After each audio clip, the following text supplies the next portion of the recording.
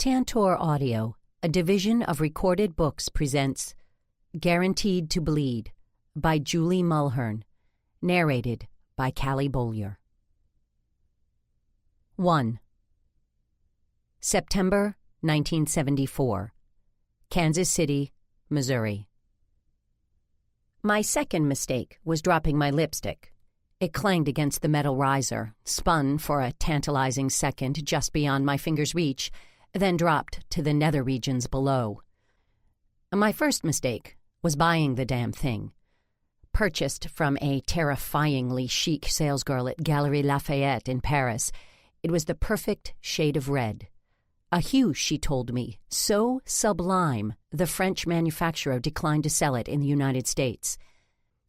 Then she looked down her slightly hooked Parisian nose as if she were Marie Antoinette, and I was a peasant who dared ask for bread. Who wouldn't be intimidated by that level of chic? I handed over a ridiculous number of francs and bought the transformative, perfection-filled gold tube. What was I thinking? Rouge showed had no business on my lips. I wasn't chic or sophisticated or continental. I was a mother, an artist, a daughter. I wore soft pinks and delicate corals, not red, not rouge showed. Lesson learned. When making major life changes, don't start with red lipstick. The stranger in the mirror looks so odd, it's disheartening. My third mistake was going after the silly thing. "What are you doing?" Libba asked when I stood. "I dropped my lipstick." She nodded, but I doubt she really heard me. She seemed quite intent on the line of boys in blue jerseys. Libba actually likes football, and her nephew was somewhere on the field. Maybe. Telling the difference between one boy and another was only possible when their numbers were visible. Personally, I'd rather be audited by the IRS than sit through a game. If my daughter Grace wasn't cheering, I'd have skipped the whole evening, the stands, the noise, and the sight of boys knocking each other flat while their parents urged them to hit harder. Obviously, not everyone shared my opinions. The combination of a cool fall evening and a cross-state rival had packed the stands. The Suncrest fans wore phthalo blue, cadmium yellow being nearly unwearable. Across the field sat a healthy contingent of traveling Burroughs fans clad in Brunswick green. I eased my way past the first few people seated in the crowded row, murmured apologies, avoided stepping on drinks, but not toes or handbags, and blocked the views of eager parents. Something happened on the field, a collective second of held breath, then a collective gasp. The man whose view I blocked leaned around me. "Go, baby!" he yelled loud enough to render me deaf in one ear. Just a taste of the roar to come. Everyone cheered. They stood and yelled and stomped their feet on the risers until the stands shook. I turned and looked. Who wouldn't? A boy in blue with a ball tucked deep in the crook of his elbow ran down the field. On the sidelines, Grace and her fellow cheerleaders jumped impossibly high, shook their pom-poms, and encouraged more yelling. He reached the end zone, and the stands erupted. The crackling PA system announced a defensive touchdown. High fives abounded.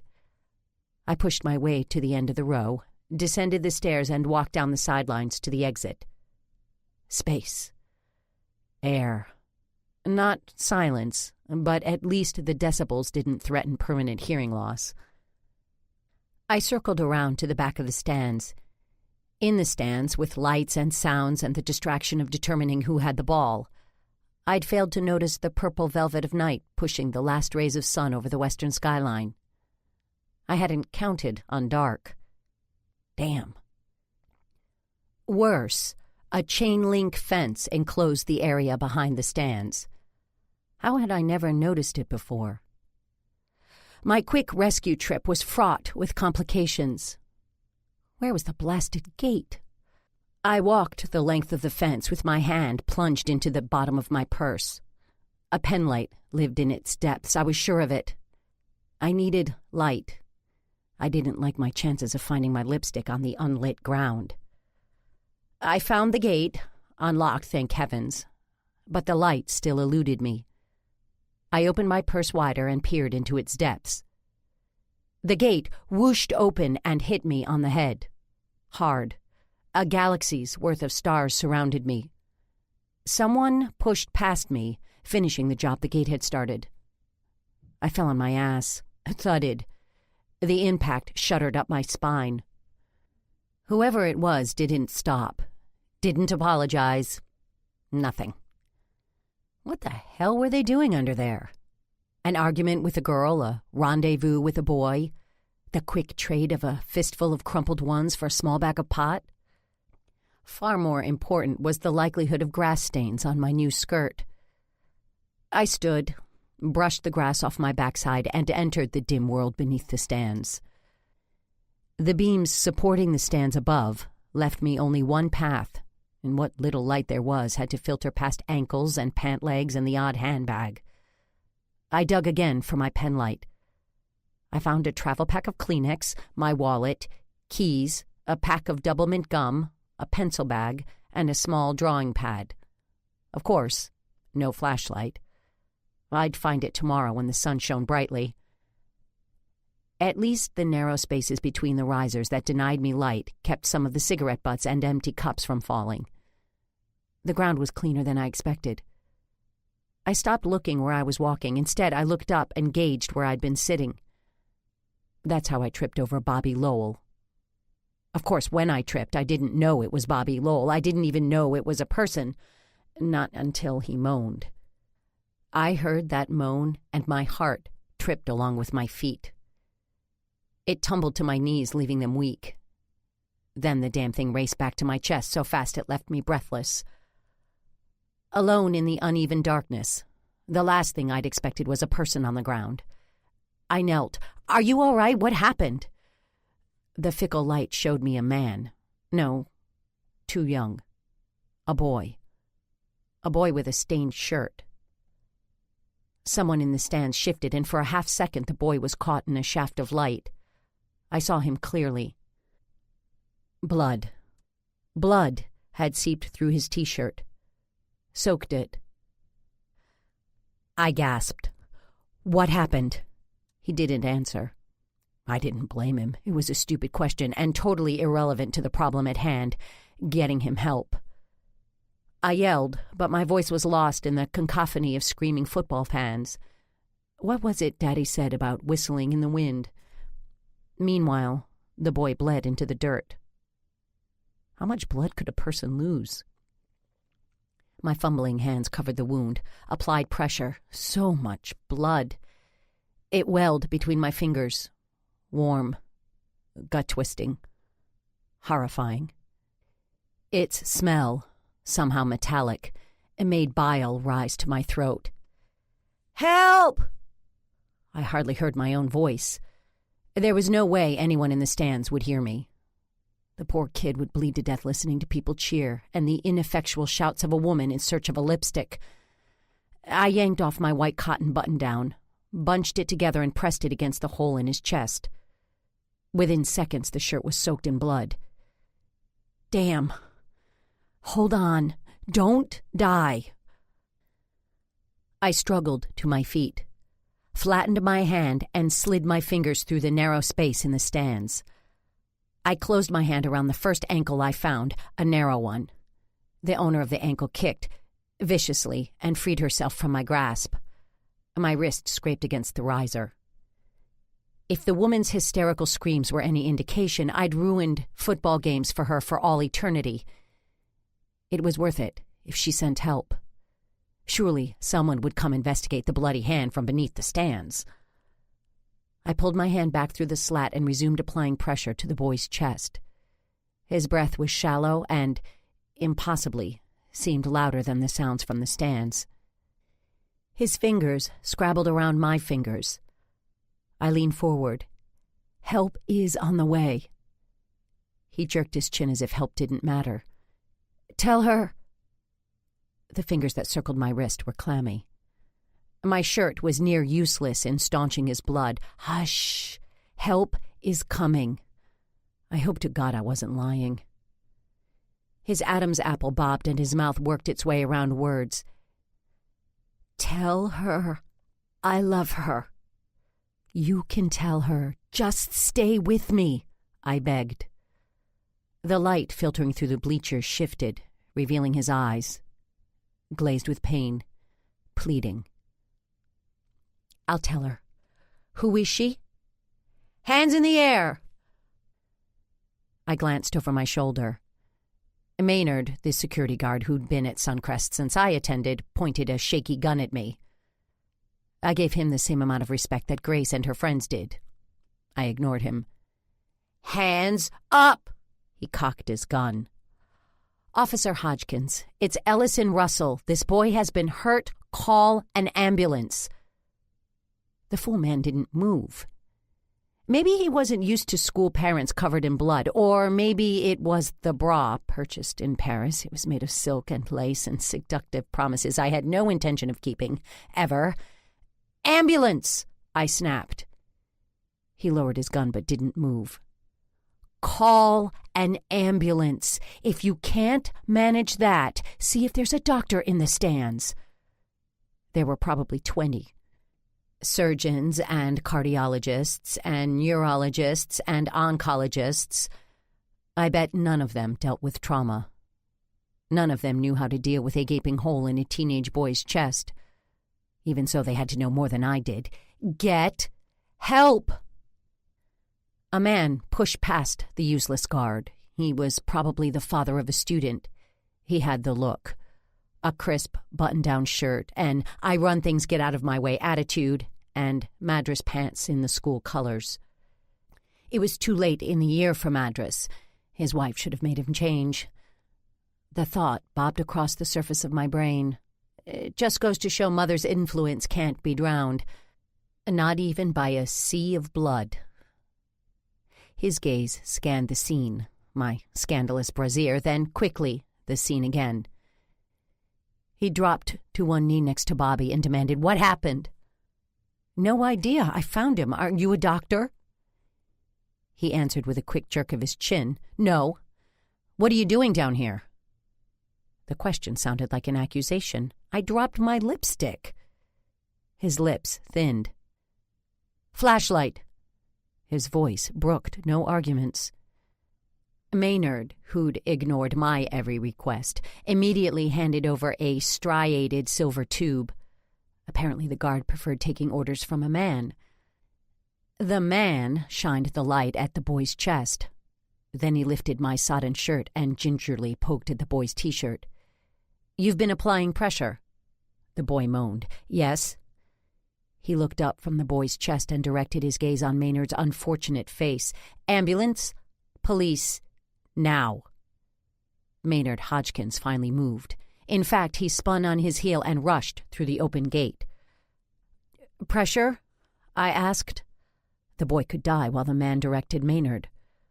I snatched my shirt back and applied it to the wound. Sirens. Someone smarter than the high school's cantankerous guard had called for help. The boy's hand tightened on my wrist. I leaned forward, straining to hear his raspy whisper. "Tell her." "I will," I promised. "What did he say?" the man demanded. Bossing Maynard was one thing, bossing me was another. I ignored him. Activity engulfed us. Paramedics and a uniformed police officer and 2 men with a gurney. Each one paused and stared at my lace bra and bloodied hands. I ignored the embarrassed heat prickling my skin. Let them look. The bleeding boy had needed my shirt far more than I had. One of the men pried the boy's fingers loose from my wrist. Another replaced my bloodied shirt with fresh gauze. A hand gripped my elbow and lifted me out of the way. "You're bleeding," the medic said. How could he tell? The boy's blood covered my arms. He pointed at a gash near my wrist. It must have happened when I reached through the slat in the stands. I hadn't noticed it. "Have it looked at," said the man in the Madras pants. "Get in the ambulance." Who the hell did he think he was? Really? Who was he?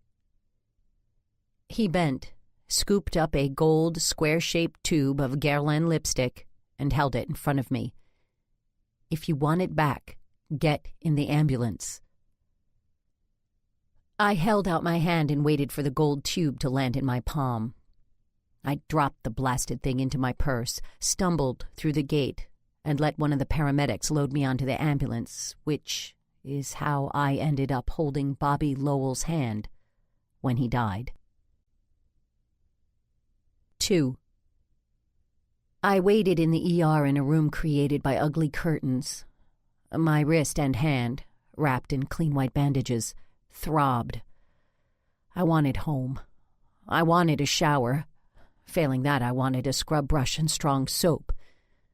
Because each time I closed my eyelids, I saw my fingernails painted with Bobby's blood. Finding another body was not what I had planned. Our return home from a summer of wandering through Europe was meant to be a return to solid, familiar ground. Grace would be surrounded by caring friends. She'd go back to school and a sustaining routine. I would paint. The raw pain caused by death would begin to fade. We both would heal. Instead, one of Grace's oldest friends was dead. Murdered. Tears gathered in the corner of my eyes, and I blinked them away. Thinking about Bobby Lowell was a mistake. It made my throat swell and my jaw ache. I couldn't afford muzzy thinking.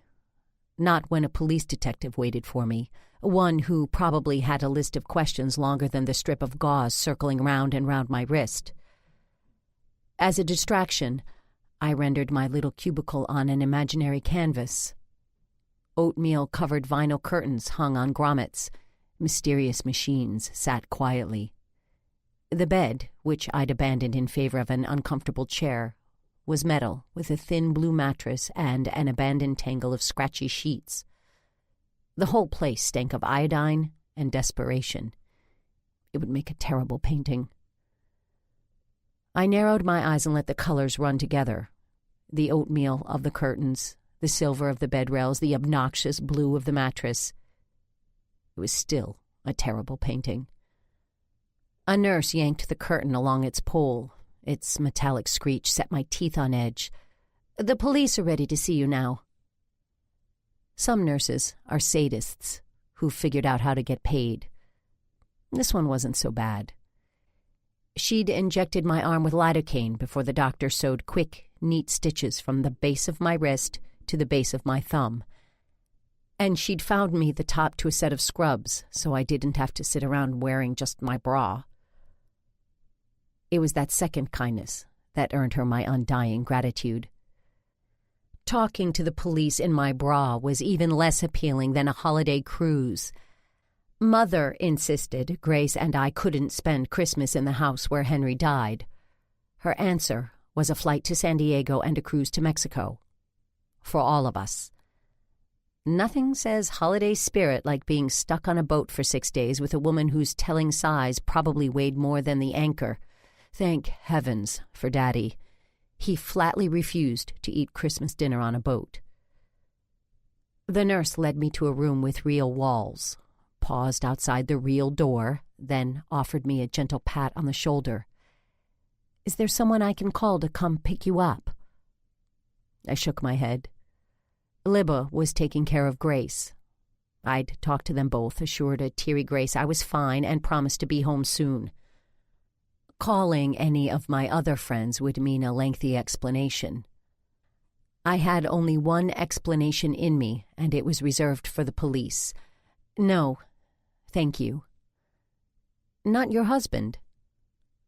"I'm a widow." She sucked in a breath. "I'm sorry." I wasn't. Even if he was still alive, it was unlikely Henry would have gone to the trouble of picking me up from the hospital. "Thank you for offering.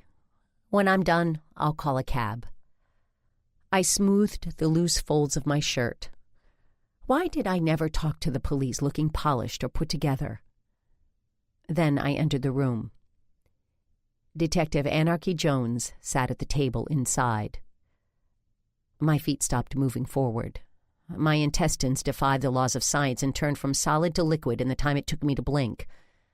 My knees no longer seemed strong enough to support me. Only my mouth continued to function. "What are you doing here?" I lifted my unbandaged hand to cover it before it said anything else. Detective Jones stood. A smile that webbed the corners of his eyes and quirked his lips ghosted across his lean face. "The usual. Investigating a murder where you found the body." "Oh." It barely qualified as a sound, much less a word. It was still infinitely better than, "I'm sorry I didn't call you and let you know I was back." "Have a seat, Mrs. Russell." Mrs. Russell. Oh dear. When had I gone back to being Mrs. Russell? I preferred being called Ellison, and he knew it. I carefully lowered myself into a chair. "Are you all right?" he asked. I held up my arm. 8 stitches. He sat across from me. "That's not what I meant." "I know." Mrs. Russell wasn't about to tell him that she and Grace were still muddling through Henry's death, or that she wasn't ready for another man in her life. "Are you all right?" Aside from my poor judgment in men, my liking him wasn't exactly a point in his favor, and my questionable taste in lipsticks, I was fine. Then again, maybe he was just asking if I was all right after finding poor Bobby. He waited for me to say something. I stared at the table and wished I was at home. He should have figured out by now that the emptiness of silence doesn't bother me. I won't speak just to fill it. He gave up. Sort of. Anarchy Jones will lose a battle to win the war. Being the first to speak was a very small battle. "You knew Bobby Lowell?" I nodded. Since he was 5, he and Grace were in kindergarten together. "What happened tonight?" I told him everything. My dropped lipstick, the unlocked gate, the person who knocked me down. Anarchy leaned forward and rested his forearms on the table. "A man or woman?" "A man, I think. I wouldn't swear to it. It happened so fast." He gave me the look. The disbelieving one that police say for an unreliable witness who can't tell who's knocked her on her keister. "Then what happened?" "I went under the stands to find my lipstick. I found Bobby." "Did you know it was him?" My throat swelled and my jaw ached. "No, not at first." I swallowed an unwelcome lump. "I just knew it was someone who'd been hurt." "What kind of kid was he?" I have a Polaroid of Bobby and Grace at their 3rd-grade Halloween party. Bobby is a grinning, gap-toothed Superman. Grace is Dorothy from The Wizard of Oz. His arm is draped around her with the sunny confidence of a boy who excels at everything. That boy lay in a morgue. He was a good kid. "Really?" Detective Jones's left eyebrow rose. "That's not what I heard." Bobby asked Grace to the 7th-grade dance. He showed up on our front steps looking as if his striped tie might choke him to death. He brought her a corsage, a pink rose. The next morning, I helped Grace press it between the pages of a book. She still has it. The first flower a boy ever gave her. He took Grace to a dance once. Henry snapped pictures before we sent them down the front walk where Bobby's mother waited to drive them. Poor Cece. Bobby's parents divorced a couple of years ago. It was ugly. Bobby's been going through a rough patch. Maybe some part of that rough patch got him killed. Or maybe he was just in the wrong place at the wrong time. You don't seriously believe that, do you? I didn't. When the stranger knocked me down, I'd thought sex or drugs. I lowered my forehead into the palm of my uninjured hand. "Ellison, tell me what you know." Ellison. He'd used my first name. I lifted my gaze and searched his face. lean cheeks, expressive mouth, eyes that could make married women forget their vows, and I wasn't married. He'd picked up a tan over the summer.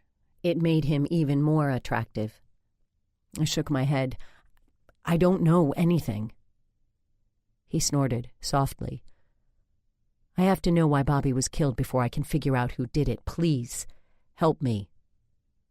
How? I haven't seen him in at least a year, maybe longer.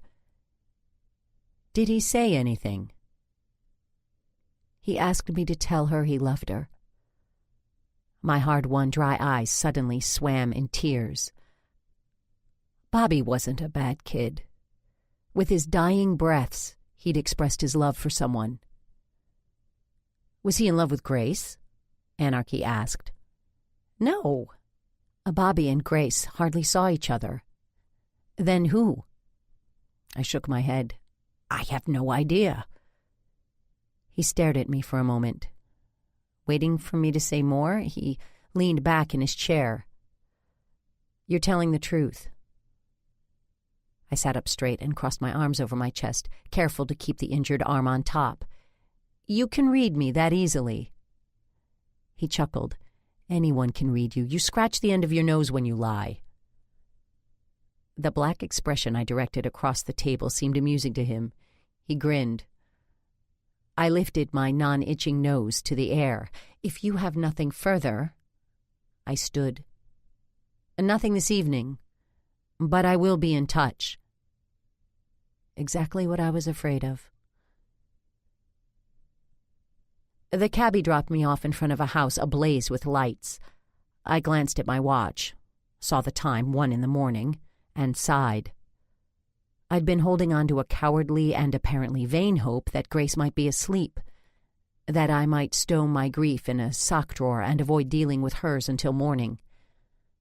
I trudged up the front steps and unlocked the door. Max, the Weimaraner, met me with a sleepy sniff and a quick rub of his head against my leg, his version of a doggy hug. Maybe he'd finally forgiven me for leaving him with our housekeeper Aggie all summer. I scratched behind his silken ears, then followed voices into the kitchen. Libba and 5 teenage girls stood around the kitchen island, its marble top hidden by open bags of chips, a bowl of popcorn, an empty Eggo box, syrup-covered plates, tab cans, a spill of strawberry Pop Rocks, and 1 extra-large, extra-full glass of wine.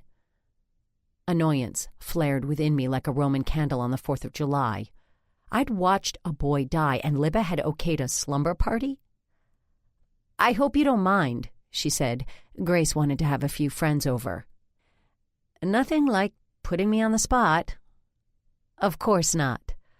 I offered her a sugary smile. She deserved torture, seasons in the sun until her brain melted and leaked out her ears. The flare of annoyance sputtered and died when I looked more closely at the girls' faces. Tears stained their cheeks and their eyes were red and puffy. They'd gathered to support each other and share their grief. Who was I to deny them that comfort? Hi, girls, they answered with a collective, Hello, Mrs. Russell. Debbie, Peggy, Kim, all girls I'd watched grow up, and someone I didn't know. She held out her hand. I'm Donna Richardson, Mrs. Russell. It's nice to meet you. I shook the girl's hand. It had all the weight of a skein of cotton candy. Her face was delicate, too, with pale skin framed by a sheet of dark brown hair. She looked brittle. If someone poked her, she might break. Welcome, Donna. It's nice to meet you, too. I let go of her hand and my gaze swept over the group. It's late. Don't you think you should be in bed? I'm not sure what it says about Libba that 6 sets of eyes rolled. Mom, what happened? You have to tell us. Everybody's saying Bobby is dead. Telling a teenager that one of her friends has died is brutal. There are no gentle words, at least not ones I could think of. Tears wet my eyes, and I nodded. I'm sorry. Grace looked wan beneath her tan, as did Peggy, Kim and Debbie. Donna was already so pale it was impossible to tell if her skin blanched as well. An eternity of silence ticked before Grace took a ragged breath. She dragged the back of her hand across her eyes. "Everyone's saying he overdosed." "No." I shook my head. "What happened?" asked Kim. Her voice shook, making 6 syllables out of what should have been 3. I didn't know for sure. A knife, a gun. All I'd seen was a bottomless well of blood. The police are looking into it. For one horrific instant, Grace swayed. The child had dealt with more murders over the summer than most people encounter in a lifetime. I'd just presented her with another one. Her hands grabbed the edge of the counter and the swaying stopped. Her friends drew closer to her as if their proximity could give her strength. Was he? Donna covered her mouth with her hand. Her dark blue eyes looking too large for her face, china doll eyes. Perfect for her porcelain skin. Was he alive when you found him? Yes. Somehow Donna's eyes grew even bigger. Did he suffer? Asked Kim. Her eyes looked even larger than Donna's, and wet, as if she was holding back a tidal wave of tears. I was bone-tired, in no shape for a storm of teenage emotion. No, not at all. My nose itched like hell. I ignored it. You girls should go to bed. My gaze lingered on Libba's extra-large, half-empty glass of wine. Libba, maybe you should spend the night, too. No one moved. I mean it, girls. Go to bed. Go to sleep. I borrowed one of my mother's baleful expressions. We can talk about this in the morning. Slowly, they pushed back from the counter. Go! I used my good arm to point toward the back stairs. One by one, they filed up the stairs until only Grace and Libba remained. There are extra blankets and pillows in the linen closet, I said to Grace. I think the extra sleeping bags are in the closet in the blue guest room. She didn't move. Your friends are waiting for you upstairs. I picked up a dirty plate and put it in the sink. Mom. I turned and looked at her. Are you all right? She asked. Are you? Her mouth twisted and she scratched the end of her nose. I'm fine. I opened my arms and Grace walked into them. We both needed a hug. The almost woman in my embrace smelled of strawberry shampoo and Love's Baby Soft. Underneath those scents, I detected hints of sunshine and sweat and something uniquely Grace. My whole world. We'll talk in the morning, I promised. Okay. She pulled away from me. It's a monumentally unfunny cosmic joke that children grow up and leave home. Even less funny is the fact that good parents encourage them to do so, damn it. My skin tingled from the loss of her touch, and my chest constricted. Grace's steps reached the top of the stairs. Then I turned on Libba. Her hair, which usually hung in a perfect dark curtain around her shoulders, was mussed, and her brown eyes looked unfocused. How is it I have 4 extra girls here? I asked. She swallowed a deep, sheepish sip of wine. It started with 1 and then snowballed. Teenaged girls do that. I picked up a syrup-covered plate and put it in the sink. Kim and Peggy and Debbie, I understand, but who is Donna? Do you remember India Easton? I put another plate in the sink. Cleaning up one-handed wasn't easy. No. Care to help? Libba opened the cabinet beneath the sink, pulled out the trash can, and swept an avalanche of Pop Rocks into it. You should remember her. She was 3 years ahead of us at Suncrest. She went to Wellesley. I stared at her blankly. Libba put the trash can down, sloshed some more wine into her glass, and leveled her blurry gaze on me. She was a cheerleader. She dated Harrison Granger. I shook my head. I don't remember her. Libba waved away my faulty memory with an elegant flip of her wrist. At any rate, she went to Wellesley. You already said that. I considered the 2 fingers of wine left in the bottle. The emergency room doctor had forbidden drinking, but it was, so tempting. She met a boy at Harvard, and they got married and moved to Stamford, Connecticut. None of which explained why Donna Richardson was in my house. The wine was looking better and better. Libba reached for the bottle and emptied the last of it into her glass. My eyes narrowed. Damn it. She deserved seasons in the sun ad nauseum. He made an absolute pile of money doing, she waved her hand, something. Anyway, he died. A couple of years ago, I think. India remarried and came back to Kansas City. Aha! Donna must be India's daughter. That still didn't explain why she was sleeping in my house with girls who'd been inseparable since they were 6. Libba brought the glass with the last of the wine to her lips. I don't speak teenage girl, but I think Kim took Donna under her wing this summer and insisted that she come tonight. I nodded, finally understanding. The apple didn't fall far from the tree. Kim's mother organized things, parties, luncheons, charity committees, and people, with an efficiency that I only dreamed of. Well, Mother dreamed of it for me.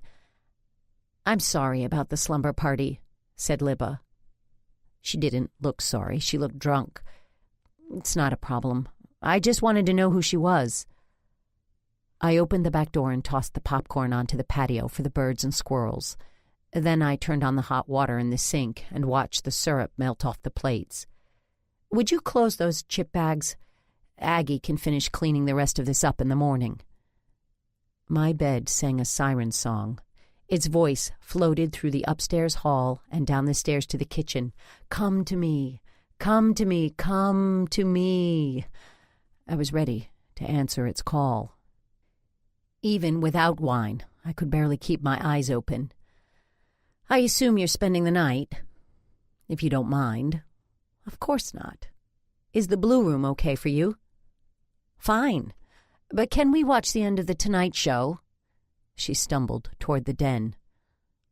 I swallowed a sigh and trailed after her. The Tonight Show had long since ended, but someone had to tuck a blanket around Libba when she passed out on the couch. She turned on the television, flipped the dial to NBC, and collapsed onto the sofa. Images flickered across the screen. Mikey spooned Life cereal, then Tommy ate Libby's fruit cocktail. From her corner of the couch, Libba squinted at the television. Where's Johnny? I glanced at my watch. We'd missed Johnny by a wide margin. He's gone to bed. Exactly where we should be. The woman on the screen raised her arms to prove that Arid kept her extra dry. Then George Peppard's face appeared. Libba leaned forward, scrunched her nose, and slitted her eyes until, presumably, she could make out a face on the television. I like Banachek, too. Great. I claimed the other corner of the couch, and my eyelids drifted shut. They might have stayed shut all night were it not for the scream. 3. The scream ripped through my nerve endings, and I leapt 7, maybe 8 feet straight into the air. Well, my heart did. Libba jerked awake. What the hell? Exactly. I left her on the couch, raced up the stairs, ran down the hall toward Grace's room, and threw open the door. Inside, girls with long legs, fading tans, and short cotton nightgowns surrounded Donna. She huddled amidst a sea of sleeping bags, pillows, and extra blankets. She'd wrapped her arms around her knees, lowered her head, and rocked back and forth. Grace knelt next to her and stroked her hair. Peggy sat next to her on the floor and crooned, "It was just a bad dream." Donna didn't respond. Kim sat across from her with her legs crossed, her arms crossed, and her brow slightly wrinkled. "It's only a dream. It's not real." Next to her, Debbie hid a yawn behind the back of her hand. Peggy closed her hand around Donna's arm and shook gently. The girl flinched and jerked her arm away. Then she raised her head an inch or two from her knees. Her brows were raised, her eyes as big and round as the bowls of my grandmother's sterling soup spoons, and her lips looked taut and pale. "It can't hurt you." Peggy's soft tone acquired a bit of an edge. "Peggy's right, Donna. It was just a dream." Who was I kidding? A boy had been murdered. It was a miracle they weren't all having nightmares. Donna lowered her head and resumed her rocking. Debbie snorted softly. "Think about something nice so we can go back to sleep." I stepped into the room, knelt and draped my arm around Donna's slender shoulders. Her muscles tensed beneath my touch, but she didn't shake me off. She sniffled and made a wet sound deep in her throat. "I think you could do with some hot chocolate or warm milk." Donna stopped rocking and looked at me, taking my measure. A few seconds ticked by before she nodded. I helped her to her feet, then directed my gaze to the bed where Kim and Debbie sat, their backs against the bed, their arms still crossed. "This has been an upsetting night for all of you, and you're all going to process Bobby's death differently." Neither girl spoke. They would when the door closed. I shifted my gaze to Gray's, and she offered me a near imperceptible nod. No one would speak ill of Donna for having a nightmare. I led Donna from the room. Libba and Max loitered in the hallway. She leaned against the wall with her eyes half closed. His amber eyes looked somehow sleepy and alert at the same time. "Go to bed," I said to both of them. Libba looked fuzzy from too much blue nun, in no shape to make hot chocolate, much less comfort a frightened teenager. As for Max, if he went downstairs, he'd want to go out. If he went out, he'd eat all the popcorn I'd thrown for the squirrels. I'd have 5 teenagers, a drunken friend, and a dog with an upset stomach to deal with. Libba nodded and disappeared into the guest room. Max nodded and disappeared into mine. "Let's get you some hot chocolate." I gave Donna's shoulder a gentle squeeze, and together we descended the stairs. I flipped on the lights in the kitchen. "You do want hot chocolate, don't you? I could warm milk, if you prefer that." "Hot chocolate, please." Dealing with death was enough to rattle anyone, but Donna seemed about to shatter. "Good choice. I can't stand warm milk, but some people seem to like it." The girl shuddered.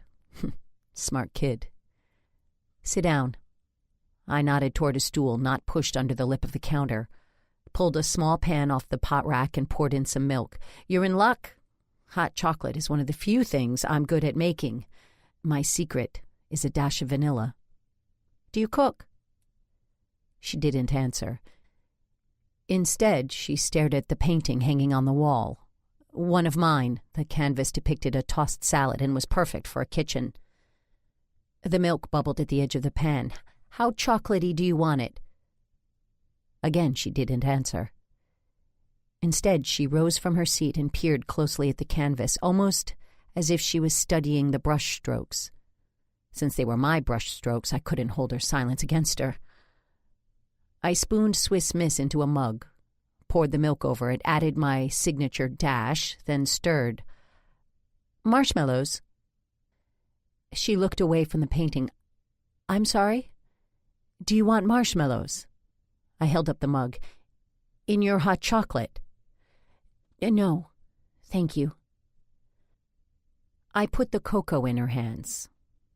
"You know, sometimes talking about a bad dream makes it better." Donna shrank. Her shoulders hunched, her chin lowered to her chest. If she hadn't been holding a mug, she probably would have crossed her arms over her body again. "I can call your parents to come get you if you want." The mug hit the floor in an explosion of hot chocolate and broken pottery. "Oh, my God, I'm so sorry." Donna fell to her knees. She picked up a shard of broken mug with one hand and dashed at a tear with the other. "Don't touch that, you'll cut yourself. I'll get a broom." She continued to pick up bits of broken pottery. The white flounce of her nightgown absorbed enough cocoa to turn a soft brown. Her shoulders looked so hunched, so taut, it was a wonder her tendons didn't snap. "Donna, stop." A tear traced down her cheek and plopped into the mess on the floor. I bent, closed my hand around her elbow, and forced her to her feet. "Sit." "But—" Her gaze remained locked on the mess. "No buts. Sit." She sank onto a kitchen stool. I grabbed the trash can from the cabinet beneath the sink and held it out to her. "Throw those away." She dropped the pieces of mug into it. Then she clasped her hands in her lap. I unspooled a length of paper towel and dropped it to the floor. Like Donna's nightgown, it quickly turned brown. "We'll get you a clean nightgown before you go back to bed." "Shall we try again?" "I'm sorry." "It's just a mug. Do you want more cocoa?" I poured milk into the saucepan and put it on the heat. "Thank you." Her cheeks were as pale as the unstained white linen of her nightgown. Poor kid. The silence between us stretched, awkward and uncomfortable as new golf shoes. I cleared my throat and searched for something to say. "When did you and your family move to Kansas City?" "June." Her voice was barely audible. The taut line of her shoulders loosened. "Just in time for the heat." No wonder teenagers thought adults were stupid and boring. We said stupid, boring things. She lifted her head, turned it toward the brick wall. "That painting is amazing. My father had a friend in Connecticut who collected that artist. At least I think it's the same one. The brushwork is the same." "You like art?" "I do." She offered me a tremulous smile. "I want to be an artist." "The painting's mine." She blinked. A classic teenager duh blink. It was obvious I owned it. "I mean, I painted it." Her brows rose high enough to be insulting. "I'm surprised the girls didn't tell you I painted."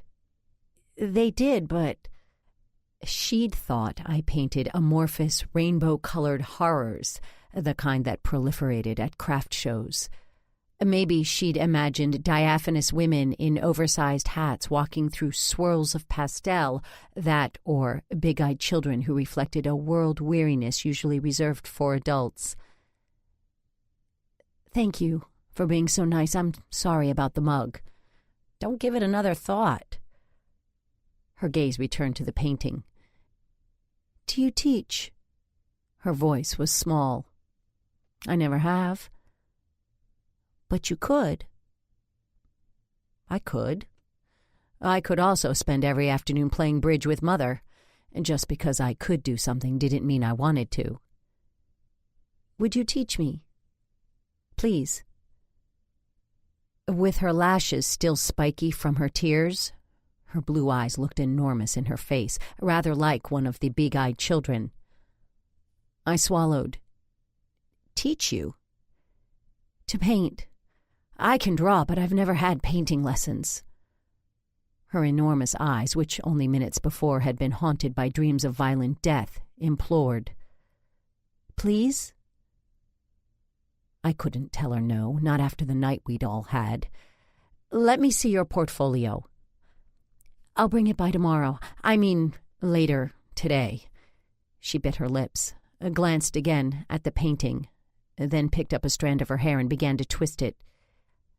"My parents don't really approve of art. As a career, I mean, it might be better if we didn't tell them." And out. "Donna, I can't go behind your parents' backs." "Maybe we could just tell my mom. Let me think about it." Her shoulders fell. "Bring your portfolio and we'll see." "Are you done with that?" I nodded my chin at her empty mug. She nodded, and I took it from her hands, then put it in the sink. I added the dirty pan, mouthed a silent apology to Aggie, then said, Shall we go to bed? You'll look at my sketches. I will. Banging on the front door is never a good thing. Banging on the front door at, I turned my head and glared at the clock, 7:30 on a Saturday morning is a terrible thing. I got up, grabbed one of the silk peignoirs I bought in Paris, jammed arms into the sleeves, and hurried down the front steps with Max at my heels. I yanked the door open before whoever was on the other side woke the whole house. The man from under the bleachers, the bossy one who'd held my lipstick hostage, stood on the front stoop holding my newspaper. He stared at me, perhaps placing where he knew me. His gaze shifted to my bandaged left wrist. "You're the woman from under the stands." "I am. I'm sorry to disturb you so early on a Saturday morning. Your paper?" He handed it to me, then flashed a charming smile. Henry had a charming smile. I don't trust charming smiles. I glanced at my wrist, at the spot where my watch would be if I wore one so early on a Saturday. His gaze rested on the gauze. "It looks as if you needed stitches. I told you that needed a doctor." 7:30. A charming smile and an "I told you so." Whoever he was, I didn't like him. I heard the boy, "Yes." My tone ended further discussion. Except it didn't. The man shook his head. What a tragedy. "You knew him?" I narrowed my eyes. "I'm sorry." He thrust his hand at me.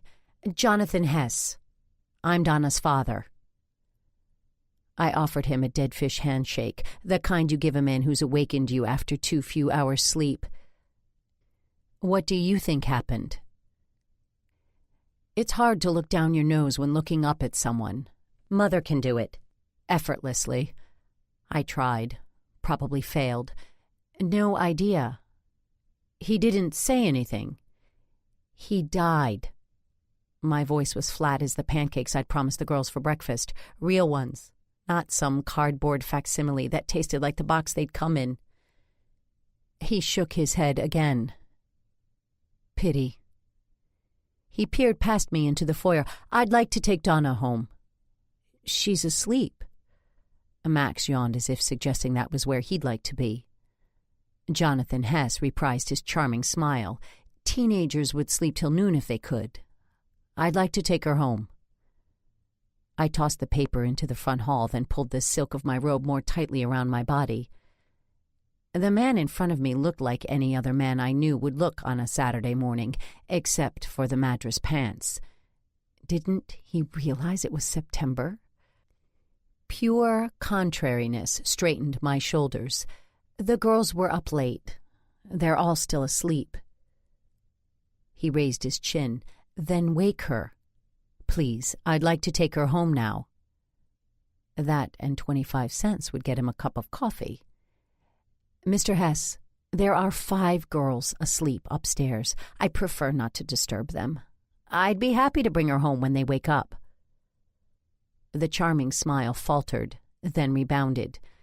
"My wife didn't okay this slumber party with me. We have plans this morning, and I'd like to take her home. Now."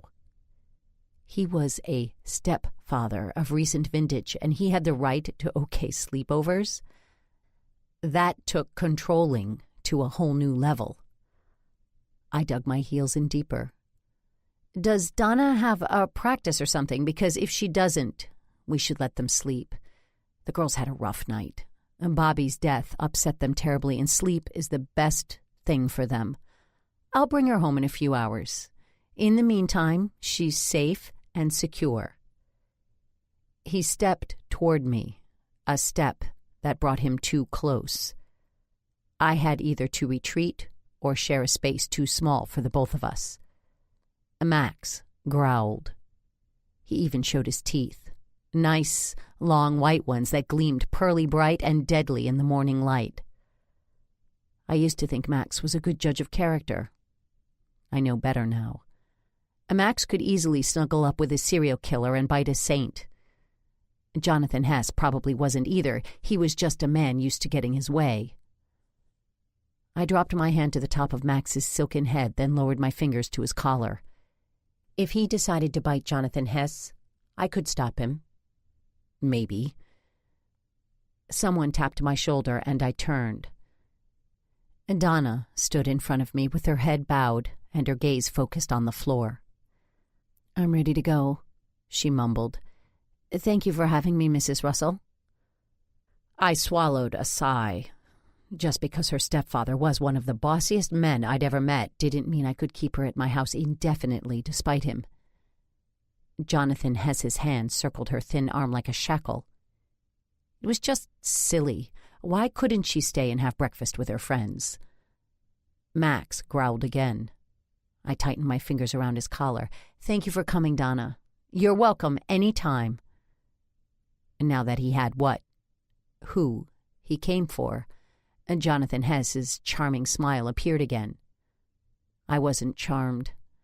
I'd lived with a man who had to be in control all the time, and I didn't envy India or Donna one bit. "Thank you for having her, Mrs. Russell."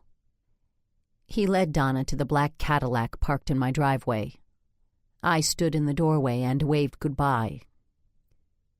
Donna seemed nice enough, but her stepfather was a prized ass. I decided right then, without even seeing her portfolio, Donna Richardson was getting her painting lessons. Donna getting up woke the other 4 girls. They oozed bonelessly into the kitchen, their hair tangled, their cheeks still marked with sleep. Kim asked for orange juice. Peggy wanted grape juice. Debbie and Grace wanted coffee. I did too. When we were all provided with beverages, I got out a mixing bowl, a box of Bisquick, some eggs, milk, and a carton of blueberries. "Pancakes?" They all nodded. Peggy and Kim added, "Yes, please, Mrs. Russell." Pancakes are so easy, even I can make them. The girls wolfed them down as if it had been days, not hours, since their junk food binge. Then they disappeared up the stairs, leaving me with a messy kitchen, a bandaged hand, and the unfortunate realization that it was Saturday and Aggie wasn't coming. I fetched the paper from the foyer, poured myself another cup of coffee, and settled onto one of the stools that surrounded the kitchen island. Youth murdered at elite school. Law enforcement officials are seeking information regarding the shooting of a juvenile male that occurred in Kansas City, Missouri on Friday. Shortly before 9 o'clock, officers responded to an emergency at Suncrest Country Day School. When they arrived at the scene, police discovered a gunshot victim. The victim, Robert Carsington Lowell, is the scion of a Kansas City family known for its support of the arts.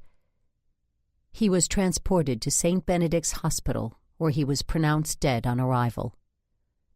Sources close to the incident report the body was found by a parent attending a football game between Suncrest Country Day School and its cross-state rival, Burroughs School.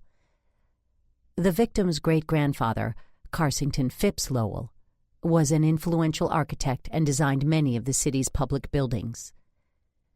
An investigation is underway, and anyone with information is urged to contact the police. I stared at the paper. That was it. First off, I could write better headlines with my eyes closed. Second, the article didn't actually say anything. Well, aside from the fact that Bobby was dead and that he'd been shot. They must have received the information right before they went to press. When they had more, Bobby would be front-page news. My vision blurred, and I swiped at my eyes with the back of my hand. An elephant had somehow gained access to the house and was careening down the back stairs. That, or Grace was wearing Dr. Scholl's sandals on the hardwoods. She burst back into the kitchen with a deafening clatter and a mug in her hand. "Is there any more coffee?" I jerked my chin toward Mr. Coffee, who was keeping half a pot warm. "Mom, you're crying." "I am not." A fat tear plopped onto the newsprint. "I was just reading about Bobby. He was shot." Bobby's dying face filled my gaze. Had he been dating anyone? Not that I know of. Grace slipped out of her sandals and walked barefoot and quiet to the coffee pot as if a loud noise might set me sobbing. She poured. Why? He asked me to tell her he loved her, but I don't know who to tell. She walked toward me, bringing the coffee pot with her, and lifted my mug. I'll find out and let you know. Kim, Debbie, and Peggy stampeded down the steps, all in Dr. Scholl's sandals, all unaware that between the slapping of their heels and the knock of wood on wood, they sounded like a herd of pachyderms. "Hey," Grace said, "was Bobby dating anyone?" The girls looked at each other. It wasn't a "we're teenagers and adults, even cool ones like Grace's mom, just don't understand and we must keep this secret forever" look. It was more of a "what the heck is she talking about" look. Two heads shook. Kim's did not. "Do you know anything?" I asked her. Her no came a second too late and too loud to be convincing. "You're sure?" She looked me straight in the eye. Positive. Maybe she was telling the truth. Maybe she wasn't. "I should go. Thank you for having me, Mrs. Russell." Then Kim and whatever she knew walked out of my kitchen, leaving me no closer to finding Bobby's mystery girlfriend. 4. I hobbled up the long brick walkway that led to Cece Lowell's door. The Parisian salesgirl had sniffed and told me that pain was a small price for beauty. My feet disagreed. That the navy of my pumps exactly matched the navy of my dress was of little import to toes crammed into pointy shoes. They'd stopped whispering their discontent. They were yelling. I ignored them and rang the bell. Cece answered it herself. The poor woman looked as if she hadn't slept. She also looked disappointed, almost as if she was expecting someone else. It was a fleeting impression, one I dismissed when she grabbed my good wrist and pulled me into a hug. She released me. "Thank you for coming." I tried to call. 5 times over the course of an hour I'd received a busy signal. Then the need to find the name of the girl Bobby had loved and to offer Cece my condolences had compelled me to don my too-tight shoes and drive to her home. I left it off the hook. She rubbed her red-rimmed eyes. She kept answering it. "Who?" "One of Cece's sisters. If now is a bad time, I can come back later." "No!" She snatched at my wrist again. "I mean, no. Of course not. I'm glad you're here. Come in. May I offer you coffee?" She led me toward the living room.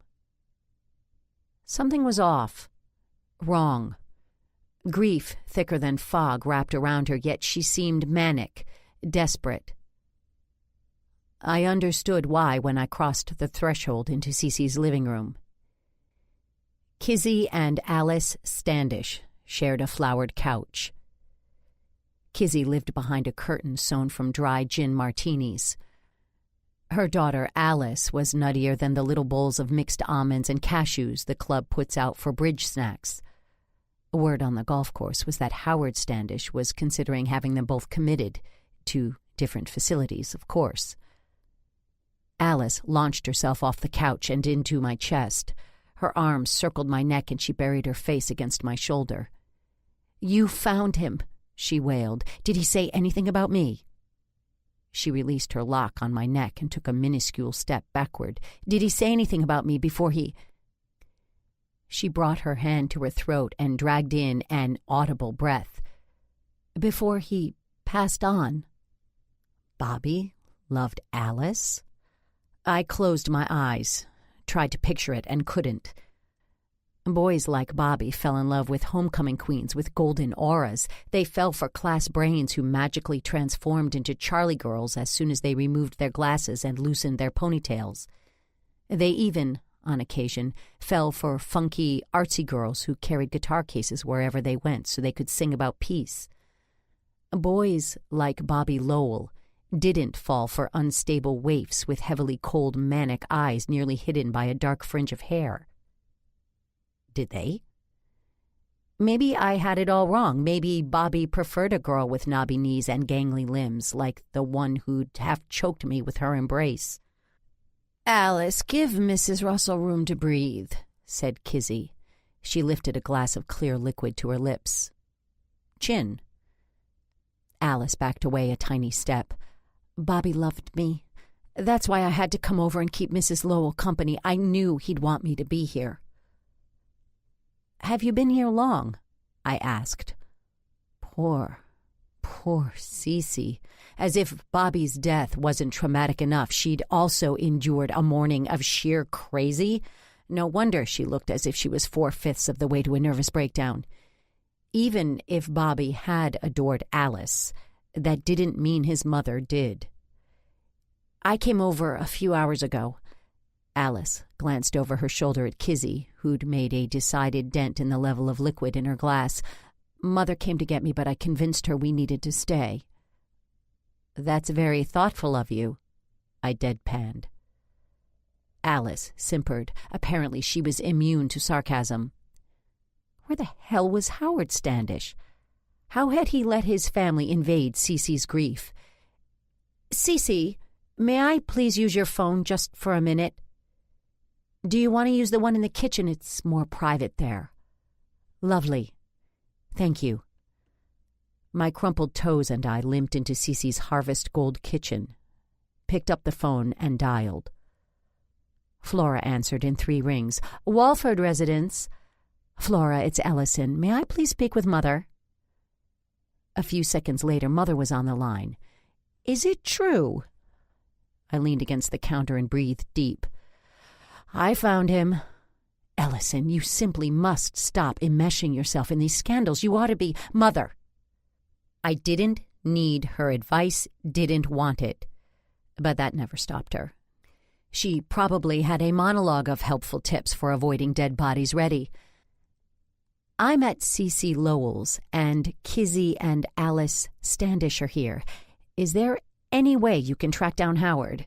He needs to come get them. I don't think Cece can take much more." I listened to a moment's worth of silence. Mother was probably weighing the satisfaction of telling me how to run my life with the joy of having a purpose. Thankfully, joy won.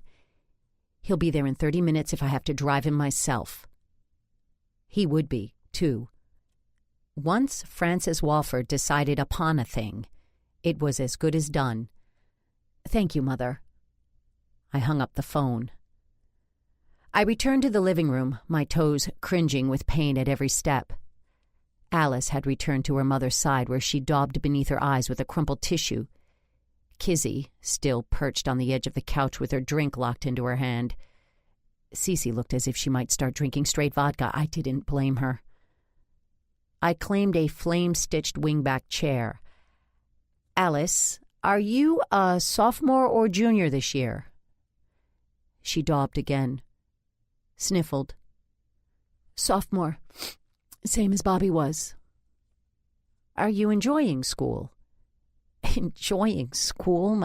My whole world has crumbled, and you want to know if I'm enjoying school?" The tiny bit of her eyes visible beneath her heavy bangs narrowed. "How can you ask me something like that?" Kizzy roused herself enough to try to pat her daughter's knee. She missed. For one ephemeral instant, she leaned forward in space and hung there. A lob shot in tennis. A perfect chip in golf. In the next heartbeat, she fell, wedging herself between the brass coffee table and the couch with her glass still firmly gripped in her hand. The contents sloshed, but not a single drop spilled. I gasped. Cece did too. We both rose from our chairs. Not Alice. She crouched. "Oh, Mother, how could you?" I wondered the same thing and more. How could Kizzy let Alice intrude on Cece's grief? How could Kizzy come here and get sauced? How could she not see that her daughter was disturbed?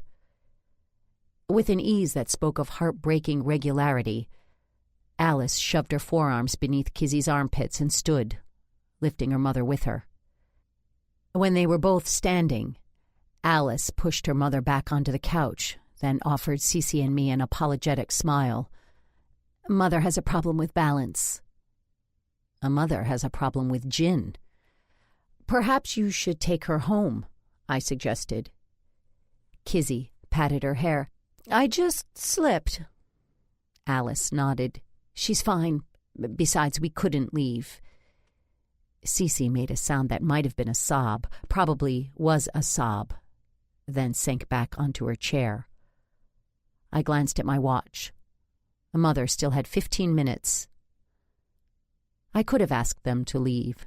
Should have, but Kizzy Standish's mother-in-law, Alice Ann Standish, scared the hell out of me. And not just me, she scared everybody, maybe even Mother. Alice Ann possessed all the delicacy of a Sherman tank. She flattened people in her campaign to remake the world the way God should have made it. Her way.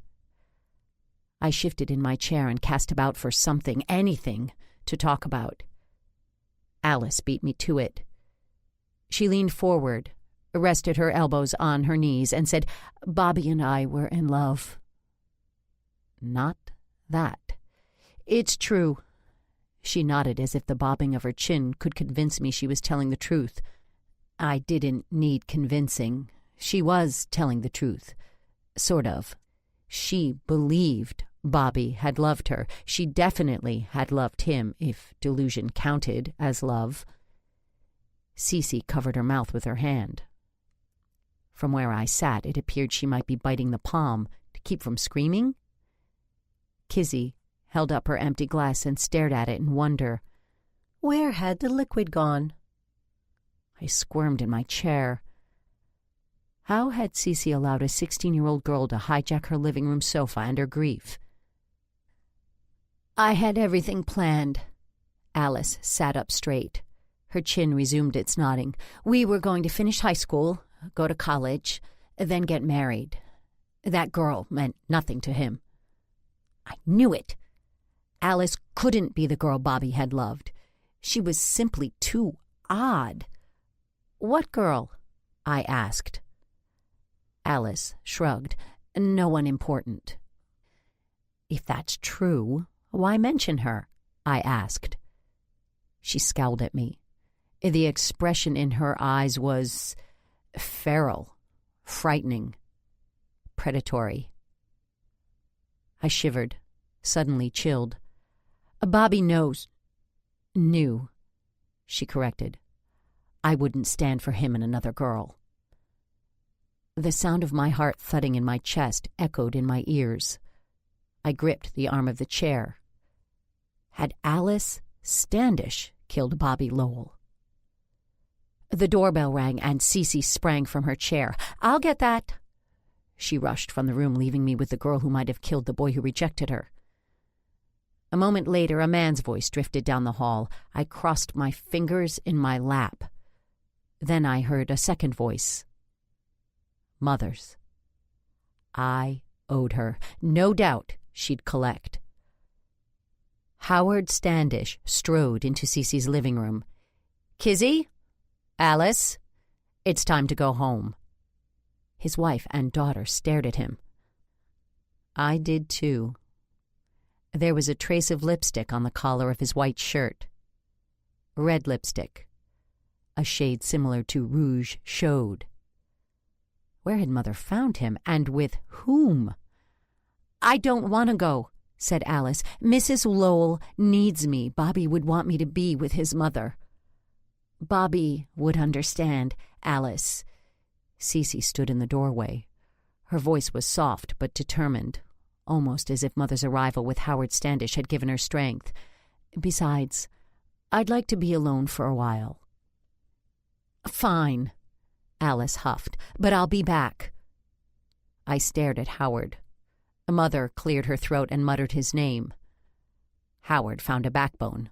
Finally, "No, Alice, you and Mrs. Lowell both need space to grieve. You're not to come back here." Alice raised her pointy chin. "And if I do?" He leveled his gaze on her. "Then you won't go to the funeral." She muttered something about wanting to see him try and stop her, but she stood. She even pulled her mother to a standing position. Howard Standish ushered his family away. Cece turned to Mother. "Thank you, Frances. I couldn't get them to leave, and—" Her voice hitched. "Thank you." Mother gave Cece one of her tight, controlled, almost hugs. "Don't mention it. The next time Alice shows up, don't let her in." Bobby asked her out once.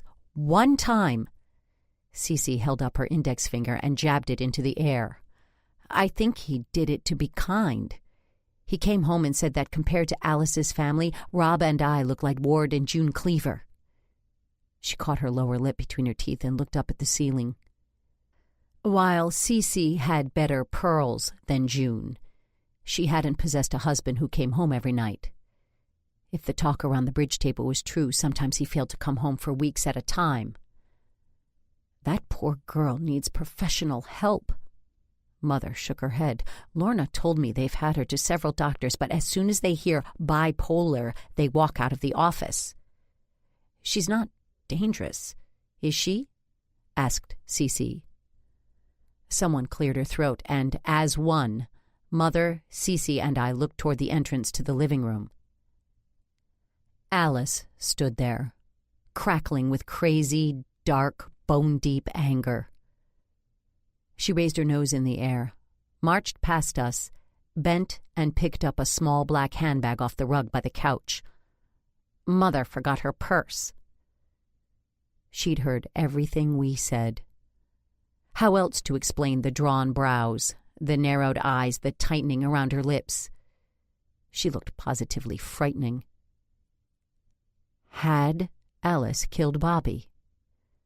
Whoever had knocked me down by the football stands was tall. I stared at the teenage girl who was trying to murder me with just a look. Alice was tall enough to knock me flat, but without another word, Alice turned and stalked out. Mother, brave Mother, followed her. Cece and I stood frozen and quiet, caught in a surreal tableau where children were murdered and teenage girls looked guilty. Mother returned, tisked, and shook her head. Hard to tell if she was exasperated or sympathetic. "They're gone. Howard and Kizzy shouldn't let that girl out of the house." Exasperated. "Thank you, Frances, for bringing Howard, for coming to my rescue, and Ellison. Thank you for calling the cavalry." Cece took a deep breath. Every time I asked them to leave, Alice insisted she had to be here. Mother reached out and took one of Cece's hands in her own. "I can't believe this is happening," murmured our hostess. Mother made a vague clucking sound in the back of her throat. I stepped forward and rubbed a small circle on Cece's back. I hated to say anything, but I felt honor-bound to fulfill Bobby's last wish. Cece would want that too. Bobby's last words were, "Tell her I love her." I don't think he meant Alice. Cece choked, the sound halfway between a laugh and a sob. He didn't mean Alice. "Who?" My voice sounded too eager, as if I was in a hurry to discourage Bobby's request and move on with my life. I was. I was also terribly shallow. Poor Cece would grieve for a lifetime. I rubbed another circle on her back, lowered my voice, and said, "Do you know who it was?" He'd met a girl, and he was head over heels in love with her. "What's her name?" I leaned forward. "No idea." Again, Cece's voice caught. Why was nothing ever easy? She wiped her eyes and sniffled. "He said she was perfect. He seemed happy. Everything about him changed. It was like the old Bobby had returned. He met her at the beginning of the summer, right about the time—" Her face flushed. "Right about the time my husband got himself murdered." Mother tisked. I don't think she can help it. She does it every time anyone comes close to mentioning Henry. Cece covered her eyes with the tips of her fingers. Thank you for not saying anything about love while Alice was here. The girl needs help. Both Mother and I snorted. The girl needed a mental institution. Did Bobby... Cece didn't look at me. Maybe she couldn't. Maybe the blank wall really was fascinating. The muscles in her face looked frozen, taut, almost painful. He didn't suffer at all. It was like he was falling gently asleep. My nose itched like hell. Mother gave me a short nod. At least she knew I was lying. Then she draped her arm across Cece's shoulders and led her to the couch. Ellison, would you please get Cece a cup of coffee, or would you prefer tea? Coffee's fine. In the kitchen, I found and filled 3 mugs. Tony the Tiger, Ronald McDonald, and one that detailed a Virgo's personality. Cece didn't look up to handling a china cup and saucer. I found a tray, put a sugar bowl and a small creamer on it, and carried it all to the living room. Mother's eyes narrowed when she saw the mismatched assortment on the tray. Virgos, observant, precise, and inflexible. The mug had Mother pegged. We sat for a moment, letting the warmth from the mugs seep into our hands. Then Mother said, Cece, Alice was right about one thing. I don't think you should be alone. One sister is driving in from St. Louis. She should be here any time now. The other one is flying in from Charleston, and... She swallowed. I tracked Rob down in Thailand. He's flying home. Thailand? Mother asked. What's he doing in Thailand? She was too far away for me to kick. That and my toes already hurt. Mother thought Thailand was a vacation destination? It must be nice to have a husband who isn't into kinky sex. Time for a change of subject. Cece, I promised Bobby I'd tell the girl how he felt. Do you have any idea how I might find her? None. Cece dropped her forehead to her hand. I can't seem to think straight. Mother scowled at me as if I'd said something out of line. Hell, she was the one asking questions about Thailand. The doorbell rang. Ellison, why don't you get that? Mother asked.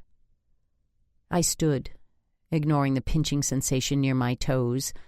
Cutting my toes off with pinking shears would be less painful than the shoes, but kicking the damn things off wasn't an option. I'd never get them back on. I opened the door. Bebe Sullivan stood on the other side.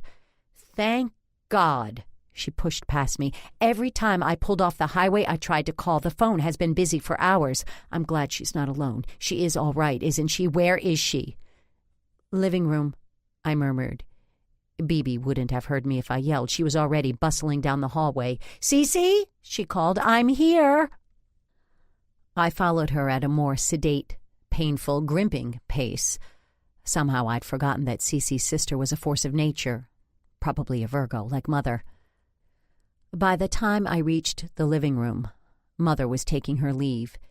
Cece, call me if I can do anything. Promise? Cece nodded. We'll leave the two of you alone. Mother scooped up her handbag and mine, then glided toward me. We can see ourselves out. Thank you, Ellison, Cece said. You're welcome. Call if you need anything. She offered me a smile. It didn't come close to reaching her eyes. I will. Bebe, lovely to see you. Come along, Ellison. I followed in Mother's wake. Outside, the sun touched on leaves just beginning to turn. What their parents were thinking, I'll never know. Those names! Mother shook her head. 3 sisters, Belinda, Cecily, and Delia. Bebe, Cece, and Dee Dee. I shrugged. There was no accounting for what parents did to their children. In the general scheme of things, matching nicknames seemed preferable to wedging yourself between a couch and a coffee table. Mother focused her Virgo gaze on me. "What's wrong with your feet?" "Nothing. My shoes hurt." "Don't wear them tomorrow." "Tomorrow?" "Tomorrow, when you have brunch with your father and me. I thought afterward we might play a round of golf." I owed Mother a favor. We both knew it. I just hadn't thought she'd called in her chit so quickly. She had something up her sleeve. Probably Hunter Taft. Just the three of us, right? Mother's response was a pleased smile, as if she held a handful of trump cards. I glanced at my bandaged wrist and somehow managed not to smile. I had a trump card too, and it was the ace. 5. I arrived early for brunch, not because if I beat the crowd, I beat the scrutiny. Not from an eagerness to see my friends and neighbors eat their weight in heavy food, and certainly not from eagerness to see Hunter Taft, the man Mother had selected as my next husband. In fact, the mere thought of seeing him made my stomach go all fluttery. I arrived early for strategic purposes. First, picking my chair at the table was essential. If I was spending the morning brunching with Hunter, I shouldn't have to endure having my back to the room as well. I wanted the seat with my back to the lovely view of the golf course, the one next to the French doors that led to the terrace, the seat with the built-in escape route. Second, Jane Addison always brunched early. She had to. She had to finish in time to sit on open houses. Arriving 30 minutes early was worth it if I talked to Jane. If you want to know the latest, befriend a real estate agent. A good one knows almost everything.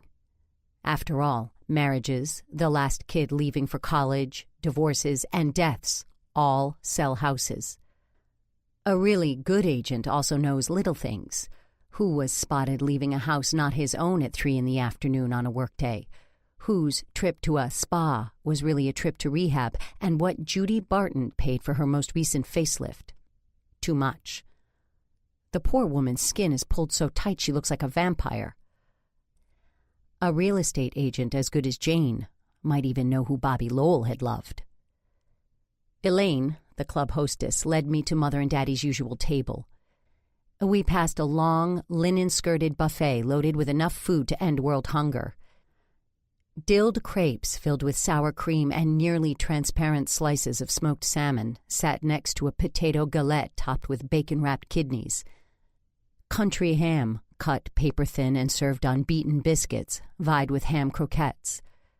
Corn muffins dotted with sausage, a bottomless chafing dish of scrambled eggs, and broiled tomatoes with Chef Pierre's special watermelon chow-chow on the side beckoned. Brandy snifters filled with cantaloupe, honeydew, and strawberries garnished with a sprig of mint and a dollop of whipped cream tried to compete with the pastry chef's peach upside-down cake. At a separate station, one of the sous chefs cooked made-to-order omelets. And next to him, nearly hidden behind a mountain of strawberries, another sous chef ladled batter into a waffle iron. No one left brunch hungry. Or thirsty. The bartender's Bloody Marys were just spicy enough. I asked Elaine to have a waiter bring me one, then scanned the already crowded dining room for Jane. The tinkle of ice in glasses provided the background music for the hum of polite conversation. A few members might have been discussing their minister's sermon. Most weren't. They were probably talking about golf or football or Bobby's death. Mother and Daddy's preferred table is the one farthest from the buffet. Anyone wishing to interrupt their meal must make an effort, no pretending to breeze by, then happen to stop for a brief chat. Nope. Anyone who weaves their way through the tables to the Walfords' domain has a purpose. Young Jack McCreary had a purpose. "Mrs. Russell," he said, "good morning. It's nice to see you." The waiter arrived with my drink, and I sipped. Heaven. "Good morning, Jack." He shifted his weight, jammed his hands into the pockets of his khakis, then pulled them out and adjusted his tie. That is to say... He lifted his horn-rimmed glasses off the patrician bridge of his patrician nose, peering through the lenses from a distance of a few inches, then put them back where they belonged. Next, he pulled at the bangs that covered his forehead. I arched an eyebrow. No way was I making things easy for the kid who tormented Grace when she got her first bra. At the time, Henry claimed it was because Jack liked Grace. It was a guy thing. Easy for Henry to say when he wasn't ever around to dry Grace's embarrassed tears. Humiliate my daughter, make her cry, and I'll hold it against you for all eternity. It's an Ellison thing.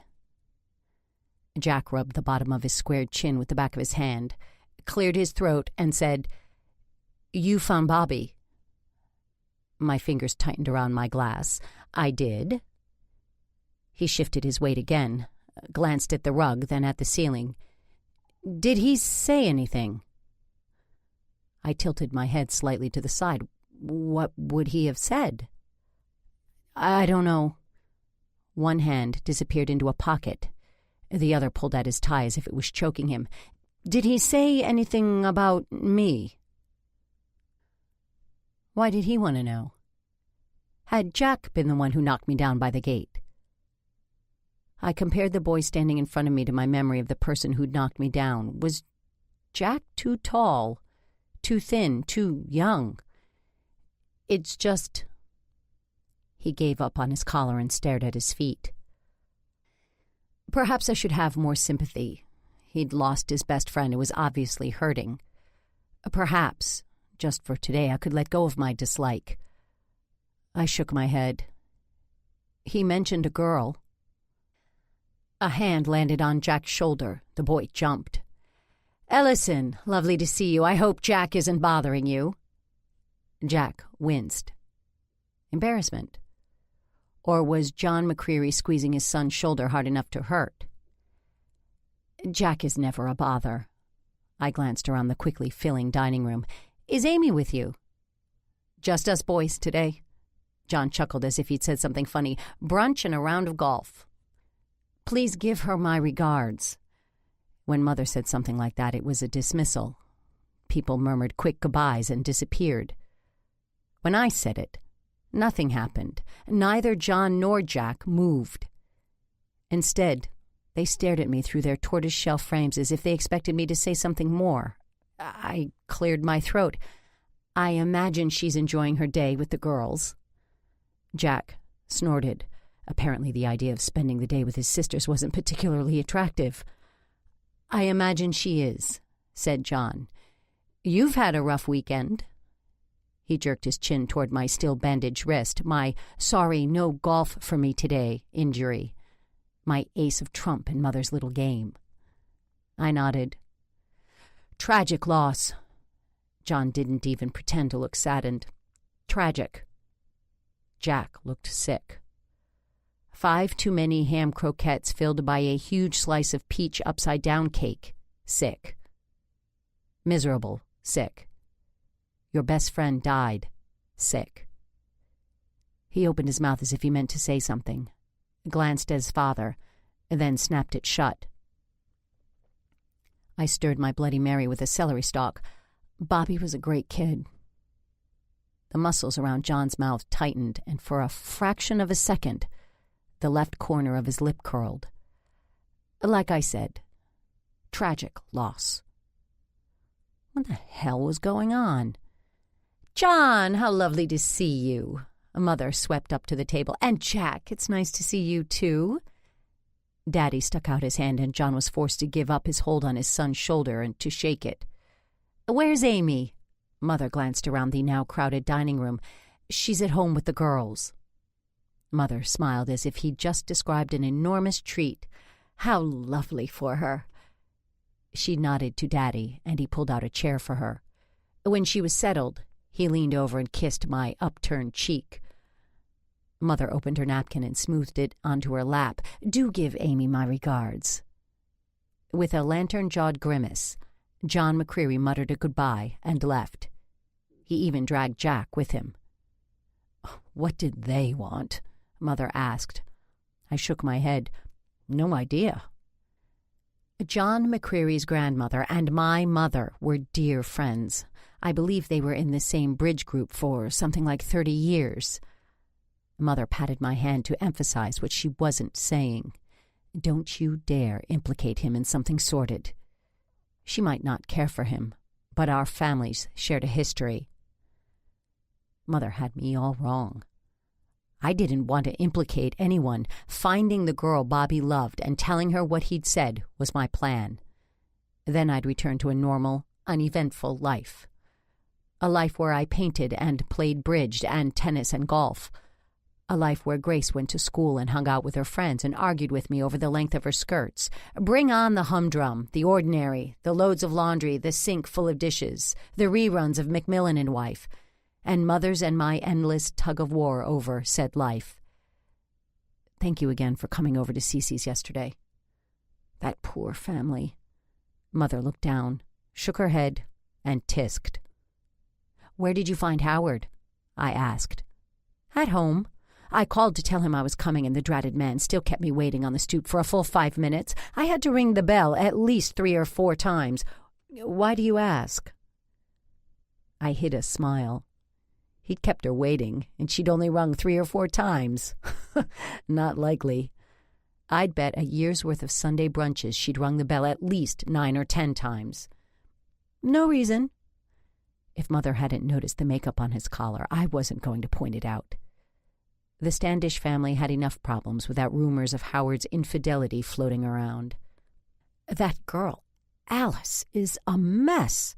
She glanced at my father. Harrington, dear, flag down a waiter. I want a Bloody Mary, a spicy with a double shot of vodka.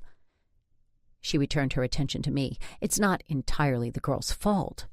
She lowered her voice. With a mother who drinks like that, there aren't too many possible outcomes.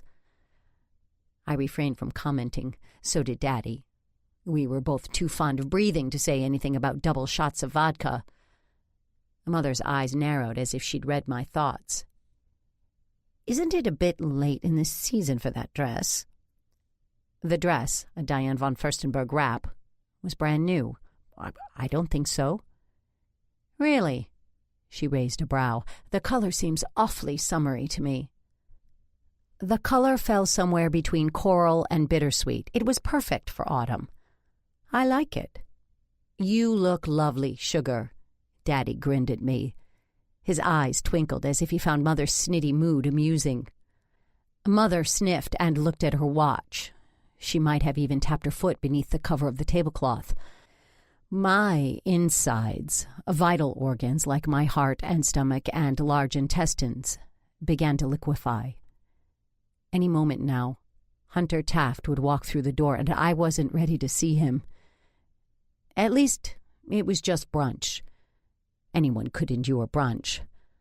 And my bandaged wrist meant I could escape the much longer round of golf. I cleared my throat. Mother, about golf this afternoon. I held up my arm. I think I'm going to have to beg off. Are you sure, dear? She asked. It's a lovely day. I don't think I could grip a club. Well, she patted her lips with the edge of her linen napkin, I imagine you know best. That was it? I held up a bandaged wrist and I was off the hook? It was as if she'd offered me a gimme for a 20-foot putt, an occurrence only slightly less likely than hell freezing over. Something was up. It had to be. In my whole life, I'd never been able to subvert Mother's plan so easily. Maybe Hunter wasn't coming. I appreciate your understanding. We'll reschedule for when you're feeling better. I stared at my wrist. Too easy. Something was rotten in the state of Missouri. The scent of Aramis overwhelmed the aroma of my coffee. I looked up. How are the 2 prettiest ladies in town? A man wearing the ugliest plaid sports coat I've ever seen, a burnt sienna, burnt umber, cadmium deep yellow, stood in front of us. Mother smiled. Daddy stood and thrust out his hand. Quinn Marston, took it. I looked from Mother to Quinn to the empty seat at the table. Oh, dear Lord. "We're so glad you joined us." Mother's smile didn't mean a thing. The expression certainly didn't touch the rest of her face.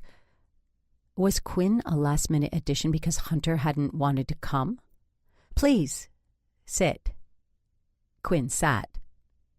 Next to me. When we were in high school, Garrett Hargrove Marston V, more commonly known as Quinn, was the class president, the starting quarterback for a football team that won the state championship, and the boy named most likely to succeed. As far as I knew, our senior year was the apex of his life. He'd been young, popular, and almost every girl at school had wanted to date him. The world had changed. Quinn hadn't noticed. He leaned back in his chair and grinned at me. "Ellison, looking good, babe." Babe. Next to me, Daddy tensed. Across from me, Mother washed away a sour pickle expression with a deep sip of Bloody Mary. I shifted in my chair, inching as far as possible from Mother's idea of a setup. Had she lost her mind? Thank you," I murmured. The man positively reeked of cologne. What's more, I'd bet, hidden beneath his white shirt, boring tie, and that appalling blazer, there was a gold chain with a medallion nestled among his chest hairs. Ugh. "How's, single life treating you?" Given that I was single because my husband had been murdered, I wasn't quite sure how to answer. True, Henry had been a cheating lowlife, and I didn't exactly mourn his passing, but he scooted his chair closer to mine. "Chick like you don't have to stay single long." Across the table, a Mother choked on her drink. Quinn leaned toward me, and his Aramis assaulted my nose again. Maybe his sense of smell was gone. Maybe when he looked in the mirror, he didn't see the thinning hair. Then again, how could he, hidden beneath a toupee the way it was? Maybe he didn't notice the thickening waist that threatened to become a paunch.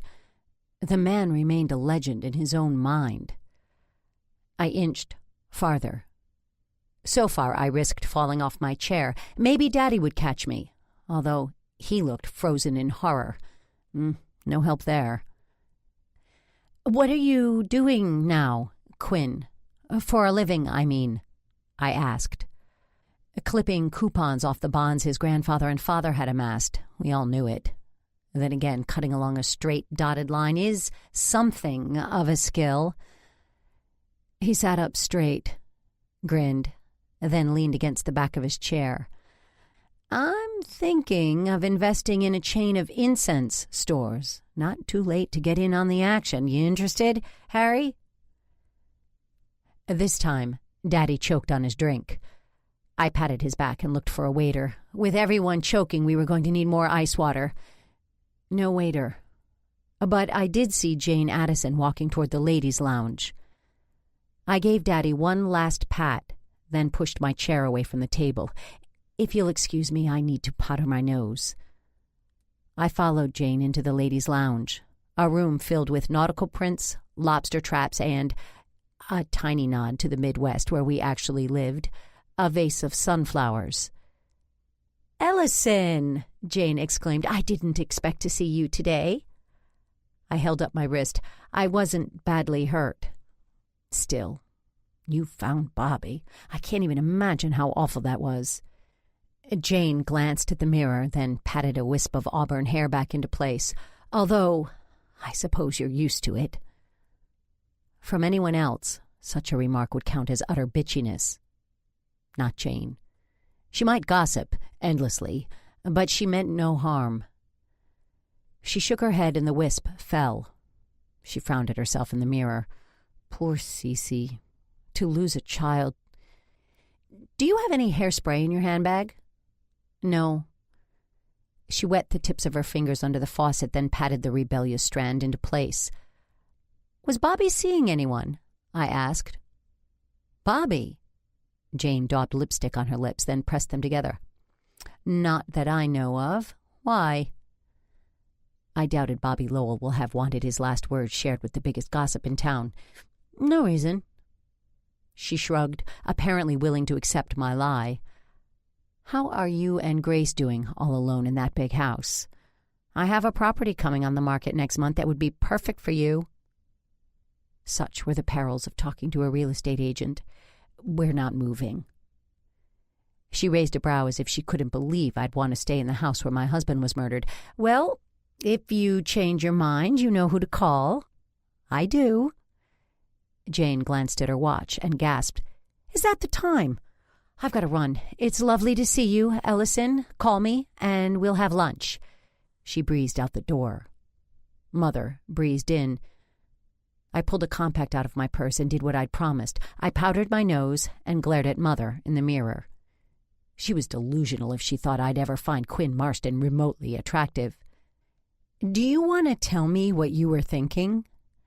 That's the type of single man who's available. I shuddered. Mother took out her own compact. I blame Ford. If he hadn't divorced Tinsley and married that woman, Quinn might not be so slimy, I supplied. She shrugged. You could do worse. How? Well, maybe not. The words Mother didn't say. You could have Hunter Taft, echoed through the lounge. If I ran now, I might make it. If I raced down the front hallway, blew through the entrance, jumped into my convertible and drove away, Mother would never catch me. Or I could act like an adult. I don't want a man in my life, and you need to stop meddling. She snorted, and her cheeks flushed beneath her tan. You asked Hunter to brunch, didn't you? My stomach twisted. You asked him, and he declined. He doesn't want you meddling either. Had he declined because of Mother's machinations, or did Hunter not want to see me? What little appetite I had, the tiny bit not obliterated by the scent of Aramis, died. I believe I'll head home now. Mother's mouth opened, then shut. Then it repeated the exercise. Twice. You wouldn't dare. I would. Give Daddy my regards. One of Mother's hands settled on her hips. The other wagged in my face. What am I supposed to tell Quinn? Ask him about incense. He won't even notice I'm gone. Before Mother found a compelling argument to keep me, I escaped. 6. I walked into the kitchen with Max at my heels, an empty stomach, and a chest swollen with I am woman, hear me roar, pride. Standing up to Mother still held an empowering novelty. Grace sat at the kitchen counter with the phone plastered to her ear. The cord was stretched to capacity, an avocado green line instead of a coil. She stared at me for a moment, then spoke into the phone. Gotta go. She stood and made the trek back to the cradle and dropped the receiver onto the hook. You're home early. Your grandmother ambushed me. Mr. Taft. If only. Quinn Marston. Ew. She wrinkled her nose. Do you think his hair is real? Not in a million years. I shook my head to erase the image of what Quinn Marston might look like without the blonde rug on his head. Who are you talking to? The phone rang. Grace picked it up and listened for a moment. I can't talk right now. Whoever was on the line kept talking. And talking. Finally, they stopped for breath and Grace got a word in edgewise. I don't know. I'll ask her. Gotta go. Bye. She put the receiver on the hook. Who is that? Kim. What did she want? Grace left her post by the phone, crossed to the fridge and grabbed a tab and a bowl of sliced limes. You want one? Sure. She grabbed a second tab, put the cans on the counter and reached into the cabinet for glasses. Ice? Grace was stalling. What did Kim want? My daughter put down her tab. Her hands gripped the edge of the counter. The whole world thinks Bobby got killed because of drugs. Kim wanted to know if you noticed anything. Kim wanted juicy gossip. "Do you think it was drugs?" I asked. Grace shrugged. "I don't know. There aren't too many reasons to be under those stands." "Could he have been meeting a girl?" Grace caught the corner of her lower lip between her teeth. She loosened her grip on the counter and twisted a strand of hair around her index finger. "Why wouldn't they just meet at his car?" "Excellent question." The area beneath the stands, with its noise, cigarette butts, and view of feet, was hardly a spot for a romantic rendezvous. "What kind of drugs?" "Pot." She said the word quickly, decisively. Was she positive, or was she covering for her old friend? Please. God, please, not heroin or LSD. The tip of her finger turned purple, but she coiled the hair even tighter. "Some people are saying Bobby was dealing." Gulp. "Was he?" Her gaze fell to the countertop and stayed there. "I don't think so. I don't know. Maybe?" I circled the kitchen island and draped my arm across her shoulders. I even stroked her hair. She let me, for a moment. Then the teenager emerged. The young woman who didn't need her mother and was offended I might think she did. She shrugged me off, turned her back on me, and returned the limes to the fridge. The place where she had stood bristled with annoyance. It felt cool. It felt empty. I swallowed the urge to tell her everything would be all right. For Bobby and his family, nothing was all right. Besides, Grace would think I was being patronizing. When in doubt, change the subject. "I think Kim knows something about Bobby." Was she going out with him? With her back still to me, she shook her head. "Nope, she and Sam are still together." "You sound surprised." She turned. "I am. Before we left for Europe, I wouldn't have given them 2 weeks." Sam was exactly the kind of boy Mother wanted for her daughters. Smart, handsome, and from a fine old family. She wanted it so much that, just to please her, I convinced myself I was in love with Henry. "Does Kim really like him, or is she dating him to please Ginny?" "Yeah, right. No one would stay with someone just to please their mother." If she only knew. Maybe Aggie would be able to help find the mysterious girl. My moo-moo-wearing housekeeper had once worked as an investigator. I made a mental note to ask her. The phone rang. Again. Grace was there, with her hand on the receiver before it completed its first bring. She waited until it had completed 3 before she answered. "Hello, Russell Residence." She listened. Then a smile flitted across her face. She held out the receiver and mouthed, "You're in trouble." Mother was calling already. I had counted on at least a few days of the silent treatment. I took the phone. "Hello?" "I'm at the club." Libba's voice was slightly breathless. "Oh? You're not. Obviously, you called me at home. Did you really walk out on Quinn Marston?" I paused. It wasn't just Quinn. It was Mother and ham croquettes and Jack McCreary and not enough Tabasco in my Bloody Mary. Libba took my silence for a yes. "Oh, my God. You did. Was it the toupee?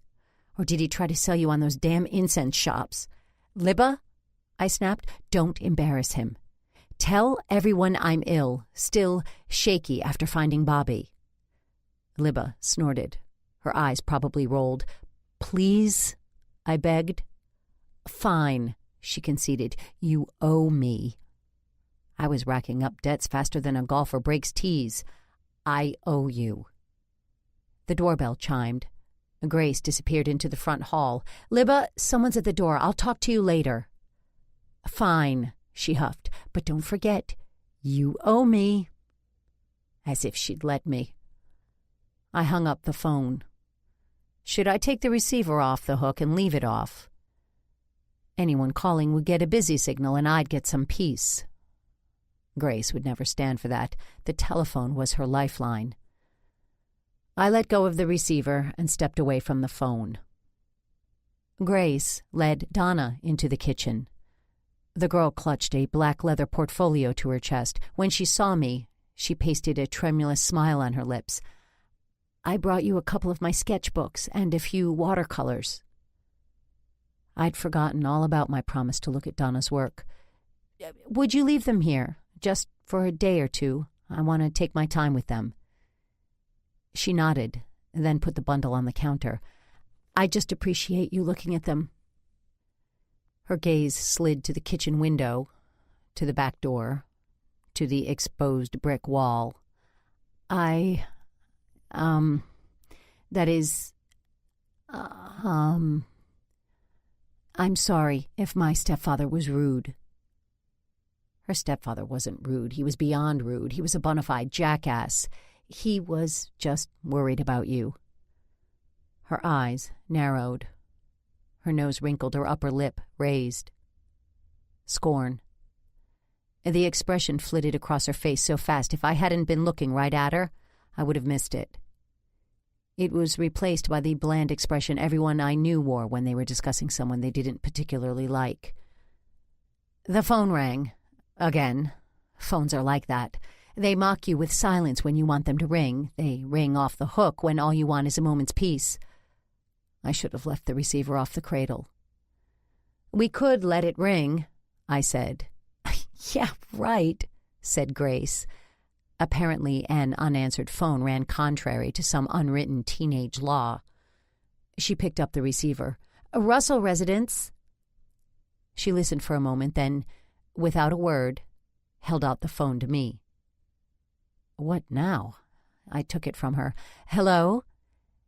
"Ellison, it's Anarchy Jones. Would you come up to Suncrest? There's something I'd like you to see." My heart, which had been beating like heart should, a nice, steady lub-dub, plummeted faster than Gerald Ford's popularity. "Is everything all right?" I asked. "Fine." One word that told me nothing. "I'm on my way." That was the way words were supposed to work. They were supposed to communicate some useful bit of information. I hung up the phone. "Girls, I have to go." "Why?" Grace asked. "What's going on?" I shook my head. "I have no idea." If someone had asked me the place I'd least like to go in the whole world, the football field at Suncrest would have topped the list. Bobby's death was too recent, too raw. I pulled into the parking lot but couldn't quite get out of my car. Instead, I let the autumn sunshine warm my shoulders. I peered into the rearview mirror and repaired the damage the wind had done to my hair. I dug into my purse for a lipstick and came up with the one I'd lost in the stands. I dropped the cursed thing back into my bag. My lips went untouched. My hands were long since scrubbed free of Bobby's blood, but I could still see rusty red under my nails, near my cuticles, in the grooves of my skin. My fingers closed around the steering wheel and tightened until my knuckles turned white. "Are you getting out?" I looked up to see Anarchy Jones's handsome face. The dark lenses of a pair of aviator sunglasses hid his eyes. His lips curled into a half-smile, as if my inability to get out of a car somehow amused him. "Of course." I reached over to the passenger seat and grabbed my handbag. He opened my door and extended a hand to help me out of the car. It would have been churlish not to take it. His fingers, cool, calloused, and strong, closed around my hand, and once again the regular lub-dub of my heart gave way to wild beating. I had to tug to pull my hand free. "What was it you wanted me to see?" "Why did you park all the way up here?" he asked. "Walking is good exercise." He gazed at my feet, more specifically my shoes. Purchased in Italy, they were decidedly not walking shoes. At least this pair didn't pinch my toes. I gazed at the hive of activity near the field, Men and cars and yellow tape. I don't want my car anywhere near that mess. I traced part of the length of the narrow black racing stripe on the car's satiny finish. Isn't this the car you— Yes, I snapped. No need to relive the past. No need to remind me I'd run over my dead husband. Besides, nothing that happened was the car's fault. The skin around his eyes crinkled. Any luck finding the girl who Bobby loved? How do you know I'm looking? He smiled. You're you. I figure a kid asks you to do something with his dying breath, you're going to do it. I haven't found her. Whoever Bobby was seeing, he was keeping secret. Maybe it was a message for his mother. I shook my head. Cece says it's not. You talked to her? Yesterday. I tried talking to Mrs. Lowell, but she'd taken so many Valium I couldn't make sense of what she said. A strand of hair blew in front of my eyes. I smoothed it back into place. Maybe the police make her nervous. Maybe she has something to hide. I snorted. You disagree? Anarchy asked. Cece's husband took off with a girl half his age, except for Bobby. She was alone.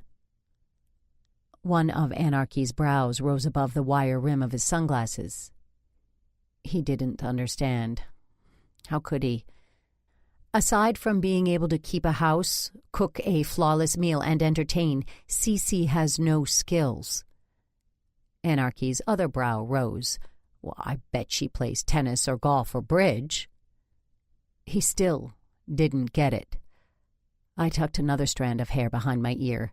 She plays all those things, but you can't make a life out of them. Bobby was her son, and she loved him. But he also gave her a purpose. What was she going to do when he went to college? Who knew? Date or do more volunteer work or get a job in a boutique? She can do that now. It was my turn to raise an eyebrow. You think any woman in her 40s wants to actually do those things? Obviously, he had no idea what most available middle-aged men were like. An unfortunate vision of Quinn Marston slunk across my brain. As for volunteer work, you've obviously never sat on a woman's committee. None of us want to do it. We feel as if we have to. What about a job? Cece has no work experience. Like I said, if she was to get a job, it would be selling ladies' dresses or fine china or cooking gadgets. I shuddered. So, Cece Lowell had nothing to do with her son's death? Absolutely not. I added an emphatic shake of my head. Any idea who did?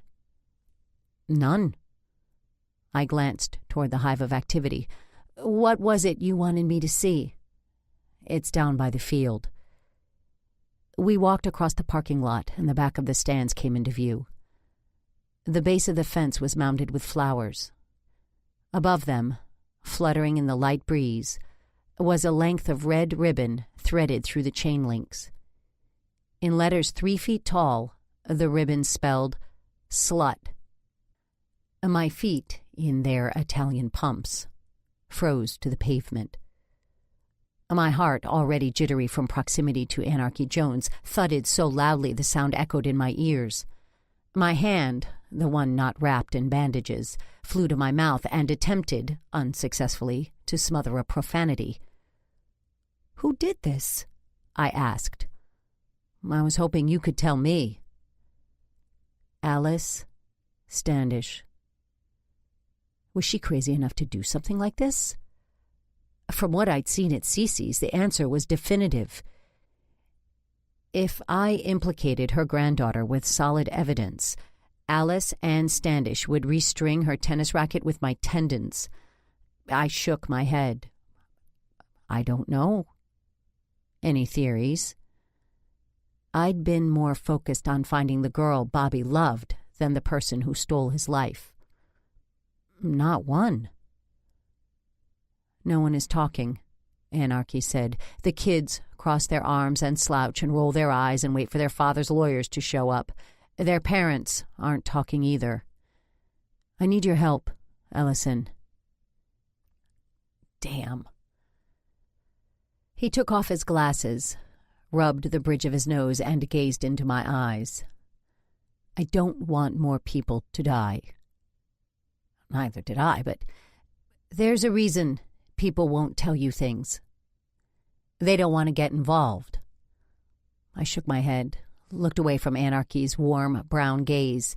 They don't want to rat out their doubles partner. It might make it hard to find another one. Will you help? I caught my lower lip between my teeth. There was no reason not to tell him what I'd heard. The kids are saying Bobby was dealing drugs. Pot. What about the word in the fence? He jerked his chin toward the ugly word. Who did that? Let me talk to her. You know who did this. I can guess. If I'm right, I'll tell you. I wouldn't wish a police investigation on my worst enemy. Well, maybe on Prudence Davies, but she was a special case. I wasn't dragging a 16-year-old girl into one if I could help it. Besides, Alice's grandmother was a force of nature. If I set the police on Alice and I was wrong, the woman would make my life a misery. 7. Who was the slut? The girl Bobby had loved, or someone else entirely? I drove with the top down. The whoosh of the wind and the rumble of my empty stomach were the only sounds until I pulled to a stop sign. I turned on the radio and Elton John sang "The Bitch Is Back." Had Alice strung the ribbon through the fence? It seemed possible, even probable. I pulled into the driveway, parked the car, and hurried up the front steps. No breakfast, no brunch, no lunch. I was starving, and before I seriously considered who Bobby loved, if Alice had spelled slut with red ribbon, or who'd murdered a teenage boy, I needed a sandwich. I opened the door. "Grace, I'm home." No answer, except for Max. He moseyed down the stairs, yawned, then rubbed his face against my leg. I scratched behind his silken ears and headed for the kitchen. Maybe he heard my stomach rumble. Maybe doggy ESP told him I'd be opening the refrigerator. But rather than return to his nap, Max followed me. "Where's Grace?" I asked him. I knew he was paying attention, especially when I took a cold roast chicken out of the fridge, but Max is the strong, silent type. He didn't answer. I put a bowl of grapes next to the chicken, then grabbed sprouts, a tomato, an avocado, and a loaf of whole-grain bread. I didn't just want a sandwich. I needed it. That and a tab. I popped the top off the can and drank deeply. "You're home." Grace stood in the doorway. I sprinkled sprouts on a slice of bread. "I am." The bread knife cut cleanly through the tomato. "Isn't it kind of late for lunch?" I glanced at the clock. 3. No wonder I was starving. "I haven't eaten yet today." She scrunched up her face, an expression that could have meant, "Gosh, that's awful, Mom," or "Boy, are you an idiot to wait so late in the day." I was too hungry to care if Grace disapproved of my dining choices. I laid the tomato slices on top of the sprouts. "What did Detective Jones want?"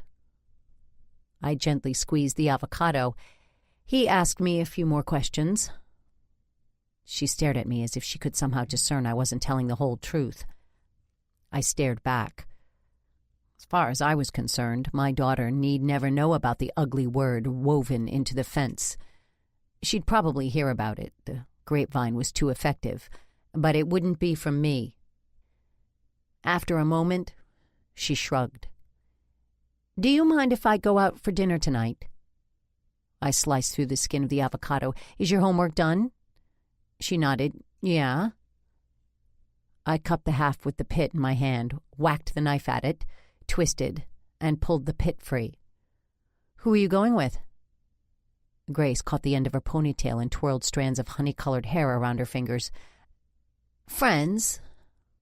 I added a few slices of avocado to my sandwich, then pulled the plate of chicken closer. Next to me, Max sat up straighter.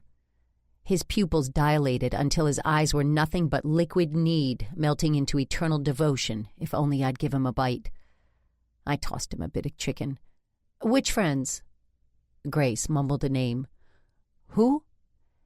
"Jack McCreary." A slice of chicken fell from my fingers onto the floor and Max inhaled it. "No." "What do you mean, no?" I put the knife down on the counter. "I mean, no." Her arms crossed over her chest. "Why not?" I held up my hands so I could use my fingers to enumerate. "You came home in tears. How many times? Because he teased you?" She shrugged. "Well, that was years ago." "I don't like him." I ticked off another finger. She crossed her arms. "I do." "He may have had something to do with Bobby's death." He certainly had been behaving strangely enough at the club. It wasn't hard to extrapolate guilt. Grace shook her head, dismissing my concerns. "That's just silly. Jack and Bobby were best friends." I gave up on counting fingers and held my hands out to her. "Grace, there's been a murder. You yourself said it might have something to do with drugs. Suppose Jack was involved. Why would you think that? I saw him at brunch today and he was acting oddly." She rolled her eyes. "Maybe that's because his best friend died on Friday." "Fair enough. But today is Sunday and he wants to go on a date?"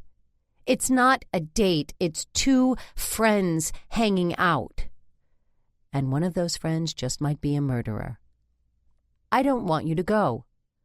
"Please. I'm 16. She was making my argument for me. "Exactly. I'll be in college soon." Grace was not helping her case. "What has that got to do with Jack McCreary?" "I'm growing up."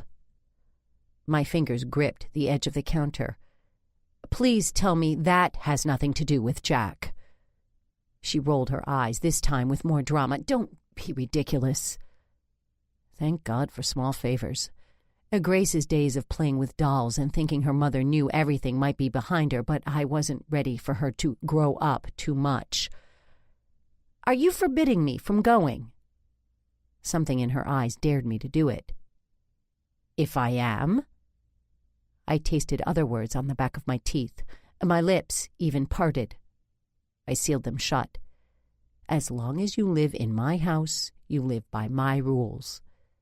That expression hadn't turned out too well for Mother. My sister rebelled by marrying a rubber manufacturer from Ohio, and no, not the tire kind. I made a more traditional choice, a banker. Mother was pleased until he got himself murdered. "I might go anyway, Mother," she said, lifting her nose. "Mother?" I wasn't Mother. I was Mom or Mommy or Mama or even Mumsy. Mother was my mother, and we weren't anything alike. Were we? I hadn't uttered the rules sentence. Mother would have. "I don't want you hurt." She crossed her arms. "You don't trust me." "You, I trust. I have my doubts about Jack McCreary." She shook her head hard enough to make her ponytail whip back and forth. "You don't trust me to take care of myself."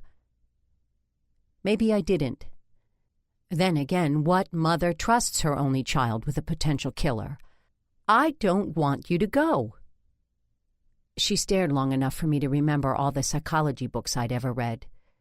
Grace was trying to develop an identity independent from me. The harder I fought, the harder she would. "I'd prefer you not go." She tossed her ponytail. "Well, I am." She turned her back, marched down the hall, stomped up the stairs, and slammed the door to her room. A second later, the house thumped to the sounds of her stereo turned 1,000,000 decibels high. Short of locking her up, how was I going to keep her home? Since when was Grace dramatic? Since when did she rebel? I stared at my sandwich. I wasn't hungry anymore. The phone rang, and I waited for Grace to answer it. 3 rings, a short silence, then her voice tumbled down the stairs. "It's for you." I picked up the receiver. Hello? Thank God I caught you at home. Libba's voice was slightly husky, as if she'd been running, highly unlikely, or playing tennis, slightly more likely, or having sex, highly probable. You know that favor you owe me? Yes. Was it a word or a sigh? Hard to tell, even after the lone syllable escaped my lips. Well, her lone syllable promised the delights of Shangri-La, the endless adventure of jungle exploration and the excitement of a plunge on a roller coaster. Shangri-La doesn't exist. Jungles overflow with snakes and bugs. I hate roller coasters. What, Libba?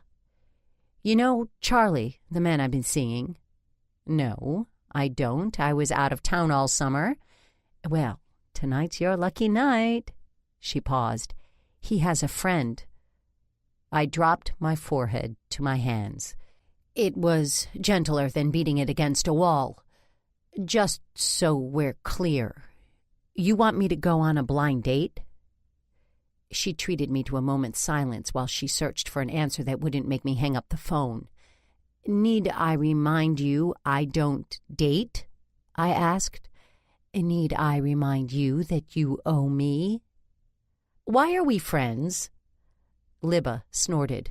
The sound carried, pin-drop clear, through the telephone wires. We're friends because we've known each other all our lives and because you need me. Without yours truly, you'd lock yourself in your studio and spend all your time painting. That sounds like heaven. You say that now. Just wait till Grace goes to college. You'll be lonely. Why must everyone remind me that Grace would be leaving for college? I still had 2 years with her. Libba, it'll be fun, she wheedled. We'll go to the Magic Pan for crepes. Charles knows this little club downtown and he wants to take us. I can't. Why not? Grace wants to go out with Jack McCreary. And? Jack McCreary was Bobby's best friend. And? What if Bobby was murdered over drugs? Grace is almost grown. You're going to have to loosen those apron strings. I didn't want to. Those apron strings kept Grace close and safe and protected. She'd already lived through her father's murder. Proximity to a boy who might be doing or dealing drugs wasn't what I had in mind for her. I bet you fought. How did a woman who never had children, who gave the impression she'd never wanted them, know so much? I'd call it a spirited debate. Did it end in a slammed door? Silence was my answer. And loud music. Is there loud music? I couldn't hear lyrics or melody, just a steady thumping beat loud enough to shake the house. I didn't bother to answer. You have to let her make her own mistakes. You can't protect her from everything. I should be able to protect her from murderers. Do you really think Jack McCreary killed Bobby? I didn't think so. But I'd been wrong before. Really wrong. No. Another lone syllable lost in the space between a word and a sigh. Let her go. Easy for Libba to say, near impossible for me to do, unless... Let her go, Libba repeated. She'll be fine. Besides, you'll be having such a fabulous time with Charlie and me and his friend Upson, you won't have time to worry. Upson. Just dinner, right? Then my debt is paid? Dinner and one club. I shook my head. I don't want to be out late. Upson is in town on business. He's got a meeting in the morning, so I doubt he wants to stay out late either. We'll have you home by 11. Do you have a bridge in Brooklyn you'd like to sell me? I promise. We'll have you home early. 11. Done. We'll pick you up at 6. Wear something fabulous. She hung up before I could think of any other objections. I rested the receiver in the cradle. Slowly, I lifted it. More slowly still, I inserted my finger in the 3-hole and rotated the dial. I'd promised to call. I hadn't. Not till now. Not till I wanted something. I dialed 6. He had every right to hang up on me. It took only a second to dial the 1. I rushed through the rest of the numbers, afraid I'd lose my nerve. He answered the phone on the 3rd ring. His voice, deep, cultured, and ever so slightly pompous, made every word he uttered sound important. "Hello?" I swallowed, tried for a deep breath. "Hunter, it's Ellison." The words came out in a rush. I waited for him to say something, and waited. Finally, he spoke. "Hello." I swallowed again. In the history of bad ideas, calling Hunter Taft won the prize. Worse than the decision to burglarize the Democratic National Committee headquarters at the Watergate. Worse than making tapes of conversations pertaining to the break-in. Worse than keeping those tapes. I should have called him weeks ago when Grace and I first got back from Europe. But what was I supposed to say? "I'm grateful for your help. I think you're insanely attractive, and my fingers itch to know if your silver hair is as soft as it looks. Oh, and even though I want to touch your hair, I don't want to get involved. Not now. Maybe never." Having your husband betray you with half the women you know creates trust issues. Big ones. I'd work on them. Someday. "How are you?" I croaked. "Fine, thank you." I really ought to have thought this phone call through before I made it. I don't know if you heard, but I found a body on Friday night." "I heard." I nodded, then remembered he couldn't see me. My fingers tightened around the receiver. It was Bobby Lowell. He was murdered. Hunter offered me nothing but silence. "There's some speculation that Bobby might have been involved in drugs?" I thought I heard a grunt. At least Hunter was still listening. Maybe. "His best friend was Jack McCreary. They did everything together." Another grunt. "Grace has informed me she's going out with Jack McCreary tonight." Silence. "I'm worried, and I need your help." I didn't give him a chance not to answer. "Please, Hunter." To his credit, he didn't make me wait for an answer. "What do you need?" "I was wondering if you had someone who could—" My grip tightened on the phone. "Keep an eye on her." "You mean follow her?" "Yes," I admitted. "You're sure about that?" I stared at my bandaged wrist, remembered the warmth of Bobby's blood welling between my fingers, and nodded. "I'm sure." "Why don't you do it?" She'd notice her mother following her around. I didn't add that I had a date. It wasn't information that would help my cause. "What about Aggie?" "I don't want to put her in that position. Aggie adored Grace. She wouldn't feel comfortable invading her privacy. Plus, Aggie was given to wearing toxic muumuus, loud, both in color and jingles, jewelry, and bright makeup. She was about as subtle as a crimson dress at a debutante ball. Not exactly ideal for following a teenage girl or anyone else around without being detected. "I'll see what I can do." From Hunter, that meant it was as good as done. "Thank you." "It'll cost you." Everything had a cost. This time the price didn't matter. "Fine. Dinner with me. Tomorrow night." Blackmail. It was my turn to be silent. "I'll pick you up at 7. "Fine." What had I done? I had a date with Hunter Taft.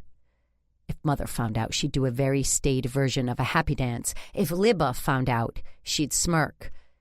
If Grace found out, she'd wonder what in the world had induced me to go out with one of the men I'd spent an entire European vacation refusing to discuss.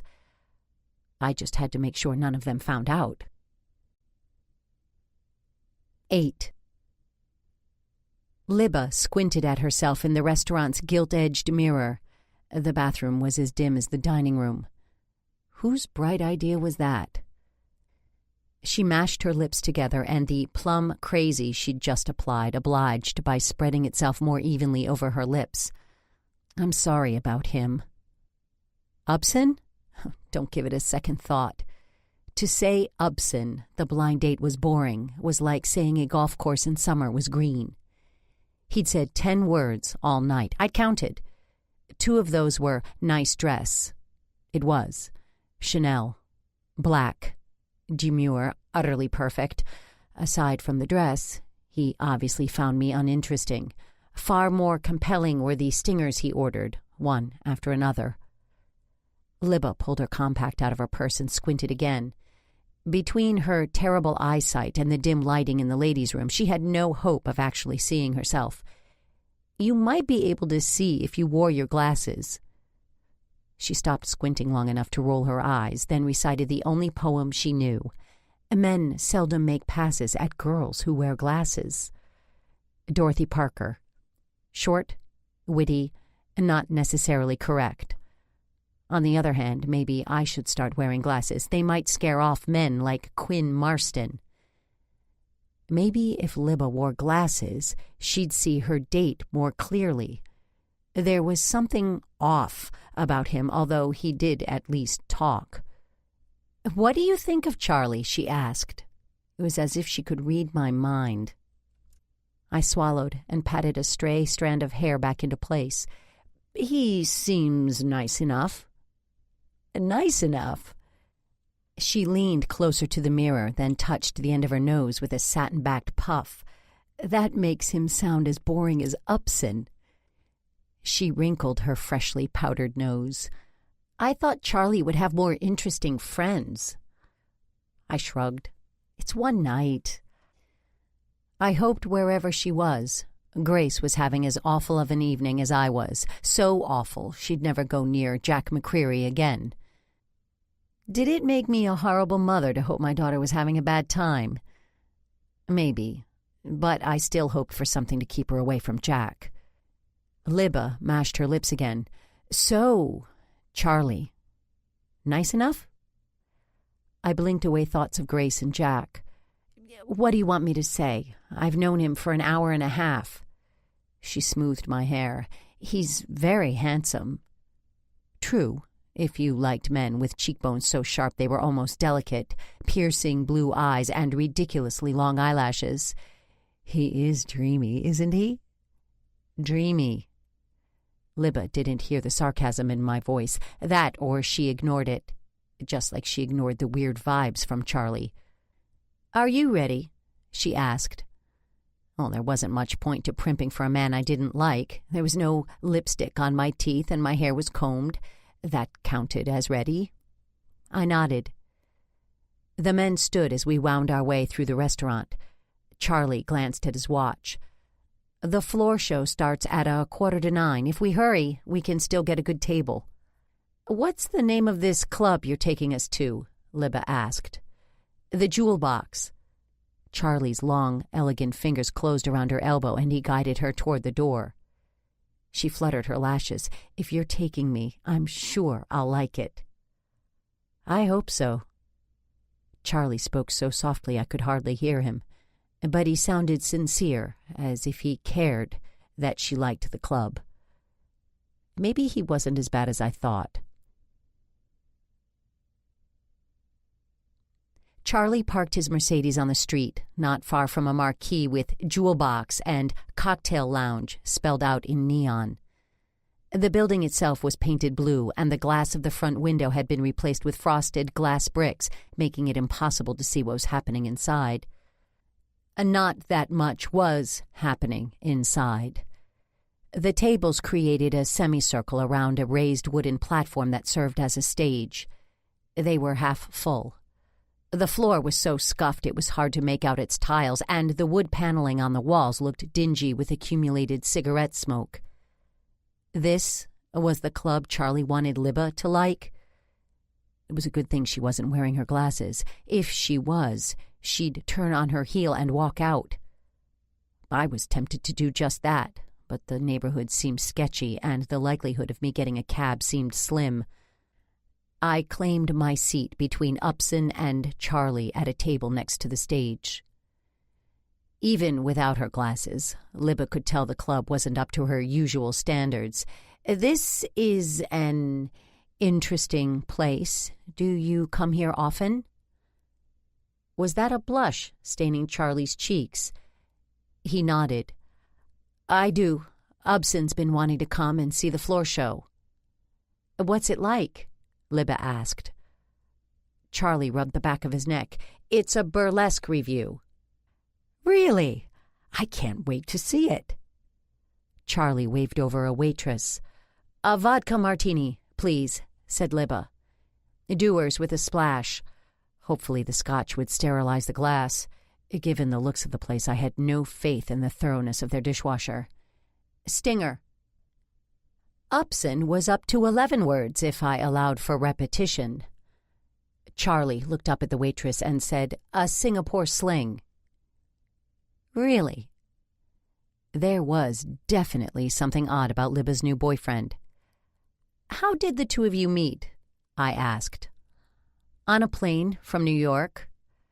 Charlie reached across the table and took Libba's hand in his. We were seated next to each other. "Libba tells me you're researching a book." Charlie nodded. "About what?" He rubbed the back of his neck again. "I don't want to bore you by talking about research. Libba says you're an artist." Why didn't he want to talk about his research? "I am."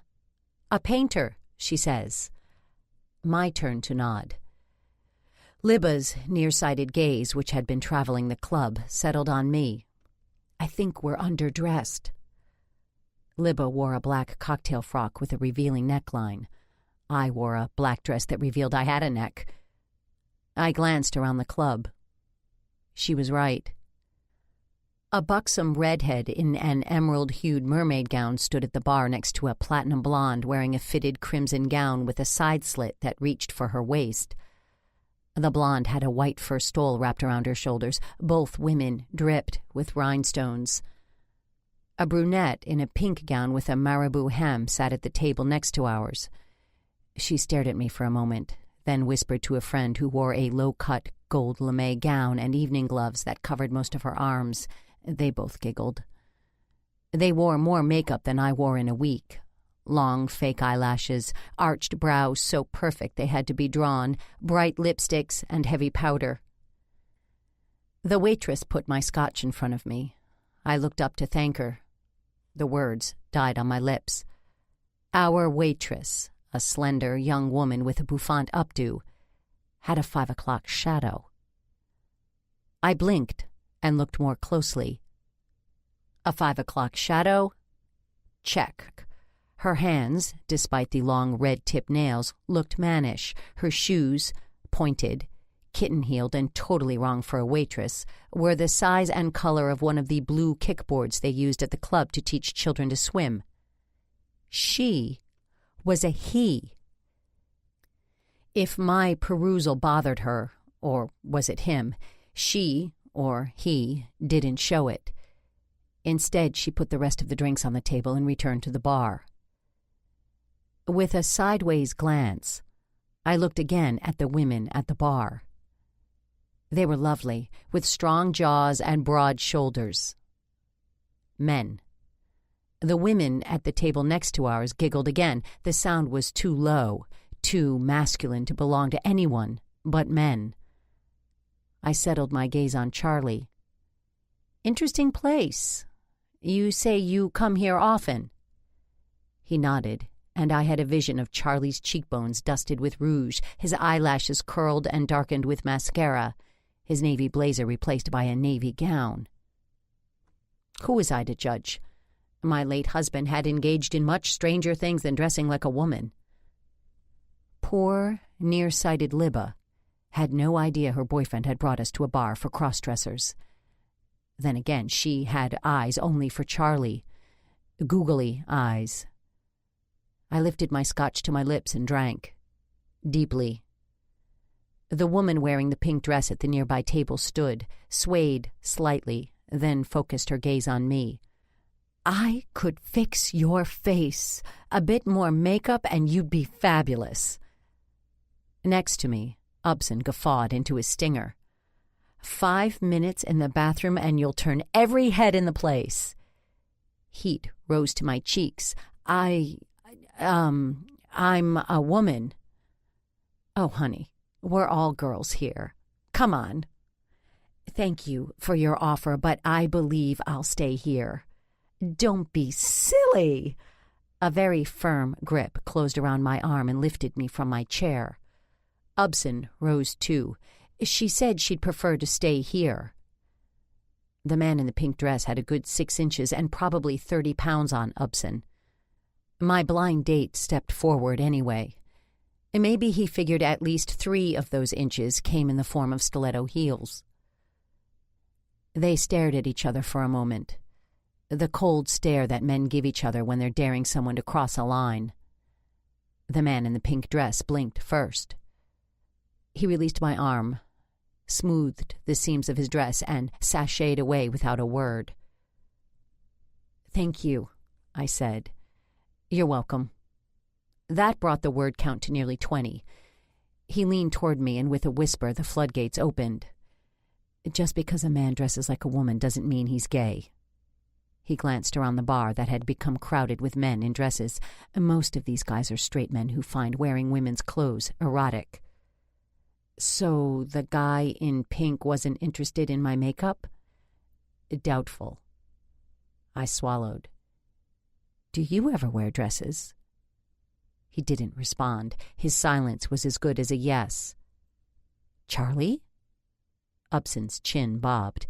Infinitesimal, but a bob all the same. I sank into my chair.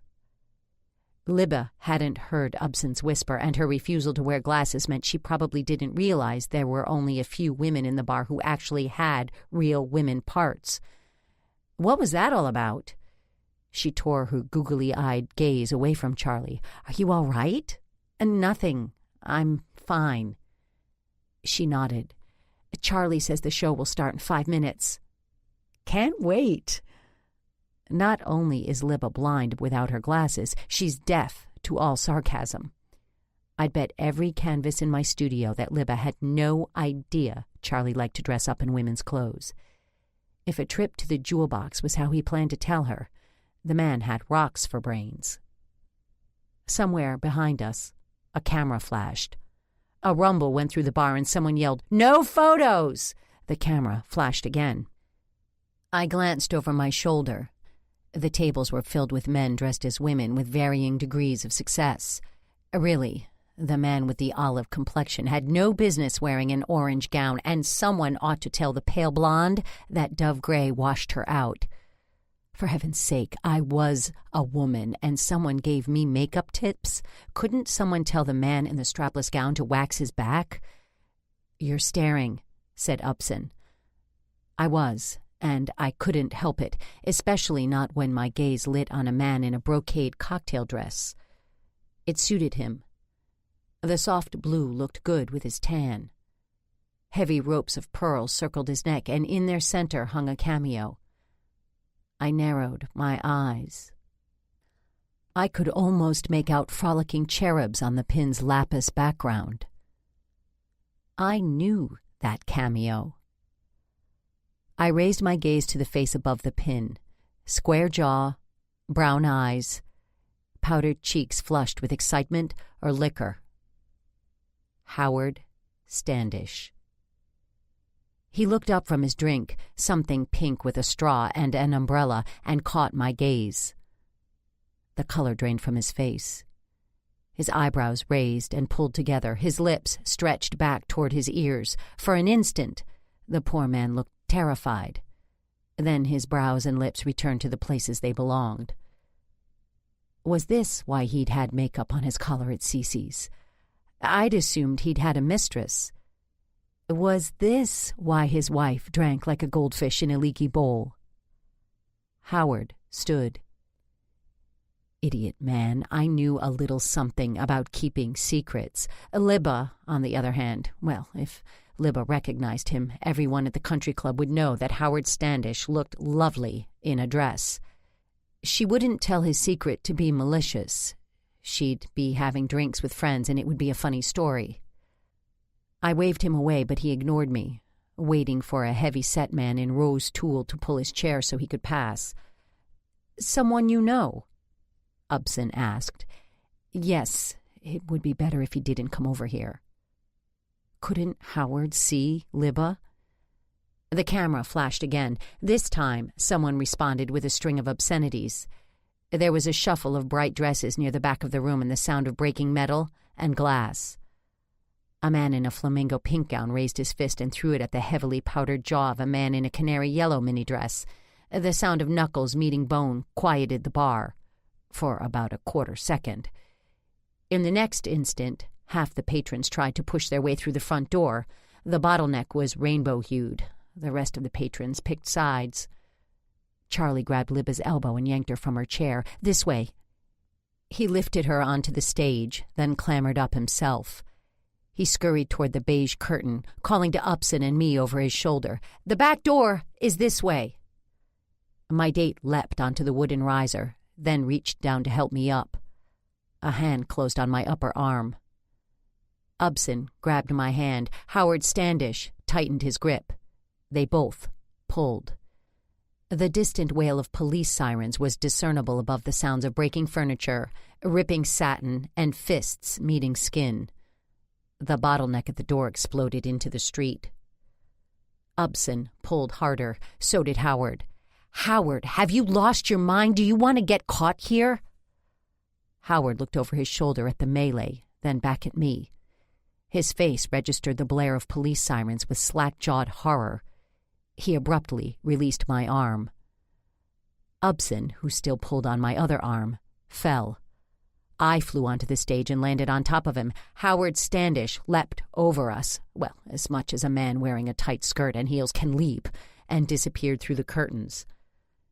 I tried to push myself off Upson, but we were a tangle of legs and arms, and my injured wrist hurt worse than when I'd injured it the first time. Blood soaked the bandage. Somehow I'd torn the stitches. Beneath me, Upson still struggled. I rolled off him, sat up, and cradled my wrist. Upson pushed himself onto his hands and knees, and then to his feet. He leaned down to help me. "We've got to go." His eyes widened. "Is that blood?" I nodded. My date, who had risen leaps and bounds in my estimation over the past several moments, promptly fainted. Oh, dear Lord. I couldn't leave him, not after he tried to save me. I sat up straight, brushed my hair away from my face with my uninjured hand, and waited for the police to arrive. The few people left in the bar were too intent on their fights to notice a woman and an unconscious man. Two men, who must have been sewn into their dresses, circled each other, fists raised as if they were Ali and Foreman. Another set of combatants degenerated to hair-pulling, well, wig-pulling. The police burst through the front door and the combatants looked almost relieved. The fights ended. A uniformed police officer who looked only a few years older than Grace approached the stage. "Are you all right, ma'am?" I held up my bloodied wrist. "I think I've torn some stitches. My friend needs help, too." Upson hadn't moved. The policeman disappeared for a moment. When he returned, he said, "We've called an ambulance. You want to tell me what happened?" He fainted when he saw my wrist bleeding. "Did he hit his head?" "No." Fortunately, when Upson fainted, his head landed in my lap instead of the floorboards. "What happened in the bar to start the fight?" "As far as I can tell, someone was taking photographs, then someone else broke his camera." Broken chairs and tables, torn bits of fancy gowns, and even a few wigs littered the floor. Somewhere in the mess lay parts of a camera, bits of feathers and sequins, and the remnants of cigarette smoke filled the air. Something like a smile flitted across the policeman's face. Cameras are against the rules in bars like this one. Not everyone wants proof they dress up like a woman. He pulled out a small notepad. "Can I get your name, please?" Ellison Russell. And him? He jerked his chin toward Upson. Upson Smith. Come here often? I offered him a wry smile. First time. He grinned back at me. Last time? Definitely. You take it easy, ma'am. The ambulance will be here soon. I breathed in a huge sigh of relief. I wasn't going to be arrested, and neither was Upson. I was exhaling when Anarchy Jones stalked through the door. 9. Silhouetted by the lights in the street, Anarchy Jones was still identifiable. He reminded me of a sheriff in a Western who's just pushed through the swinging doors to the saloon, one who doesn't much care for what he sees. My hands, even the bleeding one, shook. How could I explain away a comatose date, a cross-dressing brawl, and a bloody wrist? Anarchy crossed to the room in a few strides. He stared at me for a moment, his eyes scrunched as if he was trying to find answers without actually speaking to me. His gaze shifted to Upson. Is he dead? No. Are you sure? Usually when I see you, someone's been murdered. The man had a point. I'm sure. I folded my hands in my lap. He's not dead. What happened to him? He fainted. Anarchy's upper lip curled slightly. The jewel box might well be outside Anarchy's parameters of acceptable places, but he shouldn't sneer at Upson. He protected me. From the combatants. The blonde in the dove-gray dress wore handcuffs. Her makeup was smeared and her hair no longer cascaded in ripples down her back. Instead, her wig was off-kilter. The man in the strapless gown sat in one of the few remaining chairs with his face buried in his hands. They didn't look as if they'd ever been dangerous. I didn't care to explain about the man who offered to fix my makeup. Time for a change of subject. Why are you here? I asked. Is someone dead? I heard Jenkins on the radio talking about a blonde who'd torn stitches in her wrist. I thought I'd make sure it wasn't you. For a moment, neither of us said a word. Instead, we listened to one of the handcuffed men sob. The lights from the police cruisers sent flashes of red through the front window's glass bricks. A turquoise feather floated by, and I blew it away from my face. Anarchy rubbed his hand across his eyes. Who's the not-dead guy? Upson Smith. He crossed his arms and waited for more.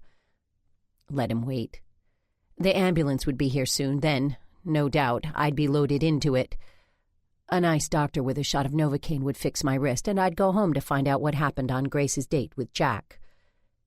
He shook his head as if amused by my little I can be silent longer than you game. Does this have anything to do with my investigation? No. Why are you here? Well, I might as well tell him.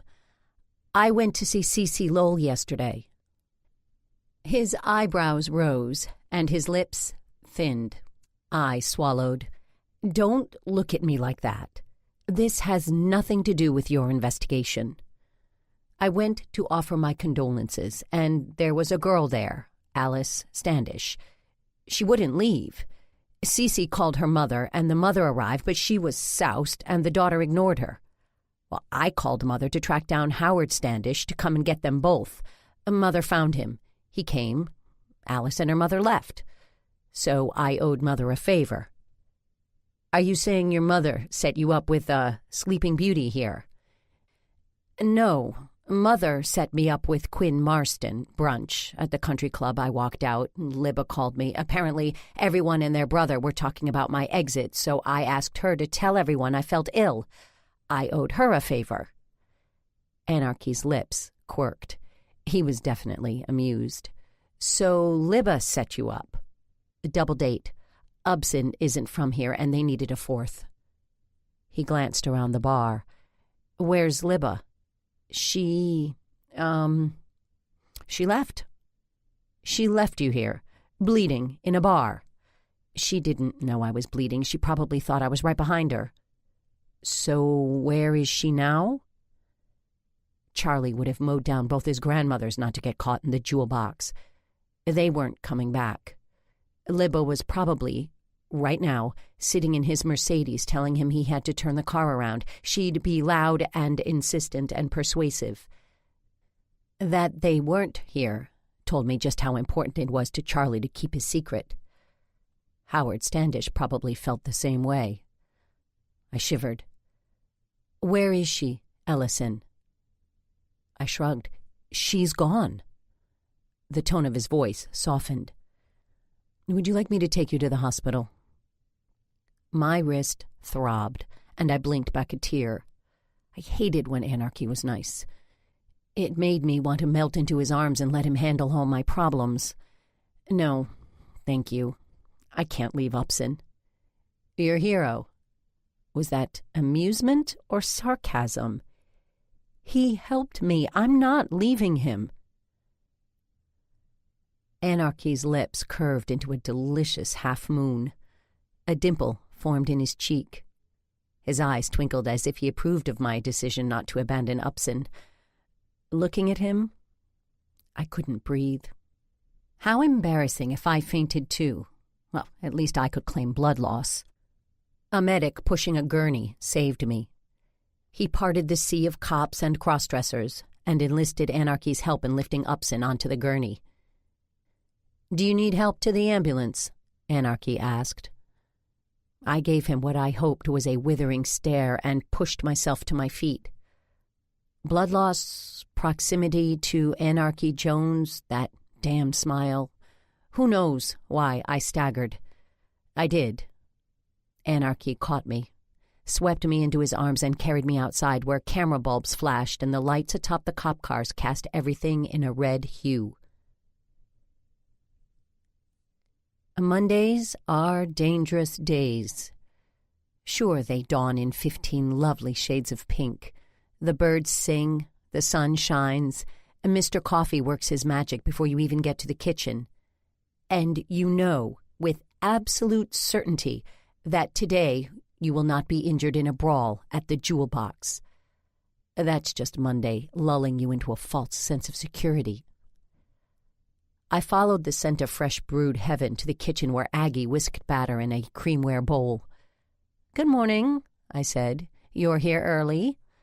Not that I was complaining. I poured myself a cup of coffee and settled onto one of the stools that surrounded the kitchen island. "Good morning." Aggie's moo-moo was nearly as violent an orange as her hair. She put down the bowl, repositioned the coffee pot onto the exact center of Mr. Coffee's burner, straightened the tea towels that hung from the oven handle, then ran a hand through her hair. "You haven't seen the paper?" I sipped my coffee. "No." Slowly, as if I was a snake and her hand was a mouse, she pushed a folded copy of the morning paper across the counter toward me. The headline read, "Socialite injured in brawl at notorious nightclub."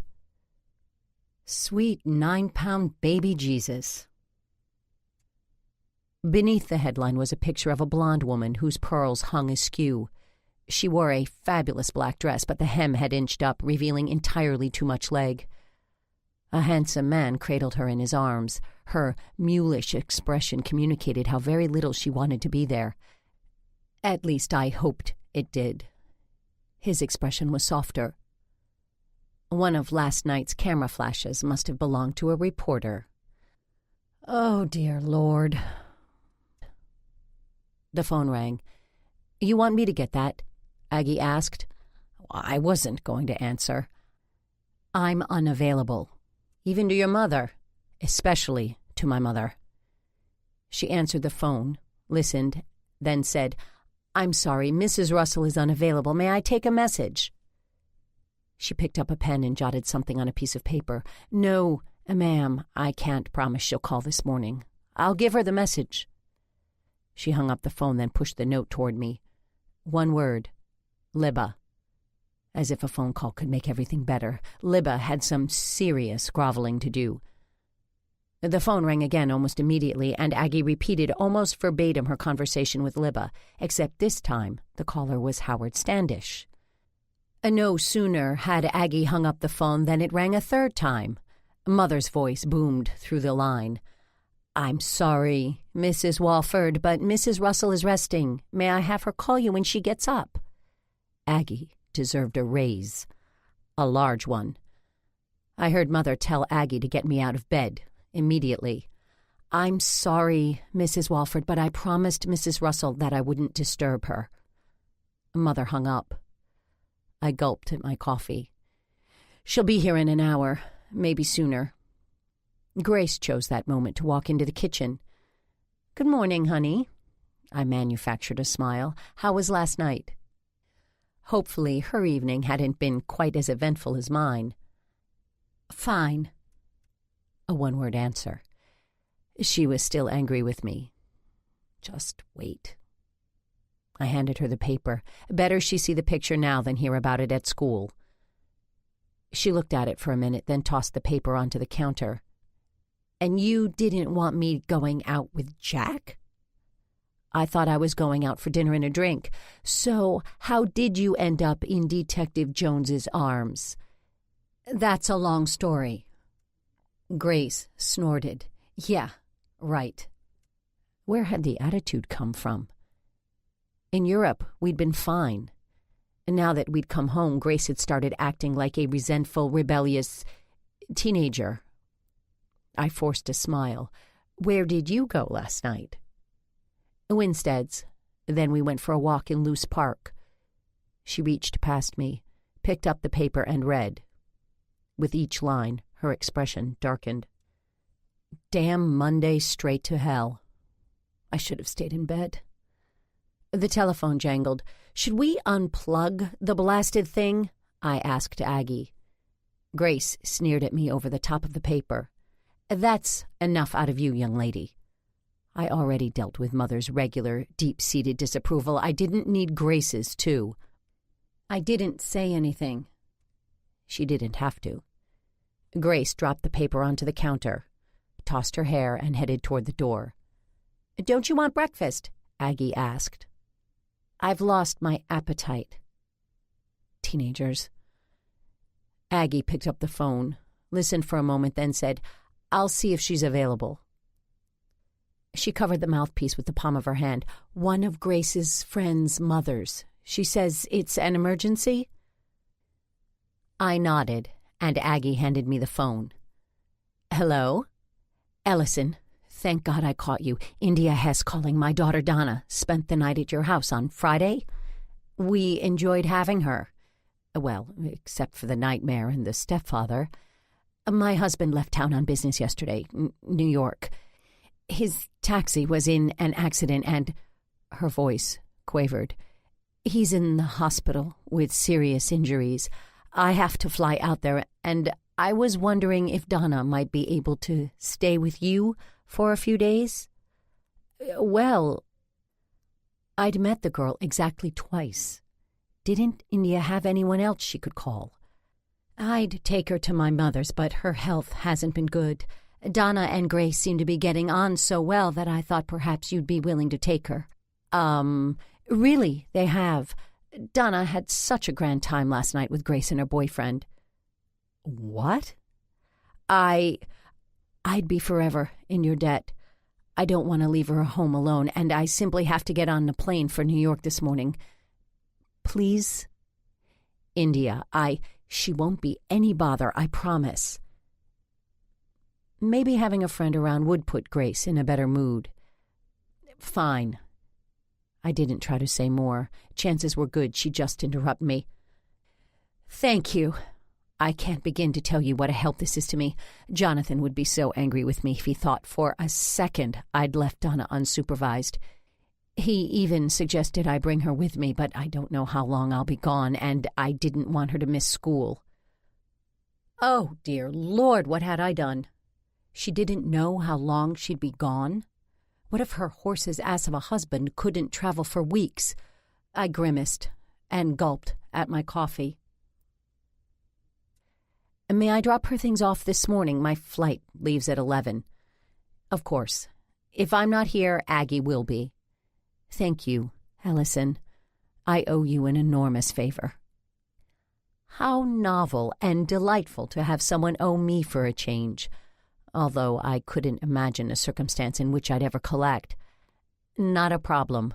I scratched my nose. We're delighted to have her. A few more gushing thanks, then I hung up the phone and turned to my housekeeper. We're going to have a house guest. Aggie nodded. I guessed as much. Blue room? Fine. The phone rang again, and I answered. Hello? Ellison. Hunter Taft here. I'm calling to confirm tonight. I'll pick you up at 7. We have a lot to talk about. Like I said, Mondays are dangerous days. 10. Mother was on her way. India was on her way. I was on my way too, except I was on my way out. I hurried upstairs, donned pearls, necklace and earrings, a wrap dress, and shoes that didn't pinch my toes. Then I climbed into my convertible and pointed the wheels toward downtown. Manicured lawns gave way to overgrown yards. Then the yards gave up entirely, replaced by weed-choked lots. Finally, the dandelions ceded to concrete surface parking manned by bored attendants. A 20-minute trip from affluence to urban decay.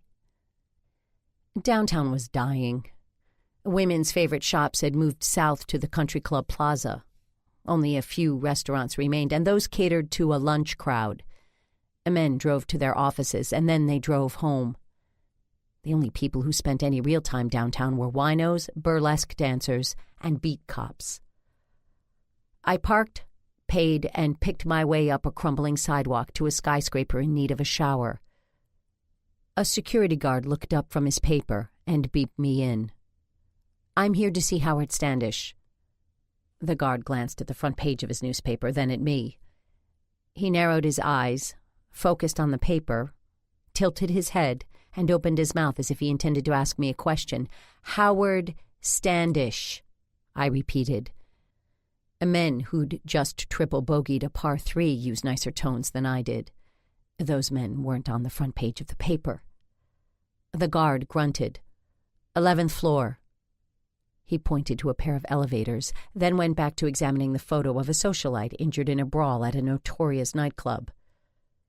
When I pushed through the doors of Standish and Company, the receptionist's desk sat empty. I glanced at my watch and sat. 5 minutes later, with no receptionist in sight, no offer of coffee, and only a folded copy of the Kansas City Times to read, I stood. A short hallway ran to the left of the receptionist's desk, a long one to the right. I went right. After all, there was no way the short hall led to a corner office. My shoes sank into expensive carpet. Too bad. I'd have preferred the sharp click of my heels against hardwood.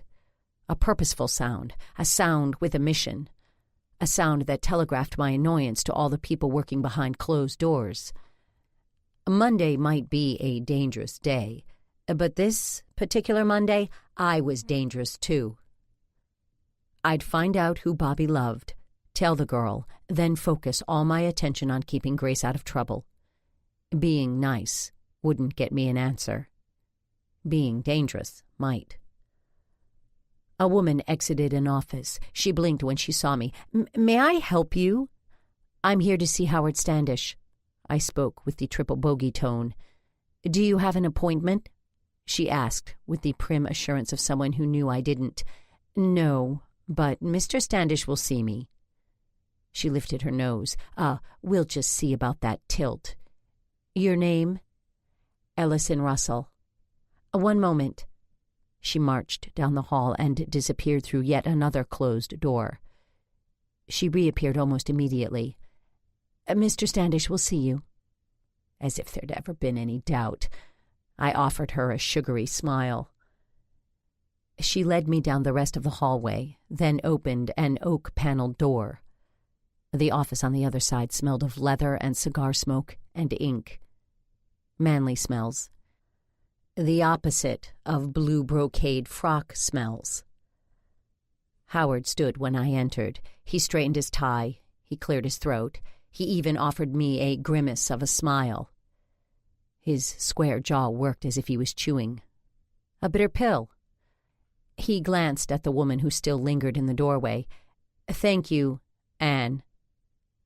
Anne cast me a curious look. I guess municipal bond underwriters don't get a lot of drop-ins. Then disappeared. "Welcome," Howard croaked. "Coffee?" "That would be lovely. With cream." He picked up the phone on his desk, spoke into the receiver, then realized I was still standing. "Please," he waved toward one of the pair of wingback chairs. "Sit." I sat. I placed my handbag on the rug next to the chair's ball and claw foot. I crossed my ankles.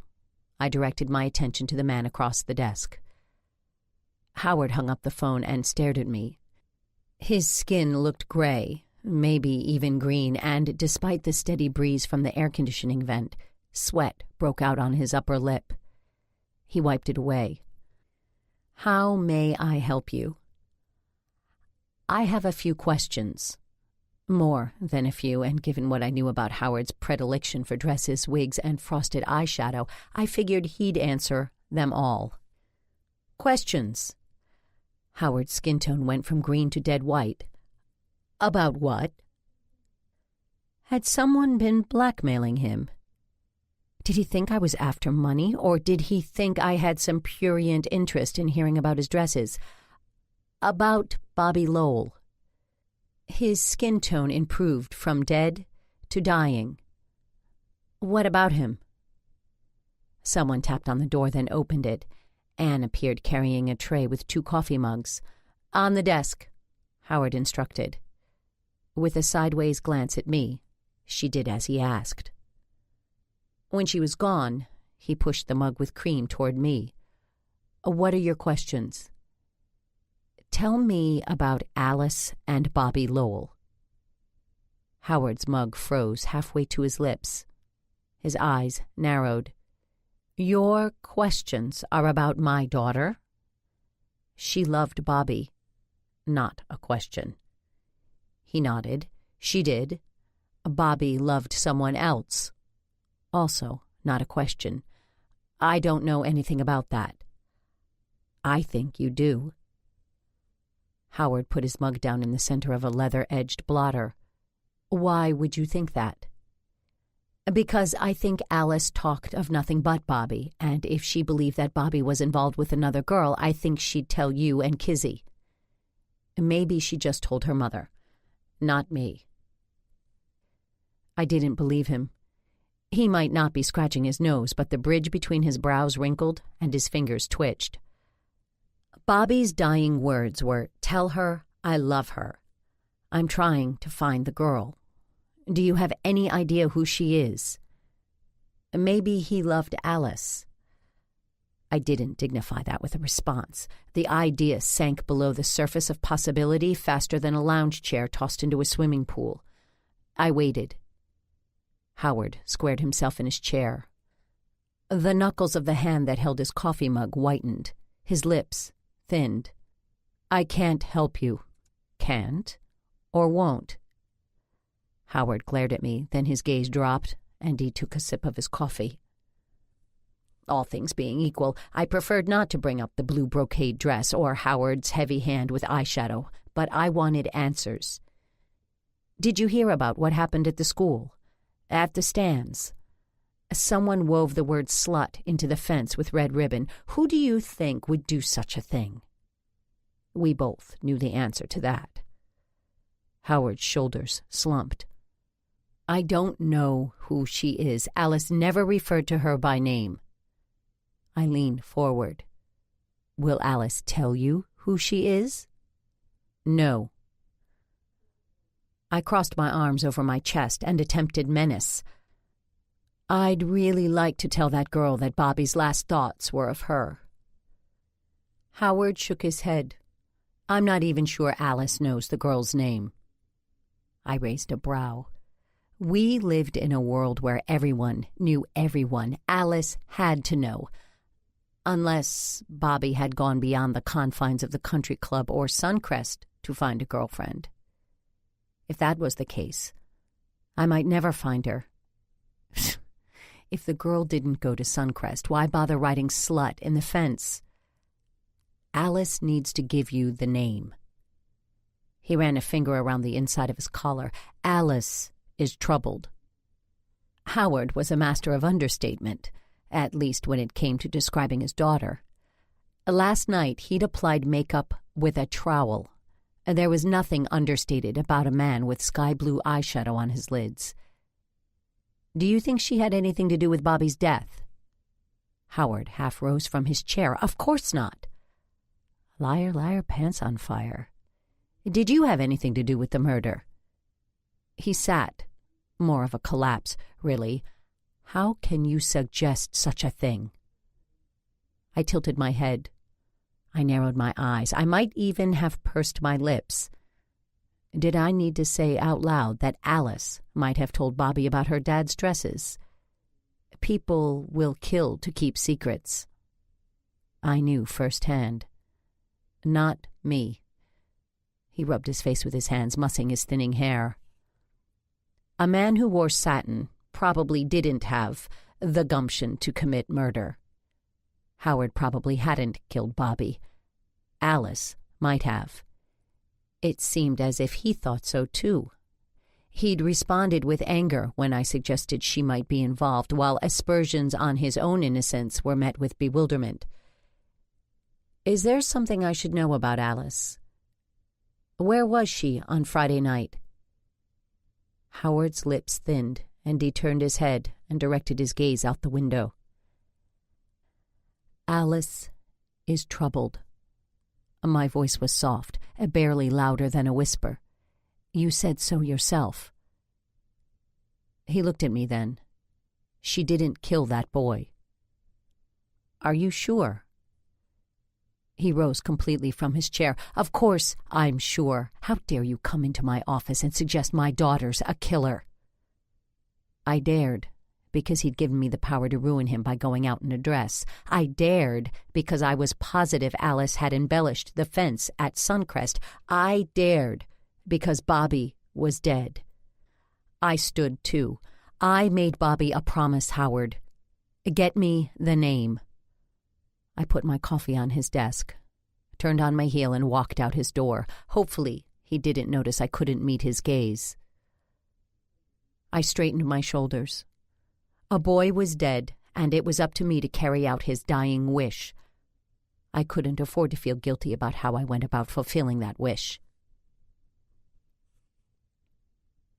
Once, I won a round with a PGA golfer at a charity auction.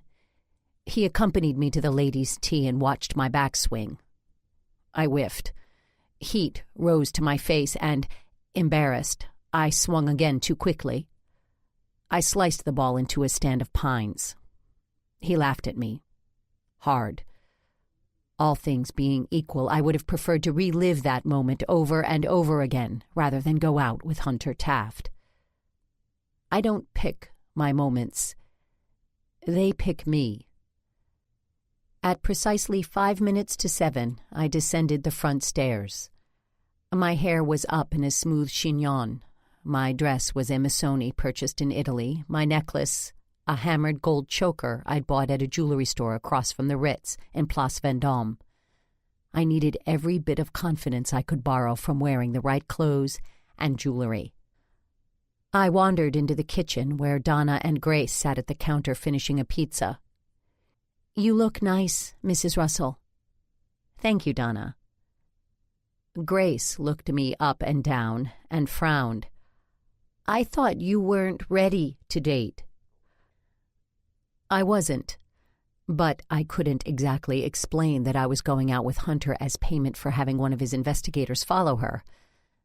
The doorbell rang. My stomach completed a triple flip. No more favors. They cost too much. Don't stay up too late. It's a school night. Donna offered me a polite smile. Grace crossed her arms and tilted her chin. She might have mumbled something about staying out of the papers I pretended not to hear. The sight of Hunter Taft on their front steps might make some women's hearts flutter. He is After all, tall and tan and more polished than my grandmother's silver tea service, he's also charming and ruthless. The perfect lawyer? Definitely. The perfect date? I wasn't so sure. Hunter smiled at me and my heart fluttered, just a little bit. Such is the power of his 1,000-watt smile. He leaned forward and gave me a chaste kiss on the cheek. You look lovely. Thank you. My damned heart needed to settle back down to a steady beat. Shall we? He held out his arm. My fingers closed on the fine wool of his sport coat. He led me down the steps to his Mercedes, opened the door, and made sure I was safely tucked inside before he closed it. Then he climbed into the driver's seat and started the car. Where are we going? I asked. The American. The best restaurant in the city. Where else? I don't often dine with a celebrity. He was mocking me. Everyone but Mother will have forgotten all about that picture by the end of the week. She'd never forget. Mother was a firm believer that one's name should appear in the newspaper only once, in the obits. I'd made the front page. Worse, I'd made the front page in the arms of a mere policeman. She'd pulled out words like shameful and disgraceful to describe my behavior. She'd called my inching hemline indecent. She'd called Anarchy, who was blameless, an intemperate gigolo. How did you get there? Hunter asked. Libba.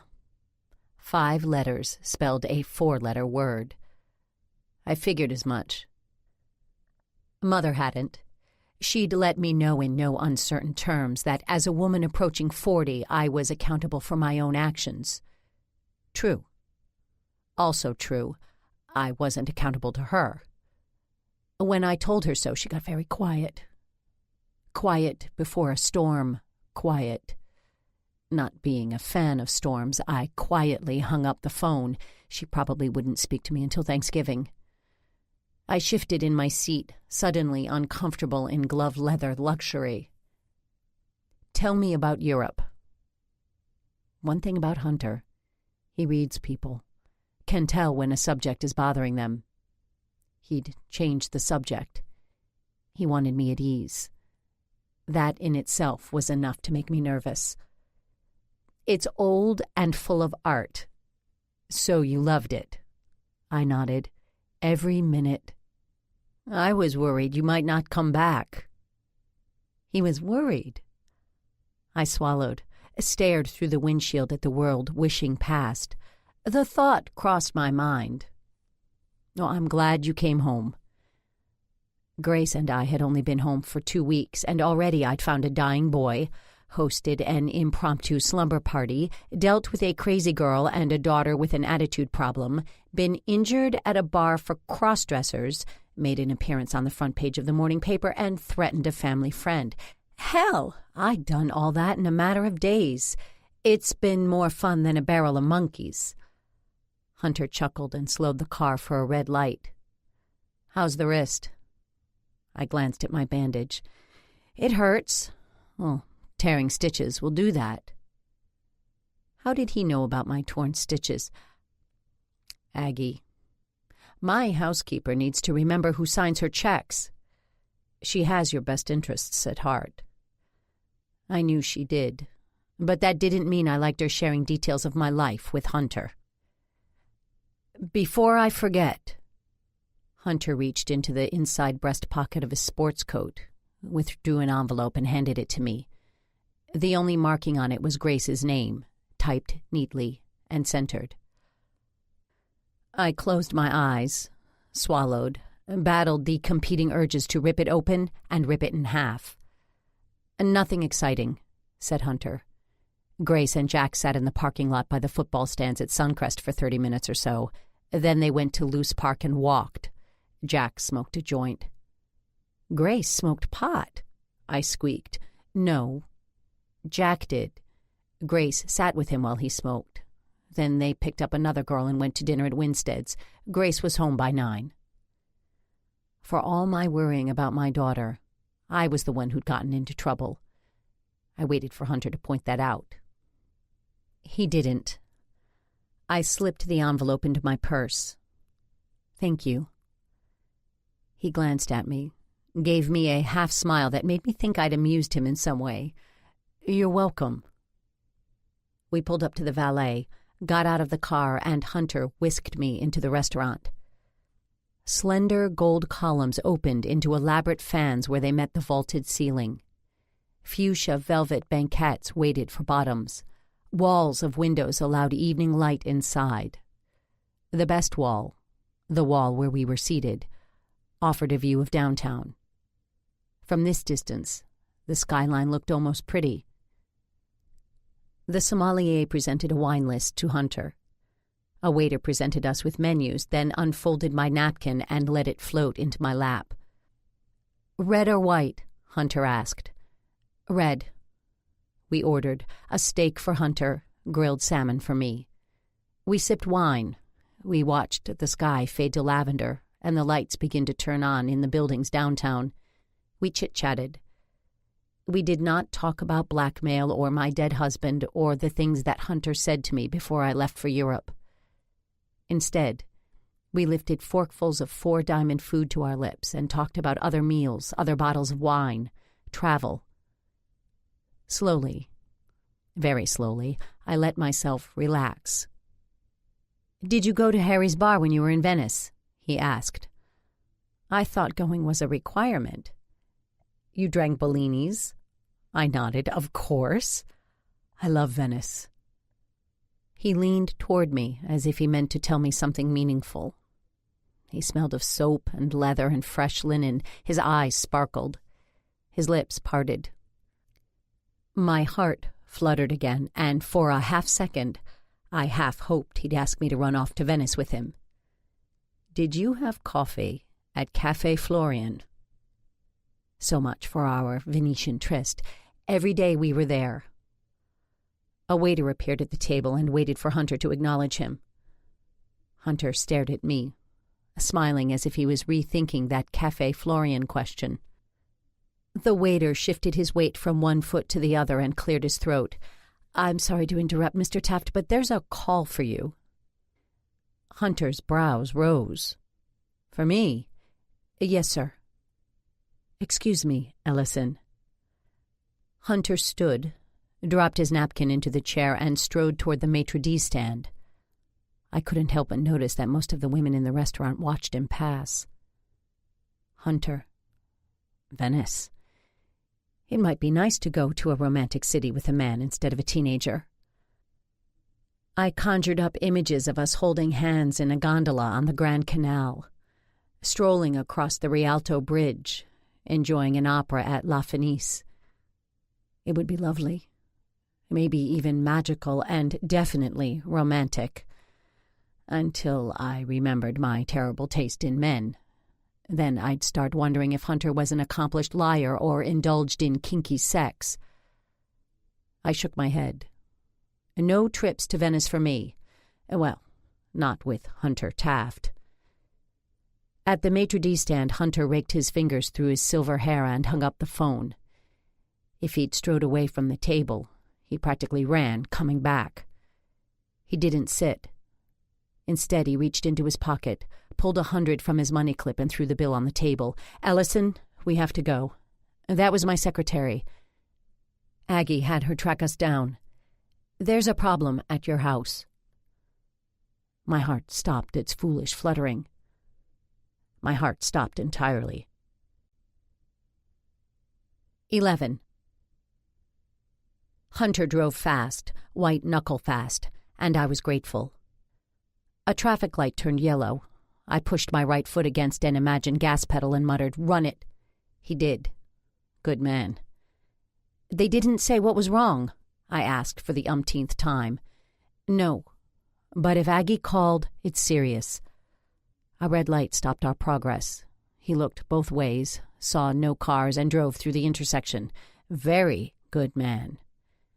He pulled into the driveway, and I flung open the car door. "Ellison, let me stop the car." He applied the brakes, the car stopped, and I ran to the front door. "Slut." The sconces that flanked the front door had been turned off, but the light from the street lamps and my neighbors' houses illuminated ugly crimson letters across the formerly pristine white of my door and the mellow red of my bricks. I stumbled to a halt and stared, slack-jawed. This is what I'd sped home for. Please, let this be all. The front door opened and Grace rushed outside, alive, in one piece, apparently unharmed. I drew my first breath since Hunter and I left the restaurant. I opened my arms and my little girl ran into them. She shook. Holding her to me, I smoothed her fruit-scented hair and inhaled. She'd been a tad heavy-handed with the Tane cream rinse, and she smelled like a child. I squeezed her tight against me as if she were still 6 and not 16. Hunter tapped me on the shoulder. If you'll let me use your phone, I'll get a painter over here. He can power wash the bricks and paint the front door before the sun rises. Just a minute, Hunter. I smoothed Grace's hair again. Are you okay, honey? What happened? She pulled away, just a little, then said, Someone rang the bell. When I opened the door, no one was there. She shuddered, and tears formed in the corners of her eyes, but I saw the paint. I didn't know where you were, so I called Aggie. On cue, Aggie pulled her ailing VW Beetle into the driveway and parked behind Hunter's Mercedes. Her car emitted its usual death knocks, and she climbed out. She looked at the painted door, at Grace, and at Donna, who stood wringing her hands on the front stoop. Inside, girls, cookies and hot chocolate. Then she took Grace by the hand and led her inside. Donna followed. Should I call the painter? Hunter asked. Give me a minute. My legs felt like a Jell-O mold, one without even fruit or marshmallows to give it form. I shuffled back to Hunter's car and leaned against the hood. Grace was unharmed, as was Donna. Meanwhile, I'd been frightened near to death by a prank. The bones in my legs firmed, the ones my spine solidified. Anger will do that for you. That little bitch. I'm thinking I should call the police. Why? Because someone defaced my house. That same someone wove the word slut into the fence where Bobby was killed. Who? I'd bet money on Alice Standish. I'd challenged Howard Standish to get information from Alice, and 12 hours later my house had been vandalized. I'd bet big money on Alice. Think about that, Ellison. If we call the police, this... He nodded his chin toward the ugly word. This will still be here in the morning. Hunter made an excellent point. I knew from experience exactly how long the police took to process a crime scene. They'd be here all night. What's more, the neighbors didn't need any new reasons to talk about me or Grace. I'd already been branded a killer. The neighborhood would positively buzz over this latest title. Just the word, slut, emblazoned across our door might convince some of them that Grace or I had done something to deserve it. We'd be modern-day Hester Prynnes for whom a mere A wasn't good enough. With gossip that juicy, our innocence wouldn't matter. On the other hand, if I called the police, they might arrest Alice. The girl had lost her mind entirely if she thought I'd let her get away with terrorizing my daughter or vandalizing my home. Put that in the plus column. Also, if Anarchy Jones ever found out I'd destroyed evidence... I shuddered. His imagined scowl was fearsome. If he found out I'd had the paint removed, the scowl would be real. He might actually arrest me. The upstanding, law-abiding, moral thing to do was call the police. I gazed at the mulched beds where my hostas should be. They hadn't recovered from the last time the police investigated a crime at my home. I rubbed my eyes with my uninjured hand. Grace's eyes had just recently lost the injured, haunted look they'd acquired when her father was murdered. No way was I welcoming another 3-ring circus of police to our front yard. I wouldn't put Grace through that. Not for a few letters on my front door. Call the painter. I didn't sleep. A mishmash of memories kept me staring at the ceiling. The strength of Anarchy's arms when he carried me out of the jewel box mished. The lingering softness of Hunter's goodnight kiss on my cheek mashed. Plus, there was the indelible picture of the word slut painted in red on my door. It mished, it mashed, it picked up a mallet and pounded on a kettle drum hidden behind my temples. It had to be Alice who defaced my home. What if I was wrong? If not Alice, who? Max's pacing didn't help. Every so often he'd whine softly, presumably begging for permission to go and chase away the men on the front stoop who disturbed his rest. Since the men were washing my bricks, painting my door, and making Tuesday bearable, I ignored his whining. I thumped my pillow, tossed from side to side, told Max to go lie down, then thumped again. I must have slept, somehow. The alarm woke me. I glared at the clock for a moment, as if the balefulness of my stare could somehow turn back time and allow me more than a few hours' rest. It didn't work. Defeated, I lay there for a moment, gathering the strength of will to separate from the sheets. I swung my feet to the floor and forced myself out of bed. Max lifted his chin off his paws and tilted his head as if to say, "Now? You're getting up now? I wanted to go out all night long. The men are gone. What's the point in getting up now?" Max was onto something. Maybe I should stay in bed. Maybe all day. Instead, I pulled on a robe, jammed my feet into slippers, and made my way downstairs. I opened the front door, admired its white expanse, and stepped outside. The birds were singing. The sun was shining, and the newspaper lay neatly folded on the stoop. I picked it up, then turned and examined the bricks. If anything, they looked too clean. An envelope protruded from under the front mat. The painter's bill. I opened it and gulped. Was he kidding? Probably not. He'd spent the night at my house. His midnight visit was costing me a fortune, in cash and probably in favors, too. I shrugged, stuffed the bill in my pocket, the paper under my arm, and went inside. I had a steamy rendezvous planned with Mr. Coffee. I just brought a hot, fresh cup of ambrosia to my lips when Grace appeared. "Did you sleep?" she asked. "You don't look like you slept." I sipped my coffee, ran my fingers through my hair. Perhaps I should have brushed it before I came downstairs, seeing as we had a house guest, then tightened the belt of my robe. Not much. The door is white again, and the paint is off the bricks. Grace poured herself a cup of coffee. "Who do you think did it?" "No idea." My nose itched. I ignored it. I'd be taking my suspicions and the astronomical bill to Kizzy and Howard as soon as Grace and Donna left for school. In the meantime, Grace didn't need to know that Alice Standish had targeted our house because I challenged her father. She stared at me a moment. "Maybe it has something to do with that picture in the paper." I choked on a sip of coffee. When had Grace become so resentful? We'd gotten along so well in Europe, but now that we were back, things seemed to be going downhill fast. When our house guest went home, Grace and I were going to have a long talk. "I doubt it." "Where's Donna?" "Blow-drying her hair. May I take your car today?" I arched an eyebrow. "What's wrong with yours?"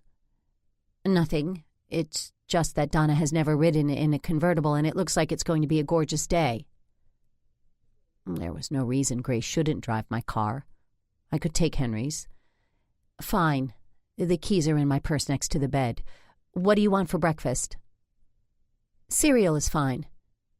She put her foot on the first riser of the back stairs. "We'll grab some before we go." Perfect. Cereal was one of my specialties.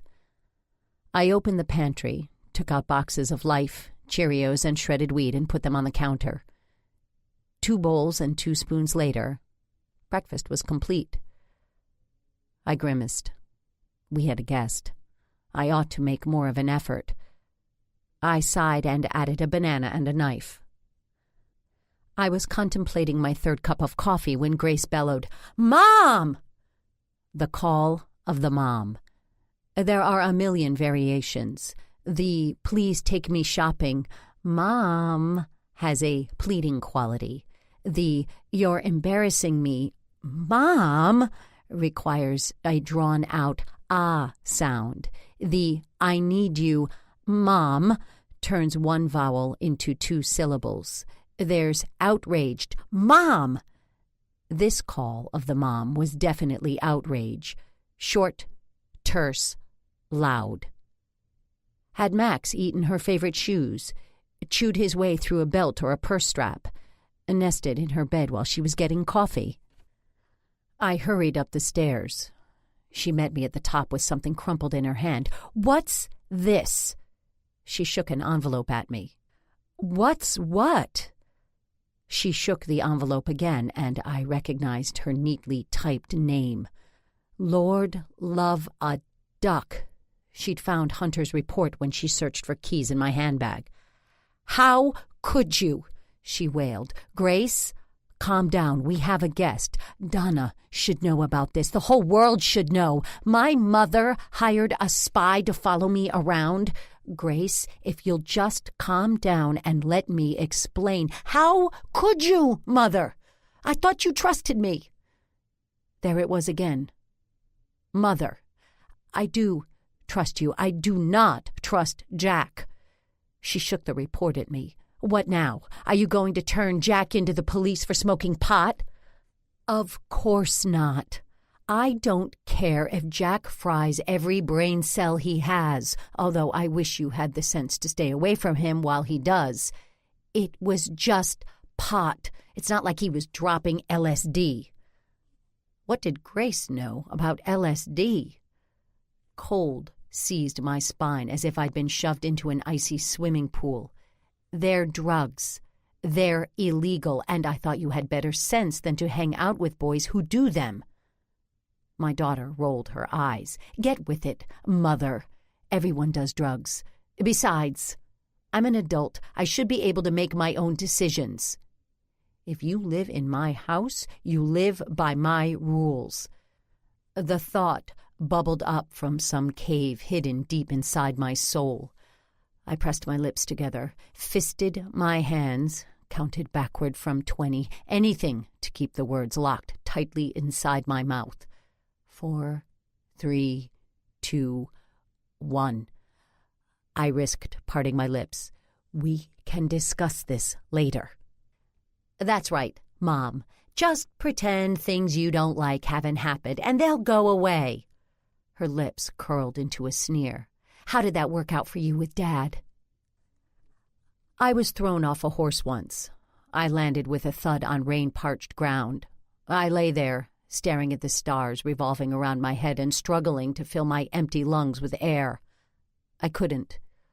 All I could manage was one tiny wheeze, enough to keep the stars spinning, not enough to allow me to sit or speak or even move. Grace's words hit me with the same force. I used the wall to keep me upright. She turned on her heel, marched down the hall to her bedroom, and slammed her door with enough force to make the house shudder. I didn't move. I couldn't. A moment passed, then another, and another. Finally, I pushed away from the wall. My legs shook. I forced them to carry me to my room. I needed a shower, 2 aspirin, and a primal scream, not necessarily in that order.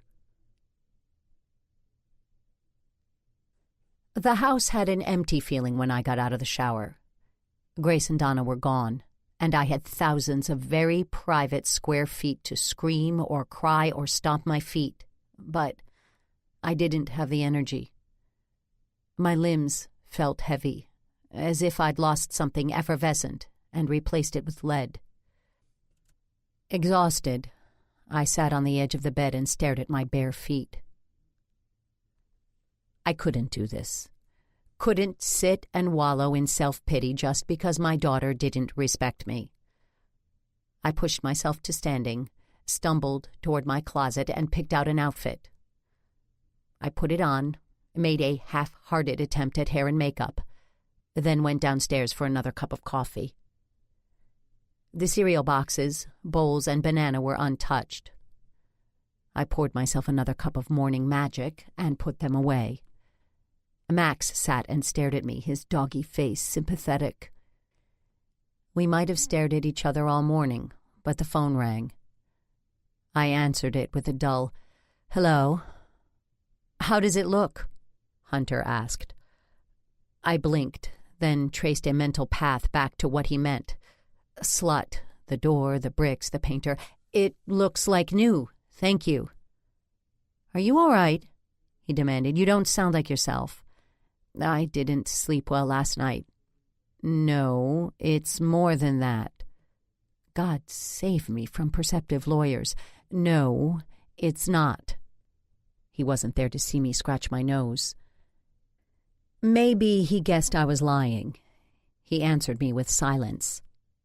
That wouldn't work. A full 15 seconds ticked by before Hunter said, "I called because Lyle said he left his bill at your house. I found it under the mat. I'll pay it." "Why would you do that?" I asked. More silence. Only Hunter could make silence charming and electric. His silence was an eloquent offer to take care of me. This time, I squirmed before I ceded defeat. "I'll pay the bill." I tucked a strand of hair behind my ear. "Or, better yet, I'll get Howard Standish to pay it." "Do you want me to send him a letter? Legal stationery might make him more likely to pay." "I can handle this on my own." God, that sounded bitchy. But my wrist ached and grit from an unsettled night scraped my eyes. Besides, Howard paying for the painter came second to finding the name of the girl Bobby loved. A letter wouldn't get me that name, nor would it give Howard control over his wayward daughter. The man needed a spine for that, and last time I checked, that particular body part was made of bone, not paper. "I'm here if you need me." More charm. Damn him. "Thank you. I have to run." I scratched the tip of my nose. "Goodbye." I hung up the phone and looked at the clock. It was early enough that I might yet catch Howard at home. I searched through a stack of directories until I found the Junior Leagues, located Kizzy's number, and dialed. "Hello?" Kizzy sounded slurry already. "Kizzy, it's Ellison Russell calling. I need to speak to you and Howard about Alice." "What's she done now?" "I'd really like to speak to you both in person. Is Howard there?" "No, you missed him, but you can come tonight." It wasn't like Howard would be able to extract a name while Alice was at school. "Fine," I said. 7 o'clock? "We'll see you then. We'll have a drink." As if she needed another one. 7 o'clock, I repeated. I'd present Howard with the bill, get the name, track down the girl, give her Bobby's message, and move on. Amazing how wrong I can be.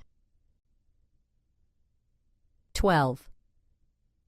Playing bridge held less appeal than dissecting my life choices with Mother, but I'd promised, and it was too late to find a substitute. Besides, when you are a sub, you shouldn't find another, not according to Hoyle or Mother. I showed up on time, decked out in a linen camp shirt and a pair of wide-leg trousers I'd bought in Italy. And pearls. For bridge at the country club, pearls were de rigueur. Sally Montgomery had found a sub, too. Amy McCreary, wife of John, a mother of Jack, sat in Sally's usual chair. I smiled at her, A real smile. If I directed the table talk, maybe I could learn something useful. Why Jack acted so strangely on Sunday, what drove his sudden interest in Grace, and, most importantly, if he'd shared with his mother the name of the girl his best friend loved. "Ellison, how are you? How's your wrist?" Amy asked. "John said he saw you at brunch and that you looked a little peaked." Who wouldn't look peaked having lunch with Mother? "Thanks for asking." I held up my bandaged wrist. "It's on the mend." "You do lead an exciting life." Peasy Moore occupied her favorite seat. Its view of the hallway meant she could see everyone passing. She manufactured a smile. At least she tried. The corners of her mouth twitched. The woman was fishing for gossip. She had as much chance of getting gossip from me as she did catching a catfish in the swimming pool. "Europe was exciting," I said blandly. "I meant this past weekend." The corners of her lips forced themselves further toward her nose, not exactly a smile, but as close as she ever got. The expression was catty, bitchy, pure peasy, all of the above. Amy patted my good hand. "It must have been horrible. Jack is still beside himself. He went to the game with Bobby, you know." She sipped iced tea garnished with fresh mint. "They sat together until Bobby got the note." "What note?" I asked. "Someone passed him a note right before halftime. Jack said Bobby disappeared after he got it." I'd found Bobby shortly after the second half began. Had there been a crumpled note in Bobby's pocket, perhaps trapped beneath his body? Did Anarchy know to look for it? Jack ought to tell the police. Amy shook her head. "His father thinks not. He doesn't want Jack to get involved."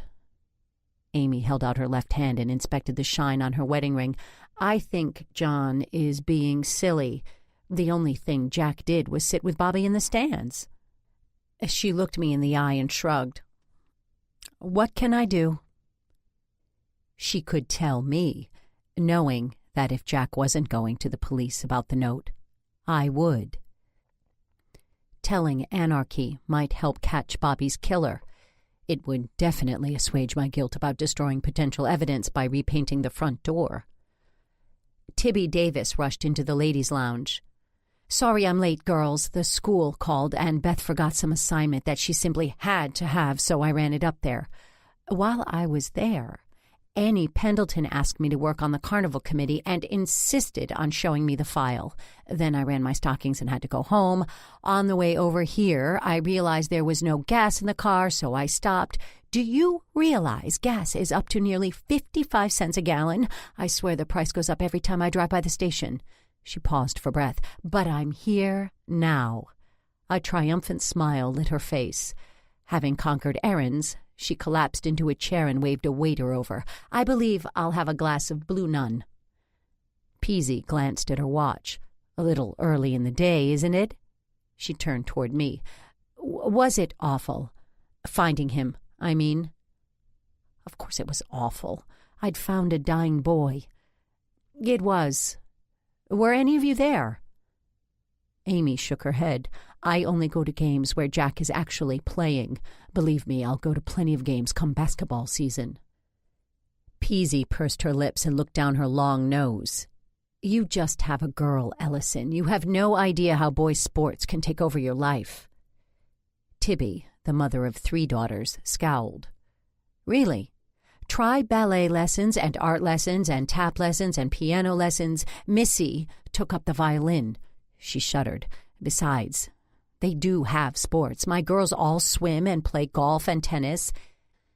Amy looked from Tibby to Peasy, then offered up a conciliatory smile. "Shall we draw for dealer?" She fanned the cards across the table. Peasy drew the ace of spades. Amy handed her a made deck, then cut. "Thin to win." Tibby shuffled the second deck. I thought about Bobby. If Jack was telling the truth about the note, the murderer had lured Bobby under the stands. Had Anarchy found the note? I hadn't noticed one. I'd been too focused on the boy in the blood and his last words to notice much else. Peasy cleared her throat. Everyone else had picked up their cards. They'd caught me wool-gathering. "Sorry," I muttered. I gathered, sorted, and counted in record time. Then, to make up for my lapse, I introduced a new topic. "Do any of you remember India Easton, India Hess now? Her daughter is staying with me." "How did that happen?" asked Tibby. I explained. "India was in my sister's class," said Amy. "No, she wasn't. She was in mine." Peasy moved a card from the left side of her hand to the right. "A 1 club." Amy passed. Tibby glanced at her cards. "1 heart." I studied my hand. "A 1 spade." "What do you think of her?" Peasy caught her upper lip in her teeth and pinched the end of her pointy chin. "3 hearts." She looked at me, then crinkled her nose. "Quiet girl. Kind of a doormat." Peasy had managed a zinger. Quiet and doormat exactly described me for most of my marriage to Henry. I pretended not to notice. "Oh?" The woman who'd foisted a girl I barely knew on me for Lord knew how long hadn't struck me as a doormat. Peasy nodded. She'd do anything to fit in. Amy said, "Pass." Tibby held her cards in her right hand and counted points with her left. 4 hearts. She arched a brow. "Anything?" My hand wasn't good enough to go to game without help. I passed. "Not that. It was the 50s, not like today. You wouldn't believe the way girls throw themselves at my boys." Peasy closed her cards with a snap. "Pass." Who was she kidding? When Peasy was in high school, someone coined the term easy peasy just for her. The lemon squeezy part came later, and none of us were foolish enough to remind her. "Speaking of girls and boys, was Bobby Lowell dating anyone?" I played the ace of spades. Peasy laid her cards down in neat rows. "Not that I know of." Tibby pulled the low spade from the dummy. "I haven't heard anything." "Me either." Amy threw the 9 of spades. "Why?"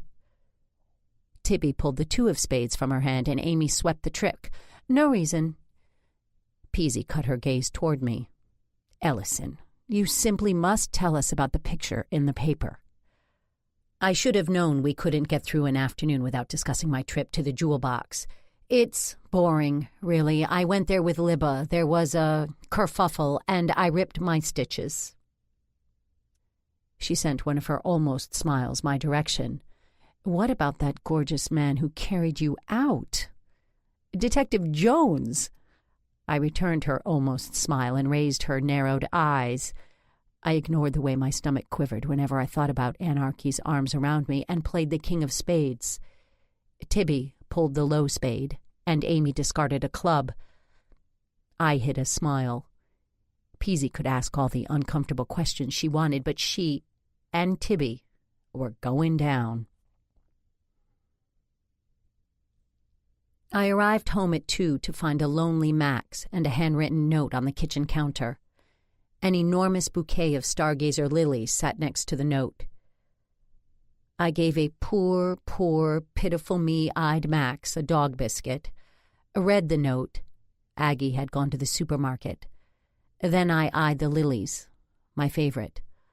Already the kitchen smelled like my version of heaven. A sealed card peeked out from between the petals. I reached for the tiny envelope with shaky fingers.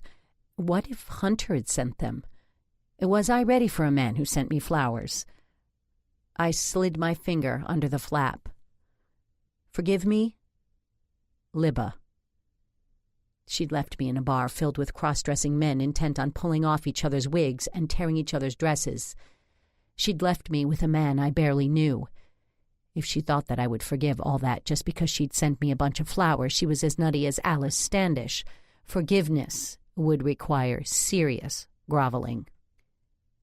I crumbled Libba's note and tossed it in the trash. Max, who'd finished his biscuit, tilted his head and raised his doggy brows as if questioning my hard-line stance. "Give her an inch and she'll take a mile," I told him. "I've known her for almost 40 years. She never changes." He yawned and directed his amber gaze at the telephone. "I'm not calling her." I crossed my arms. He whined, softly. "I'd rather call Anarchy Jones than Libba." Whew. The dog had a point. I ought to tell Anarchy about the note. I dug his card out of my billfold, picked up the phone, and dialed. "Jones." Why had I thought this was a good idea? "It's Ellison," I squeaked. I could almost see him in his office with his long legs stretched out, his feet crossed, maybe propped on his desk, the receiver held carelessly against his ear. "What is it?" His voice held an edge. I'd never called him without a problem. I swallowed. "I played bridge today." He didn't respond to this exciting news. "I talked to Amy McCreary." Still no response. "Her son, Jack, went to the football game with Bobby Lowell." "We talked to him." "Did Jack tell you about the note?" "The note?" A bang carried through the phone lines, Anarchy's feet hitting the floor. "What note?" "Bobby got a note just before halftime. Then he took off. I just thought you should know." Anarchy was more than smart enough to count the minutes. I'd found Bobby just a few minutes after the second half started. It seemed likely the note was from the murderer. "What else did you talk about?" "Declining morals." The police detective snorted. "Thank you, Ellison. We'll look into this right away. Anything else you want to tell me?" My thoughts flew to my perfectly white front door. "No, nothing." I scratched my nose. "You're sure?" Was I sure I didn't want to explain why I'd eradicated potential evidence in a murder investigation? Positive. "Any idea where I might find Jack McCreary?" Spoken like a man without children. "At school." Anarchy said goodbye and presumably hurried off to track down Jack and the note. I inhaled lily-scented air, then went upstairs to put on paint clothes. Too much time had passed since I picked up a brush. Lord knows I'd tried, but my hands reached for dark colors, and my brushes created brooding swirls heavy with pent-up emotions, the exact opposite of the colorful, hopeful canvases my customers demanded. Perhaps I needed to paint something dark, work the negativity out of my system with a paintbrush, a primed canvas, and tubes of carbon black, dioxazine violet, and old Delft blue deep. I painted, let my frustration with Grace and Mother and Libba bleed onto the canvas. My confusion with Hunter and Anarchy shaded amorphous shapes. Henry's betrayals were reduced to dark slashes. When I looked up, the afternoon was gone and the slam of the front door reverberated through the house. "Mom!" There it was again, the outraged mom call, loud enough to reach my attic studio. What had I done now? I wiped off my hands and descended 2 flights of stairs. Grace stood in the foyer. She'd dumped her backpack on the floor and her hands were planted on her hips. The dropped pack was pure teenager. The pose was reminiscent of Mother. Grace saw me and narrowed her eyes. "What did you do?" I drew a deep, calming breath. God save me from dramatic teenagers. "I have no idea what you're talking about." "Yeah, right." Grace lifted the corner of her upper lip. Her dismissive tone and her sneering expression made her opinion clear. I was a bitch beyond measure. Donna, pale as early April, stood behind her looking as horrified as a romantic heroine from a Gothic novel who's just discovered the lonely castle where she cares for children of questionable parentage is haunted. I shook my head. "No idea what you're talking about." "You sent the police to get Jack." "I told the police what Jack told his mother. Someone passed Bobby a note shortly before halftime." She crossed her arms over her chest. "Well, they don't believe him." "Why not?" Again, with the narrowed eyes. They didn't find a note. My jaw dropped, just a little. Had Jack lied? Had the murderer taken the note? More likely, Bobby just threw it away before he went under the stands. I snapped my lips closed. Just because you don't like him doesn't mean you frame him for murder. I'm not trying to frame anyone for murder. Don't you want Bobby's killer caught? Her fingers bent as if wrapped around someone's neck. She shook them and growled, "You don't get it. I get that Bobby's dead, and that if the police are going to catch his killer, they need everyone to tell the truth. Like you did last night?" I'd had the door painted to protect her. Rather than appreciate the gesture, she'd thrown it in my face. "That's enough out of you, young lady." Behind her, Donna dropped her backpack and clutched her stomach as if she was in pain. "Are you all right?" I asked. Donna nodded, weakly. "I apologize, Donna. Normally Grace and I can control our tempers." I glared at my daughter. She glared back. "We'll discuss this later. Perhaps you'd like to get Donna a drink." Grace flounced off to the kitchen. Just last night she'd run into my arms like a child. Where had that girl gone? The phone rang. I went into my late husband's office and answered it. "Hello?" "Ellison, this is India Hess. I'm so glad I caught you. We've had the best news. Jonathan's injuries aren't as serious as originally thought. The doctors will release him by the end of the week. We'll pick Donna up on Friday. Is she there? I'd like to tell her." "We've loved having Donna, but that is wonderful news." Poor kid. She'd put up with vandalism, all-night painters, and far too much drama. She'd be thrilled to get home, even if her stepfather was a jackass. "I'll get her for you." I hurried down the hall to the kitchen. "Donna, your mother is on the line." A bit of color had returned to her cheeks. "Thank you, Mrs. Russell."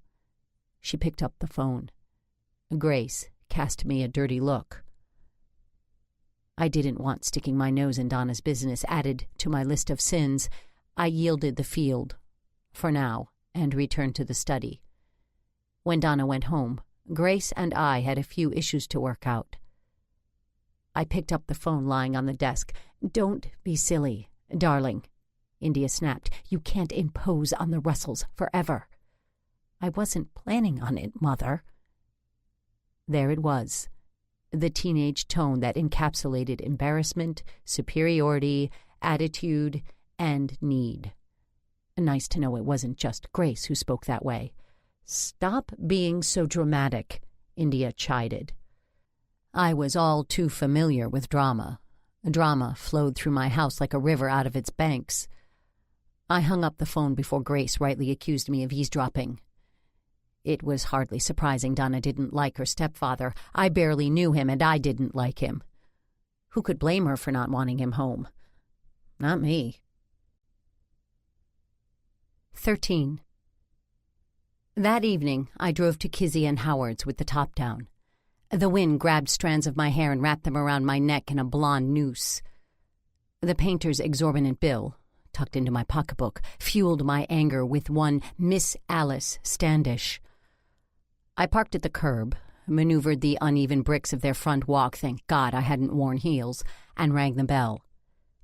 Kizzy answered the door and stared at me as if she couldn't place who I was or why I might be standing on her front stoop.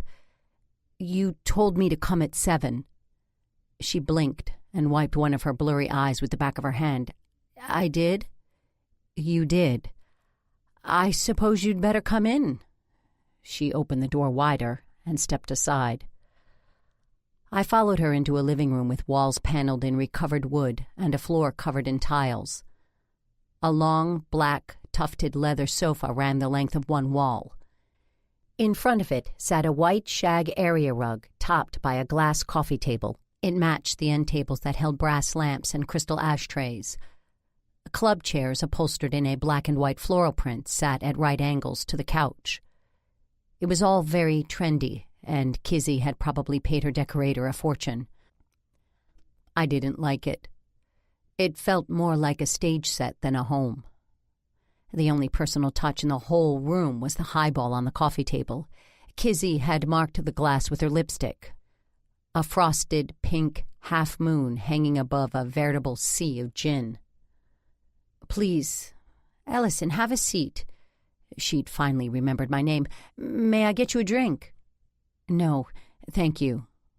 I didn't plan on staying long enough to finish it. I sank so low into the couch that my knees were higher than my seat.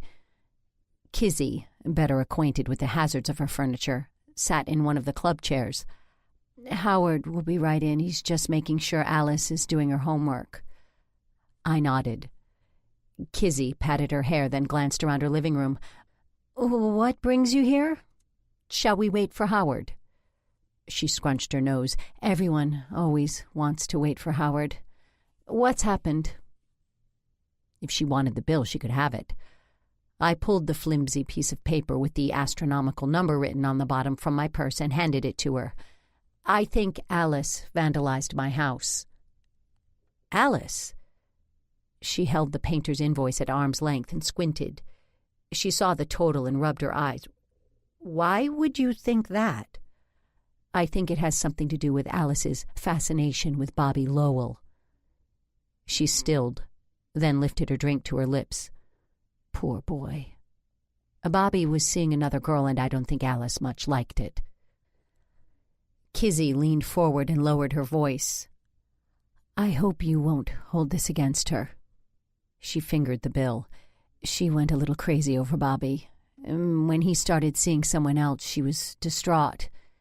Kizzy hiccuped. The smell of gin made my eyes water. She lifted her glass, drank, then leaned closer still. "Alice said if she couldn't have him, no one could." "That's enough!" Our heads swiveled toward the door. Howard stood at the room's entrance, his face flushed, his arms crossed, his chin lowered. Kizzy waved the painter's bill. "Ellison says Alice vandalized her house." Howard stepped into the antiseptic decorator's delight of a living room and took the bill from Kizzy's hand. When he saw the total, the flush ran away from his cheeks. "What happened, Ellison?" "Alice painted on my door." He regarded me with an arched brow. "Someone painted the word slut." The brow rose higher and his mouth formed the beginnings of a smirk. A smirk? Surely he wasn't suggesting. I'd been with one man my entire life, and even when Henry cheated on me, I'd kept my vows.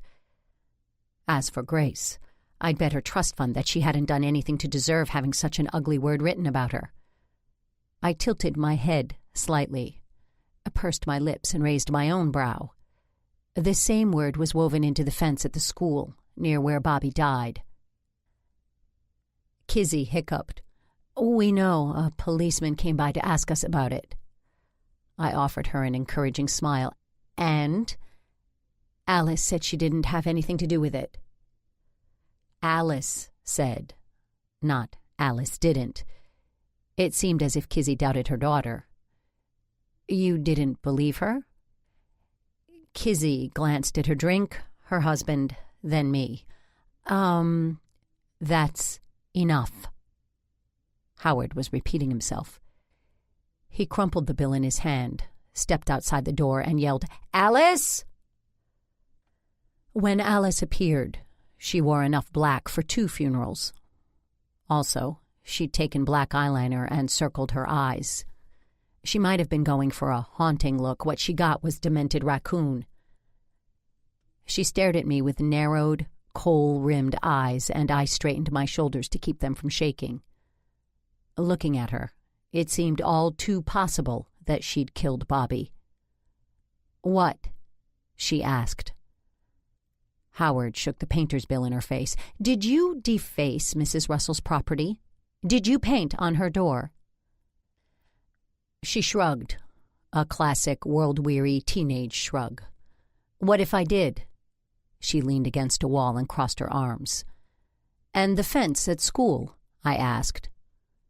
The corner of her upper lip lifted slightly. "I haven't been painting any fences." I sat a little straighter on the uncomfortable couch. "The fence wasn't painted." There you go. I didn't do it. Something flickered in her ebony-ringed eyes. Madness, murder, teenage angst. It didn't do what? Kizzy asked. She clutched her drink as if it were a lifesaver, keeping her from drowning in deep waters. Alice's sneer became more pronounced. I didn't paint the fence. Did you paint the door? Howard demanded. Maybe. Maybe not. What are you going to do about it? The challenge in her voice was unmistakable. Her mother drank. Her father wore frilly dresses. Alice did whatever she wanted. I levered myself off Kizzy's ridiculous couch. I'm going to call your grandmother. The direness of my threat hung in the air like a lobbed tennis ball, and the next few seconds ticked by in slow motion. The ball landed. Kizzy dropped her drink. Howard clutched his chest, and Alice's rebellious posture collapsed. They all breathed a collective "no." Tossing a live grenade would have made less of an impression. Interesting. Alice Ann, the dragon of Drury Lane, terrified her family, too. I'll pay the bill. Howard held the crumpled paper in his left hand. It shook. I'll write you a check right now. Kizzy dropped out of her chair and began daubing at her white carpet with a cocktail napkin. She needn't have bothered. Straight gin doesn't stain. Alice stared at her shaking father, her daubing mother, then at me. You're a bitch. Her parents gasped. Alice and I stared at each other. She'd thrown a gauntlet, and now she waited to see what I would do. I borrowed one of Mother's insincere smiles and said, He didn't love you. She winced. My barb had hit close to home. Then she shrugged as if she didn't care that Bobby Lowell had loved another girl. I guess we'll never know. Damn. While she'd removed all doubt as to who'd woven and painted the word slut, I'd removed any possibility she'd ever tell me who Bobby loved. I opened my front door and called, I'm home. No one answered except for Max. He trotted down the stairs, rubbed his face against my leg, and wagged his stub of a tail. I scratched behind his ears. Nice to see you too, fella.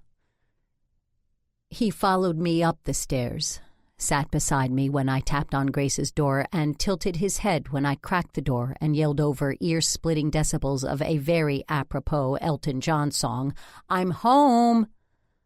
The girls sat cross-legged on Grace's bed. My daughter ignored me, didn't even turn her head to acknowledge me. Donna offered me a tremulous smile. At least our guest was behaving like a human, not a teenager. I closed the door and continued down the hallway with Max at my heels. When I reached the sanctuary of my bedroom, I took off and hung up my clothes and donned a soft blue caftan. Maybe Aggie was rubbing off on me. Then again, maybe not. Aggie's caftans are usually brightly colored and embellished with embroidery or beads or spangles. Mine was just soft. I curled up in the armchair near the window to think. Alice had woven ribbon into the fence and painted my door. I was sure of it. But had she killed Bobby? I shook my head. Finding Bobby's killer was Anarchy's job. Mine was to find the girl Bobby loved and share his last words with her. Alice knew who I was looking for. Fat lot of good that did me. I had a better chance of getting Elton John to serenade Grace and Donna in person than I did of getting a name out of Alice Standish. I abandoned the chair and wandered through the room. I pulled the loose hairs out of my brush and threw them away. I positioned the crystal jars on my dresser just so. I picked up my copy of Watership Down, stared at the rabbit on the cover, then put the book back on the nightstand. The wandering rabbits would have to solve their problems without me. I couldn't solve my own. Finally, I jammed my feet into a pair of slippers and climbed the stairs to the attic. If my bedroom couldn't calm my thoughts, maybe my studio could. Donna's sketchbooks sat on the work table where they'd languished since she dropped them off. The girl hadn't mentioned painting or lessons since she'd arrived. Remarkable patience for a teenager. I picked them up, settled onto the chaise in the corner, and opened the first one. Donna's drawings weren't exactly hearts and unicorns, but they came close. Flowers and small furry animals frolicked across her pages. They were good, but they were bunnies. I closed the book and looked at the date on the front. It was almost 4 years old. I put it down and searched for the sketchbook with the most recent date. I found one that was 18 months old and opened it. No frolicking in this book. The drawings, again, very good, were somber, filled with sadness. I counted back in what I knew of Donna's history. Her father had died. That explained the numerous portraits of the man with her nose and the kind eyes. It explained the sketch of India, crying. It explained the drawings of graveyards. It explained the self-portrait of a girl ravaged by grief. Looking at the sketches was like looking into her soul. Did Grace feel such grief over her father's death? She'd been in shock at first. We'd whisked her away to my parents' place in the country. Then I'd whisked her away to Europe. We'd traveled to sunny, happy places, Italy and Greece and Turkey. I'd avoided the gray skies of London, and our trip to rainy Paris had been brief, just long enough to shop and see the Louvre. Since I hadn't felt a whit of grief when Henry died, I hadn't considered Grace's feelings. Did she feel the same soul-deep grief that Donna did? What kind of mother was I? Duh.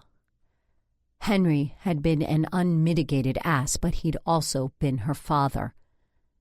I hadn't given her time to grieve.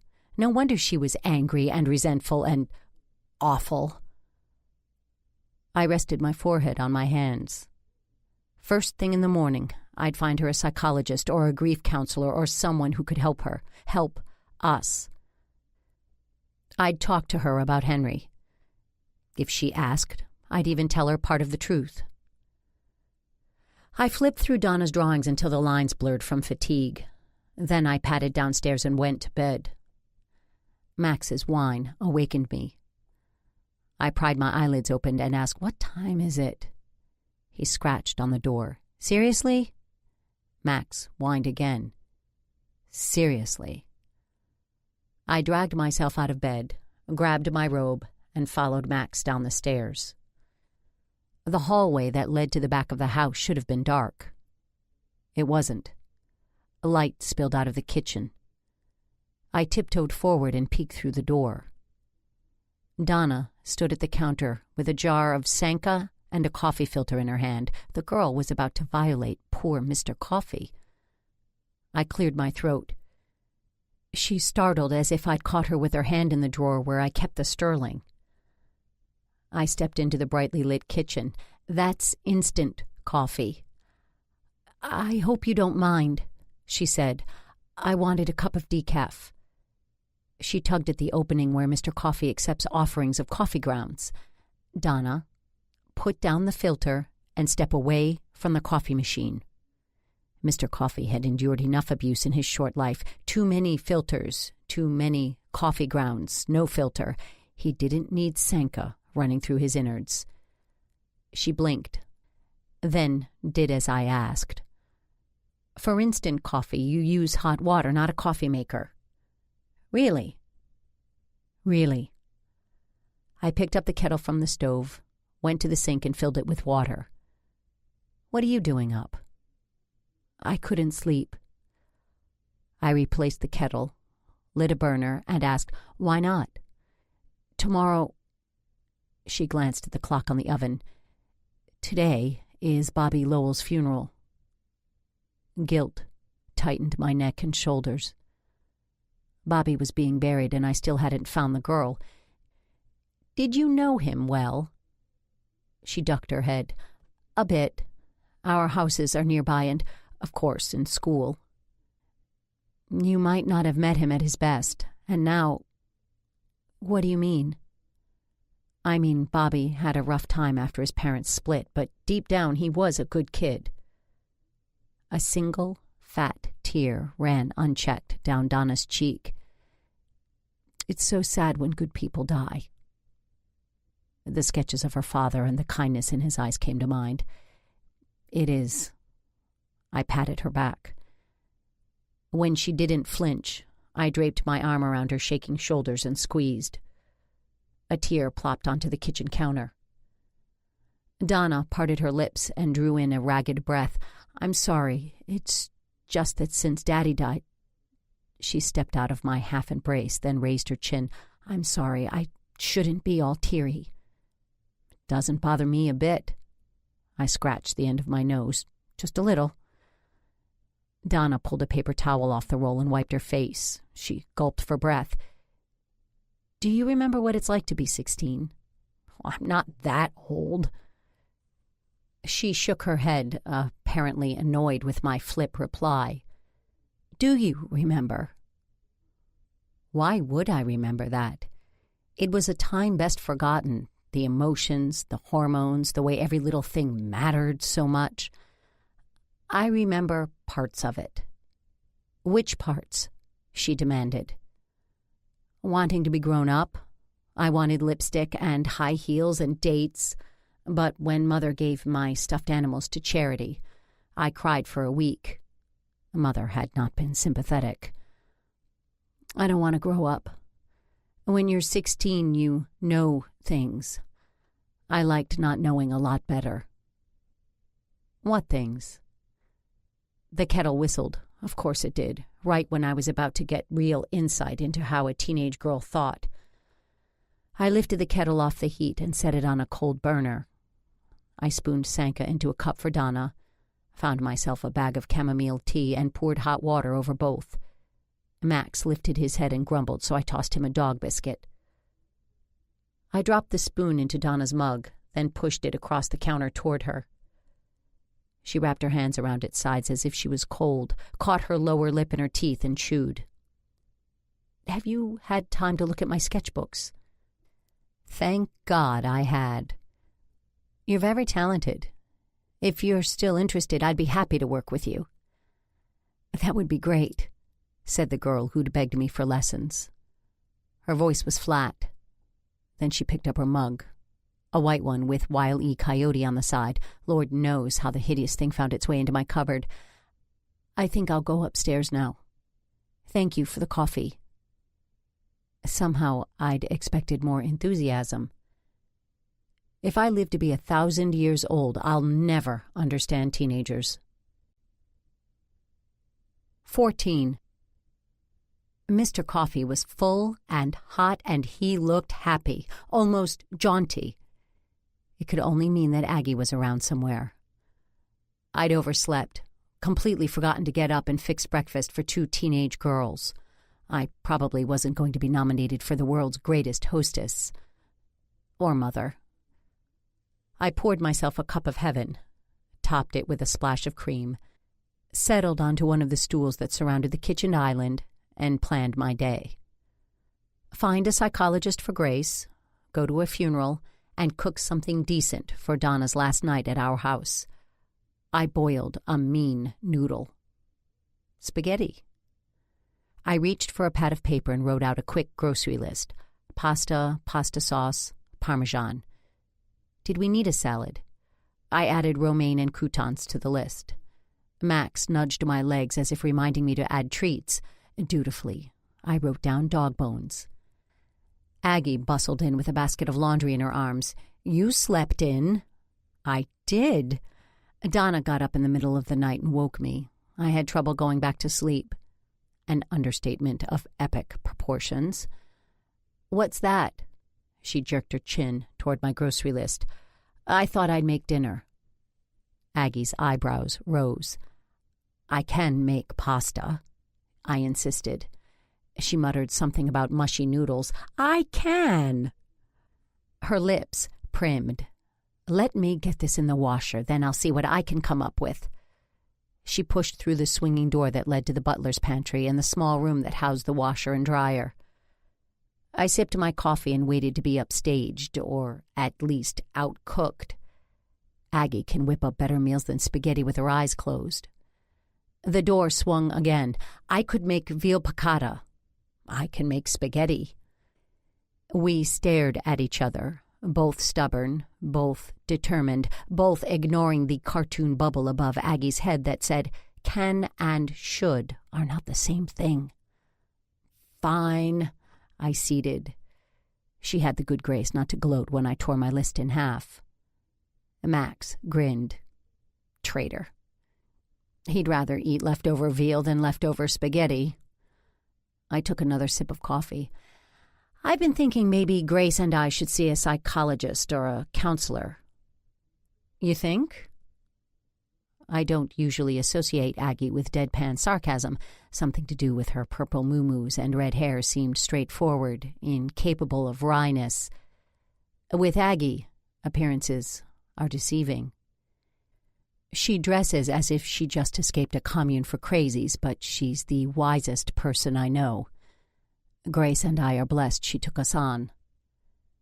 "Do you know anyone?"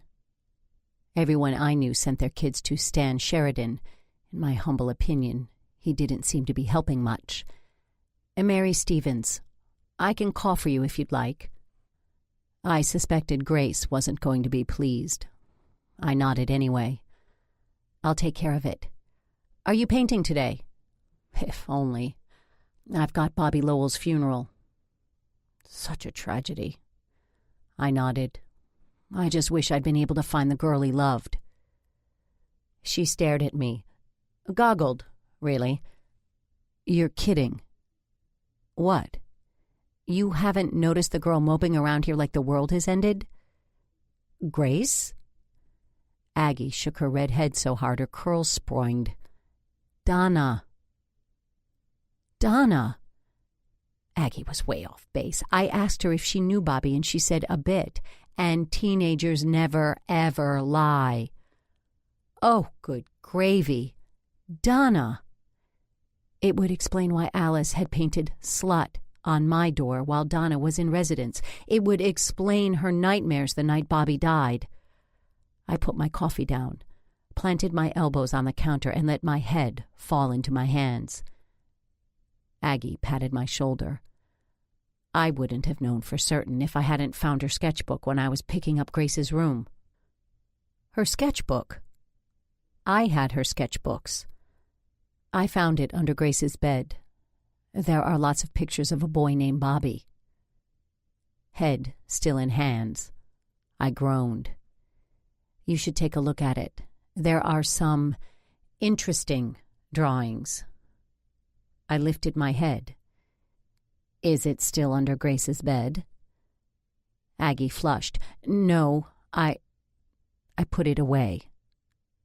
"Away where?" "The linen closet."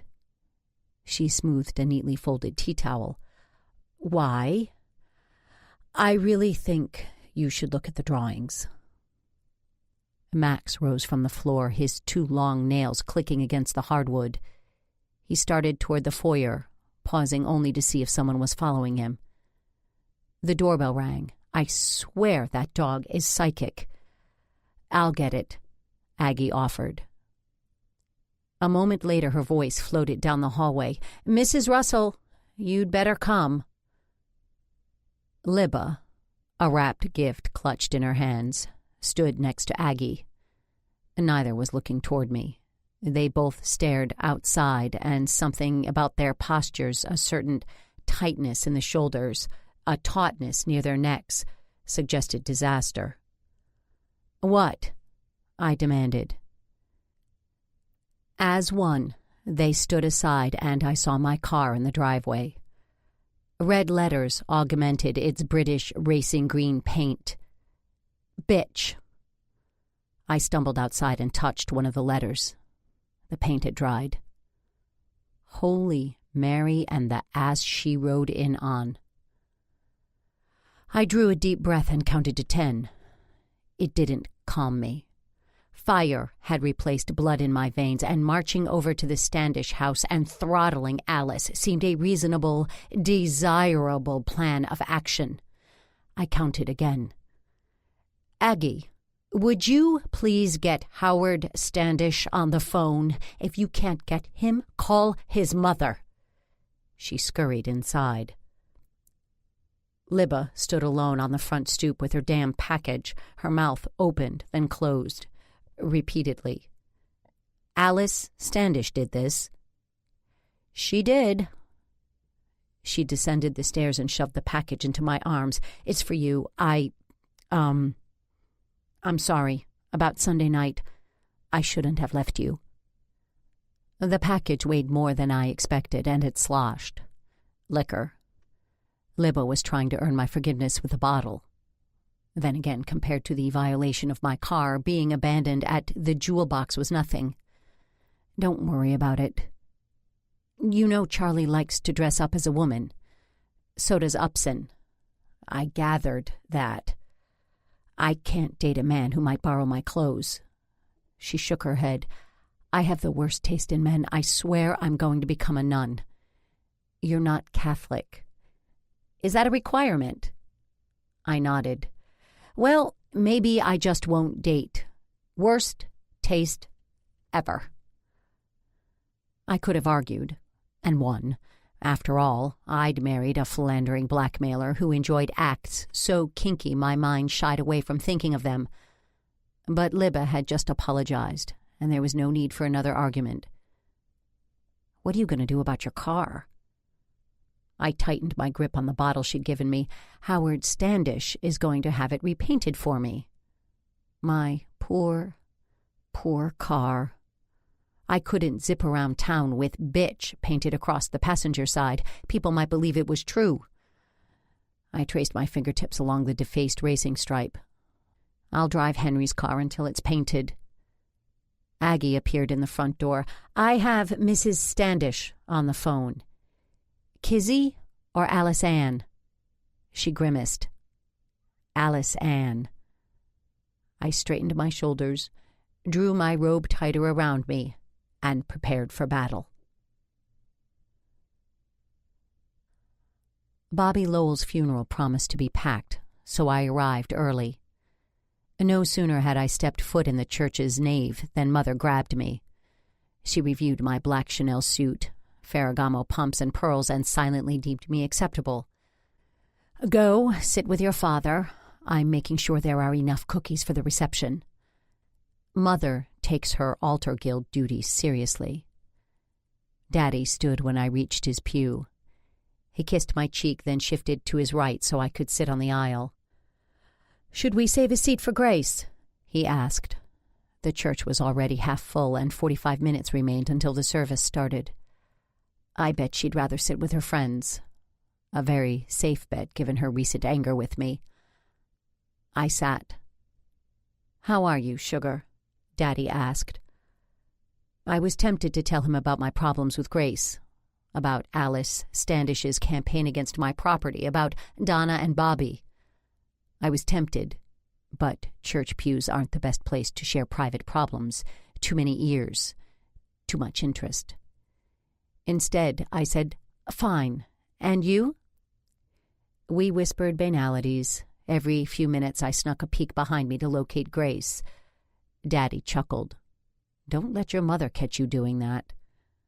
Mother disapproved of peering in church. It was fine to eyeball those who sat in front, but those seated behind were to remain a sacred mystery until the service ended. Of course, Mother caught me with my head swiveled. What are you doing? She demanded. Move over. She scooched me down the pew. Looking for Grace. She sniffed her disapproval. Tardiness at funerals was even worse than swiveling to stare at rear pews. I haven't seen her. A moment later, Cece and her sisters filed into the first pew, and Bobby's father, looking like a haggard ghost of his former self, claimed his seat in the second. As a rule, funerals are either dreadful or lovely. Bobby's was lovely.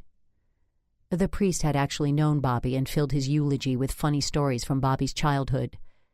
There were no maudlin remembrances from friends designed to elicit tears. At the end, Reverend Trentham invited the congregation to pay their respects in the Walford room, My grandparents provided a generous gift during the last capital campaign. The ushers dismissed the pews one at a time. Because we were near the front, Mother, Daddy, and I were among the first to stand. I walked up the aisle and scanned the packed church. 3 generations of Standishes sat together. Alice Ann was rigid with disapproval. Next to her, Alice's eyes were nearly swollen shut with tears. Howard's brows were drawn, his lips flat. He looked angry enough to commit murder. All 3 of them glared at me. I hoped Alice Ann had given her son, daughter-in-law, and granddaughter absolute hell. Maybe that explained Kizzy's absence. Then again, maybe she'd gotten too cozy with the gin bottle. The woman needed help. They all did. My gaze skipped away from the Standish clan and their poorly controlled emotions. Where in the world was Grace? Mother, Daddy, and I paid our respects to Cece and Robert. She looked more brittle and delicate than a bit of decades-old newspaper. Robert looked stoned. Mother muttered something under her breath about Robert's state, then disappeared to manage cookie consumption. Daddy spotted a few of his cronies. I was left to my own devices. I looked for Grace and Donna but couldn't spot them in the crowded room. If Donna felt for Bobby what he'd felt for her, she was probably nearly as upset as Cece. I listened for the sound of teenage sobs. Nothing. Meanwhile, half the congregation seemed to think that Bobby's funeral was the appropriate place to ask me about his death. It wasn't. The other half asked about my unfortunate trip to the jewel box. It was none of their damn business. I settled into a conversation with Amy McCreary. She'd already had the answers the rest of the congregation wanted. I thought it was a lovely service. She patted under her eyes with a lace-edged handkerchief. It was. I worry about Jack driving. I worry about him doing something stupid like swimming alone. She cut a quick glance my way, flushed, then hurried on. Or tipping a canoe on the float trip he takes with his dad every spring. There are so many accidents that take children. She shook her carefully coiffed head. I never worried about murder. Since my husband's murder, I'd given murder a lot of thought. Yes, there were random victims, people who were in the wrong place at the wrong time. But I suspected most murder victims knew something or did something to get themselves killed. I wonder why Bobby. I've wondered the same thing. Endlessly. The only thing I can come up with is the... John McCreary dropped his hand on his wife's shoulder hard enough to make her buckle slightly.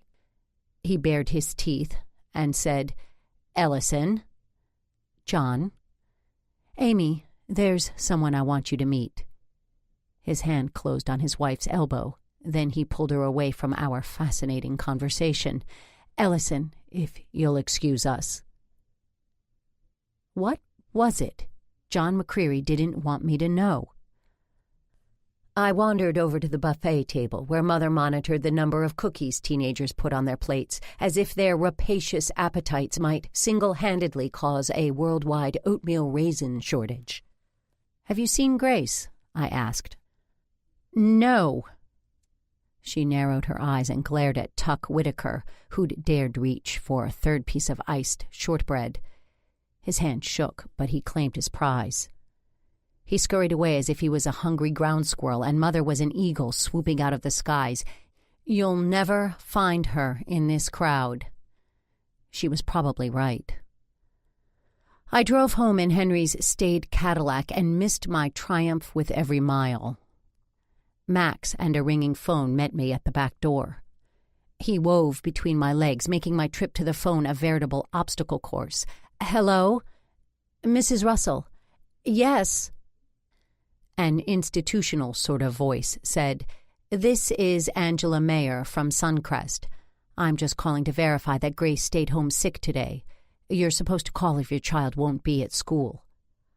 "I'm afraid there's been some mistake. Grace went to school today." She had. I knew it. I'd sent notes with her and Donna excusing them for the funeral. No, ma'am, she did not. My heart skipped so high it bumped into my throat. I see. Well, thank you for your call. I hung up the phone with a shaking hand. Where the hell was my daughter? 15. Grace? I marched up the stairs, down the hall to Grace's room, and flung open the door.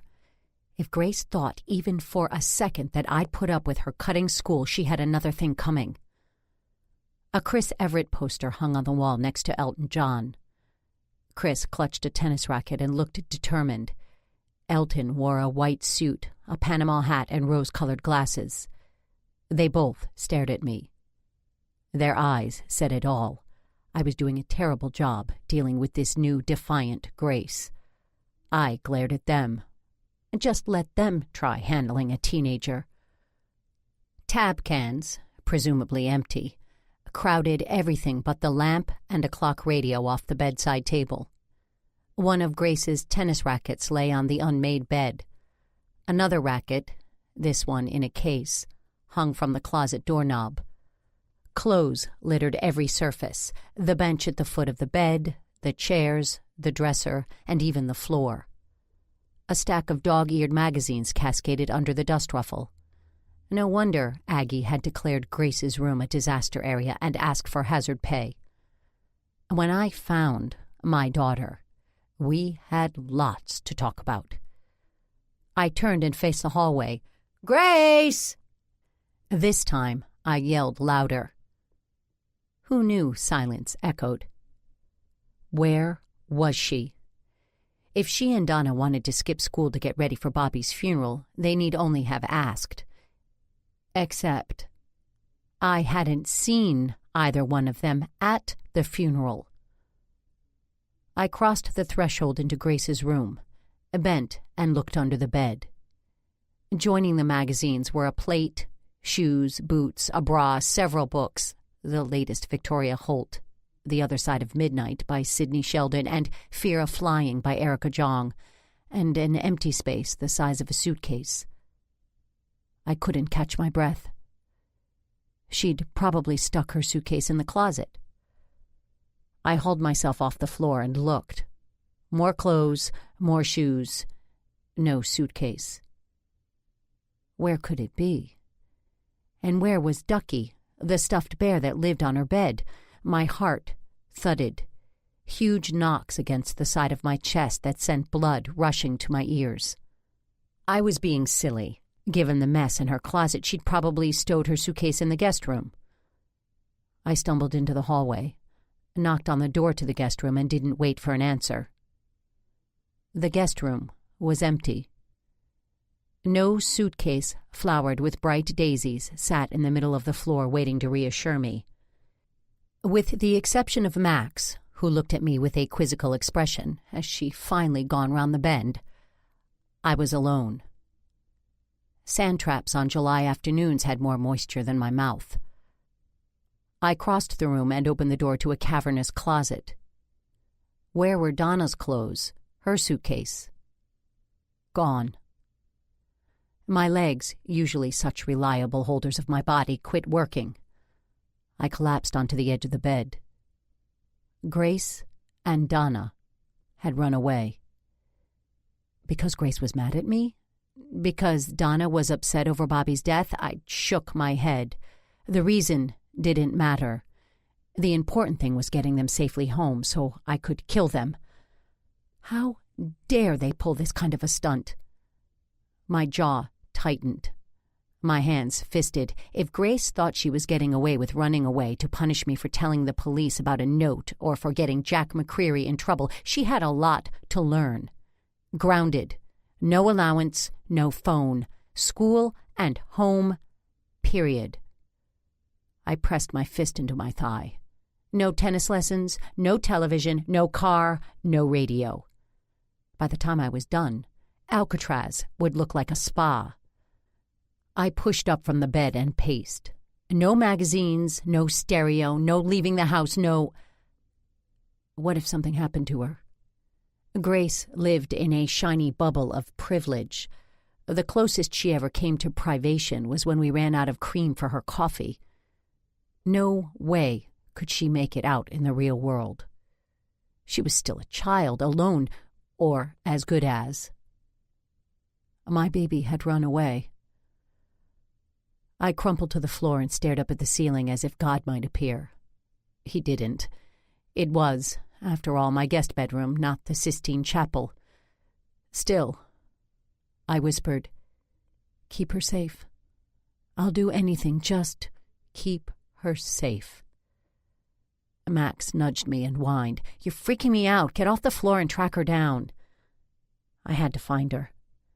The doorbell rang and I flew down the stairs. It was all a misunderstanding. Grace and Donna were home.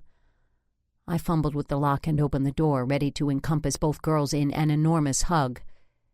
Jane Addison stood on my front stoop. I just heard. Heard what? How could Jane have learned Grace was gone before I did? That Libba and you are at odds. I'm here to tell you to make up. Nothing is worth losing a best friend. I blinked. Once, twice, 3 times. Jane and her best friend had nearly come to blows over the listing for Thelma Harrison's home. To my knowledge, they hadn't spoken since. Right now, I didn't care if they ever did. Libba and I are fine. Really. My relationship with Libba was nothing compared to my need to find my daughter. Thank you so much for your concern. I inched the door toward its frame. You sure? I nodded with feigned enthusiasm. Positive. Another inch, closer to closed. I'm so glad to hear that. What a relief. As long as I'm here, why don't I take a look around? You should know I've got the perfect buyer for this place. Her foot crossed the threshold. Oh, dear Lord, I didn't have time for this. I stood firm, not moving, definitely not letting her into the house. It's not for sale. All this space for just the 2 of you. Are you sure? Positive. I nodded so hard I was in danger of giving myself whiplash. I love my studio, and we're not moving. Grace will be going to college in a few years. Not if she got herself murdered and left in a gutter. My stomach twisted. Jane, it's dear of you to stop by, but I need to change. My nose itched as if dive-bombed by a swarm of mosquitoes. I'm going out this evening. Jane liked acquiring information almost as much as she liked acquiring listings. Her eyes gleamed. Really? With whom? I pretended not to hear. Truly, it's dear of you, but... I waved a hand over my dark suit. I need to start from scratch. Would the woman never leave? I understand. Her blue eyes twinkled. She might understand, but she wasn't leaving. According to Mother, it's easier to get rid of wood rot than a pushy real estate agent. Much as it pained me to admit, Mother was right. Jane winked. I saw you having brunch with Quinn Marston the other day. I lifted my still bandaged hand and covered my mouth. Oh, dear Lord, she couldn't seriously think. I suppressed a shudder. It didn't matter what Jane thought. I had far bigger problems than Jane Addison's propensity for gossip. I swallowed the bile at the back of my throat and said, "Thanks for understanding. Toodles!" I closed the door and leaned against it. For the millisecond it took me to blink. I missed Henry. Not the cheating, lying barnacle on the ass of humanity who'd been my husband. I missed the man who'd been a doting father. If that man was here, he'd be wild with worry, then decide on a plan. I needed a plan, my own plan. I needed to think. Trouble was, I couldn't. The jumble of random thoughts, feelings, and adrenaline swirling through my brain were the opposite of rational. No way could I formulate a plan while in a panic. I held a deep breath in my lungs until they ached, then exhaled slowly. Think. Where would Grace go? I had no idea. When she was 6 and I made her eat Brussels sprouts, she packed a bag and moved to the treehouse in the backyard. That didn't seem likely. Where would Donna go? Donna. Unless I found the girls quickly, I was going to have to tell India Hess that Donna had run away. I gulped.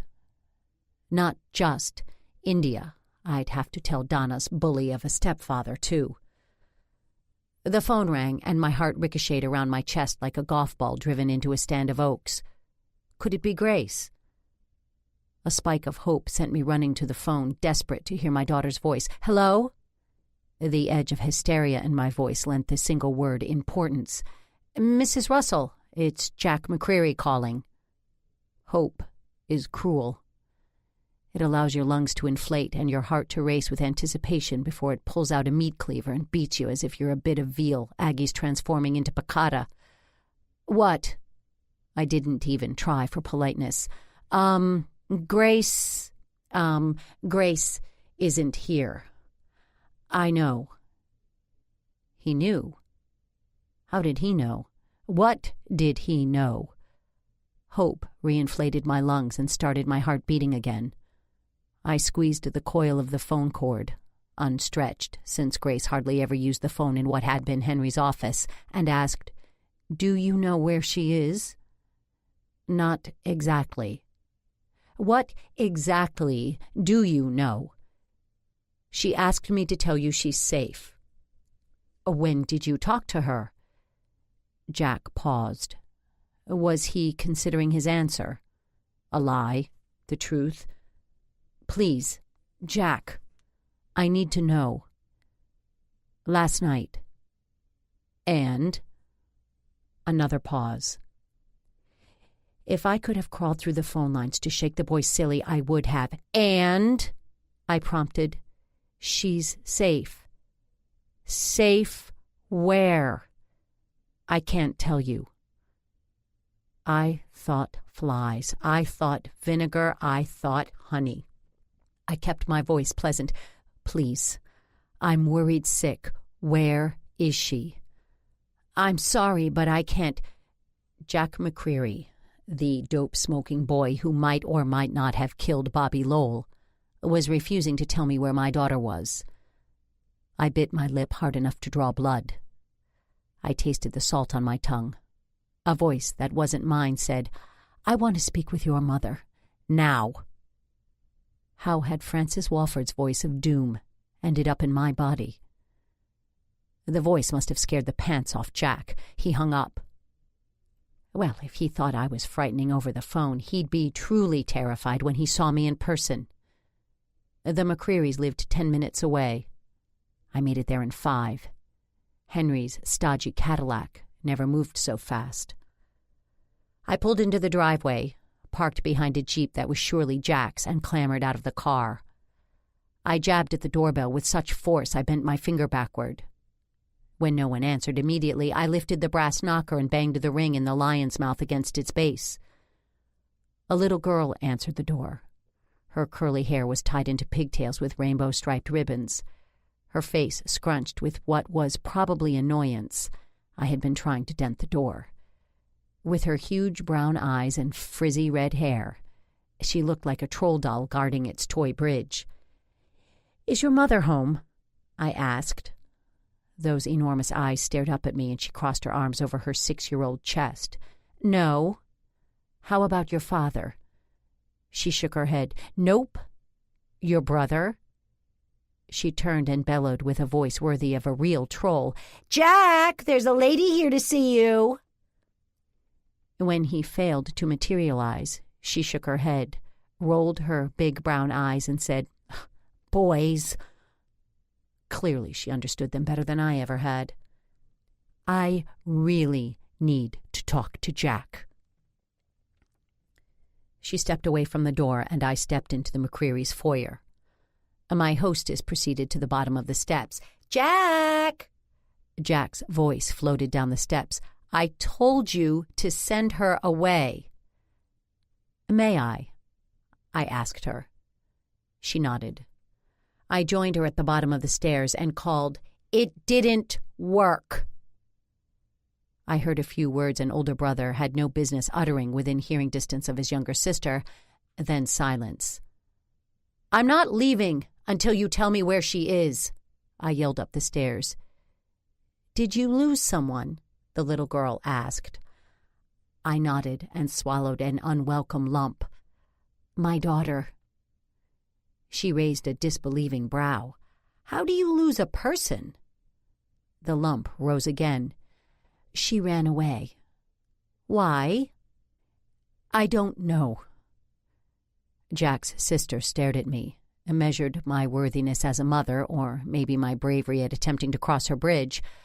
What's your name? Ellison Russell. What's yours? Betty. I bet your daughter is fine. I hope so. I think Jack knows where she is. He won't tell you? No.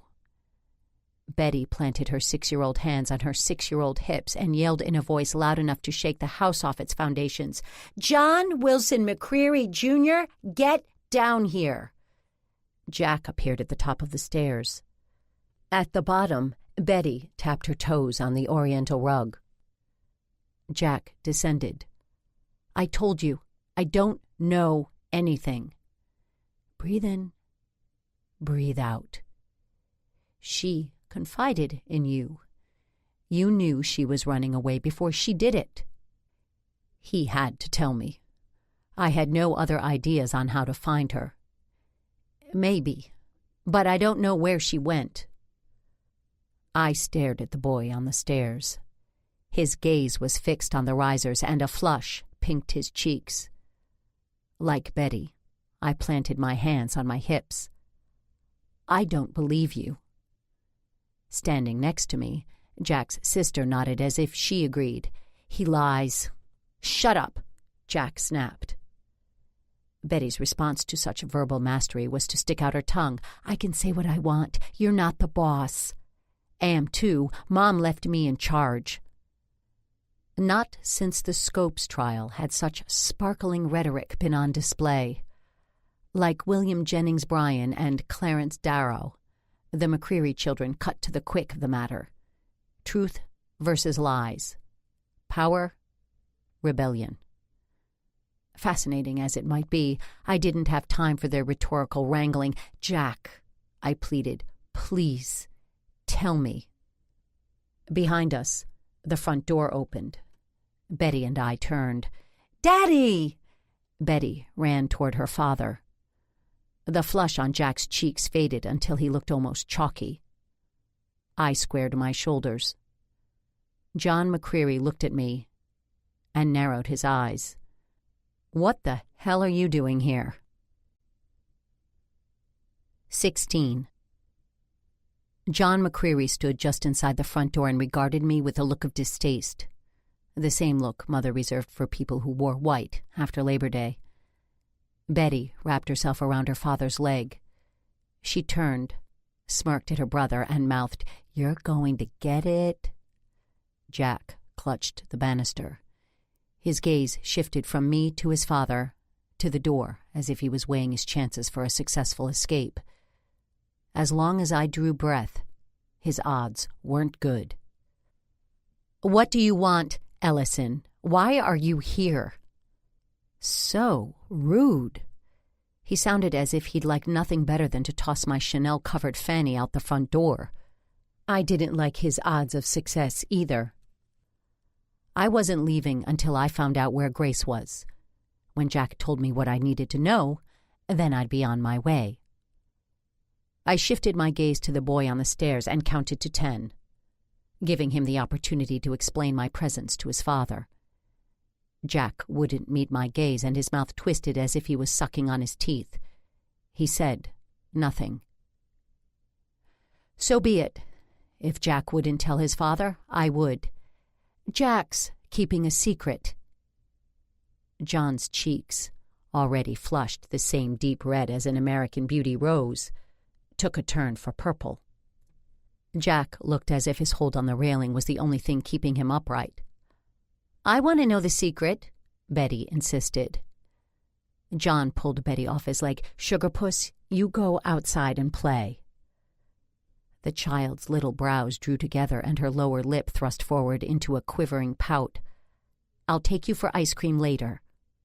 She batted her eyelashes. "Any kind? Even daiquiri ice?" John nodded. "2 scoops?" "Sure, Betty." "In a waffle cone?" "Anything you want, sugar." Her expression cleared. "Okay, Daddy." She stuck out her tongue at Jack, who presumably would not be getting any ice cream, and skipped out the door. "Jack." I opened my hands in a pleading gesture. "Some secrets are too important to keep. You have to tell me." "He does not." I narrowed my eyes and redirected my gaze toward John. With his frightening expression and his skin mottled red and purple by anger, the man looked like a monster. Any man who kept me from finding Grace was a monster. "Dad, it's not what you think." The scowl John directed at me grew more fearsome.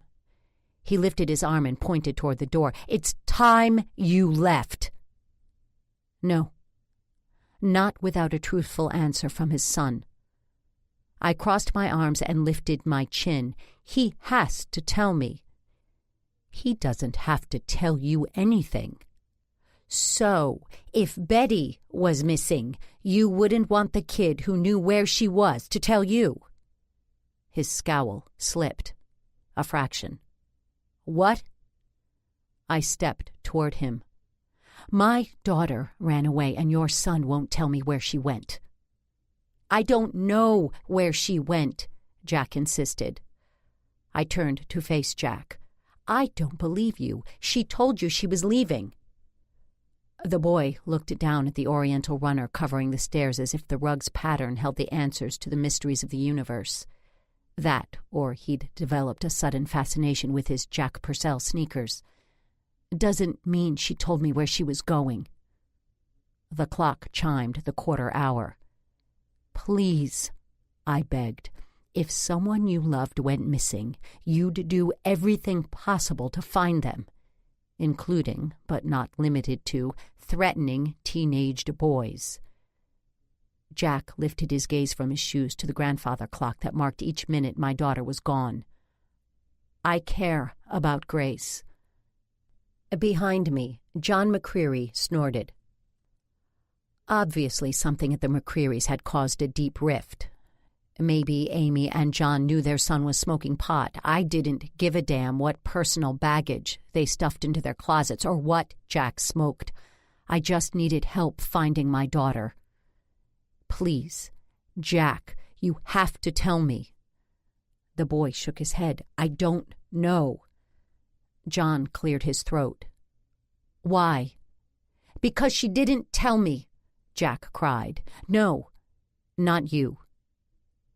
John rubbed the back of his neck and glared at me. "Why did she leave?" "I have no idea," I lied. No way, no how was I telling the hulking man standing just a few feet from me that I'd had our children followed.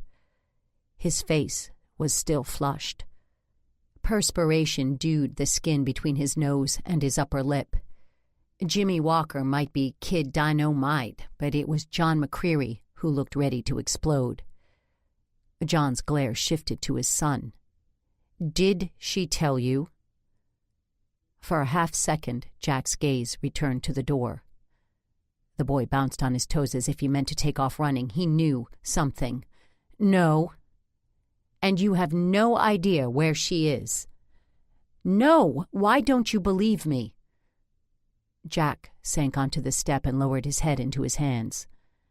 Despite the hand-stitched needlepoint belt that looped through the waistband of his khakis, despite the trappings of wealth that surrounded him, and despite the presence of his father, Jack looked lost and alone. The clock ticked off another minute. Jack lifted his head and stared at me with red-rimmed eyes. "I don't know where she is or why she left. I'd tell you if I did." Damn. I believed him, mostly. "What exactly did she say when you talked to her." Jack cut a glance toward his father and mumbled, "Slashed me to go 'em." "What? Pardon me?" "She asked me to go with them," he blurted. "Why?" John asked. He asked that a lot, especially when the important question was, where? "Because we're friends," Jack muttered. "No." John crossed his arms over his chest and squeezed his biceps, wrinkling his suit. "Why didn't you go?" No teenager should ever wear an expression as bleak as Jack's. "I wasn't ready to give up on being a part of this family." Grace was ready to give up on me. I squeezed my eyes shut, pressed my lips together, and ignored the need to curl into a ball, wrap my arms around my knees, and keen. The McCrearys didn't see my pain. That, or they didn't care. They kept talking. "Seems to me you gave up a while ago." John's voice was as bleak as Jack's expression. "Sometimes things just happen. They're not the way you—" Jack snorted.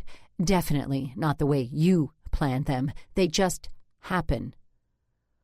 Holy mother of mystifying men, what were they talking about? Had Jack killed Bobby? Was the note a fabrication meant to send the police scurrying down the wrong rabbit hole? I opened my eyes. Jack removed his glasses and dashed away a tear. John loosed his hold on his arms and used the heel of his right hand to rub his chest. I found my voice. "What happened, Jack? Is this about Bobby?" "Lately, everything's about Bobby." "That's enough." John scowled at us both. I ignored him. Jack could have run. Teenagers ran away every day. Most of them were never found. Oh, God. While the McCrearys argued, an invisible sword had sliced me open. I crossed my arms over my stomach to keep my intestines inside. I was in danger of bleeding out on their parquet floors. I gritted my teeth. "Why did you stay?" "Because you can't run from what you are." Guilt, misery, anger. They all skittered across his face. Was Jack a murderer? Huddled on the steps, he didn't look like one. Then again, murderers don't exactly wear sandwich boards proclaiming their sins. Why'd you do it, Jack? What if he hadn't? Open mouth, insert foot. He lifted his gaze to me. Do what? I swallowed. Kill Bobby. His jaw dropped. I didn't. Then what? Jack! John raised a clenched fist. He even waved it. Not another word. Wearing an expression that managed both sadness and defiance, Jack turned his gaze on his father. He straightened his shoulders, lifted his chin, and said, I didn't kill Bobby. I loved him. The silence that followed possessed an eternal quality, as if none of us would ever find our voices again. Even the clock muted its infernal ticking. Tears streamed unchecked down Jack's cheeks.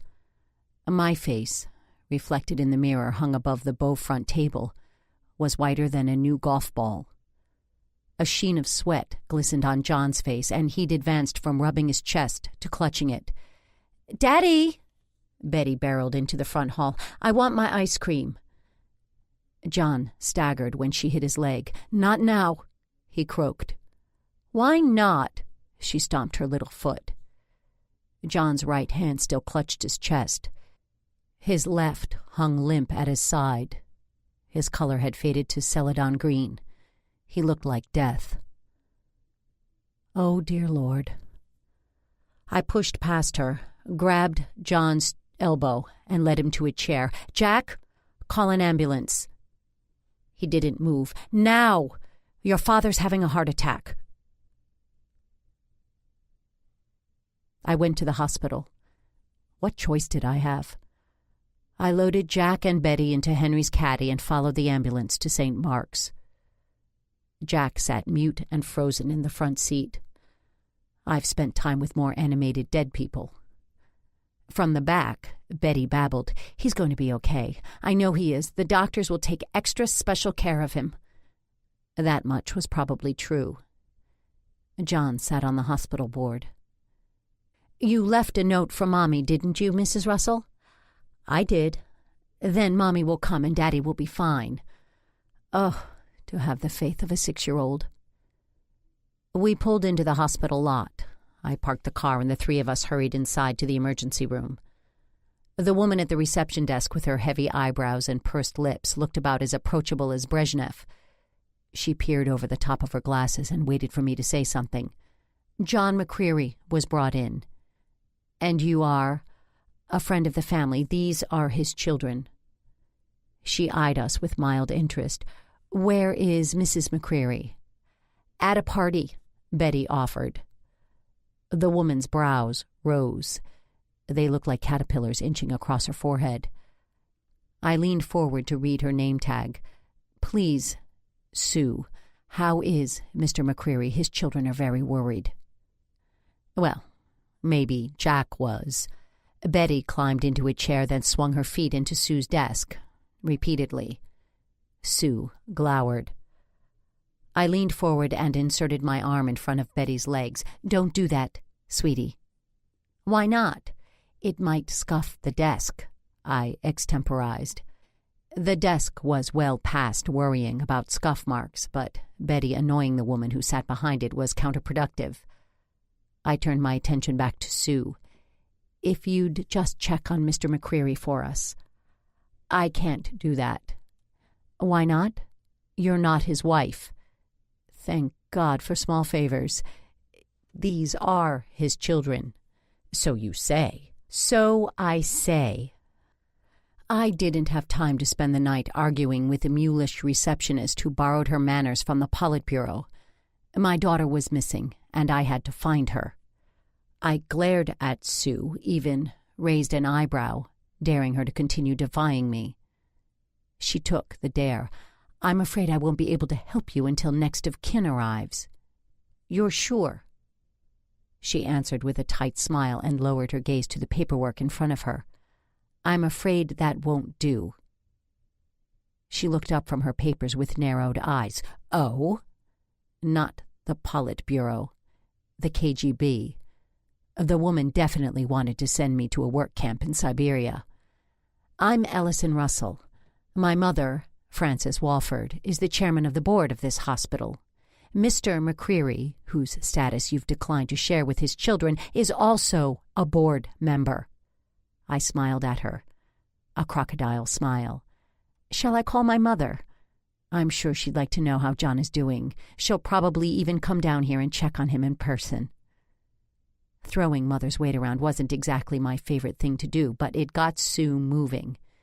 She stood so suddenly the papers on her desk cascaded to the floor.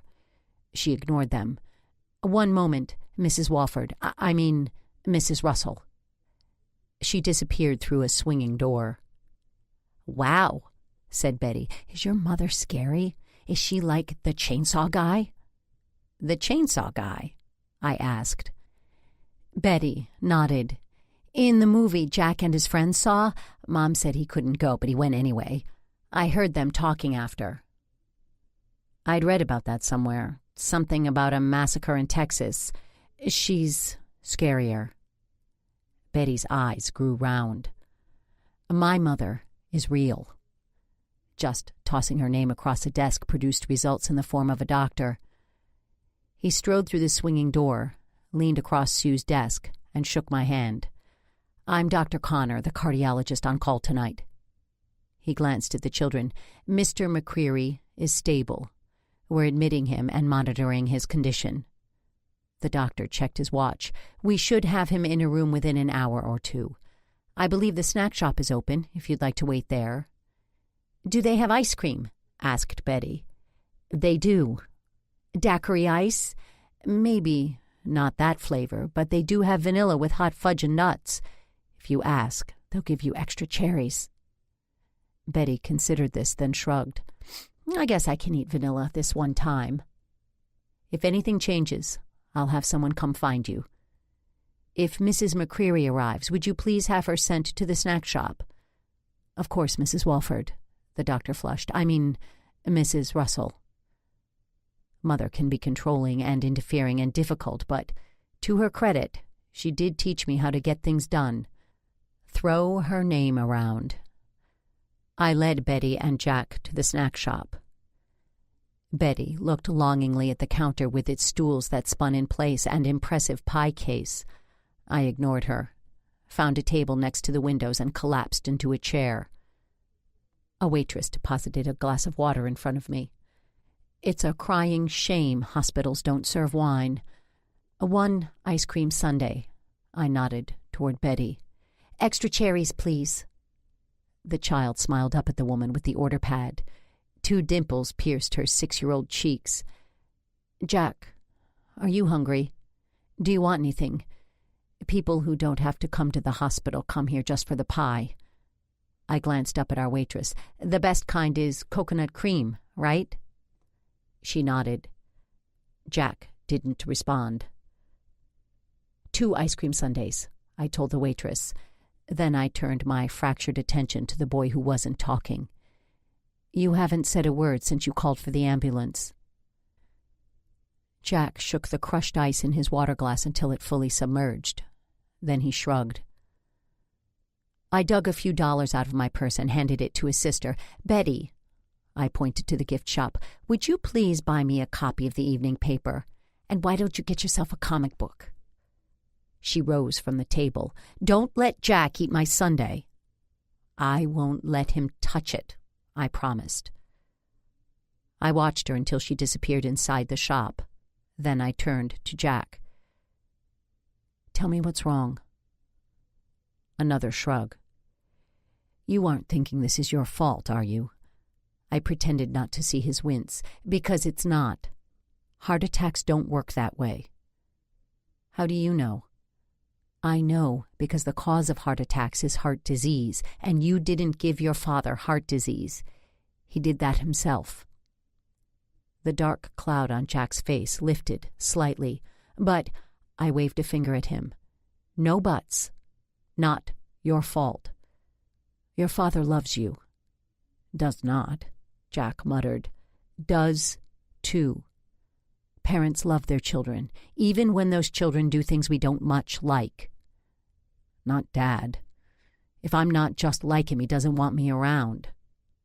"You don't believe that." "I do. You don't. If you did, you'd have run away with Grace and Donna." The tight line of his lips softened. He ducked his head and audibly swallowed. "About that. Yes. Grace only ran away to help Donna." 17. Betty sat at the formica-topped table, swung her legs, devoured her sundae, and read her comic. Only a few moments passed before she dropped her spoon in her empty dish, turned the last page, and commenced twiddling her thumbs. Large, enthusiastic twiddles that shouted, "I'm bored and plotting mayhem." I gave her money for a word search book. She gave me a gratified smile, then she skipped off to the gift shop. Jack sat and stared at his dish of melting ice cream. "What did you mean?" I asked. "Why did Donna have to leave?" He shrugged, grunted, and lifted a spoon of ice cream soup to his lips. "You're not going to tell me?" He answered with a half shrug. Only his left shoulder lifted. "Fine." I rose from the table. "I need to make a call." He didn't lift his gaze from the sundae dish. The payphones were conveniently located in a spot where I could keep an eye on both the gift shop and the snack shop. With my gaze fixed on the gift shop entrance, who knew how much havoc Betty could wreak if she got loose in the hospital, I dropped a dime in the phone and dialed Aggie's number. She answered on the third ring. "Aggie, It's Ellison Russell calling. When was the last time you saw Grace? Yesterday. Why? I swallowed around a lump in my throat. She and Donna are missing. A few seconds ticked by. In her former life, Aggie worked as an investigator, and silence usually means she's thinking hard. Rather than hurry her, I craned my neck to see Betty. I couldn't spot her, but the woman behind the register looked worried. "Shall I come over to the house?" Aggie's question surprised me. Touched my heart. "I'm not at the house." I explained about John's heart attack and his children. I can't just leave them here, although it was very tempting. "No," she agreed. "I suppose not. Have you called the police?" I should have done that first, before I rushed out of the house to confront Jack. If not then, I should have called before I loaded John McCreary's children into the car and drove them to the hospital. I definitely should have called before I let Betty natter. No wonder Grace left. I was a terrible mother. "No," I admitted. Aggie grunted. "Probably doesn't matter. The police won't take a report. Not yet. The girls have to be gone at least 24 hours before they're considered missing." "What if I called Detective Jones?" "He's homicide. He can't help you with Grace." I could let my eyes fill with tears. I could dredge up a brave smile. I could beg. Who was I kidding? I could sob pitifully and it wouldn't make a difference. Anarchy Jones would still follow the rules. "We have to do something." My voice sounded unnaturally high. I'm thinking. Let her think. "Did they take a car?" "A car? I don't know." I hadn't thought to look. "I'll go to the house right now. If Grace's car is gone, we can report it stolen. That way, even if the police won't look for Grace, they'll look for her car." "Thank you," I breathed. Aggie was a genius. "We'll find her," Aggie promised. "When you get home, I think you ought to look at Donna's sketchbook." When I got home, I was going to put all my energy into finding my daughter, not look at sketches drawn by a girl who'd lured her away. "Uh-huh. I mean it, Mrs. Russell. You need to look at those sketches." "Will they help us find the girls?" A dime's worth of silence passed. "They might." If Aggie said so, it must be true.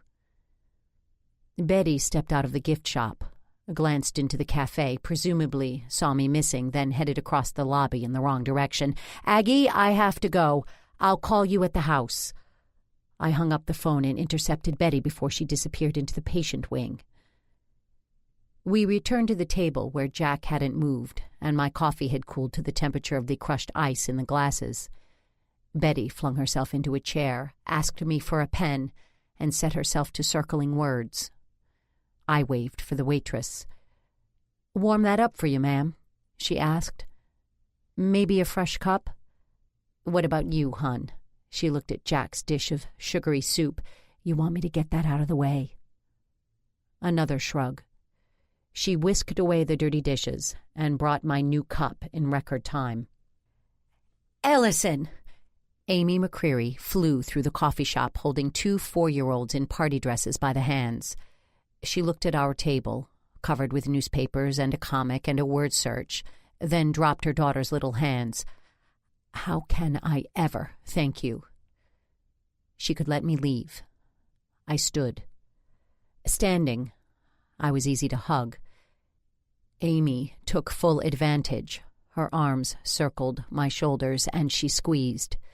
"Thank you." "You're welcome," I squeaked, trying to free myself from the vice of her arms. "I need to get home, Amy. I'll walk you out." She turned her gaze on her son. "Jack, watch your sisters?" That wouldn't end well. No longer my problem. Amy and I stepped outside the coffee shop.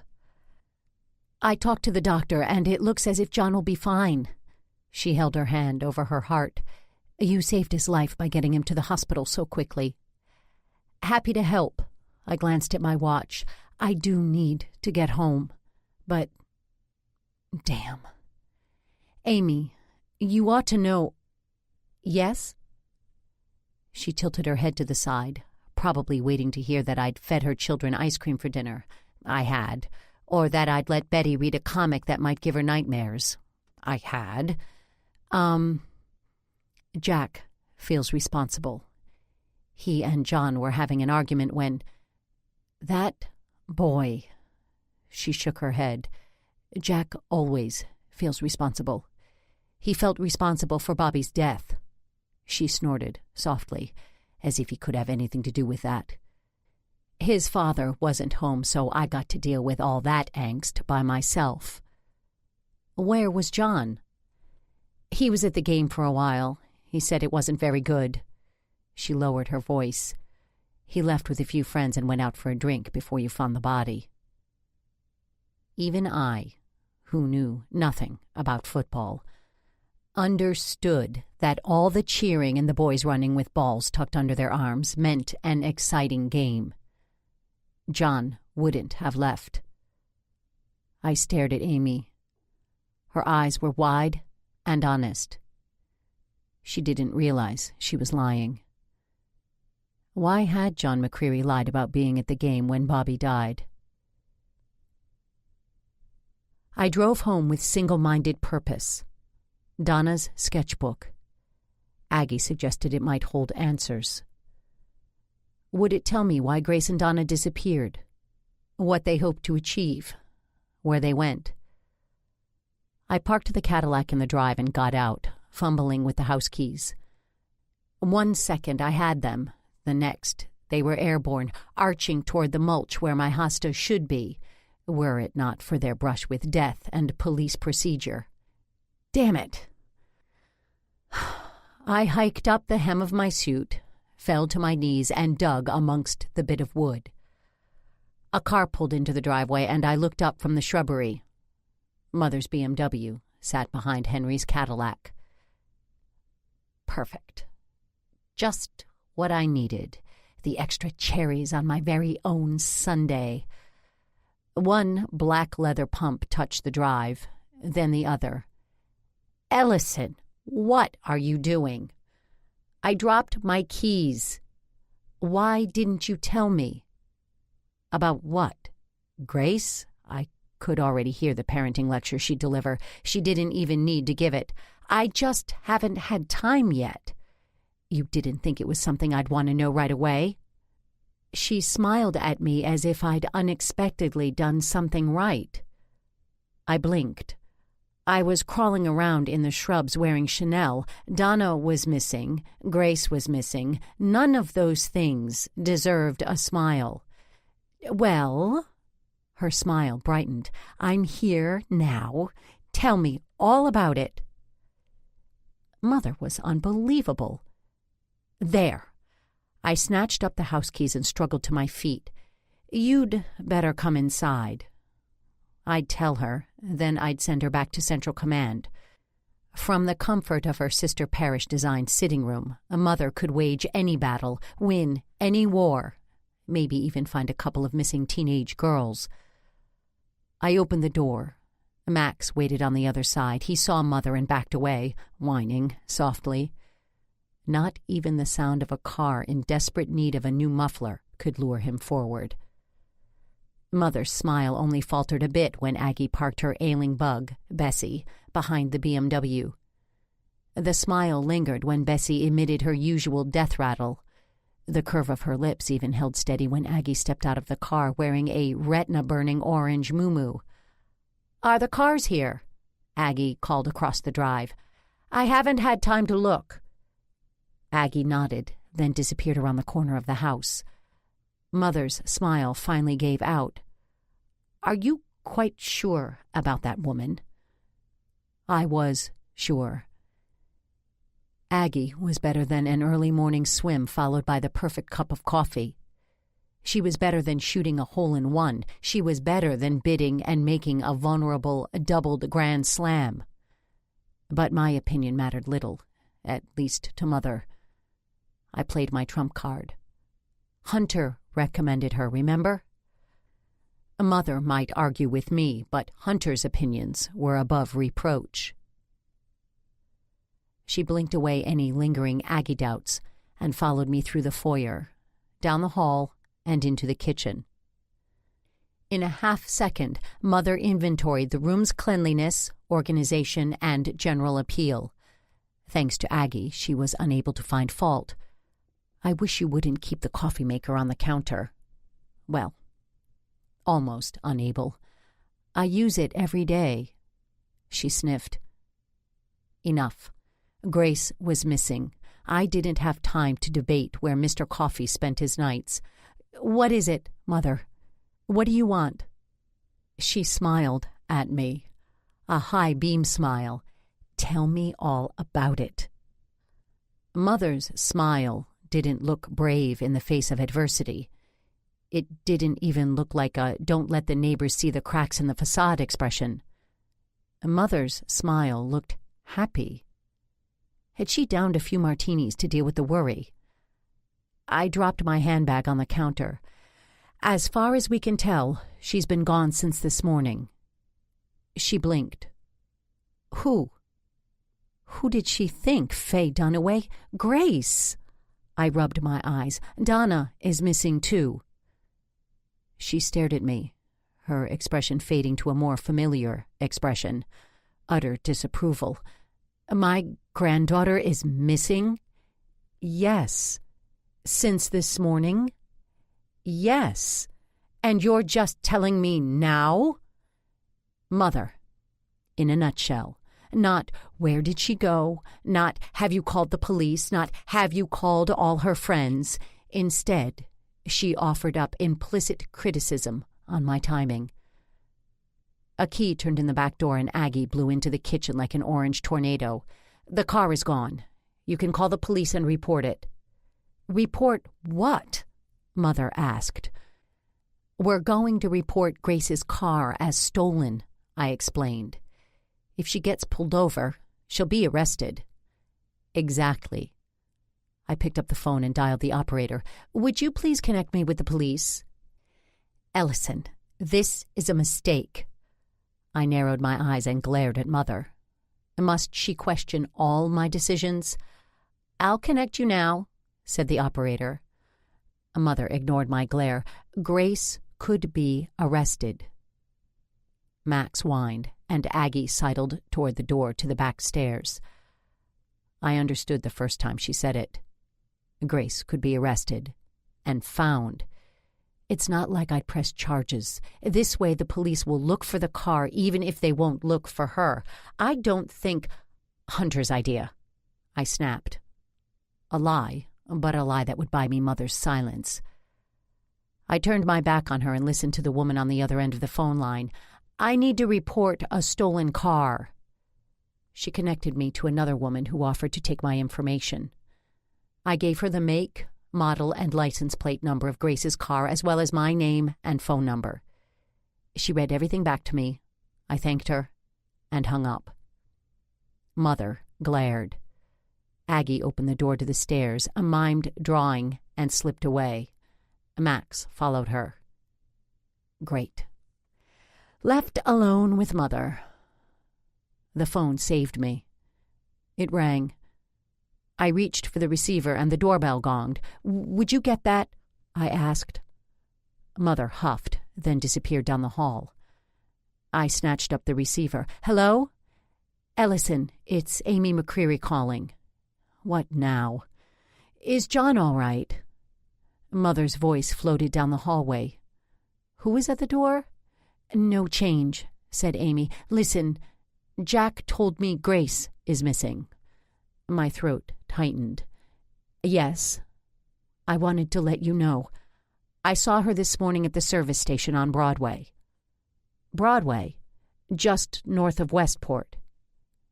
Nowhere near school. Nowhere near home. Nowhere near her mother. What time? My voice hardly broke. That was the odd thing. It was 8:30, and I remember thinking she and her friend ought to be in school. Mother's voice got louder, and her heels clicked on the hardwoods. Thank you for calling, Amy. Are you kidding? John owes you his life. You let me know if I can help." I thanked her again and hung up the phone, just in time to look up into Hunter Taft's concerned face. He brushed past Mother, closed his hands on my shoulders, and pulled me into a hug. Then he kissed me. On the lips. I froze, too stunned to move. He released me, stepped back, and said, "Ellison, what can I do?" From her vantage point near the door, Mother smiled brightly, beamed. How quickly she forgot the bigger picture. Grace was missing. I focused on that picture and not the firmness of Hunter's lips or the comfort of his arms, certainly not on what had possessed him to kiss me. Aggie swung the door to the back stairs open and stepped into the kitchen with Donna's sketchbook clutched to her tangerine-clad chest. Mother raised a brow at the intrusion. Hunter stepped farther away from me. I turned my back on both of them and held out my hands for the book. Finally, I got to see what was inside. 18. Aggie extended Donna's pad slowly, as if it was a box and I was Pandora. Ding-dong! The doorbell. Again. What now? Mother glanced at me, then Aggie. It was almost too easy to read her mind. I showed no signs of moving, which left Aggie and her orange muumuu. Hardly the ensemble Mother would pick for someone answering her daughter's door. "I'll get that." She disappeared through the door to the front hall. "What's in there, Aggie? You look almost sick." Hunter offered her an encouraging smile. My fingers closed on the pad's edges.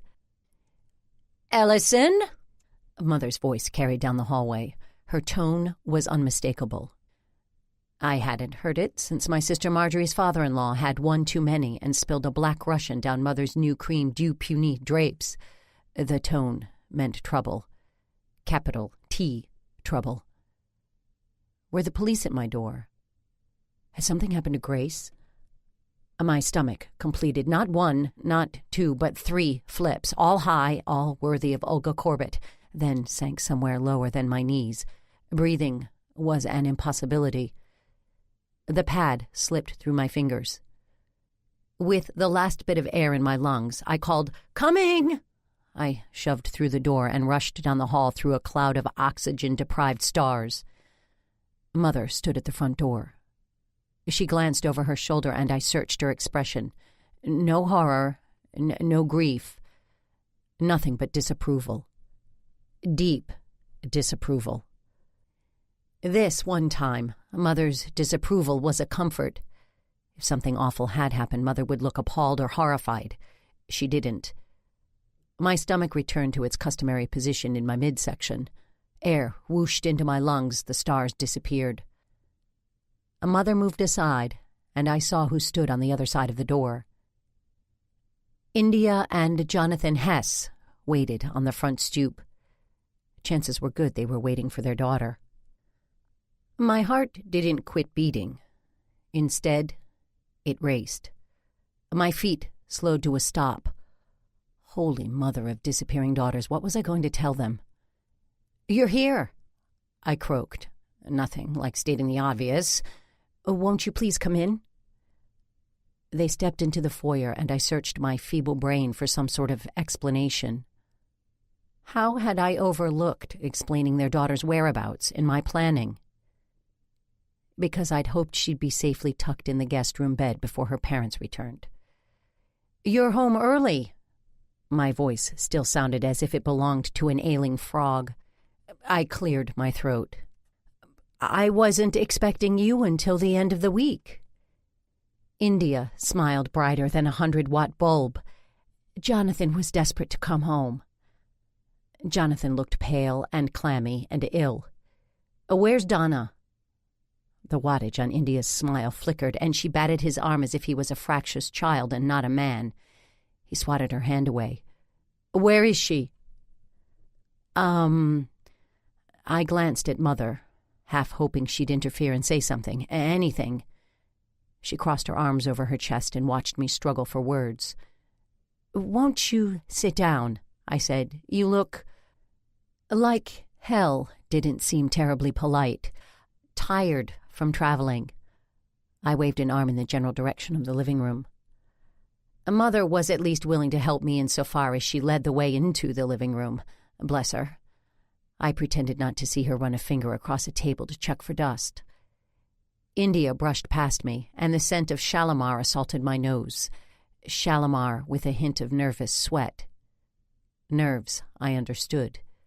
My frayed nerves were bumping hips with panic. But what about India?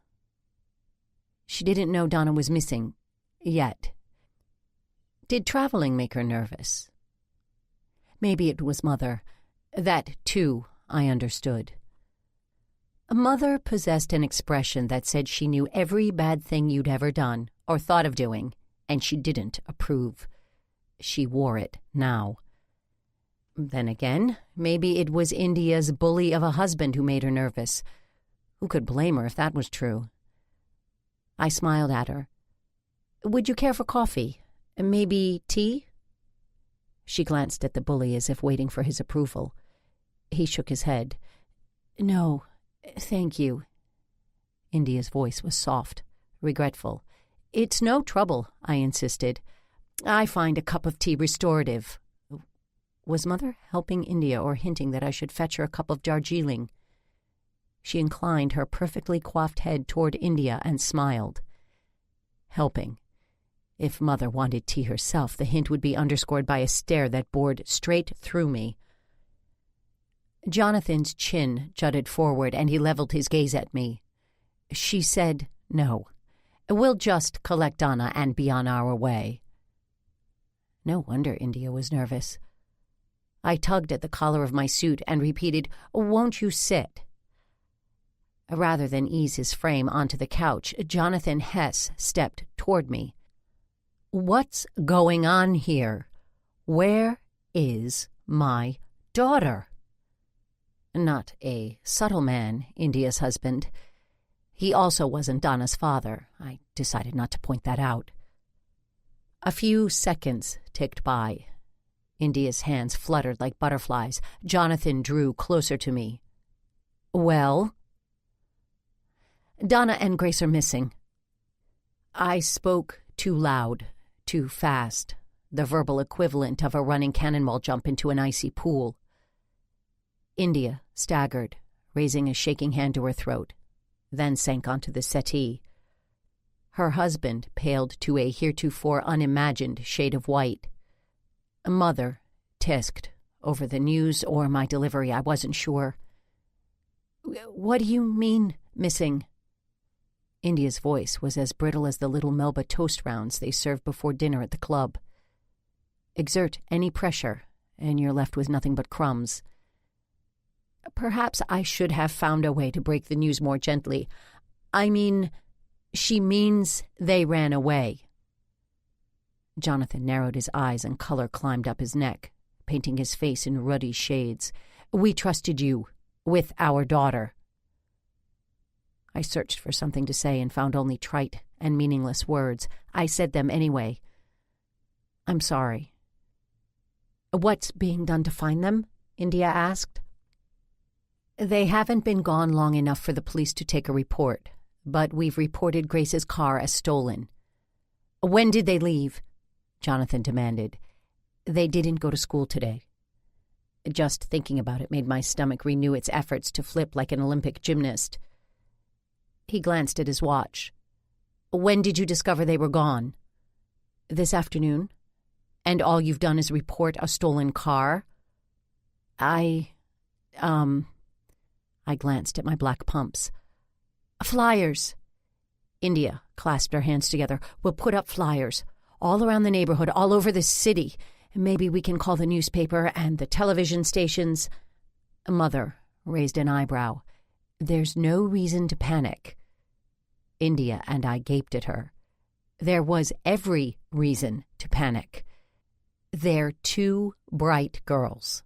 Mother smoothed a strand of hair that had dared stray. "They're in a vehicle. Presumably they have cash. Ellison did the right thing asking the police to look for the car." My jaw dropped. Francis Walford had ceded a point. Somewhere in hell the damned were having a snowball fight. Heck, they were probably building a fort, maybe even sledding. Mother lowered herself into an armchair and leaned back as if it was a throne. Ensconced, she crossed her ankles and surveyed the three of us as if we were less than desirable subjects. I hardly see the need to advertise their lapse in judgment with flyers or newspaper or television. She sniffed and allowed her shoulders a delicate shudder. With the exception of the society page, Mother believed the people written about in papers were crooks or politicians. Lately, she'd been hard-pressed to tell the difference. As for television, newscasts covered nothing but the same crooks and politicians, that and the weather, and everyone knew the weatherman was a liar. A moment passed before India found her voice. "You haven't talked to their friends?" "I talked to Jack McCreary. He knew they were running away, but doesn't know where they were headed." India's hand still hovered near her throat. "What about their girl? Who's Jack McCreary?" Jonathan Hess's face mottled carmine red and stark white. "Won't you please sit down?" I'd already been through one heart attack. I didn't need a second. He ignored my question. "Who is he?" The man might look flushed and sick, but his tone was as bossy as ever. "A friend." His upper lip curled. "What kind of friend?" "A friend who's a boy." Somehow the bigger picture had passed Jonathan by. The girls were missing, and all he cared about was whether or not one of them had been interested in Jack McCreary. I shifted my gaze to India and lied without so much as a scratch near my nose. "I was just getting ready to call Grace's girlfriends when you arrived." "Why didn't you call them first?" Jonathan glowered at me with what appeared to be barely contained fury. What an ass. A heart attack would serve him right. Just not in my house. Grace and Donna have been spending a lot of time with Jack this week. I started with him. "You let my daughter spend unsupervised time with a boy." "An unmitigated ass." He turned to his wife, raised his brows, crossed his arms. "I cannot believe your poor judgment. You left our daughter with this woman?" Her poor judgment reached its apex when she married him. India paled, and her hands resumed their fluttering. Fool woman. The asinine man returned his gaze to me. "You'll be hearing from my lawyer." Mother snorted, a soft, exquisite snort worthy of a queen. The snort said, "Bring on your lawyer. Ours will eat him for breakfast." She was right. Hunter would dispatch the Hess's lawyer faster than a plate of blueberry pancakes. Then he'd wipe his lips with a linen napkin, take a sip of his coffee, and ask for seconds. Jonathan ignored the snort and all that it meant. He jabbed a finger at me. "You are responsible for this." I should have seen his accusation coming. Then again, I should have worked things out with Grace so that when she had a problem, she ran to me instead of away from me. I should have paid more attention to the pain in Donna's eyes. I should have kept better tabs on both of them. I opened my mouth to respond, then closed it. Jonathan Hess was right. The girls had disappeared on my watch. But Jack's words still echoed in my brain. Grace only ran away to help Donna. Those words burned my throat. They singed my tongue. If I said them aloud, Jonathan would ask what they meant. I'd be forced to guess. My guess? Donna preferred the streets to living with him. I might even express my agreement with her decision. Poor India looked miserable enough. Her shoulders hunched. Her hands fluttered. Her lips had disappeared. I couldn't add to her misery. I had to figure out what Jack meant before I started tossing accusations like hand grenades. I went to the couch, sat, caught one of India's fluttering hands in mine, and said, "I'm doing everything I can to find them. Like Mother said, they're bright girls. We'll get them home safely." She stared at her lap, nodded slowly, and then raised her watery gaze to her husband. "Are lawyers really necessary?" Hunter chose that moment to enter the living room. "A problem?" His tone was polite, but his eyes narrowed to chips of mica-flecked granite when he saw Hess looming over India and me on the couch. Of course Hunter entered without knocking. He'd kissed me without asking. A little thing like barging into a private conversation was hardly a speed bump on the fast track of his life. Mother didn't see his entrance as barging. She bestowed a smile upon her favorite subject, then glanced toward Jonathan Hess. Her expression hardened to imperious disdain. "Hunter, we were just telling the Hesses that the police are looking for the car. Ellison will call Grace's friends." She looked at me expectantly. "Kim, Debbie, and Peggy," I supplied. She acknowledged my contribution with a small wave of her fingers. "Yes, Kim, Debbie, and Peggy, and ask if they know where Donna and Grace might have gone." "That sounds like an excellent plan, Francis. If I may, a question?" Mother inclined her head, giving him permission to continue. It wasn't as if he needed it. Didn't she remember the barging or the kissing? "I don't suppose either of you have any idea why Donna ran away?" "None." India gave my hand a small squeeze. I squeezed back. Hunter is charming.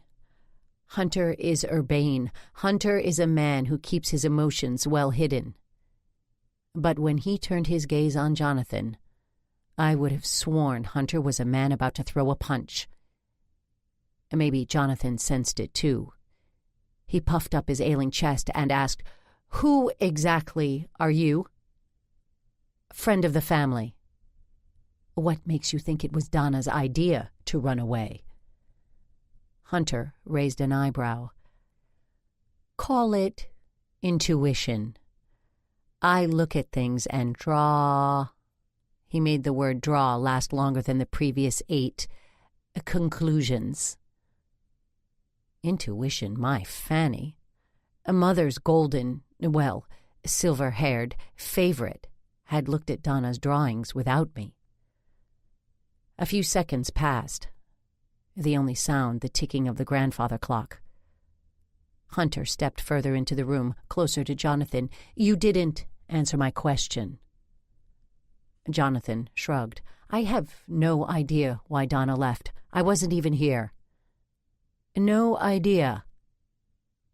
Hunter's eyebrows were drawn, his lips pulled back from his teeth. It was an expression I never thought to see on his face. Taut, angry, almost feral. "What the hell is that supposed to mean?" Jonathan fisted his hands and stepped toward Hunter. Hunter squared his shoulders and stepped further onto my oriental rug. "Perfect.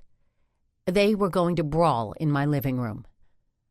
I glanced at a side table where pieces of my great-grandmother's collection of crystal hand coolers rested. If anything happened to them, if they were broken or chipped, I'd be eating at the kids' table at holidays for the rest of Mother's life. I had to do something. I gave India's hand another quick squeeze. "Both you and Jonathan look exhausted. Maybe you should go home and rest. We'll call if we hear anything." Mother cleared her throat and shifted on her throne. "Ellison's right. You do look tired. We can continue this in the morning." Jonathan shifted his gaze from Hunter to Mother. "You ought to go home." Like an actual queen, she expected her suggestion to be taken as writ. She stared at Jonathan and India as if waiting for them to bow and curtsy before taking their leave. They didn't disappoint. While they didn't bow or curtsy, India did stand, and Jonathan loosed his fists. I stood too. "I'll see you out." "I'll do it." Hunter's expression was grim. At least there weren't any heirlooms in the foyer. India gave me one last desperate look, then followed Mother's silver-haired courtier out of the living room. When the unmistakable sound of the front door closing reached us, Mother lowered her head and squeezed the bridge of her nose. "That awful man is going to be a problem." I hate it when she's right. 19.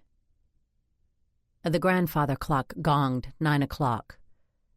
Mother folded her hands in her lap. "Are you going to call them?" I blinked. "Call who?" "Kim and Debbie and Peggy." She counted the girls' names off on her fingers. "Later." I stood, ready to send Mother on her way. After all, I had a sketchbook to review. Mother settled in her chair and narrowed her eyes. The corners of her mouth drooped, as if she despaired of me ever amounting to anything. "How could you let Grace spend time with their daughter? Welcome that girl into your home." More criticism, in the form of questions. Hunter stuck his silver head into the living room, caught sight of Mother's expression and mine, deeply disapproving and plotting matricide, respectively, and withdrew, muttering something about checking on Aggie in the kitchen. "Ellison," Mother enunciated carefully, "those people are simply not our kind." Oh, merciful Lord. I set my tone to spun sugar on the sweetness dial. "What kind is that?" Mother pursed her lips and wrinkled her nose as if she'd bit into a particularly sour lemon. "There's no need for sarcasm." So said she. "Mother, I have better things to do than argue with you." I had to look through Donna's sketchbook. I had to drive aimlessly down dark graffiti-marked streets, peering past dented trash cans and wind-borne bits of flotsam for the sight of two desperate girls, huddled and freezing despite Indian summer weather. I had to call Debbie and Kim and Peggy. And when I hung up the phone, I had to pray. Ding-dong! We both glanced at our watches. It was far too late for unannounced arrivals. I left Mother in her chair with her back ruler straight, her ankles properly crossed and her expression more dire than a hanging judge's. Ding-dong! I hurried through the foyer and pulled on the door's brass handle. The light from the sconces that flanked my once again pristine door revealed Alice. What in the name of painted porticos had brought her back to my house at this hour? She glanced up through the fringe of her bangs, then thrust an envelope at me. "It's a check for the damages." I raised a brow. She mumbled something. "I didn't hear you. What did you say?" "I said I'm sorry," she snapped. She didn't look sorry.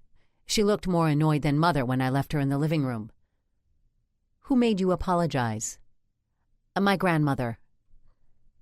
Alice Ann. Alice's grandmother and my mother were of the old-school iron-willed women whom others dared not cross. I reached for the envelope in Alice's outstretched hand. "Since you don't mean it, should I accept it?" For a half-second, something like amusement flashed across Alice's face. "The check or the apology?" Alice had a sense of humor lurking somewhere within. Who would have thunk it? "Are you sorry?" She studied her shoes, clunky platforms that made her skinny legs look like sticks. A half-smile played on her lips. "Why did you do it?" She lifted her gaze from her footwear, brushed aside her bangs and looked at me with eyes glowing with conviction. "I had to do something. People had to know." "No." She nodded. "I'm supposed to apologize to Donna, too." "To Donna?" I blinked. Duh. How was it I'd missed that? Donna and Bobby. Duh. She's not here. She went home. Something dark and sly slithered across Alice's face. I crossed my arms over my chest, suddenly cold despite the warm night. Did Alice know something? Had Alice done something? If Donna's not here, I guess I'll be going. She turned her back on me and descended the first step. Alice! She paused and looked over her shoulder. What? Is there anything you want to tell me? About what? She sounded too innocent. About Donna or Bobby. Anything I want to tell you? About them? She snorted. I don't think so. She stepped away from my door. Even the most gripping tales need a moment of rest. Let this pause refresh your senses. Let me get away. Yeah, I'm running. Yeah, I'm running. So love me or leave me, I'm standing alone. Can't shake a feeling that lives in my bones. Lie to me, tell me you wish you could, but nothing you gave me is worth what you took. 'Cause I'm all up, I'm all up, I'm all up, I'm all up. 'Cause I'm all up, I'm all up, I'm all up, I'm all up.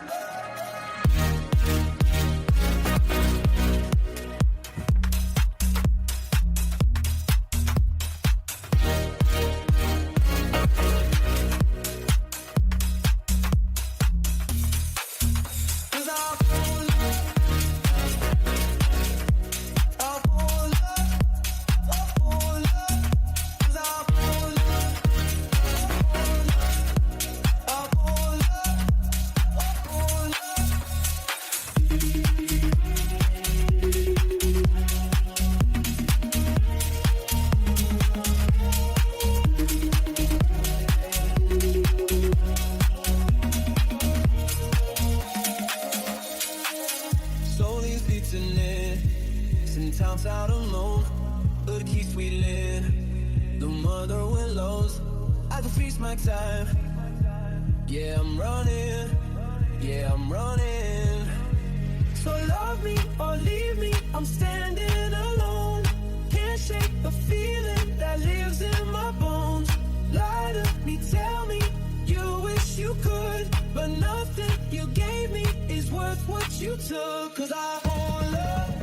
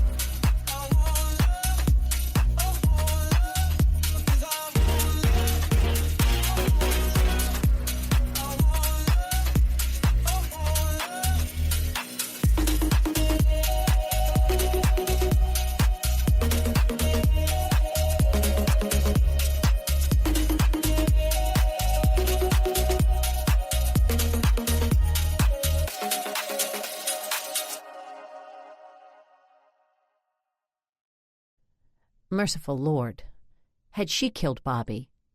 What if Grace and Donna hadn't run away? What if Alice had done something to them? Alice! I called. This time when she paused, she didn't look over her shoulder. Do you know where Donna is? My voice was too high. Nope.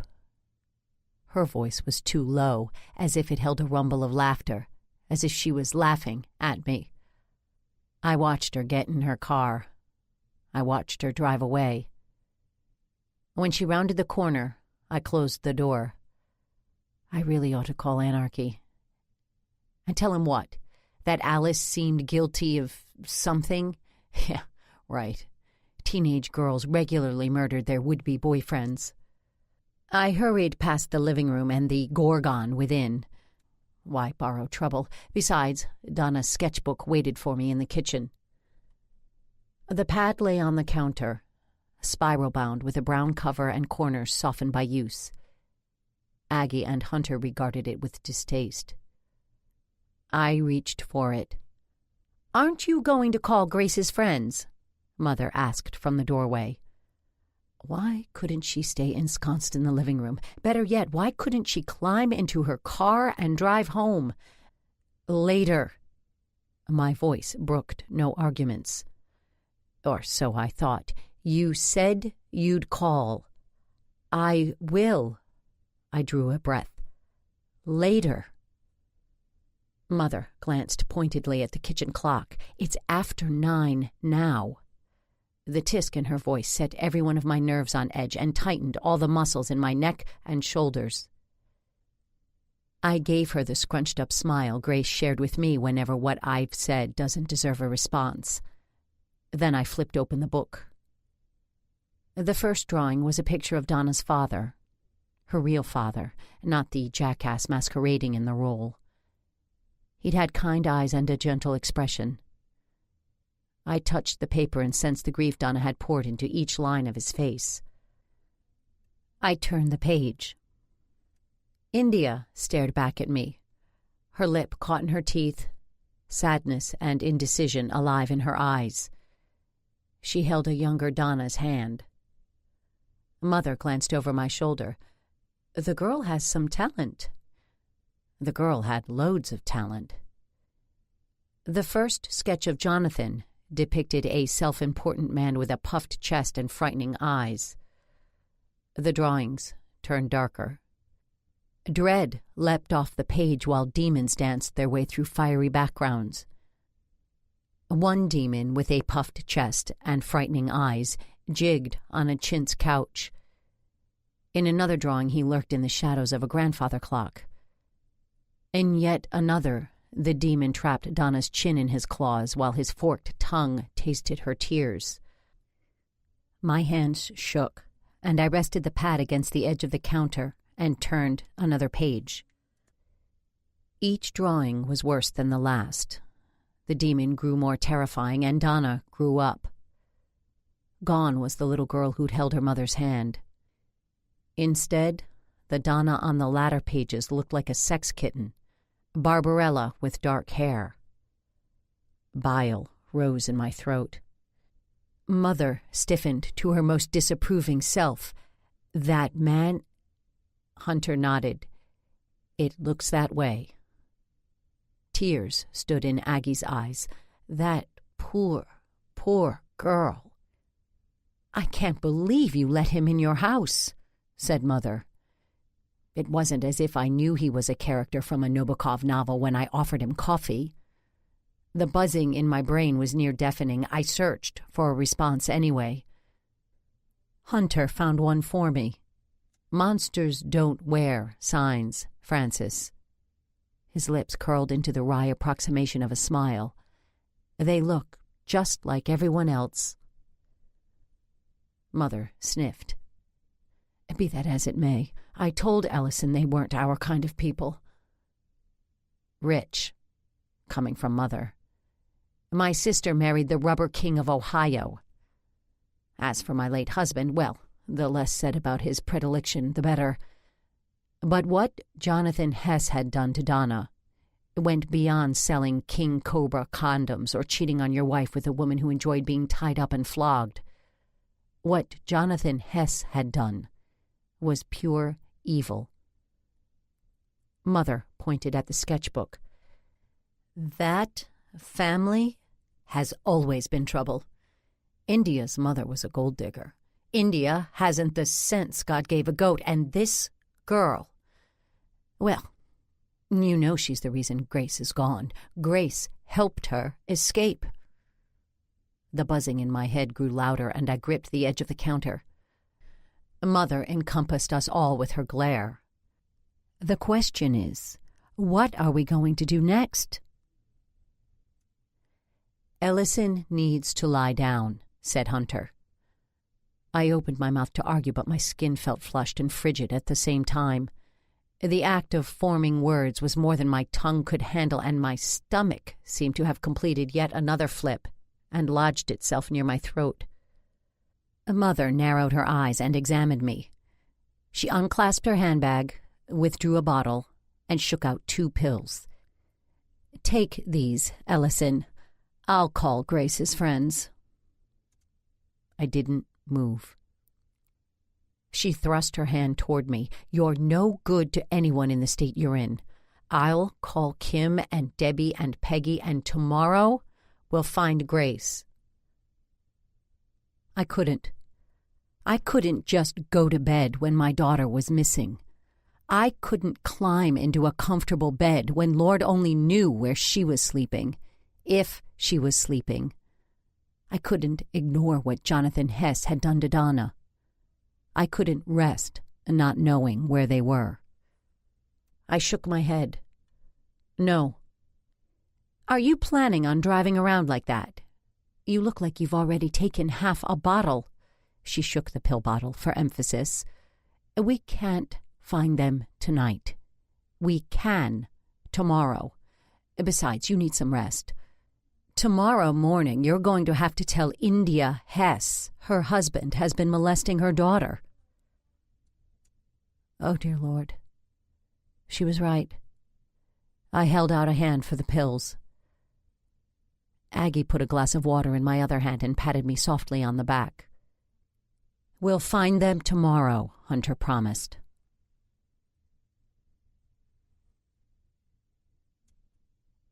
Tap, tap, tap.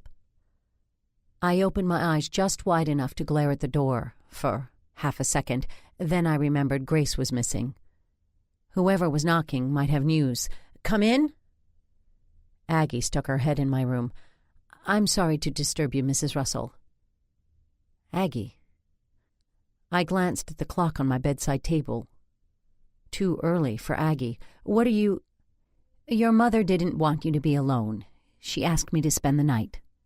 I swallowed my annoyance. In her own bossy, interfering way, Mother cared. Thank you. You're welcome. What is it? I asked. Your friend Libba is here. Libba? At this hour? I looked at the clock a second time. Libba didn't move this early in the morning.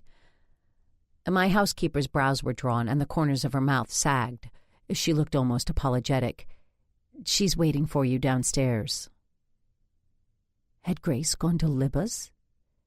If so, if my daughter had been there all day yesterday and Libba was just now telling me, Anarchy Jones would have another homicide on his hands.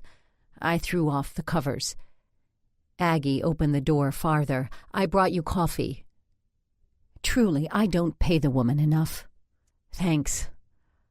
I crossed the room, accepted the cup, and sipped. Would you please tell her I'll be right down? Aggie closed the door behind her. I let go of my coffee long enough to jam my arms into a peignoir, then followed her downstairs. Libba perched on a stool at the kitchen island. She'd traded in her usual effortless elegance for jeans and a t-shirt, smudged mascara, red eyes, and splotchy skin. My heart, my stomach, hell, my kidneys, all triple-flipped.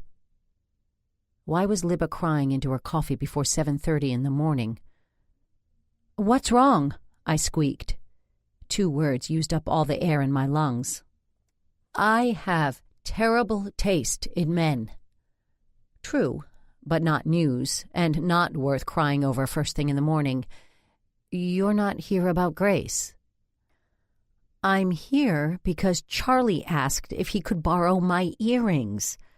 She lowered her head to her hands. I thought you were done with him.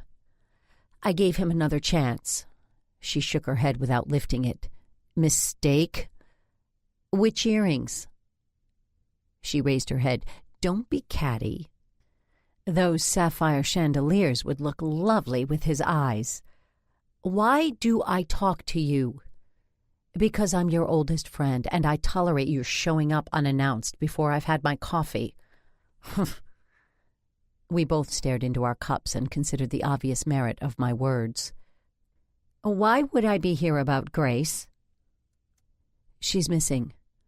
Oh, my God, Ellison! She jumped off her stool as if standing translated into doing or solving or finding. Why didn't you say something? Has she been kidnapped?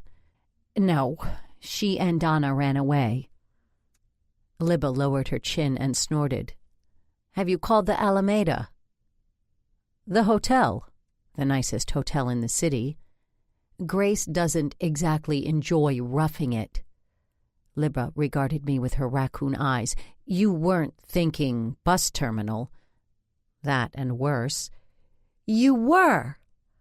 Her lips curled into an almost smile. This is the child who insisted you send softer sheets to summer camp.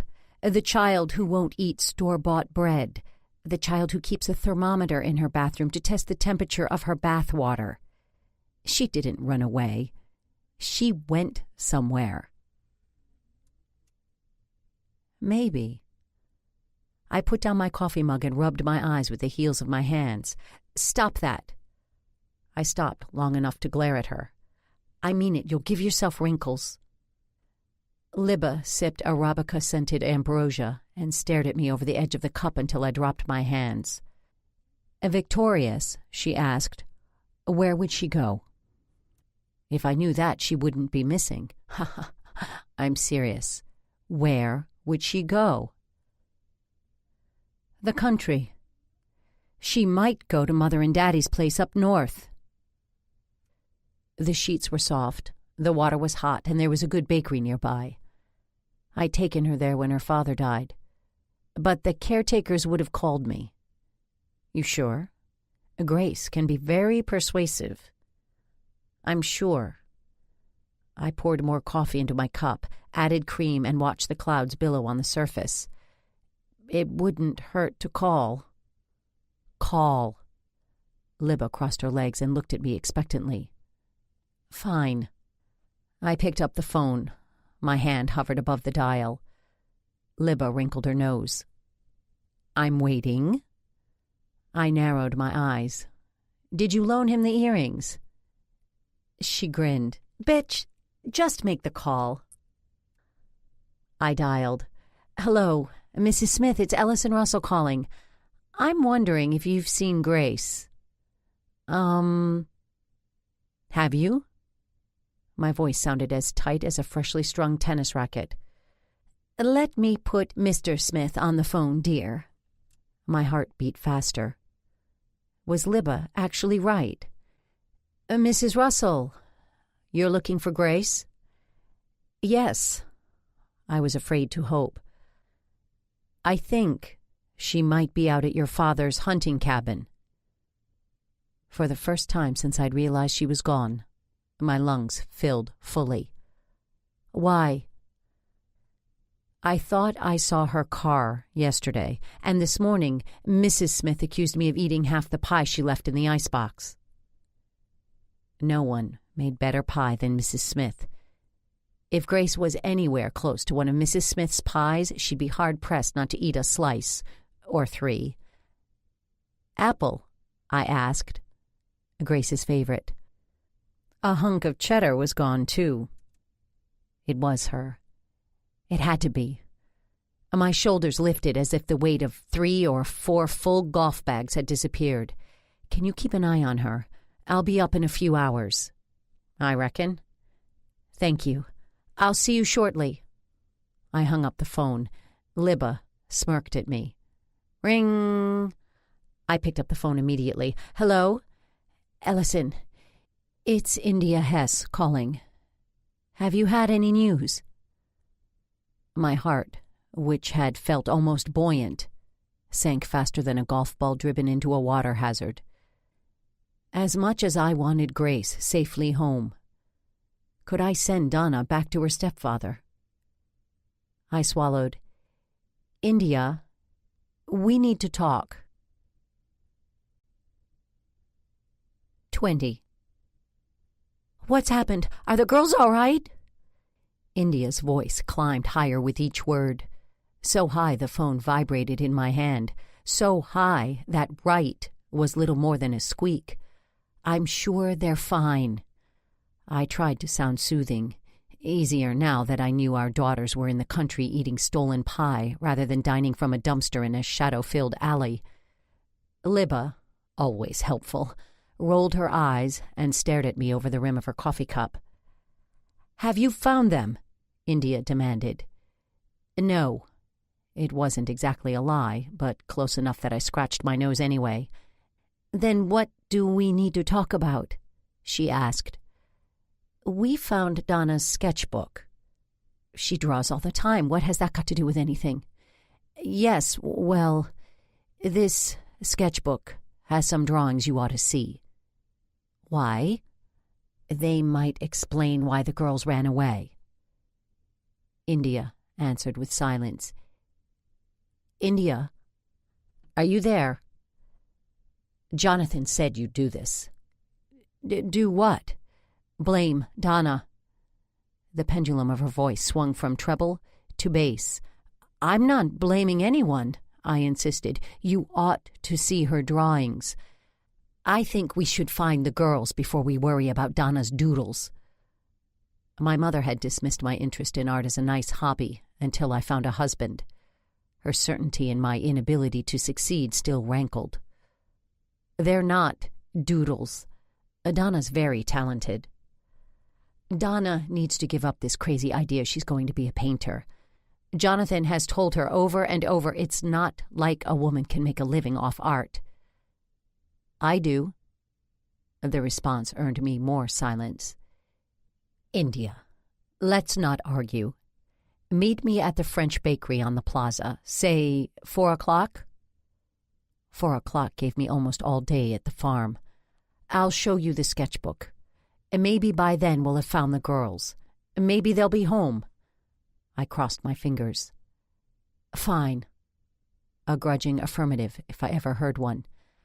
"I'll see you then." I hung up the phone before she could change her mind. What is going on? Libba put her coffee on the counter, better to give me the hairy eyeball. "What's in this sketchbook?" "Cross your heart." Silly, but effective. We started crossing our hearts for silence when we were 10. Still did it now. It was the sort of secret I didn't want her blabbing all over town. I waited. Libba dutifully drew an X over her heart. "India's husband molested Donna." "No!" "Yes." The mere thought soured my stomach. I put down my coffee. "I don't believe it." "It's true."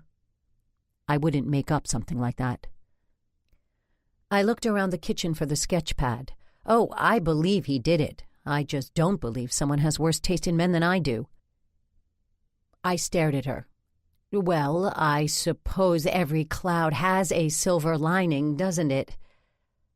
Her eyebrows and shoulders rose. Her lips pulled away from her teeth and she ducked her head. At least she had the decency to look abashed. "Sorry." She wrapped her hands around her coffee mug, pulled it in closer and stared into its depths. "Molested or molesting?" "Molesting." "So, what are you going to do now?" "Drive up to the farm." "You can't send Donna back to that man." I scraped a few strands of loose hair away from my face. I know." She released her mug and gripped the edge of the counter. "So, what's your plan?" "I don't have one.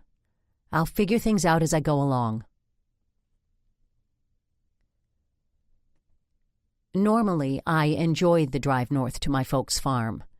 The hilly landscape, the breathtaking vistas, and in the fall, the splashes of brilliant color from maples and ash and sumac flaming amidst the brown of countless oaks. This drive, the trees could have worn amethyst leaves with chartreuse polka dots. I wouldn't have noticed. I sped toward grace. Neither trees, nor landscape, nor color mattered. While the weight of my foot on the gas pedal was as heavy and unchanging as lead, my emotions swung from fury to euphoria. Half of me wanted to yell until I was hoarse or Grace was deaf, whichever came first.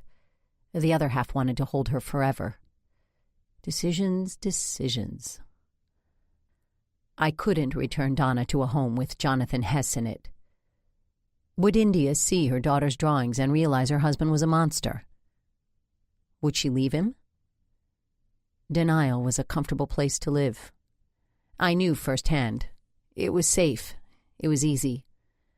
The storm clouds on the horizon were easy to ignore, plus they added a certain vibrancy to sunsets. I'd known my husband was a heel, but if someone had told me what Henry was up to, I would have laughed in their face. What Jonathan Hess did to Donna was worse than anything Henry ever considered, and he'd considered just about everything. No way was India going to believe me. Thanks to my lead foot, the miles sped by, bringing me closer to Grace, Donna, and the need for a plan. What the hell was I going to do? I pulled into the long driveway to Mother and Daddy's country house without an answer. I parked the car without an answer. I got out of the car without an answer. The front door opened, and Mr. Smith stepped outside. I looked up into his weather-tanned face without an answer. "They're still out at the hunting cabin. Thank you, Mr. Smith. I can't tell you how worried I've been." He offered me a sympathetic grimace.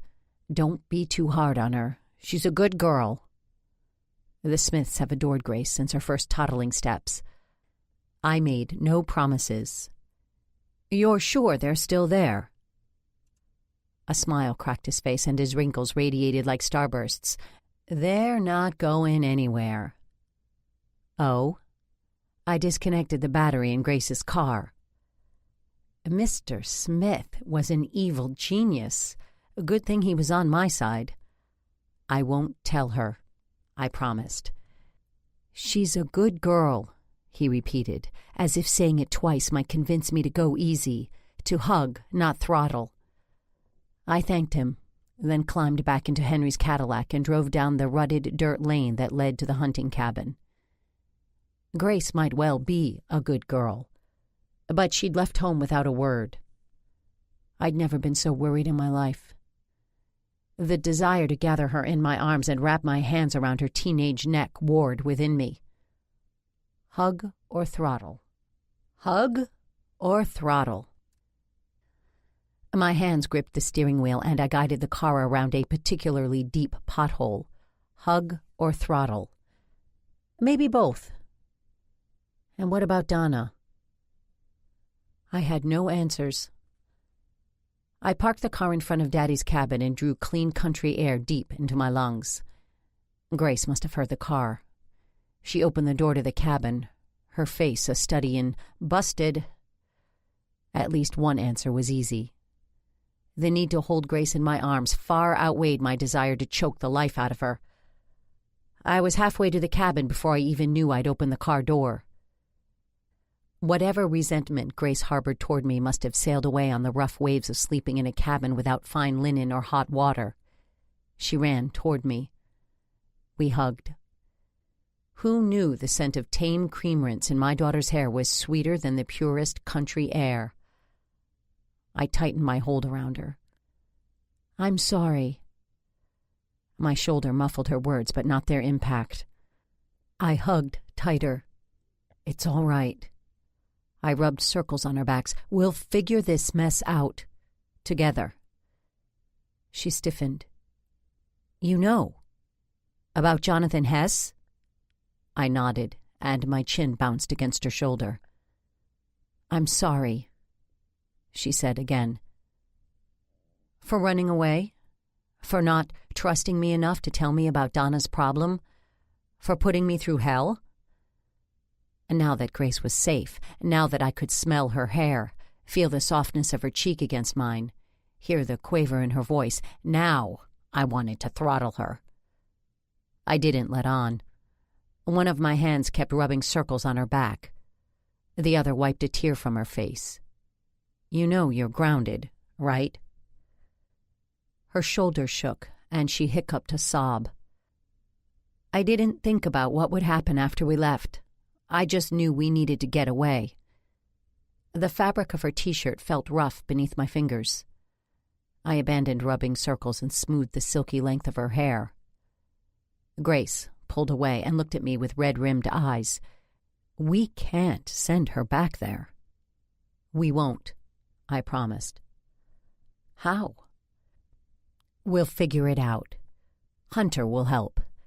Maybe we can get Donna's grandmother named guardian. Anarchy.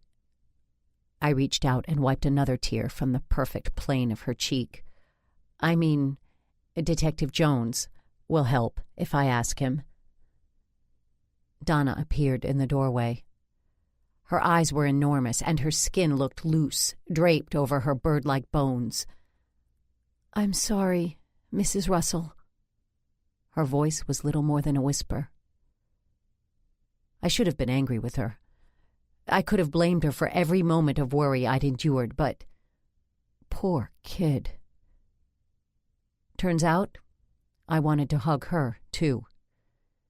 We sniffled and hugged and wiped our eyes for longer than was strictly necessary.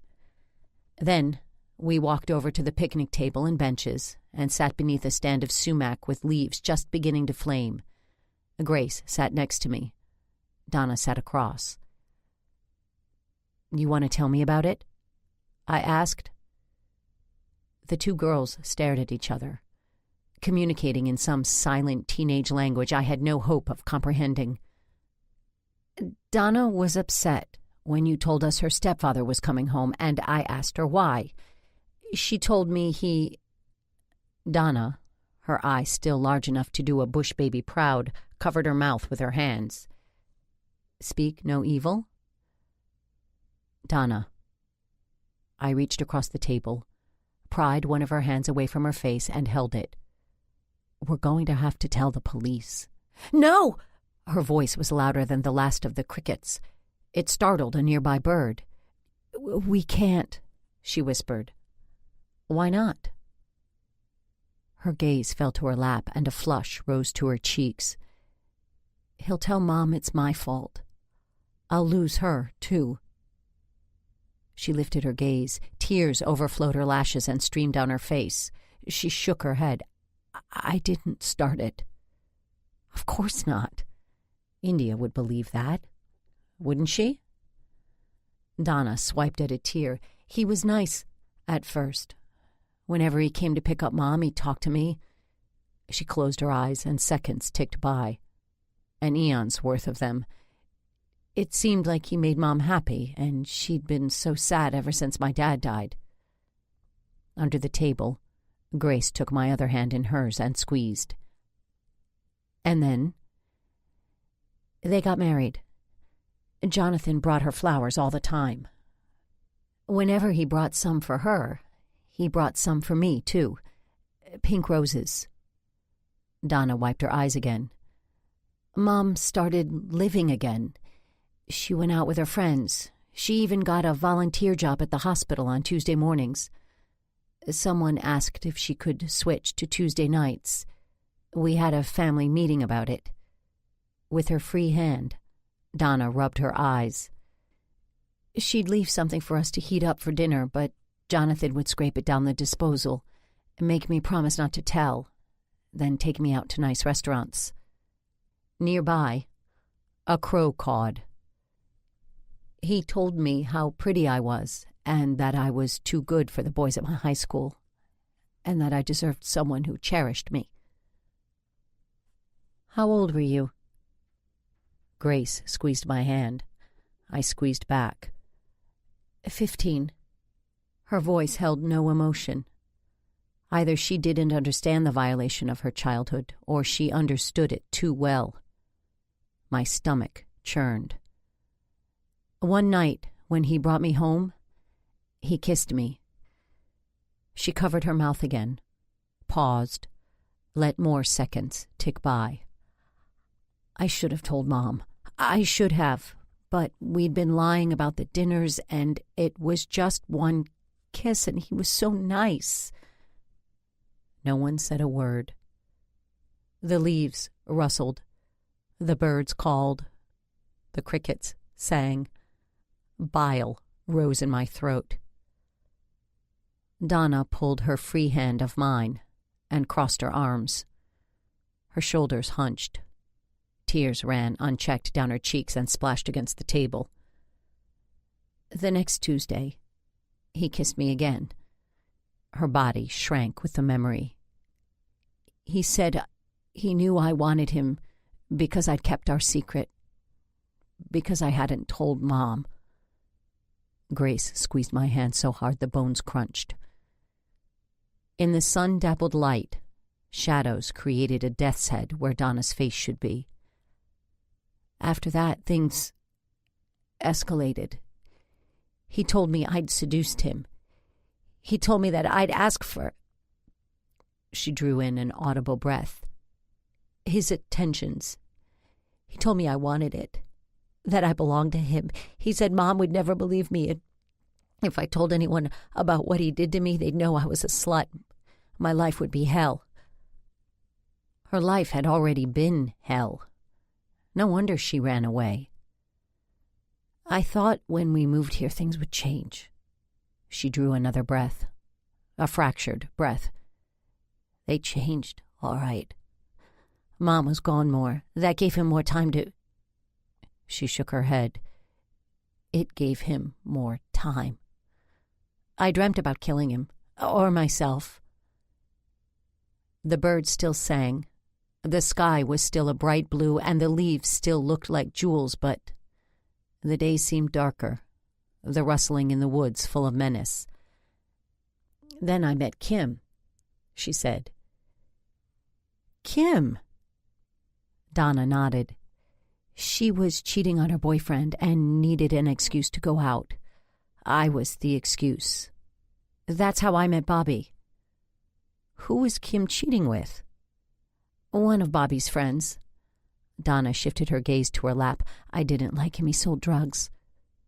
So Kim had stepped out on Mr. All-American with a bad boy and hidden behind Donna. She'd known about Bobby and Donna all along and said nothing. I could have delivered Bobby's message days ago if only she'd been a bit more forthcoming. Bobby loved you.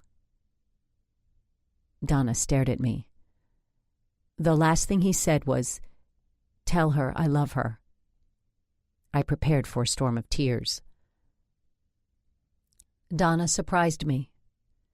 She looked up into the canopy of branches and whispered, "I loved him, too." 21. No way could I take the girls back to town, not until India understood the monster she married and either kicked him out or left him. But a cabin in the woods was not an ideal place to leave two teenage girls. You can't stay here. Donna's chin wobbled, and Grace tensed. I'll take you to stay at the farmhouse until we get this sorted. Donna's chin firmed, but Grace squeaked. Now? Do you want to spend another night in those bunk beds? The cabin was designed for hunters. Describing the accommodations as rustic was kind. Grace held up her hands, fingers spread as if a mere gesture could keep me at the table. Why don't you give us a few minutes to pack and pick up? I'll help. I stood. Really, Mom, it's okay. We'll do it. What was she hiding? I stood, marched across the clearing, and yanked open the door. Holy Mother of God! I tiptoed through a minefield of discarded shoes. I gawped at clothes draped over the backs of chairs and the couch. Jeans joined the shoes on the floor. A bra hung from a light fixture. I glanced from the brassiere to Grace and raised a brow. I washed it, she said. I needed a place to hang it while it dried. Of course. Why didn't I think of that? I'd been underutilizing the crystal chandelier in the dining room for years. I returned my attention to the cabin. In the course of their time on the run, Grace and Donna had filled the place with empty tab cans. A forgotten plate of flower-shaped butter cookies half hid beneath the couch. On the oak table sat open bags of cheese puffs and 1, 2, 3, 4 boxes of lemon coolers. I tiptoed through the wreckage and picked up a box. We never had that particular cookie at home. It had to be Donna's favorite. Given the amount of powdered sugar dusting the furniture, the counters, and even the floor, she'd already enjoyed a box or 3. Maybe I should have throttled Grace. Maybe she guessed the direction of my thoughts. She stood in the doorway, gnawing on her lip, waiting for the storm. I sealed my lips. As a teenager, if I'd let my room reach this state, a mother's anger would have melted the varnish of the furniture. This wasn't even Grace's room. She was squatting in a cabin that didn't belong to her, but anything I said now would just start another argument. I opened the tiny supply closet, grabbed a broom, and shoved it into Grace's hands. I gave Donna a trash bag and waved at the sea of cans and wrappers. I claimed a rag and a can of furniture polish that promised to dust, clean, shine, and protect.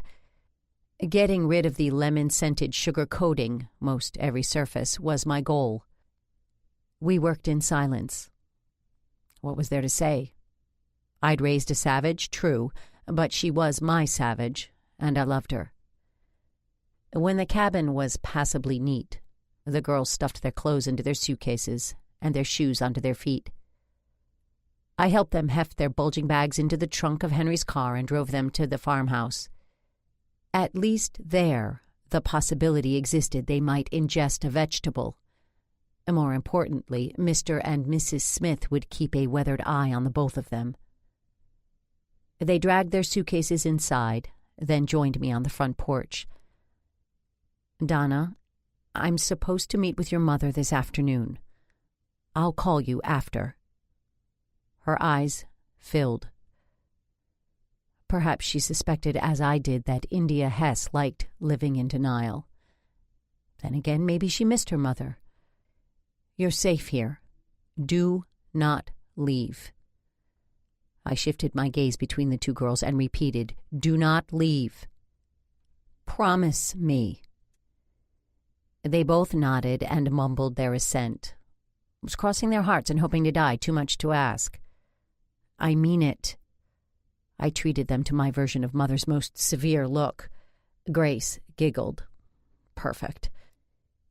If Grace left the safe harbor I'd found them, I would throttle her.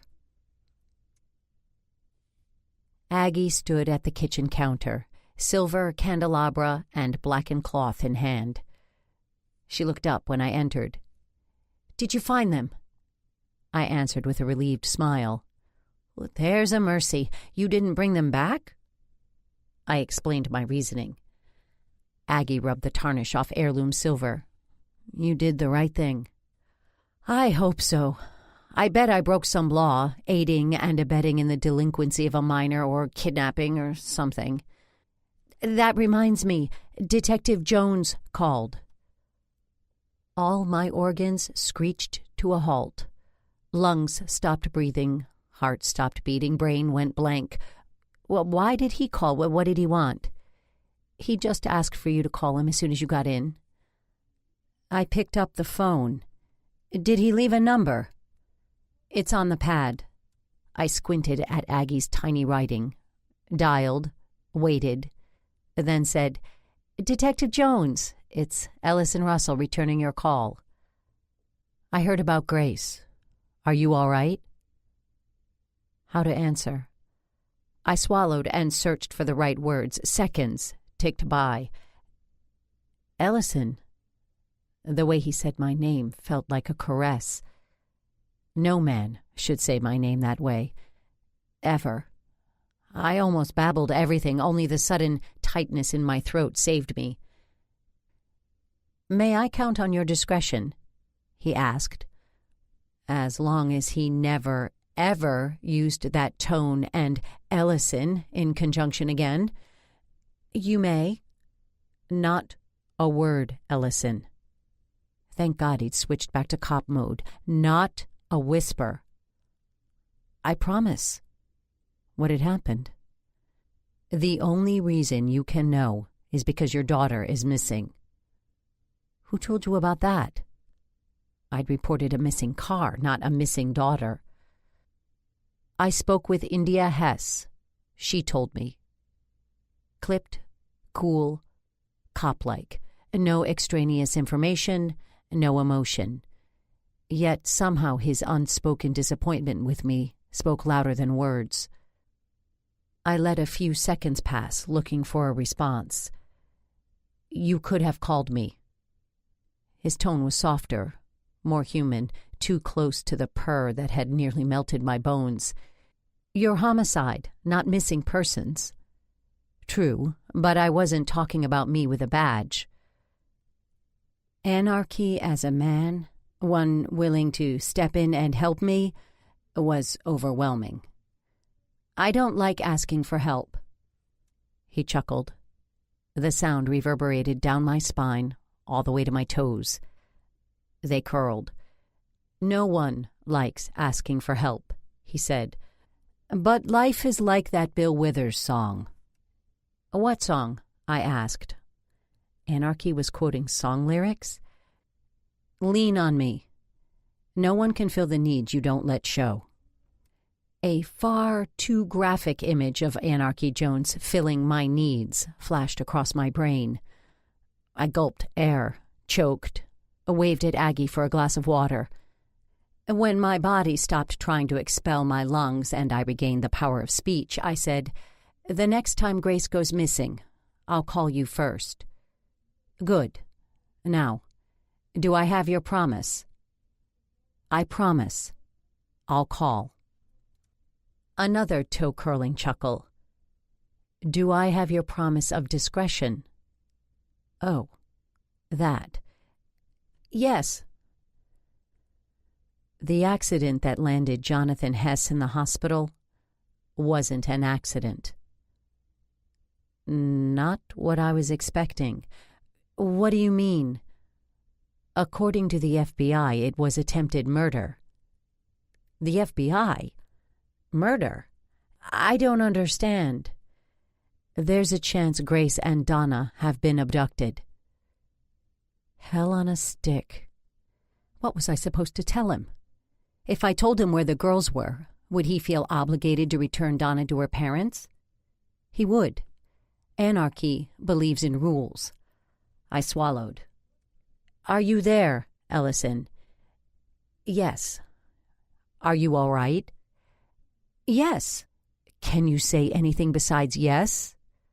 "No." He chuckled again, damn him. I loosened the tight muscles in my toes. Why would someone want Jonathan dead? I wanted him dead, and I had a darn good reason, but that was hardly worth sharing with a homicide detective. Isn't he a tax consultant? Apparently, Jonathan Hess has an unsavory client. I gulped. "Are we talking waking up with a horse head in your bed, unsavory?" "Yes." Maybe I've been watching too many movies, but wouldn't they just shoot him or blow up his car? Marlon Brando would never abduct someone's stepdaughter. "This isn't the movies, Ellison." Anarchy was right. This was much more dramatic. "Ding dong." "I'll get that." Aggie put down the silver and the cloth, wiped her hands on the apron that covered a muumuu the colors of autumn foliage, then pushed through the swinging door into the front hall. "I don't think they've been kidnapped." "Why not? Because Marlon Brando wouldn't do it isn't a valid reason." Sarcasm. From Anarchy Jones. "No. Call it a mother's intuition." That and absolute certainty the girls were at Mother and Daddy's farm. "There's something you're not telling me." What I wasn't telling him could fill a book. A sketch book. Aggie saved me. She pushed through the kitchen door with Amy McCreary at her heels. Amy ignored the phone receiver in my hand and thrust a bouquet of flowers into my arms. "Jack told me that Grace and Donna ran away, but you gave him a ride to the hospital and stayed with Betty until I got there. You must have been wild with worry." "Anarchy, I have to go. I'll call you if I hear anything." My nose itched, but my hands were too full of flowers and phone to scratch it. "Goodbye." I hung up the phone, passed the bouquet to Aggie. She disappeared into the butler's pantry with them. "Thank you for the flowers. It's the very least I could do. You stayed. I'll never be able to thank you enough." She patted the skin beneath her eyes, surveyed the array of silver on the kitchen counter, then brought her right hand to her chest. It hardly seems fair. That I got the silver instead of my sister. If Marjorie wanted the family sterling, she shouldn't have married a condom maker. What's unfair? She shook her head. You were nice enough to take that girl into your house. Then she convinced Grace to run away. The blood coursing through my veins chilled by 5 degrees. How do you know that? Jack told me. Amy looked at me from the corners of her eyes. She looked sly. She was up to something. Well, I think it's just awful. Jack told me it was all Donna's idea, but he didn't know why she was so anxious to leave. I knew. I wasn't telling. Amy waited for my answer. I wasn't offering one. She patted her hair, frowned at a chip in her nail polish, and glanced at the clock. I can't help wondering if Donna saw Bobby's murderer. I blinked. That was the question Amy had danced around? If Donna was a witness to murder? I think Donna would have said something to the police. What if she didn't realize what she saw? What if she only realized that she'd witnessed a murder a few days later? Would she still come forward, or would she run away? Had Donna been under the bleachers when someone shot Bobby? She was a smart girl. If she saw a murder, she'd know it. But would she tell? I have no idea. Amy nodded as if I'd made her point for her. You were there. What did you see? It was dark. Someone knocked me down. I didn't so much see Bobby as hear him. Did he say anything?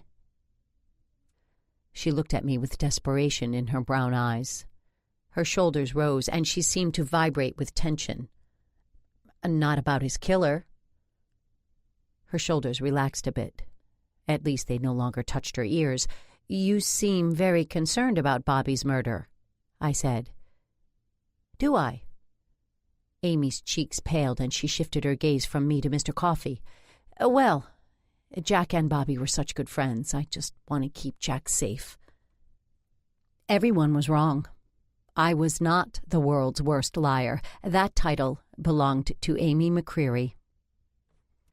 I wouldn't worry, I said. I don't think it was a random murder. I think Bobby knew something or saw something that got him killed.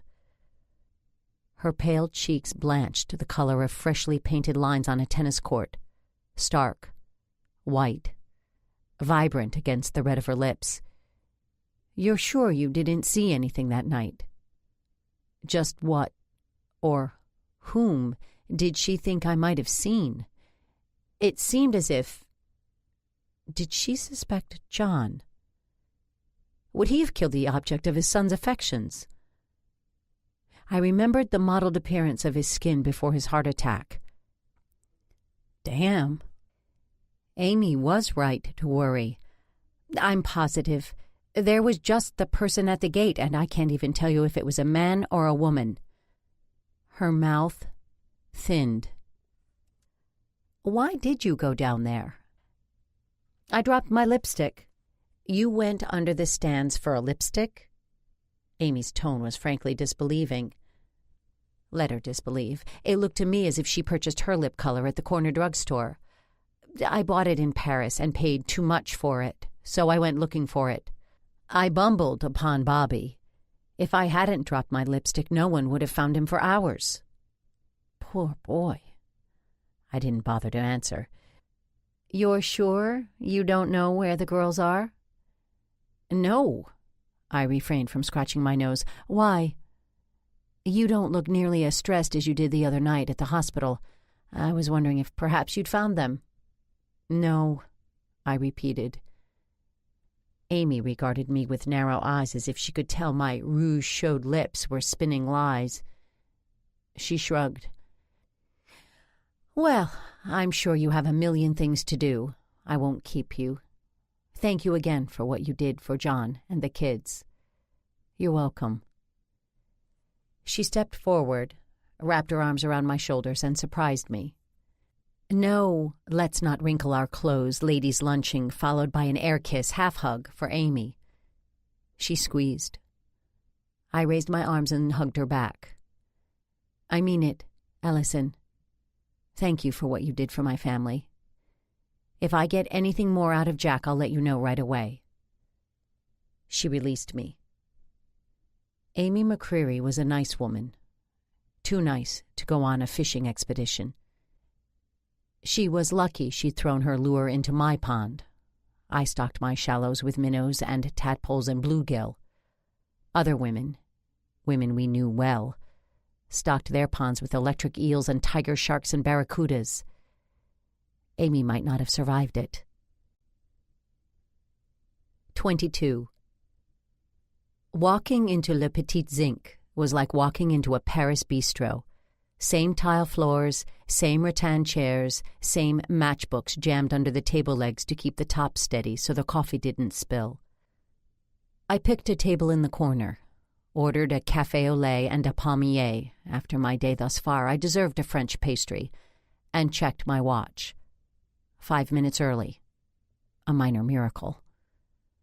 At precisely 4 o'clock, India pushed through the entrance. She scanned the room, and I stood and waved, even managed something of a smile, or maybe a grimace. She zigzagged through the tables and claimed the seat across from me. "Have you heard anything?" I folded my hands in my lap and ignored the sudden outbreak of poison ivy on the tip of my nose. They're bright girls. They have a car. They have money. I'm sure they're fine. That, at least, was the truth. I called every hour and talked to Grace just to check. She raised her brows. "That's all well and good, but have you heard anything? They could be in trouble, or they could be halfway to California. California or Connecticut. You think they're running that far away?" Did India know about Donna and Jonathan? Was that why she assumed Donna wanted to put as much distance as possible between herself and her stepfather? In French fashion, a waiter deigned to stop by the table. He scribbled India's order for coffee and pain au chocolat on a pad, then disappeared. "There's something you should see." I pulled Donna's sketch pad out of the tote bag I'd carried instead of a handbag and turned to the picture of Donna's dad. India lifted her gaze from the interlocking G's on my tote and stared at the page. Her eyes filled, and she looked away. "Why are you showing me this?" Donna's art could do my explaining for me. I flipped to an early picture of Jonathan Hess, one where he looked like a pompous human being and not a demon from hell. Slowly, I turned pages. If India saw the progression from nice man to monster, she might believe me, might believe her husband had stolen her little girl's innocence. India stared slack-jawed at the drawing of Donna pinned to a bed by the demon. And then her mouth firmed, and she straightened her spine. She slammed the pad closed and sent it flying off the table with a sweep of her arm. It thunked on the floor. Heads swiveled and eyes stared at us over rims of coffee cups and croissants half lifted to waiting lips. "I can't believe—" India glanced around the room, presumably noticed all the curious stares, then lowered her voice to a furious whisper. "I can't believe my daughter drew such filth." She drew what was happening to her. India's lips thinned to a mere line. They matched the slits of her eyes. "How dare you suggest such a thing?" "Because it happened. Don't be ridiculous." The waiter chose that moment to arrive with India's coffee and pastry. Given India's propensity for flinging things, I'd wished he'd taken his time. My tote wasn't yet Scotch-guarded. He put India's order down in front of her, bent, picked up the sketch pad and put it in the center of the table. He might as well have deposited one of Boris and Natasha's bombs. We both stared at it. Both waited for the explosion. I leaned forward. "You need to entertain the possibility that what Donna depicts in this sketch pad," I tapped the bomb with the tip of my finger, "is real." India's features looked as if they'd been carved in limestone. Cold, remote, unmoving. "No, I don't. This is your daughter we're talking about." She lifted her coffee, I feared for my tote. India sipped, settled the white china cup back into its saucer, then leaned against the woven back of her chair. "Who the hell do you think you are?" I blinked. "Who are you to interfere in my marriage, my family?" "Someone who cares more about Donna than you do." Cruel words, words I should have swallowed. Damn. Mother told me I shouldn't leave Donna at your house. She told me A. Walford would never accept her granddaughter. It looks as if she was right. Any guilt I felt over being bitchy disappeared. Whatever issues our mothers have with each other has nothing to do with this. I tapped the sketch pad again. Your daughter needs you. She made it up.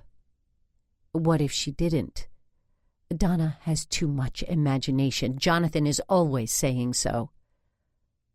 I let that comment hang in the air for a moment. Too much imagination, as if there could be such a thing. Jonathan Hess was preparing his defense, denying accusations Donna hadn't even made yet. What if Jonathan is raping your daughter and you let it happen because you don't want it to be true? She lifted her purse off the floor and stood. I don't have to listen to this. What if Donna ran away to escape him? Lies. She spat the word. I grabbed her wrist, kept her from walking away. What if they're not lies? Are you willing to risk Donna? She pulled against my hold, looked down her pert nose, narrowed her eyes. Jonathan would never lay a hand on her. India, please, sit down. She didn't move. My late husband and I had problems, I said. She snorted, but stopped pulling. He cheated on me. That I believed. I had to. He and Madeline Harper were caught in flagrante in the coat room at the club Christmas party. My head ducked of its own accord from the mere mention of that evening. I bit my lip and forced myself to look up. The whole club whispered and tittered and rubbed their collective hands with glee. I couldn't deny it. It's hard to deny eyewitness accounts from 20 people.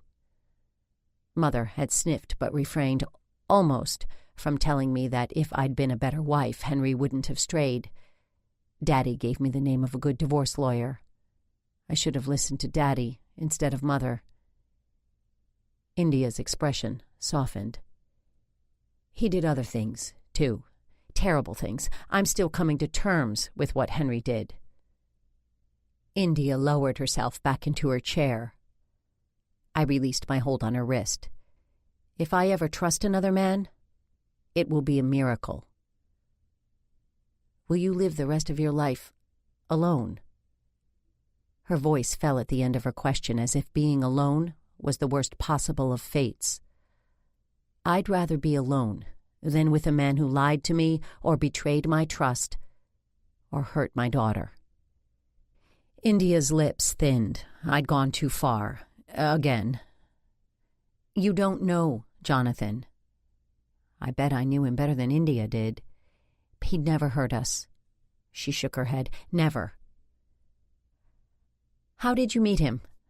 It sounded so much nicer than how did you let this cancer into your lives? At a grief support group. His wife and daughter were killed in a car accident. The poor man was bereft. So bereft, he'd replaced one wife and daughter with another. My thought hung in the air, nearly tangible, as real as the taste of croissant or coffee. And I'd lost my husband, she added. I needed... What had she needed that made living with Jonathan Hess bearable? Companionship? Status? Money? India, if you need help to get away from him... I bit my lip. Warmth rose to my cheeks. I'd rather talk about Henry's preference for kinky sex than money. Apparently, India shared my aversion to discussing things financial. Her cheeks flushed, too. She bit her lower lip. It's not like that. What exactly was it like? She was married to a man who molested her daughter. If she had the means to leave him, why didn't she? If she didn't have the means to leave him, why didn't she? Because she didn't believe me. He loves me. He wouldn't hurt Donna.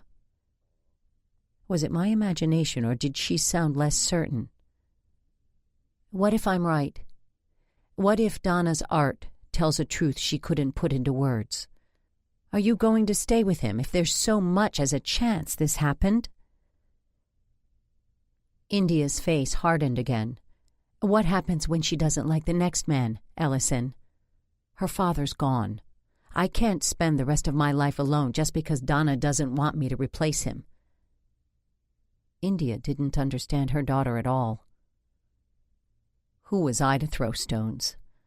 I didn't understand mine either. And maybe that was the way of mothers and teenage daughters.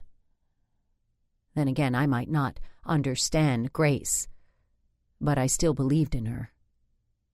India didn't even do that. I arrived home to a ringing telephone. I picked up the receiver. "Ellison, it's Amy!" Amy McCreary pitched her voice high enough to shatter glass, as if she had an exciting secret to share. That, or she'd been sniffing helium. I held the receiver away from my ear. What fresh hell was this? "I have wonderful news. I know where Grace and Donna are." "You do?" She couldn't. The girls were safely hidden. I brought the receiver close. "Grace called Jack." Had Grace lost her ever-loving mind? "They're at your parents' farm. They're both safe." I couldn't think of a thing to say. "You're speechless with relief. I know. That's just what happened when I told Jonathan Hess. He was speechless, too." My heart, the muscle that belonged in my chest, leapt to my throat. "When you told who?" "Jonathan Hess. I tried to call you earlier. When I couldn't get you, I called the Hesses home. Jonathan answered, and I told him where the girls are." My hands shook so much the phone receiver stuttered against my earring. Amy. What had she done? God save me from good intentions. They really did pave the way to hell. "I have to go." I touched the receiver to the cradle before she could object. Then I lifted it again and dialed the farm. Mrs. Smith answered. She barely had time to say hello. "You need to pack up the girls and get out of there. Donna's stepfather is on his way." "But no buts. Just go. Now. Are you sure?" "I'm positive. Please, get the girls out of there." She must have heard the urgency in my voice. She didn't argue or ask any more questions. "I'll do it now." I hung up the phone with fingers rendered clumsy by too much adrenaline. Where was my purse? I had to go.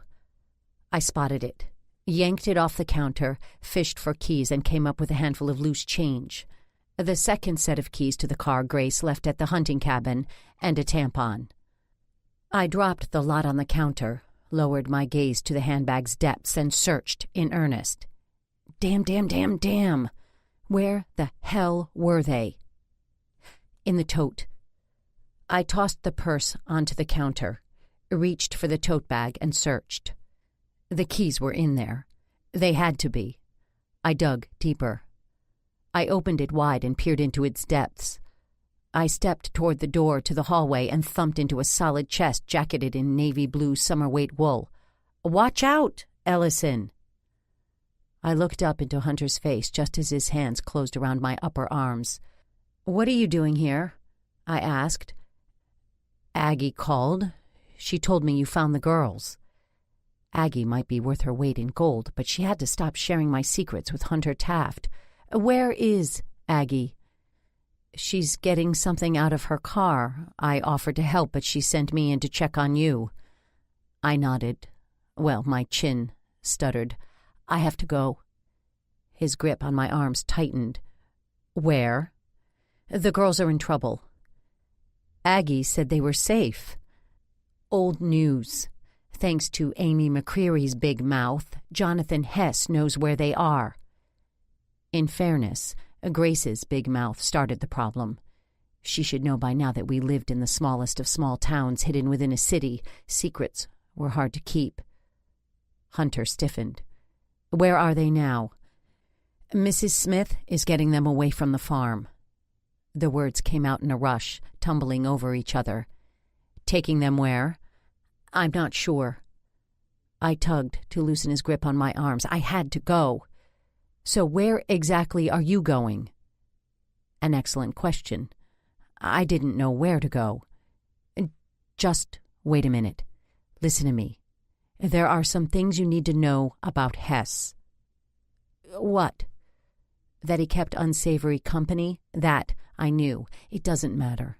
I have to go to the farm. From there, I could find out where the Smiths had taken Grace. No, you don't. I do. I jerked free of his grasp and pushed through the door. He followed me into the hallway. Ellison, wait. I have to go. Why? So you can have a confrontation with Hess? The Smiths will get Donna and Grace to a safe place. If you go up there, you'll make things worse. Please. Ellison, take a few deep breaths before you get in the car. I drew one deep breath, then another, then a third. Every molecule of my being urged me to the car, to lead-foot it north, to fight for Grace. But Hunter was right. The Smiths were well capable of hiding Grace and Donna. Between the two of them, the couple had a passel of sisters and brothers and cousins, all with whom Jonathan Hess would never find. I can't just sit here. The girls will be fine. If you go up there, you could run into Hess. That's the last thing anyone wants. Hunter's hand closed on my elbow, and he halted my progress toward the front door. I don't want you to put yourself in danger. He admitted Hess was dangerous. Adrenaline and emotion are doing your thinking for you. Please, Ellison, calm down. Easy for him to say. It wasn't his daughter. Again, I pulled loose of Hunter's grip. I pushed through the front door. Aggie stood on the other side with an enormous overnight bag looped over her arm. Hunter smiled at her. I asked Aggie to stay until Grace is safely home. The righteous anger I should feel over Hunter's meddling in my life refused to get out of its comfy chair. Instead, it sank lower and stuck its nose into a copy of Jonathan Livingston Seagull. Maybe because I liked having Aggie around. She was as comfy as my righteous anger's chair. Maybe because I was more worried about my daughter than his interference. You shouldn't go, Hunter insisted. Tell her, Aggie. Maybe she'll listen to you. What happened? Aggie asked. I quickly recounted Grace's phone call, then Amy's. I told her about Mrs. Smith's promise to get the girls away from the farm.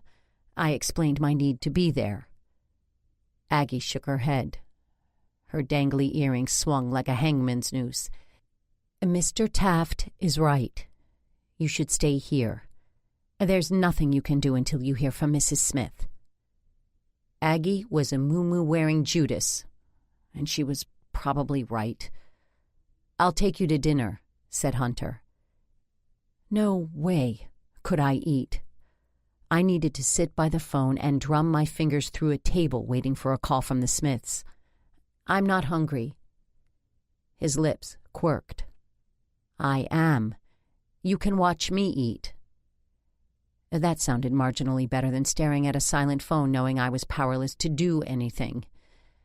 He loaded me into his Mercedes and drove me to a restaurant paneled with dark wood. Its chairs were upholstered in hunter green wool. Its tables didn't need matchbooks to remain steady. He ordered a martini. I ordered a club soda.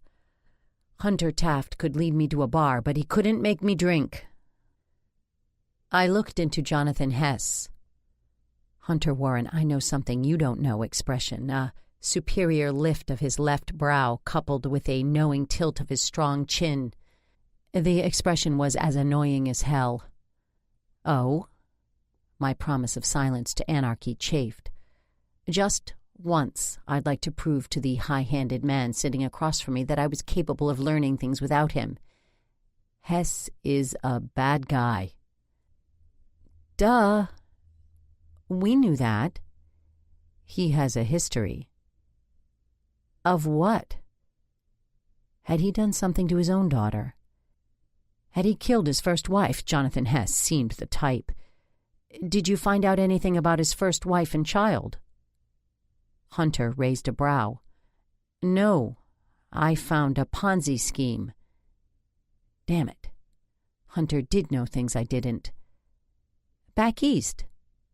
Maybe that was why people were trying to run him down in the streets. He shook his head. Here. Here? My voice was an octave or two too high. He's already talked some pretty smart people into investing. Hunter sipped his martini, then popped an olive into his mouth. Who? John Ballou, Howard Standish, and John McCreary, for starters. Lord love a duck. I waved at the waiter. He hurried to the table. I pointed toward Hunter's drink. I'll have one of those. How did you find out? I asked. I was looking for malfeasance. Malfeasance. A $5 attorney word that meant Jonathan Hess was more than just a monster. He was a monster who defrauded investors. Where was my drink? Hunter lifted his and sipped. I thought you'd be happy. Happy? He nodded. Jonathan Hess goes to jail for fraud. India divorces him. Donna is safe. That seems simple. Too simple. Things were never that easy. The waiter put the martini in front of me. It barely touched the table before I lifted it to my lips. I don't believe in simple. 23. Hunter saw me home. He closed his hand on my elbow and escorted me up the front steps. It was time to dig for keys. I dug. Peering into the depths of my bag seemed much safer than looking into Hunter's eyes. Safer than looking at the sky where the moon danced a rumba, spinning romantic beams. Aha! Success! I pulled my keys out of the depths and held them up. Ellison. His voice brushed against me, soft and warm and as full of promise as a breeze in springtime. I dropped the damn keys. I crouched, and my fingers scrabbled on the bricks. He crouched, but his fingers didn't scrabble. They effortlessly found mine, held them. With his free hand, he brushed a strand of hair off my cheek. My insides went all warm and melty, and my lips might have parted. He kissed me. Warm lips, firm lips, delectable lips. They made me tingle. Tingling was bad. Tingling led to bed. Bed led to marriage. Marriage led to infidelity. I pulled away. Ellison. That voice again. It was too seductive. I should say good night. I snatched the keys off the bricks and stood. Hunter stood as well. If Henry weren't dead, I might kill him for what he did to you. Hunter didn't see my retreat as a rejection. The damn man saw straight into my soul, saw my inability to trust, saw my fear. I scowled. Hunter Taft ought not peer into my hidden corners. Good night, Hunter. Thank you for dinner. I inserted the key in the lock, turned it, and slipped inside. I leaned against the closed door. My heart beat as if I'd just faced a lion. I drew a shaky breath. Oh, good, you're home. Aggie emerged from the kitchen. Mrs. Smith called. The girls are safe at her sister's house. She says not to worry. Thank you, Aggie. Did you have a nice dinner? She asked. I manufactured a smile, nodded, walked into the family room, and burrowed into the corner of the couch. My gaze fixed on the flickering images on the television screen. My mind pinballed between Mrs. Smith's sister's house and the remembrance of Hunter's lips. The Smiths told me I was not to worry about a thing. Yeah, right. Bring... Again with the phone. I glanced at the clock on the bookshelf. 10:15. Grace was under strict orders to contact no one, not even me. It was too late for anyone else to call. I didn't move. Whoever was on the other end of the line could call back tomorrow. Bring... Or Aggie could answer. A moment later, she poked her head into the family room. My shoulders tensed, and Max lifted his head. Who was it? My sister Sophia. My shoulders relaxed. My niece, Rosie, is in labor, and Sophia asked if I'd go take care of Rosie's 2-year-old so she can go to the hospital. Go? You sure? I'm sure.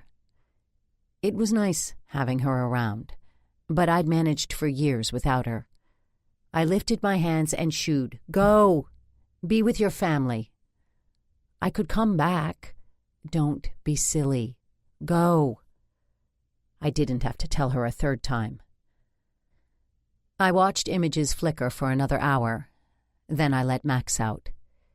He sniffed around the backyard, chased some small night creature through my hostas, ignored my scolding, and finally agreed to come inside in exchange for a dog biscuit. I turned out the lights and climbed the stairs. My bed never looked so welcoming. I climbed into it, closed my eyes, and drifted to sleep. Grrr. I opened one eye and squinted at the clock in the darkness. It was barely after midnight. Max couldn't possibly have to go out again already. Grrr. Longer, lower, more menacing. I opened the second eye. Max stood at the closed door to the hallway. His growl rumbled in his throat. The sound gave me shivers. Was there someone in the house? I reached into my bedside table, closed my fingers around the gun I kept there, and swung my feet to the floor. Across the room, Max paced. I opened the bedroom door and Max crept into the hallway, a silent hunter. I followed him down the stairs, through the front hall and into the kitchen where moonlight reflected off the broken glass from a pane in the back door. My hand, the one holding the gun, slicked with sweat. My nerve endings tingled.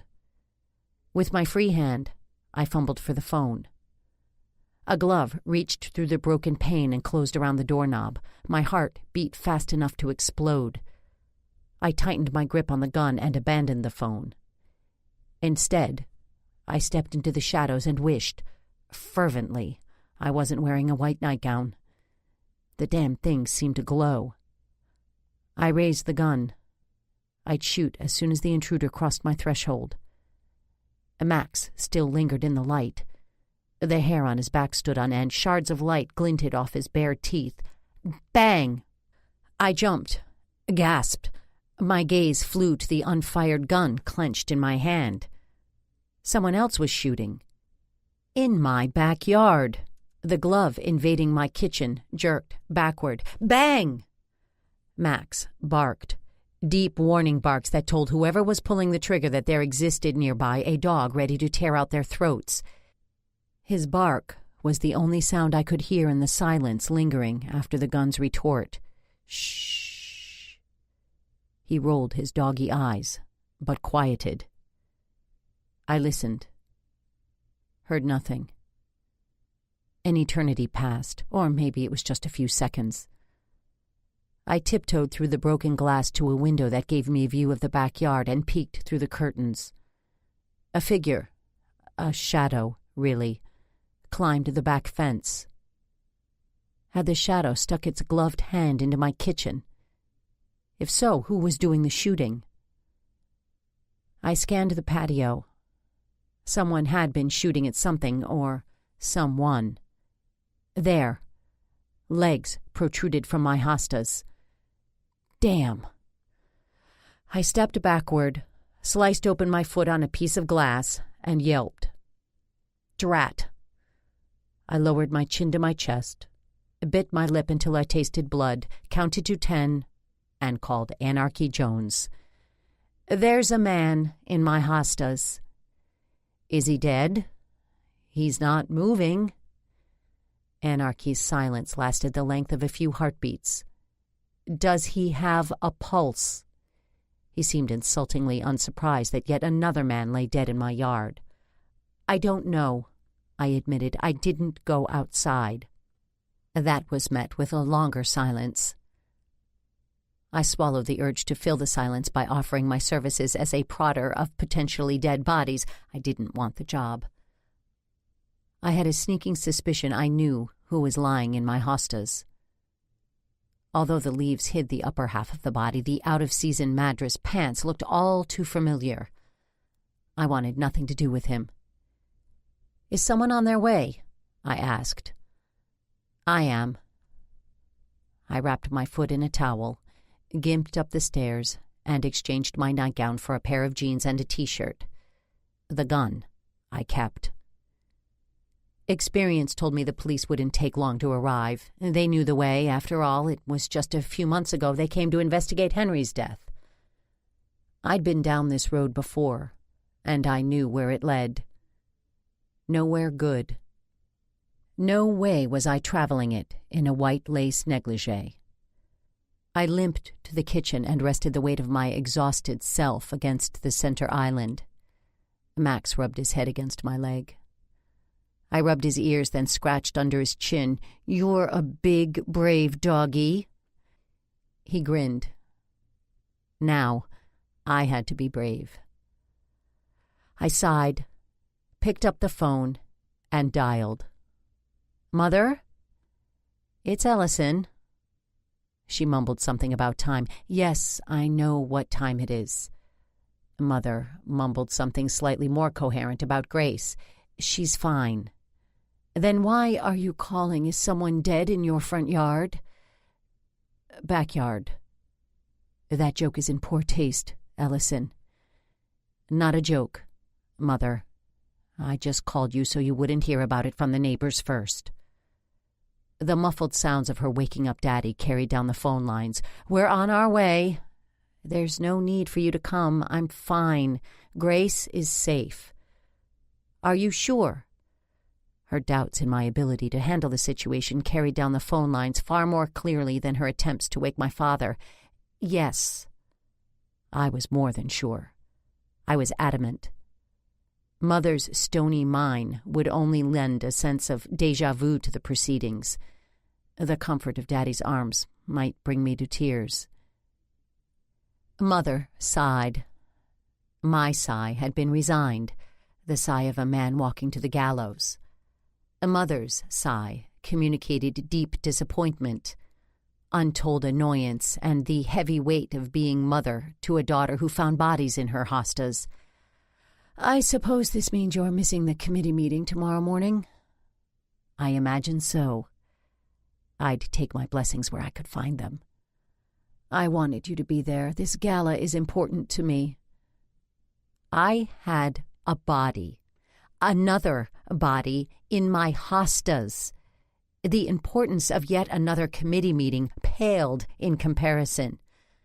What was on the agenda? The color of the napkins, over-sauced beef, or rubber chicken for dinner? I'm sorry to disappoint you. She treated me to another sigh. I promised to call if anything changed. Closed an unhappy Max into the laundry room, then filled up Mr. Coffee and let him work his magic. A moment later, the doorbell rang. I took one last look out the back window. With the exception of those crushed by the body, my hostas had their leaves intact. Not for long. I sent the first set of uniformed officers around the side of the house, and the second, and the third. Anarchy Jones I let through my front door. "What happened?" he demanded. I recounted Max's growls, the broken glass, the gunshots, and the shadow climbing the back fence. He pushed past me into the kitchen. His brown eyes scanned the broken glass, the blood on the floor, Mr. Coffey's full pot. "You cut yourself on the glass?" he said, as if it was a given. "Idiot Ellison attracts a murderer and hurts herself. Again. Are you badly hurt?" "No." He opened his mouth as if he meant to argue. I narrowed my eyes. He snapped his lips shut. Smart man. He inventoried the rest of me. The injured wrist, the messy hair, the gun stuck in the waistband of my jeans. His brows lifted. "I didn't shoot it. It has to be tested anyway." He held out his hand. I put the gun in his palm. Our fingers brushed for an instant. My breath caught, and I looked up, away from the place where we'd touched. Anarchy stared deep into my eyes as if he could see my secrets and desires. He reached out and brushed a stray hair from my cheek. He parted his lips, and for a half-second I thought he meant to kiss me. Voices from the backyard wafted through the broken window, and he stepped away. Of course he did. I was once again a person of interest in a murder investigation, and it was probably against rules and regulations to kiss suspects. Anarchy always followed the rules. He ran his fingers through his short hair. "They probably need me outside." Rather than open the back door, he pushed open the door to the front hall. His disappearing steps rang out against the hardwoods. Anarchy Jones nearly kissed me. My fool heart did a samba in my chest, and my mouth dried. I poured myself a glass of water and drank deeply. What had happened? There was a dead man in the backyard. I shouldn't be almost kissing anyone. But most especially, I shouldn't be almost kissing the investigating officer. I pulled the curtains back on the happenings in the yard, took a seat at the kitchen counter, and watched. The police flooded my backyard with light. They tromped up and down the driveway, up and down my hostas. They didn't tell me who they'd found. I drummed my fingers on the counter. Didn't they realize a tired, stressed woman waited to hear what happened in her backyard? No. They were too busy trampling my perennial border into pulp. Was it too much to ask for them to keep me informed? Apparently. I deserved answers. I finished my coffee, put the mug in the dishwasher, exited my house from the front door, and walked around the side yard. A uniformed officer stopped me from stepping my foot onto my own patio. I stood in the driveway and waited for Anarchy to see me. If he noticed I was there, he didn't acknowledge the fact. He focused solely on the body lying in the broken remains of my shrubbery. I blew a strand of hair away from my face and waited. And waited. Nothing. The man had nearly kissed me not 30 minutes ago, and now he pretended I didn't exist. I marched back to the front of the house, through the front hall and into the kitchen. I took a deep breath, opened the back door, and stepped onto the patio. Everyone noticed me then. "You just disturbed a crime scene." Anarchy's voice was cool and professional. "I opened my back door." I jerked my head toward the body. "Who is it?" No one spoke. "Who is it?" I asked again. Anarchy, his lips thinned to non-existence, spoke. "Jonathan Hess." I'd been right. I nodded. "Thank you. What was he doing here?" Lord love a duck, I should have stayed inside. "Well, I found a casing." Anarchy turned away from me. I snuck a deep breath. Would the young officer pointing at the brass casing find it odd if I kissed him? He had saved me. Anarchy's eyes can look as warm and melting as a chocolate fondue. or as cold and rigid as an oak tree in the depths of winter. My arrival on the patio had brought out the oak tree in him. Now wasn't the time to explain why Grace and Donna ran away. Nor was it the time to explain how I hid Donna from her parents, not with Jonathan Hess's body lying 10 feet away. What had brought Jonathan to my patio? Had he really thought I'd bring Donna and Grace home? Since he'd never shown any great respect for my intellect, perhaps he'd believed just that. I sidled to my right, toward the driveway. From there I could circle to the front of the house and re-enter without attracting any more attention. Anarchy pinned me with his gaze. "I'll just get out of your way." "Why was he here, Mrs. Russell?" "Mrs. Russell. We'd returned to Mrs. Russell." I straightened my shoulders. "I have no idea, Detective Jones." He waited for me to scratch my nose. I shoved my hands in my pockets and returned his cold stare with one of my own. "Someone will be inside shortly to take your official statement." "Fine. Perfect."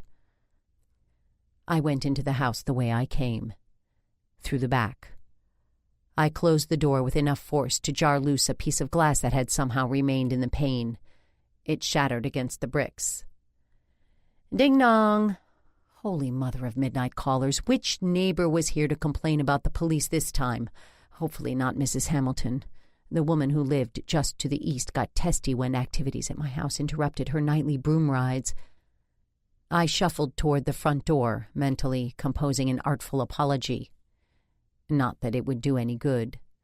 No matter what I said, Margaret Hamilton would delight in throwing an extra eye of newt into her bubbling cauldron, and then she'd wait for the next full moon, dance a quick jig around a bonfire, and hex me.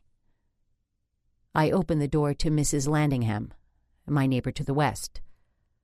A nicer woman was never born. I breathed a sigh of relief. It died on my lips when I saw who stood behind her. "Frances called," said Hunter. Of course she had. "Are you all right, dear?" Mrs. Landingham asked.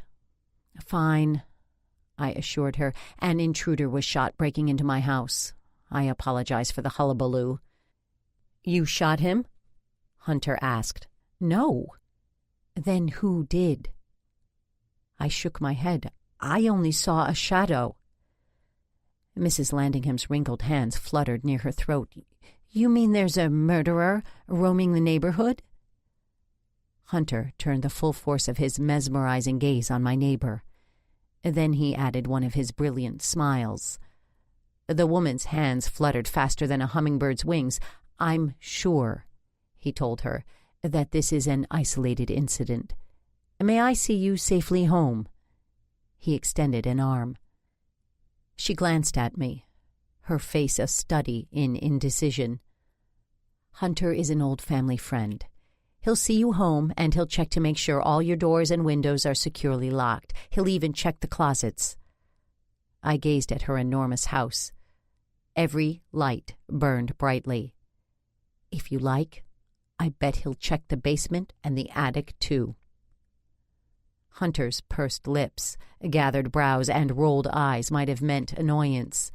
The expression was too fleeting for me to judge. "Are you sure it would be no trouble?" she asked Hunter. "No trouble at all," I assured her. Hunter coughed, but Mrs. Landingham still closed her hand around his arm. They turned away. "What are you doing here, Taft?" If Anarchy's voice had been cold as January on the patio, it was positively Arctic now. Hunter glanced over his shoulder, smirked. "Checking on Ellison." "Did you call him?" Anarchy asked. "A mother."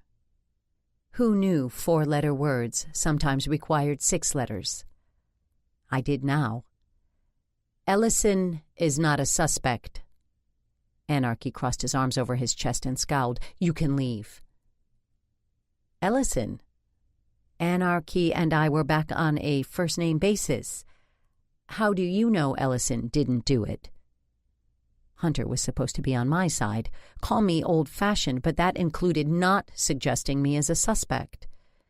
Mrs. Landingham loosed her hold on Hunter's arm and turned back toward my house, presumably to see my reaction.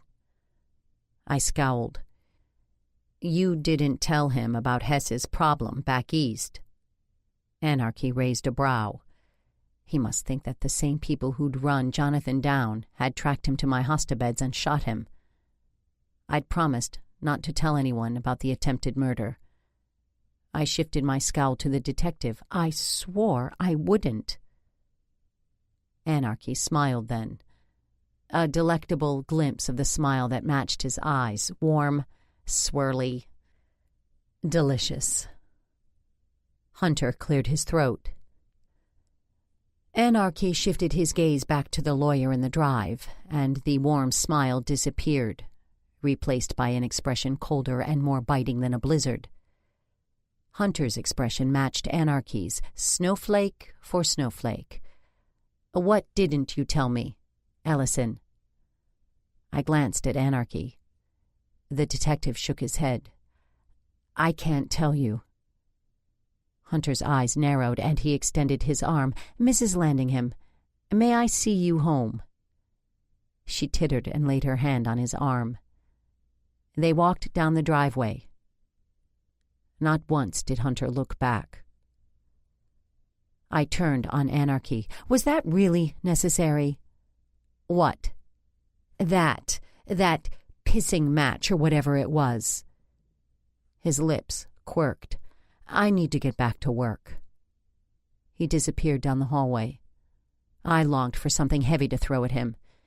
Instead, I stepped outside, sat on the stoop and waited for Hunter. And waited. 24. Maybe I should have spent a sleepless night, tossing and turning and fretting. A man had died in my hostas, but his death meant that Donna and, by extension, Grace, were safe. I slept like a baby and woke to mid-morning sun. I yawned and stretched and moseyed into the kitchen for coffee. Mr. Coffee was full of morning nectar. That meant Aggie's niece had her baby, and Aggie was home. That and the stack of phone messages on the counter. I ignored those. Instead, I poured myself a cup. Then, with Max at my heels, I went outside and surveyed the damage. Damage suggested something that could be repaired. A dent in the car, a loose grip on a golf club, red paint on my front door. My hostas weren't damaged. They were destroyed. I skirted the crime scene tape, sank into a wrought iron chair and clutched my mug. Max ignored the tape, sniffed at the shrubs, curled his doggy lips, then collapsed in a patch of sunshine. Libba found us there. She regarded the yellow tape and the remains of my boarder with one eye squinted. Your mother said you had a rough night. She settled in the chair across from mine. It had to be really awful for her to let you skip a committee meeting.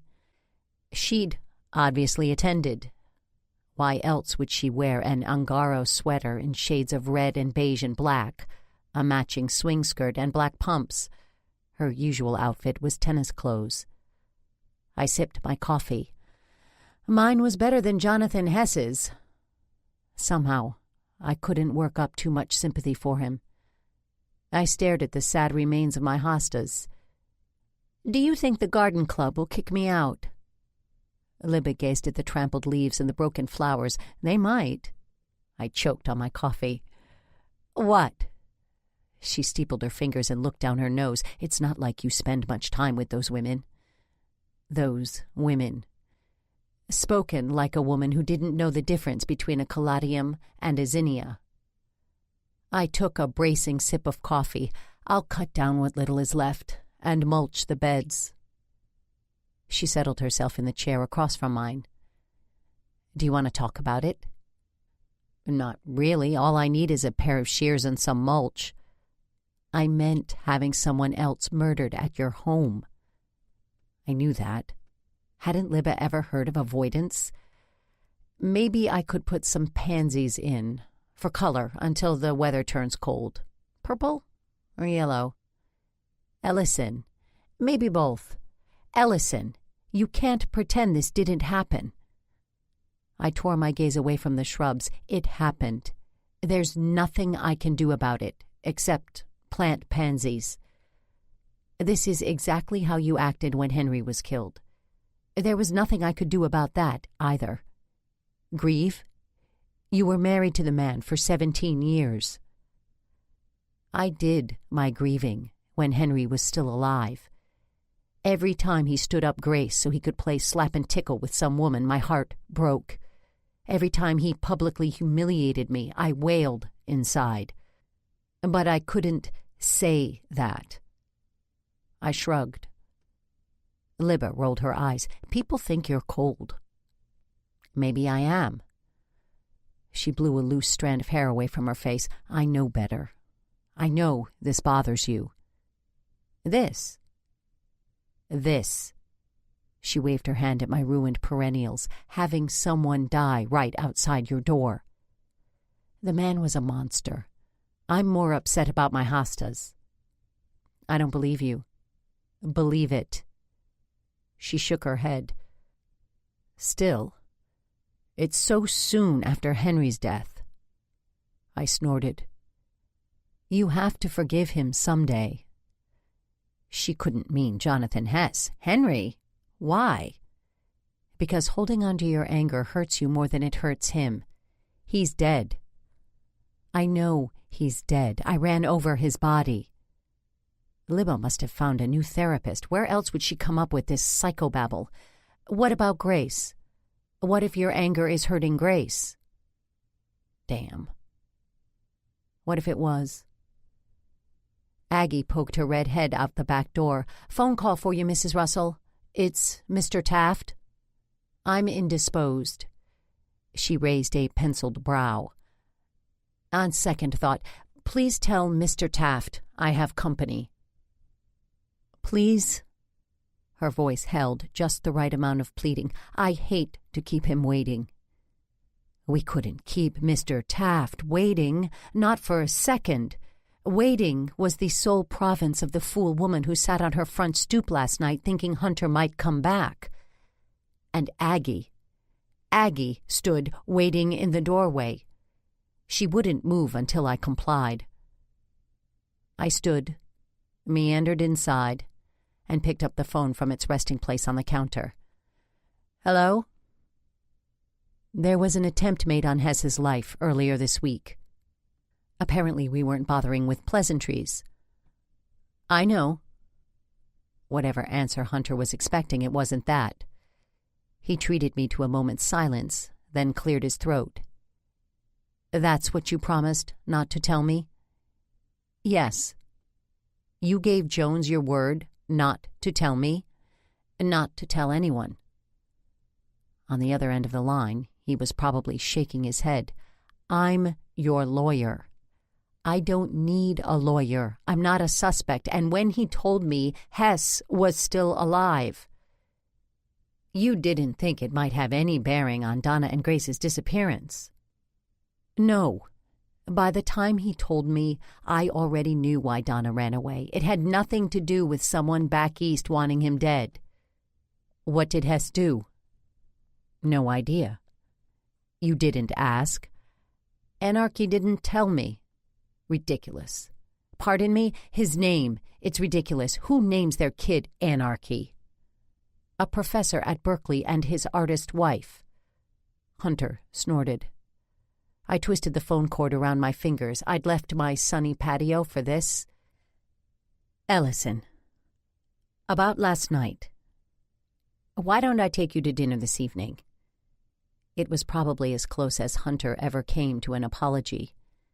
Grace is coming home. Bring her. I think Grace and I need some mother-daughter time. Perhaps another night? I bit my tongue. Hard. What the hell was I thinking? I should have just told him no. When do you expect her? I glanced at the clock. The morning had disappeared. Soon. I called the Smiths last night. Early this morning. They'd been incredibly gracious about a 2 a.m. call. She should be on her way home now. And Donna? Donna, too. I picked up the stack of messages and flipped through them. What does India Hess have to say about all of this? I haven't spoken with her. 3 messages from India. 1 from C.C. Lowell, 4 from Mother, 2 from Hunter Taft. You didn't call her? The judgment in his voice made my fingers itch to end our conversation the easy way. Hanging up on Hunter would be rude, rather like leaving someone sitting on a stoop in the middle of the night. India didn't believe me when I told her about her husband and Donna. She loved him. What was I supposed to do? Call and say, now that Jonathan's dead in my hostas, I thought I'd let you know I've been hiding your daughter? The woman must be beside herself with worry. Presumably, Hess told her where they were before he got himself murdered. He knew they weren't out on the streets. What if he didn't tell her? Hunter asked. What if he just drove up there? I hadn't thought of that. Damn. I dropped the messages back onto the countertop. I'll call her now. Ellison, you're absolutely right, Hunter. I should call India. Now. Goodbye. I hung up the phone. The blasted man with his reasoned arguments and half-assed apologies, I'd had enough. I studied one of the messages, written in Aggie's exuberant script, and dialed. India answered with a quaver in her voice. I probably should have told her how sorry I was about her husband, but I'd lied to her enough already. Instead, I told her Donna was on her way home. Thank God. She sounded so relieved that the guilt Hunter dredged up raised its finger and poked me in the solar plexus. Then she made it worse. She's with Grace. They're both all right? Poke? Ha! More like a breath-stealing jab. Fine. How did you find them? Hess hadn't told her. I swallowed. Twice. They were at my parents' farm, in Daddy's hunting cabin. A full moment of silence ticked by. I tracked each second on the clock. 5 seconds into minute number 2, I said, India. Had she fainted? Put the phone down and gone to pour a martini? You knew. The whole time. Her voice was faint. No. You knew when you met me at the cafe? Yes. I see. More silence. People say your mother is a force of nature. That the worst thing anyone could do in this city is get on her bad side. I didn't argue. Instead, I cleared my throat. You're worse. I raised my hand to my cheek as if she'd slapped me. Her words stung. I was protecting Donna. Not your job. India wasn't the only mother who'd worried. You're right, I snapped. That's your job. Only you weren't doing it. She exhaled. The expulsion of breath from her lungs carried down the phone lines. A simple breath that told a complicated story. She'd paced. She'd worried. She'd sobbed until she'd run out of tears. She was the victim. I should feel guilty. I gritted my teeth. She could try to make me feel guilty. She could even enlist Ma Bell's aid in delivering poor, pitiful me sighs. It didn't matter. Donna was the victim, and I'd protect Donna again in a minute. India had failed her daughter in myriad ways. I'll bring her home as soon as I can. Thank you. You're welcome. She hung up without so much as a goodbye. I stared at the receiver in my hand. Slowly, I put it back in the cradle. I poured myself another cup of coffee and peeked out the window at Libba. She'd put her feet up on my empty chair and tilted her face toward the sun. She was wrong about me. I was cold. If nothing else, Francis had given me the ability to compartmentalize infidelity, Stick it in a box. Lock said box and store it on a back shelf of my brain. Dead husband? Another box. Another lock. Another shelf. Dead man in the backyard. Box, lock, shelf. Those boxes stayed locked on their shelves unless I stood in front of a canvas with a paintbrush in my hand. It was a fabulous system. For me, it worked like a charm. Until it didn't. Until my unwillingness to feel hurt Grace. Unbridled emotion made me squirm. There'd never been any on display during my childhood. If Mother and Daddy disagreed, even slightly, she treated Marjorie to a day of shopping, and Daddy and I played a round of golf. They'd both come home happy. Some of my best talks with Daddy happened on the golf course. Driving down the cart path, our eyes on the hole ahead, freed us to say things we'd never utter across a table. Perhaps Grace and I should play. It was Thursday. Women were allowed to book tea times. We might as well take advantage. I turned away from the window, picked up the phone, dialed the club, and reserved a time for later in the afternoon.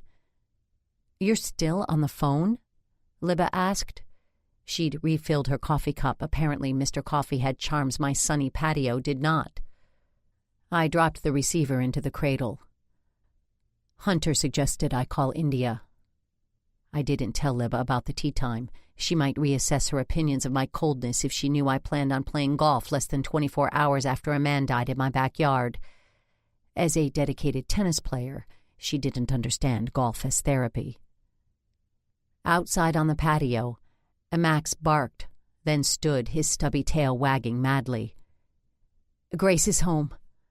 A heretofore undetected constriction near my heart loosened. How do you know? Libba asked. Just look at Max. Yeah, right. Spoken like a cat lover, one who couldn't discern the difference between a warning, feed me now, and I can't wait to lick your face bark. Max scratched at the back door and whined softly. The phone rang. Would you please get that and let Max in?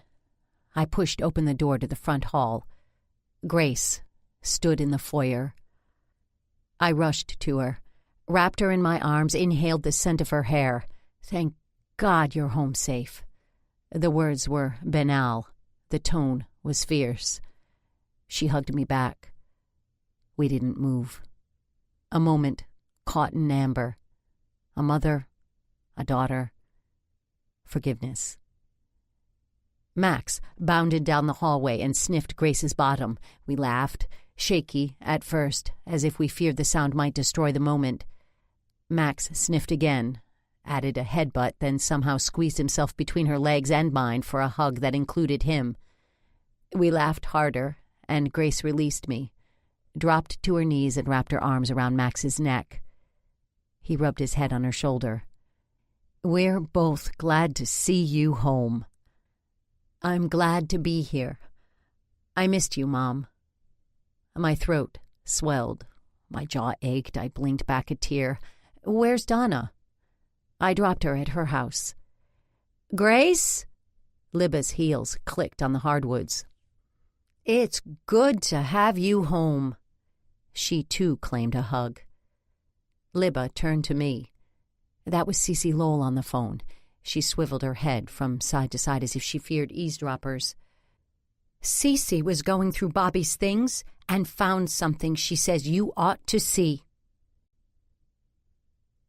25. Libba really ought to move to Hollywood and become a starlet in B movies. My foyer certainly wasn't big enough for her emoting. She delivered her line with all the subtlety of an actress in a slasher film. Grace and I gawked. Even Max shifted his adoring amber gaze away from Grace. And, I asked, and she's coming over. Oh, dear Lord, when? She's on her way. My runaway daughter was safely home. I wanted some time with her. No, as if my saying it could actually stop Cece from arriving. Yes, the woman lost her son. What would you do if Grace hadn't come back? She had come back, and I wanted a chance to process that before I had to deal with Cece's revelation. I wagged a mental finger in my own face. The woman had lost her son. The least I could do was see her when she needed me. I'd hardly thought of Cece or Bobby when Grace was missing. Fine. Grace stared at her feet and mumbled. What? She raised her gaze. I'm going to go shower. She gave me a quick, fierce hug, then climbed the front steps. Max followed her. I glared at Libba. She deserved it. What? She held out her hands, palmed upturned, innocent expression on her guilty face. Don't shoot the messenger. The messenger shouldn't have said yes. You are cranky as hell today. She lifted her nose. The messenger is leaving. I thought you'd want to wait around for the big revelation. She grinned. You'll tell me later. I hate it when she's right. I closed the front door behind my so-called friend, glanced at my watch, walked into the study and called Mother, safe in the knowledge she played bridge at the club over lunchtime on Thursdays. She answered the phone. Damn. You're home. The words slipped out before I could stop them. You were expecting Flora? Mother and Daddy's long-suffering housekeeper hadn't scolded me yet. Don't be silly. I'm delighted to catch you. Liar, liar, pants on fire. I scratched my nose. I just wanted to let you know that Grace is home. Well, that's a relief. What about the other girl, the one who caused this whole mess? Mother still blamed Donna for Grace's disappearance. Donna had every reason in the world to leave home. Grace had made the decision to go with her. Donna couldn't be blamed for Grace's poor decision-making, but it wasn't worth the attempt to explain. Mother saw the world through the Walford-colored glasses. Grace dropped her off. You really ought to do a better job helping Grace pick her friends. That I answered with silence. Are you there, Ellison? My fingers hovered over the button that would end our call. Instead, I extended an olive branch. I talked to Libba. She said you had a good meeting. Extending an olive branch never hurt anyone. It makes me look bad when my daughter can't get herself to my meetings. Dead man in the hostas, remember? So sordid. I didn't argue. She'd already put my olive branch through a chipper. I presume this means that policeman will be hanging around again? He's investigating a murder. I don't like him. He's too familiar, and he looks at you as if you're a piece of candy and he's a man desperate for something sweet. Don't be ridiculous. I wrapped the phone cord around my finger. Candy? Does he ever actually catch anyone? He has several leads. I bet they all lead to your door. I wasn't having this conversation. I closed my eyes and tightened my fingers around the receiver. Please let Daddy know Grace is home. I don't want him to worry. We were never worried. Grace will always land on her feet. That was too much. You just got done telling me Grace needs help picking her friends. You thought she'd be okay on the streets? She wasn't on the streets. If you'd given it a half-second's thought, you'd have realized that immediately. My grip on the phone tightened until my hand hurt. Hindsight is 20/20, isn't it? Mother sniffed. I'd had enough. Cece Lowell is on her way over. I have to go. I need to tell you what we assigned to you. Not now. But Ellison, I'm not doing any committee work today. Another sniff. Goodbye, Mother. I waited for her response. She answered with silence, using my own trick against me. Wow, that was annoying. Goodbye. I hung up the phone. Just as well, the doorbell rang. I hurried back to the foyer and opened the door to Cece Lowell. Poor Cece. Never a large woman, she seemed to have lost half her weight since Bobby's death. Bones covered with skin. Her clothes hung on her, her hair, well, nothing says defeat like a flattened bouffant. Any annoyance I had over missing time with Grace dissipated. Come in. I gave her an awkward hug. Would you like some coffee? Maybe a cookie. I could make lunch. I think there's some leftover quiche in the fridge. No, I couldn't eat. I just came to give you this." She held out a wad of paper. Someone had folded a sheet of loose leaf until it was roughly the size of a golf ball. Cece put it in my hand slowly, reluctantly, as if letting go of one sheet of paper was the same as letting go of her son.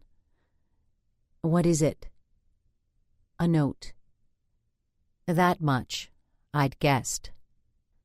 I unfolded it and read. "No one can know. We have to tell. We can't. He'll kill me, or you. I won't let him hurt you. Please, don't tell anyone. This can't go on." I stared at the paper in my hand. Dog-eared, worn at the seams. I knew. Jonathan Hess killed Bobby Lowell. I knew it with the same certainty I knew my own name. He'd shot Bobby and left him for dead. If ever a man deserved to die in a perennial border, it was Jonathan. I'd been the fly in his ointment. Bobby hadn't died right away, and I found him. Talked to him. No wonder Jonathan Hess asked so many questions the morning he picked up Donna from sleeping over. Cece cleared her throat, then looked at me as if she expected an explanation. "Have you found the girl?" Had I ever? I swallowed. If I told Cece about Donna, she'd want to know who the potential killer in the note was. I'd have to tell her about the abuse. Donna or India needed to tell her about that, not me. Not yet. A blatant, painful lie. Cece's face crumpled. "I just can't believe he's gone." Tears waterfalled down her cheeks. "Let me get you a tissue." Of all the stupid, useless things I've ever said, offering a tissue to a woman disintegrating over the death of her son ranked high. She wrapped her arms around her body as if they could somehow hold her together. I forgot about the tissue. Poor woman. I draped my arm around her shoulders, led her to the kitchen, and perched her on a stool at the counter. "I'll make some tea." "No, thank you." She drew a wet breath. "That tissue would be nice." I handed her the box. She daubed beneath her eyes, blew her nose, and clutched the wadded tissue as if it was the only thing keeping her going. "I'm sorry. I don't mean to make a scene. If anyone is allowed to make a scene, it's you. Is your sister still here?" Cece nodded. "She won't leave." There was a reason for that. If my sister looked as bad as Cece, I wouldn't leave her either. If only I knew why. I lie awake at night wondering. She pulled a fresh Kleenex from the box and wadded it too. Why is my son dead?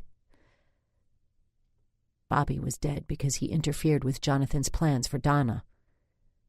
I ought to just tell Cece, except it wasn't my secret. Besides, the man who'd killed her son lay dead. He couldn't go to prison for what he'd done. Justice wasn't possible. I reached across the counter and patted her free hand. "I can't imagine what you're going through." Cece lifted her fisted hand, Kleenex and all, to her face and covered her mouth. "Alice was madly in love with him." "She was." "Do you think she killed him?" "No. She could have. She could have stabbed him in a fit of jealousy." I didn't argue. "You must think I'm a complete fool." "Absolutely not." She shook her head.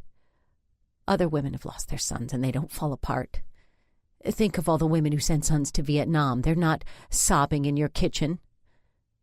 She stared at the painting of the salad, the same one Donna liked. "He'll never get married. He'll never deal with infidelity." She shifted her gaze from the painting and offered me the bitter smile that all wives with cheating husbands master. I smiled the same smile. She unlatched her purse, stuffed the dirty Kleenex inside, and stood. "I won't keep you. You're welcome to stay. I can't. I can't seem to stay in any one place too long." She used her fingers to wipe her red-rimmed eyes. "If you find anything." What kind of woman was I? Cece deserved the truth. The sordid, nasty, gut-wrenching truth. If I find her, and if revealing her identity would hurt her, do you think Bobby would want me to tell? Cece Lowell stood in my kitchen clutching her pocketbook. Her hair was askew. The hem of her rumpled dress hung at a jakey angle. Grief had devastated her pretty face, yet she still possessed a certain dignity. She even managed a sad smile. Bobby loved his secrets. I'm sure he'd want to shield her, but I'd still like to know. Perfect. Now what should I do? Grace and I teed off at 3 o'clock. The course looked like an emerald carpet dotted with citrines instead of sand traps. Despite the approaching line of fluffy white clouds, the sun warmed my shoulders. My tee shot landed in the center of the fairway. Grace's did too. She climbed onto the golf cart and stared straight ahead at the lovely expanse of verdant grass. "Are you mad at me?" I drove down the cart path toward our balls. "No." "You look angry." I did. I'd been trying hard not to. "We need to talk." She got out of the cart, pulled a 7-iron from her bag, and knocked her ball onto the green. It landed within feet of the cup. I, too, hit a 7-iron, but my ball landed in the fringe. I swallowed a lump as big as my golf ball and said, "I think you're angry, too. Angry at me." "Why?" Grace rolled her eyes. "I mean it, Grace. We need to talk about this." She shoved her club back into its bag and completed a second roll of her eyes. "You don't get it, Mom. Explain it to me. Dad's dead." I nodded. I was with her so far. "And you're not even sad." "Ugh. Damn." I drove us to the putting green. "I mourned your father long before he died. I've already spent my grief." She considered that for a moment, then got out of the cart. "I'm sad." "You should be. He was your father, and he loved you." "What happened between you?" There was a question I didn't want to answer. "We grew apart." That earned me another eye roll, rightly so. "What did he do to make you stop loving him?" I wasn't about to tell Henry's daughter, a girl who still loved him, about the women or the whips or the foul things he'd done for money. "Your father didn't like my painting. He asked me to give it up." "But that's part of who you are." She nodded to my ball caught in the fringe. "You're away." I putted. The ball stopped on the lip of the hole, poised but unwilling to drop. "I know. I couldn't just stop because he wanted me to. After that, things just fell apart." I tapped in for a bogey. Grace lined up her putt, her upper lip caught in her teeth. "He was a bad husband." "He was a good father," I replied. Grace putted in for a par, then bent to pick up our balls. "I'm sorry, Mom." She stood and handed me my ball. Tears stood in her eyes. "I love you." No tears in my eyes. They were too busy running down my face. "I love you too." 26. Grace and I finished our round accompanied by the first few drops of a soaking rain. We hurried inside the club for dinner, to the grill since we wore golf clothes. with its pecan paneling, tartan upholstered chairs, and sideboard boasting an enormous arrangement of yellow and red spider mums. It felt familiar, comfortable, just what we needed to reestablish normalcy. We ordered familiar, comfortable dinners from a familiar, comfortable waiter. Buoyed by my eagle on the 15th hole, I'd somehow forgotten morbid curiosity. That, too, was familiar, but it wasn't comfortable. Members circled us like vultures, picking at the still warm bones of Jonathan Hess's murder. Then they picked at the cold bones of Henry's demise. I couldn't really blame them. 2 men killed at my house in less than 4 months. That had to be some kind of record. I beckoned the waiter, ordered a scotch and soda, and scared away Audrey Miles with a look I borrowed from Mother. Prudence Davies wasn't as easily cowed. "I hear you had some trouble." Her smile might look sympathetic, but it didn't reach her eyes. Those held all the warmth of an early morning in late midwinter. I shrugged. Grace looked pained. "If you're not careful, you'll get a reputation as a black widow." I lifted the scotch to my lips and drank. There are worse reputations to have. Prudence flushed. Prudence and my late husband had something of a relationship. When I was feeling petty, and even when I wasn't feeling petty, I dreamed of sharing the details of that relationship. But, lucky for Prudence, shielding Grace from Henry's misdeeds was more important than dragging Prudence through the muck. Besides, given Prudence's predilections, she might enjoy the muck, or at least being dragged. "Amy McCreary is talking about you as if you're some kind of heroine." Prudence lifted the corner of her too thin upper lip. "Florence Nightingale, reincarnated." I called an ambulance. Prudence wrinkled her nose. She'd be better off without him. Grace choked on her tab. Prudence gifted us another unpleasant smile, displaying her horsey teeth. "Everyone will know by tomorrow. The man who died in your backyard was some kind of con artist. John invested heavily. Lost everything." She rubbed her hands together. Some clever German coined the word Schadenfreude with Prudence Davies in mind. She looked positively gleeful at the McCreary's misfortune. Amy would be better off if he died. At least she'd have his life insurance. Henry once called Prudence a horse-faced, bony-assed harpy. That description was far too kind. The waiter put a Cobb salad in front of me and a hamburger in front of Grace. It's a rule, if you're table talking and food is served, you leave. Prudence didn't budge. I offered her a smile as warm as the one she'd given me. "Please give my regards to Kitty." She sucked in her cheeks, but stood firm. Why, when Mother offered her regards, did people disappear? When I offered the same, they seemed to linger longer. "What do you want, Prudence?" Her eyes widened at the direct question. She wanted gossip, the coin of the realm. Prudence wasn't the sharpest pencil in the bag. That I knew. She'd taken up with Henry. Admittedly, I'd married him, but at least I can blame the starry-eyed ignorance of youth. In 10 million light years, why would Prudence think I'd tell her anything? I swirled the ice cubes in my glass and waited for an answer. "I'm keeping you from your dinners," she said as if she'd just noticed the plates sitting in front of us. "Toodles!"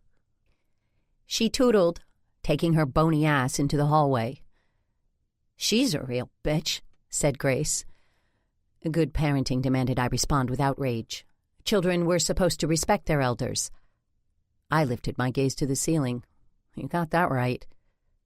Grace squeezed a second slice of lime into her tab. "Did you really save Jack's dad?" "Well, not really. I called for help, then I drove Jack and Betty to the hospital." "Jack didn't tell me that." There was probably a lot Jack didn't tell her. It sounds as if he's got a lot on his mind. "Yeah." Grace bit into her burger. Chewed. "His mom left last night." "Left?" Grace squirted ketchup onto her plate. She and his dad had a big argument. She was gone for hours and hours. Jack was worried she might not come home. How do you know? He didn't go to school today. We talked. My fork speared avocado, chicken, and blue cheese, the trifecta of a perfect bite. You don't think... Grace's brow furrowed. What? You don't think Mrs. McCreary killed Mr. Hess? Oh, dear Lord. I put down my loaded fork. I mean, she has a reason and no alibi. This called for another sip of scotch. I caught the waiter's eye and pointed at my glass. She could have been at her sister's. Nope. Grace shook her head. Jack called there. What I think is... Her face paled. I glanced over my shoulder. The Standish family, all of them, glared at us. Alice Ann stepped forward, steamed forward, like some turn-of-the-century ocean liner. Lord knows she had the same heft. She cut through the grill like a steamship cut through waves, unconcerned with wind or water or gossip. She even looked the part. Her prow, a proud nose. Her top deck, the perfectly shaped, perfectly white bouffant that sat atop her head. Mother, wait! Howard followed in her wake for a step or two. She paid him as much attention as a ship's captain pays a gull. She docked at our table. There are scads of rules. Don't wear white shoes or madras after Labor Day. Do wear black to a funeral. And when a grande dame, or an old battle axe, deigns approach your table, stand. I stood. So did Grace. Alice Ann could have stopped us with a murmured, "Please, don't get up." She could have sent us back to our chairs with a pleasant, "Please, sit down, I insist." She didn't. "How nice to see you, Mrs. Standish." A polite, expected lie. My nose didn't bother itching. "You got the check?" Alice Ann murmured, her lips barely moving. I'd half expected the stentorian tones of a foghorn. Alice Ann's whispered question surprised me. I blinked, thought about checks, then remembered the one Alice gave me. I did. Thank you. From her vantage point in the entry, Alice looked furious. Howard looked green. Kizzy looked for a waiter, probably to order a gin martini. My family has had a difficult week. As had mine. I appreciate your discretion, Ellison. She cast a warning glance at Grace. And yours, young lady. If Alice Ann was so blasted grateful, why didn't she let us sit down and eat? Grace's hamburger would be stone cold by the time she ate it. The man. She bit her lips so tightly it looked as if she didn't have any. The man in your yard. Why was he there? I don't know. Coming up with a better answer probably ought to top my priority list. People might think that Jonathan and I were having an affair, an occurrence even less likely than me scoring an eagle on all 18 holes, plus, yuck, awful man. I didn't argue. Instead, my gaze lingered on Grace's cooling dinner. Not exactly a subtle hint. A hint Alice Ann ignored. She lowered her voice further. He and Howard had some business dealings. So I'd heard. Oh? Grace, sit down and eat your dinner while it's hot. Grace hesitated. Alice Ann offered the slightest of nods, a grande dame's version of permission. Me? She kept standing. Grace sat. Alice Ann twisted the enormous diamond on her left hand. Nerves. From Alice Ann Standish. I waited. You knew him well? I knew him slightly, I corrected. I saw his wife last evening. Oh, I stopped by their home. At this rate, I'd be standing next to our table till breakfast. At least Grace got to eat. She dragged a fry through a pool of ketchup. My daughter might look as if her sole focus was the food in front of her. I knew better. She was as impatient for Alice Ann to make her point as I was. "I believe you know her from school." To be honest, I didn't remember her until a friend reminded me. "Well," another twist of her ring, "she categorically denied that her husband would steal." "Steal?" I raised my brows. She drew a deep breath, one that expanded her substantial chest. "Howard's investment is gone." What a shame. Not exactly empathetic, but given the words painted on my door and car, I didn't much care about these Standish fortunes. Howard, Alice, and Kizzy followed Elaine, the hostess, to a table as far as humanly possible from mine. Alice still looked furious. Howard still looked green. Kizzy looked happier. She carried a glass of clear liquid with ice cubes and a lime floating in it. It was a large investment. What in the name of sweet Jesus did the woman want? Was she telling me the check for repainting my door would bounce? What a pity. She scowled. With her broad forehead, assertive nose, and strong chin, the expression was fearsome. "Since his wife refused to tell me where he'd stashed the money, I thought you could." "I could what?" She offered up a still more fearsome expression. "Tell me where Jonathan Hess hid Howard's money." Grace froze with her tab on her lips. "Why would I know?" "He was seen leaving your house early one morning." I swallowed. "You had a public argument with his wife." My jaw dropped. "He was murdered at your house in the middle of the night." Grace, God love her to little pieces, laughed. Unfortunately, the laugh was coupled with a sip of her drink. Tab erupted from her nose and sprayed the table. Rules be damned. I sat, and I picked up my drink. "Just so I'm clear, you think I was having an affair with Jonathan Hess, and that I know where he stashed Howard's investment?" Alice Ann looked down her considerable nose and nodded. Next, she'd be accusing me of causing John McCreary's heart attack. This rumor had to be stopped. Now. There was no one more unwelcome or unpopular than a woman who sleeps with other women's husbands. "No." She drew her shoulders straight. "Pardon me?" I took a bracing sip of scotch. "I barely know the Hesses. The only reason he was at my house in the morning was to pick up his stepdaughter, Donna. India and I argued over art lessons for Donna. I suggested them, and since India wants Donna to concentrate on her studies, she told me it was none of my concern. He died at your house. I have no idea what he was doing there." I tightened my grip on the old-fashioned glass to keep my fingers away from the end of my itchy nose.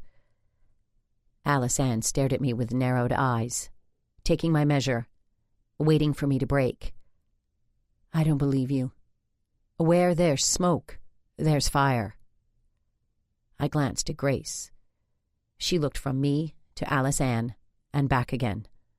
"Mom's dating Hunter Taft." Also not true, but as rumors went, it was infinitely preferable to my carrying on a torrid affair with Jonathan Hess. I smiled at the waiter, who put a fresh drink in front of me, waited until he walked away, then said, "I don't know anything about Howard's investment, but if I were you, I'd be a bit more discreet. Someone murdered Jonathan Hess, and money is a powerful motive." Alice Ann's ruddy complexion turned as white as her hair. "How dare you suggest such a thing?" She'd suggested I was an adulteress. Tit for tat. My Howard would never— Your Howard does all sorts of things. She gasped, and her face turned the exact same shade of green as Howard's, a saturated celadon hue, maybe with a slight touch of moss. Across the room, Howard pushed away from his table. Around us, other diners stared. Howard strode. Alice Ann opened and shut her mouth, repeatedly. "What's going on here?" Howard pitched his voice low enough for privacy. I waited for Alice Ann to explain. Her lips were too busy with calisthenics. "Your mother accused me of adultery." "She didn't." "She did," said Grace. Helpful, but I shot her a not another word look. There would be fallout from this dinner, and I didn't want any of it landing on my daughter. Alice Ann pointed at me. "She accused you of murder." Howard looked as if he might throw up. "I didn't." I hadn't. Suggesting motive wasn't the same thing as an accusation. Besides, Alice Ann should be more concerned with Howard's other secret, the one I'd never tell. If Howard wanted to borrow Kizzy's mink stole and parade around in an evening gown, it was no one's concern but Howard's. And Kizzy's, and Alice's. And I thought Grace and I had problems. Alice Ann scowled at me. "You did." "Technically, she—" Grace's voice died. "I guess when I really need to, I can channel Mother." Lord knows the look I gave Grace was straight out of Mother's repertoire, a classic shut the hell up or else expression. I looked up at the green-faced Standishes. This is hardly the time or the place. My gaze encompassed 5 or 6 tables of rapt diners who'd abandoned watching us discreetly. They all gawked. "I hardly knew the man," said Howard. "That's not what your mother says." His skin tone transitioned from celadon to split pea. "I didn't kill him." Howard spoke too loudly. Jaws at nearby tables dropped. I might have believed him, but he scratched his nose. 27. Grace and I drove home, slowly. The slick streets glistened with reflected light, the darkness outside pushed against the car's rain-streaked windows. So much darkness, so many secrets. Abuse and murder and deep water running through shallow families. "Why didn't you tell me Bobby and Donna were together?" I asked. "When you first asked, I didn't know, then—" She'd stopped talking to me, stopped trusting me.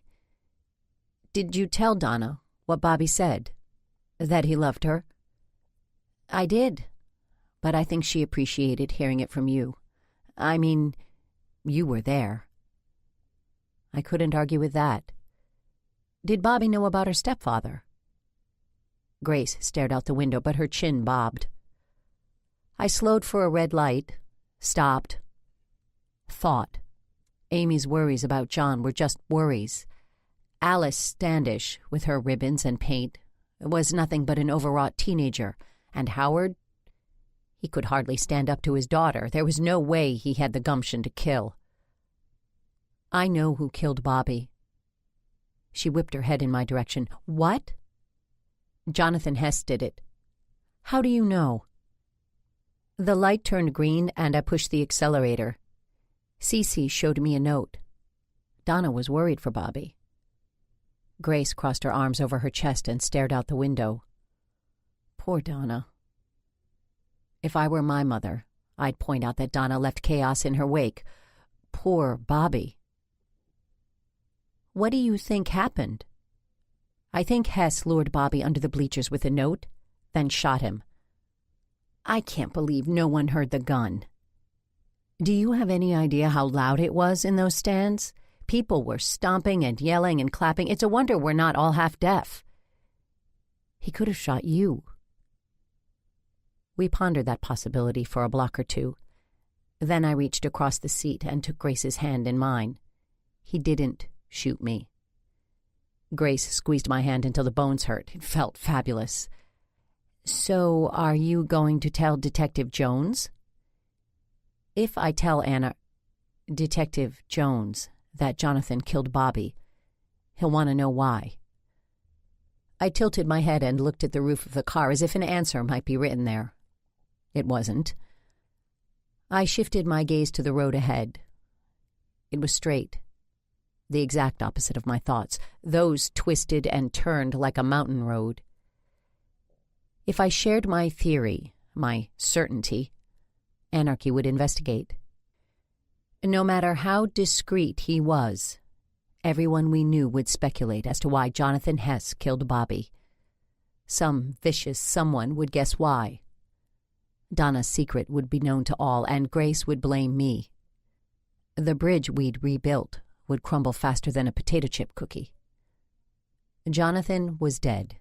He couldn't go to trial or prison. Donna and India had to live in Kansas City. I can't tell him. What about Mrs. Lowell? What about Cece Lowell? She deserved closure. Oh, hell. The light ahead glowed green, and the road remained straight. My thoughts? Not so much. I don't know. What would you do? Grace grinned at me. You're the adult here. Screech! The sound of brakes failing on wet pavement. Light. It flooded our car. Too bright, too close. Then came the horrendous, stomach-twisting sound of metal crunching, collapsing. An annoying beep punctuated the white noise, and the sharp scent of iodine tickled my nose. I slitted my eyes to antiseptic beige. I lay there, obviously in the hospital. Every muscle, every bone ached. A tear-inducing ache. How had I ended up there? I struggled to remember. Golf. Dinner. Grace. Grace! My heart stopped and my lungs lost their ability to inflate. I levitated off the hospital bed. Grace! One word. A prayer. A plea. My life.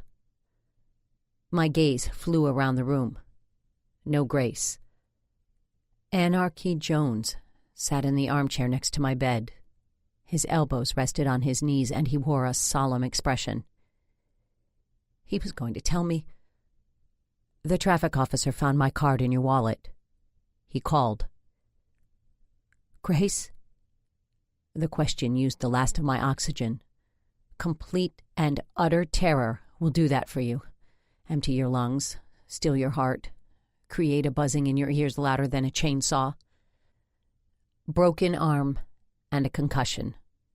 Anarchy spoke slowly. He looked into my eyes.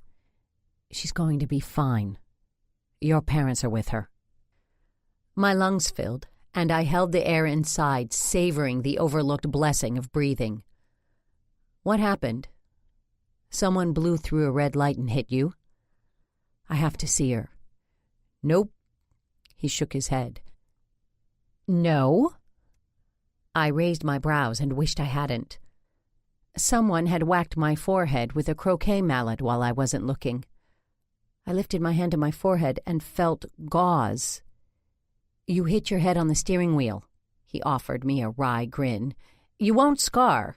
Your mother pulled the hospital's best plastic surgeon away from his anniversary dinner. You'll be as pretty as ever. Pretty as ever? I stashed that one in one of my mental compartments for later consideration. Who set Grace's arm? The best orthopedic.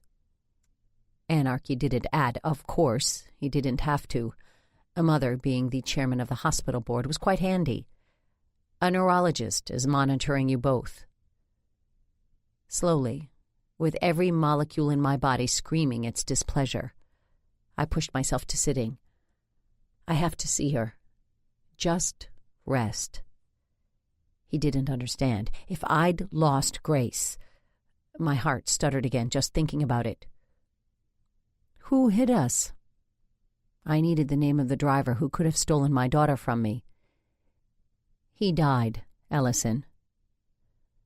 I waited for a surge of sympathy for the man who'd lost his life. It didn't come. Perhaps I could blame my appalling lack of empathy on dizziness. The room seemed to be spinning, and maintaining my current upright position grew more difficult with each passing second. Would you please raise the mattress? I'd like to sit. Anarchy adjusted the mattress, and I leaned back against its questionable comfort and closed my eyes. I'd almost lost Grace. How must C.C. Lowell feel? She'd lost her son. The mere thought deflated my lungs with a whoosh. A few tears snuck past my eyelids' defenses. They rolled down my cheeks. The rough pad of a man's finger wiped them away.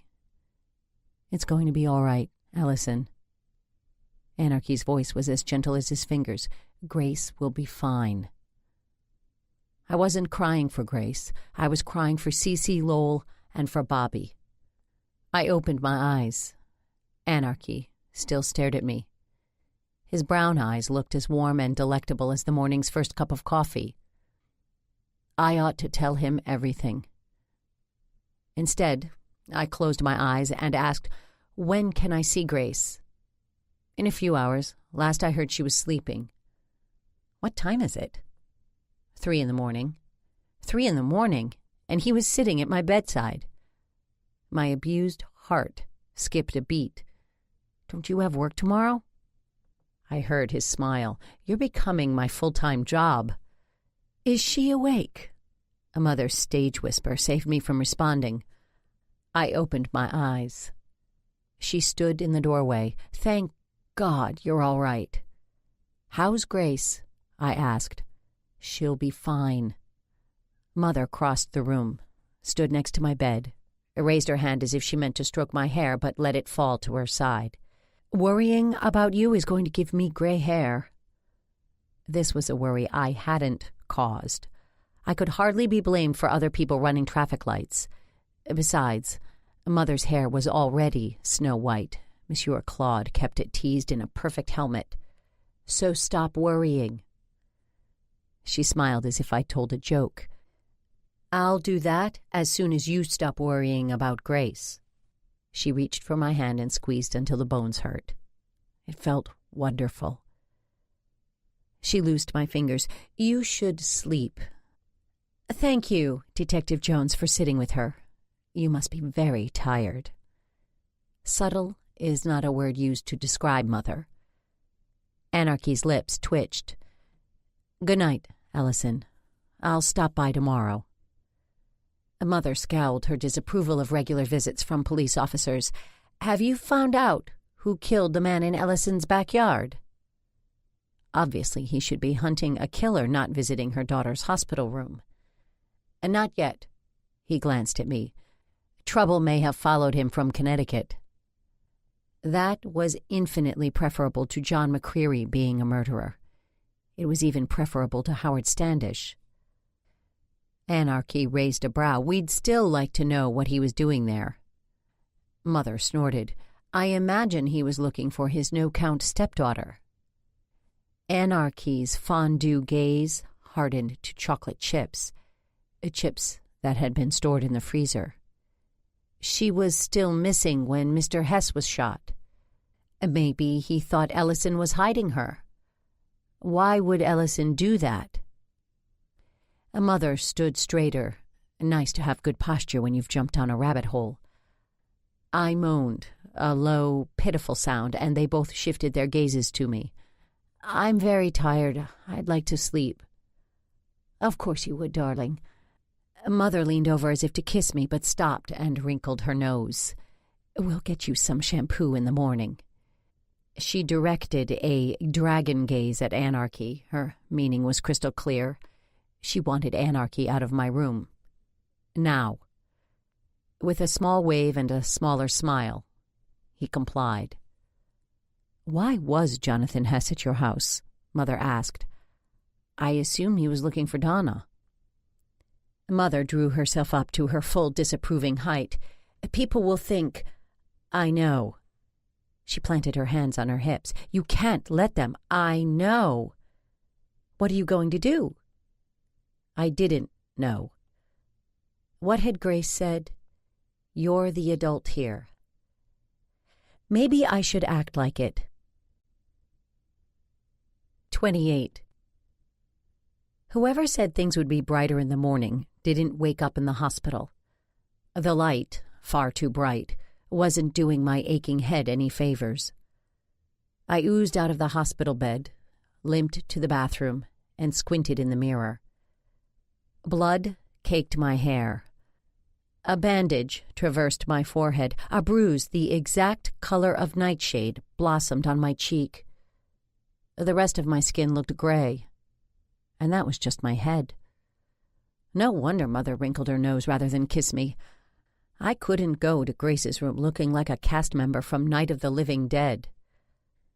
I turned on the shower, stepped inside, and let warm water wash the blood from my body. Raising my arms to wash my hair hurt like hell. I did it anyway. I slid down the wall.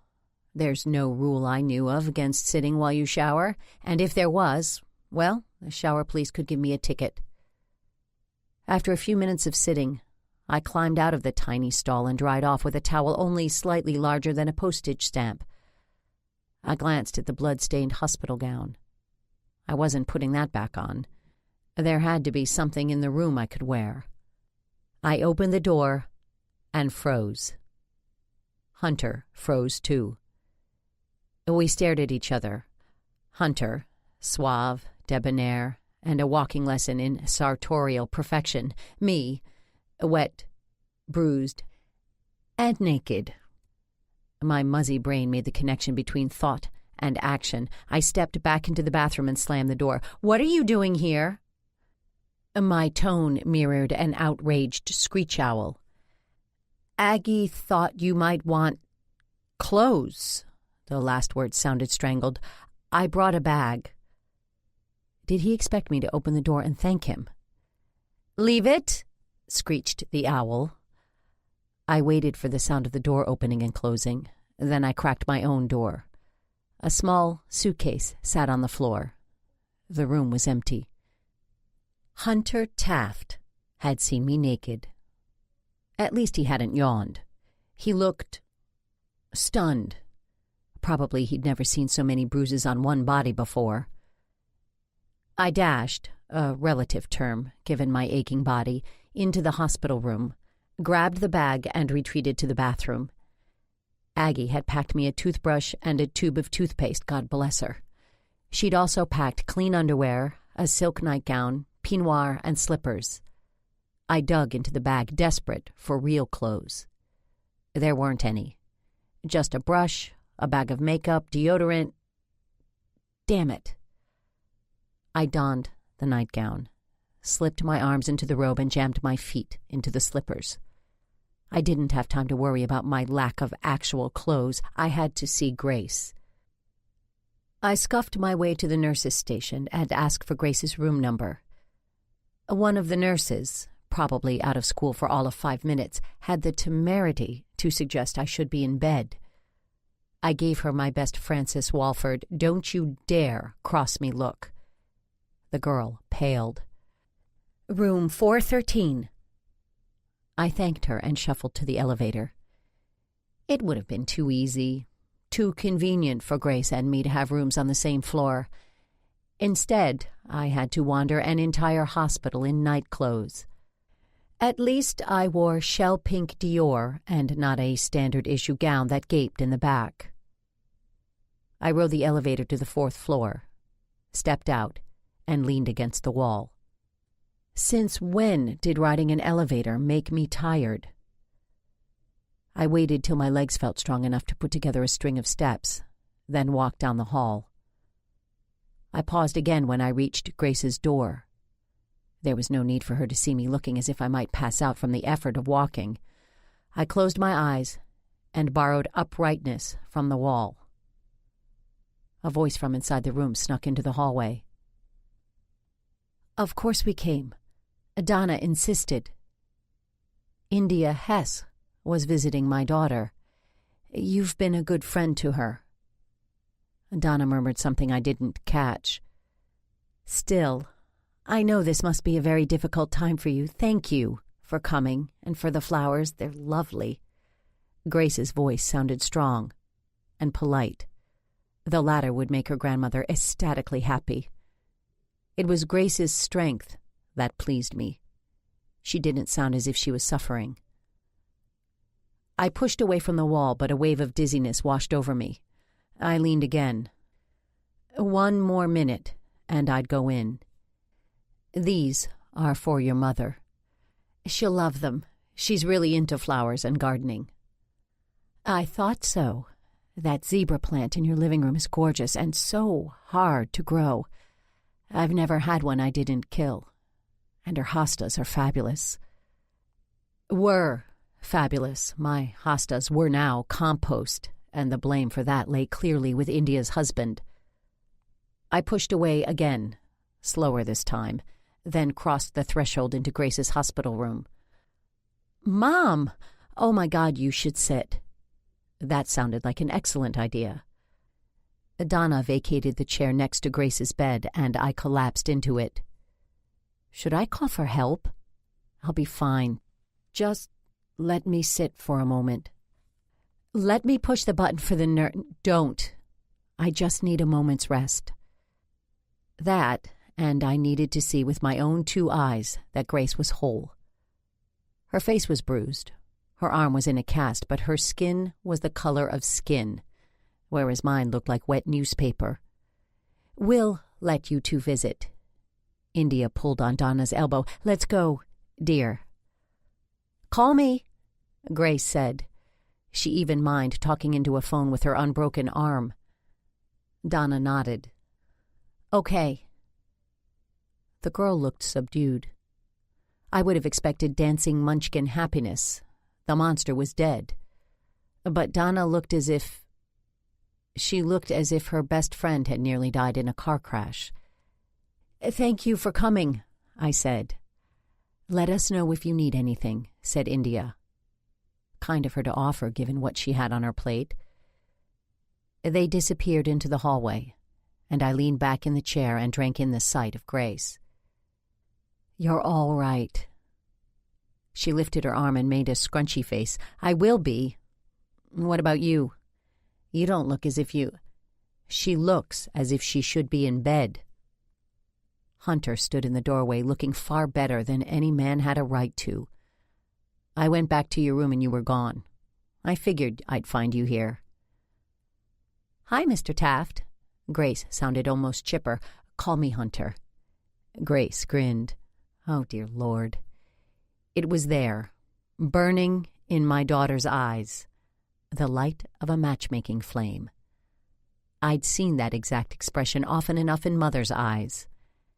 Thank you for bringing my bag. That sounded more civil than asking why the hell he'd entered my hospital room without knocking first. I really ought to mention the skimpiness of the towels to Mother. She'd have the problem fixed in hours flat. That nightgown suits you. I scowled at him. The nurses on your floor are fluttering around like demented hummingbirds. Hunter picked an invisible speck of dust off his immaculate sleeve. You're not supposed to be out of bed. I crossed my arms. No one was prepared to stop me. He chuckled. No one is prepared to come get you either. What do you know? Channeling Mother had an upside. I'd fill out the discharge paperwork from where I sat. They sent me to get you. Liar. I bet he offered. Grace's gaze bounced between us as if we were rallying a tennis ball. I have no intention of returning to my room. There's a neurologist who wants to shine a light in your eyes. He's waiting. Huh. I'll help you get up. He stepped toward me, apparently unaffected by the scathing look I sent his way. I'm not going anywhere. Go, Mom. See the doctor. You can come back later. Et tu, Grace? I'd raised a Judas. Or I can come see you, she offered. Hunter cleared his throat. You're very bossy. I gave up on glaring. My scowl seemed only to amuse him. Instead, I crossed my arms over my chest, donned a neutral expression, and stared at Grace's hospital bed. And you're a terrible patient. So what if I was? I faked a yawn. The hospital has rules about injured patients wandering the halls. Rules. That was rich, coming from a man who made his living finding legal ways to circumvent rules. Since when do you care about rules? I might have sounded petulant. Since this one seems designed to guard your welfare. Come on, Ellison.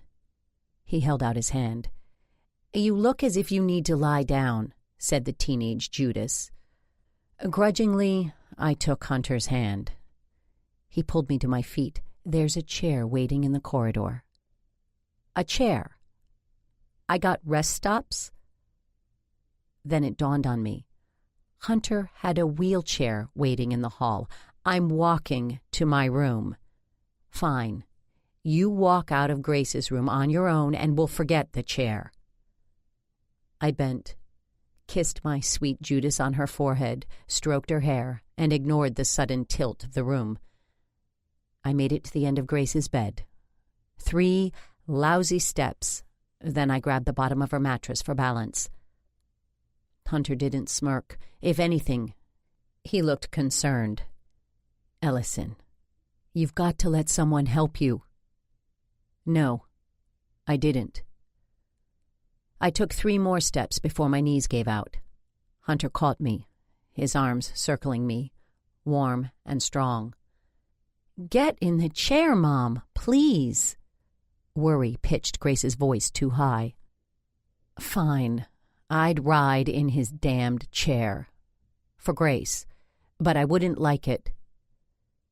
He pushed me down the corridor in silence. Lord knows I wasn't saying anything. I broke one silly rule and the hospital sent a high-powered attorney after me. What would they do if I stole a Band-Aid? I grumbled. "Did you say something?" he asked. "No." "Are you sure? I thought I heard you say something." "Nope." He stopped the wheelchair in front of the elevators. "You don't want to talk about it." "Talk about what?" "Whatever is bothering you." How did he know something was bothering me? I grumbled again. "Give me $1." "I don't have $1." In case he hadn't noticed, I was wearing a nightgown and robe, no handbag in sight. The whisper of fine cloth rustled past my ears. Then Hunter came into view, wallet in hand. He withdrew $1 and handed it to me. "Give me $1."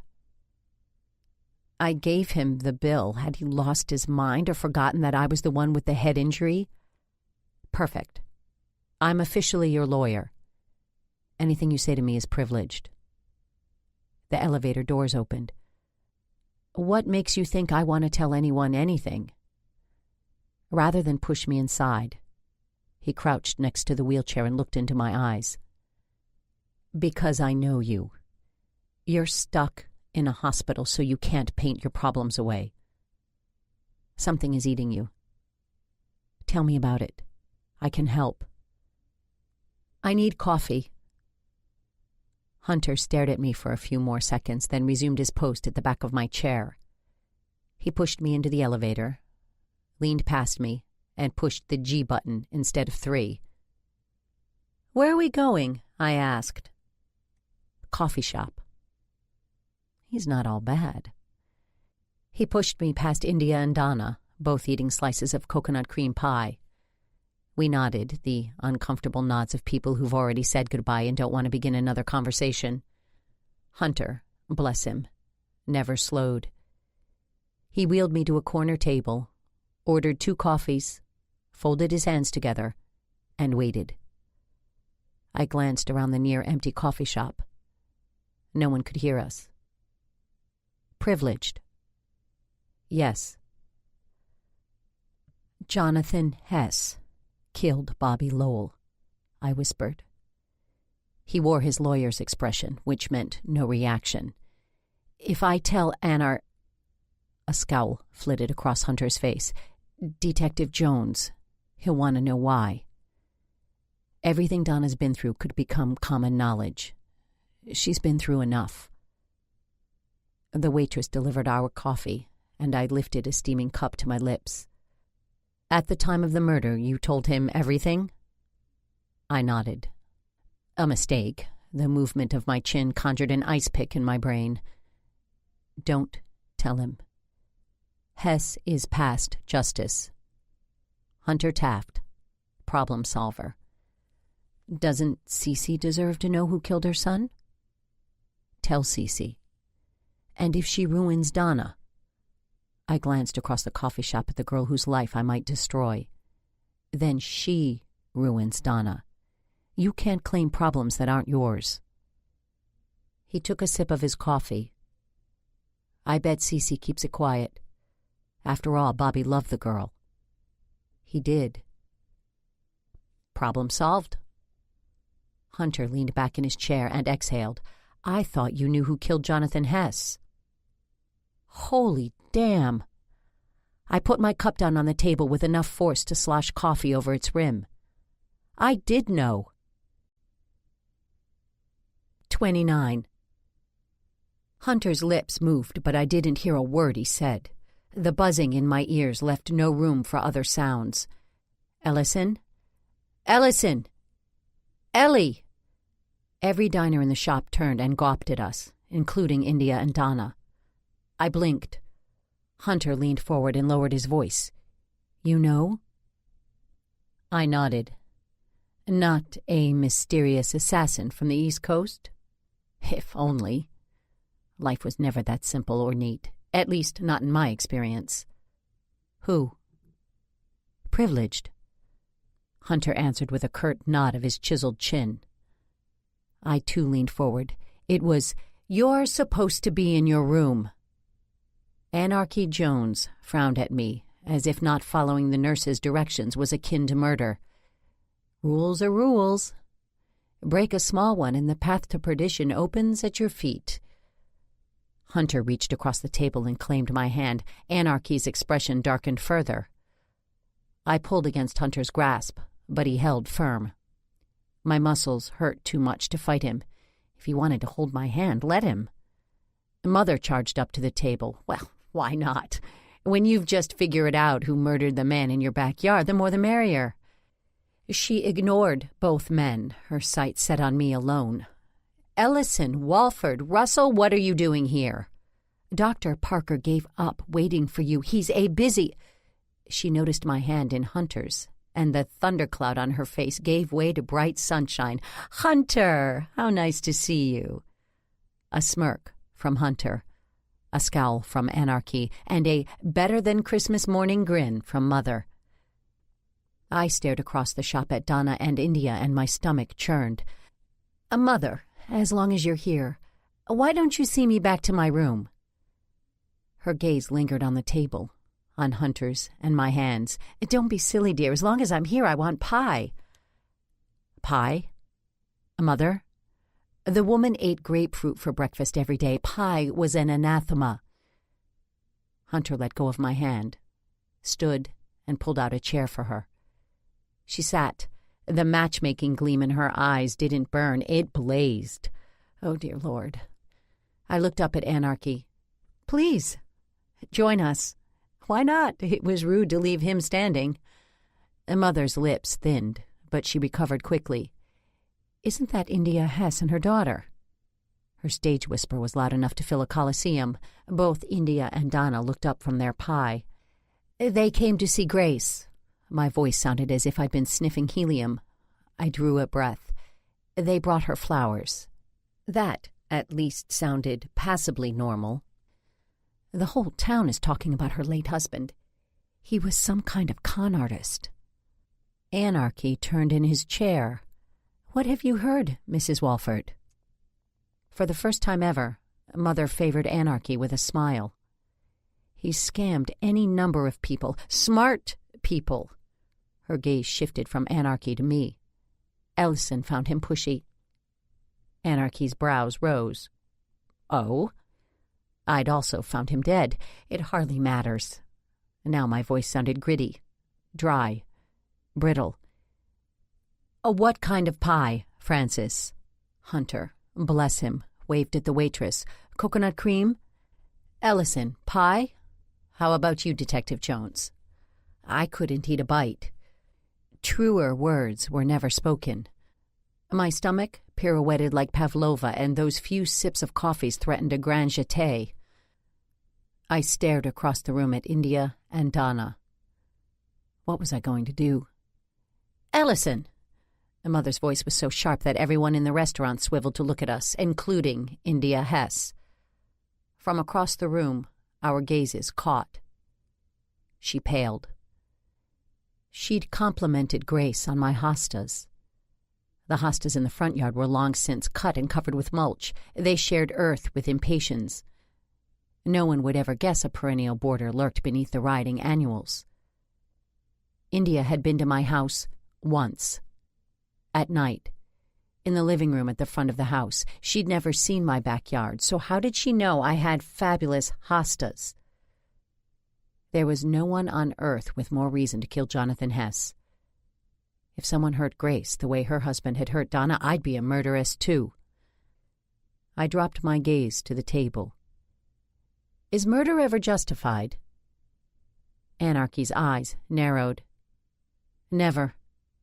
Of course he'd say that rules are rules, absolutes. It depends.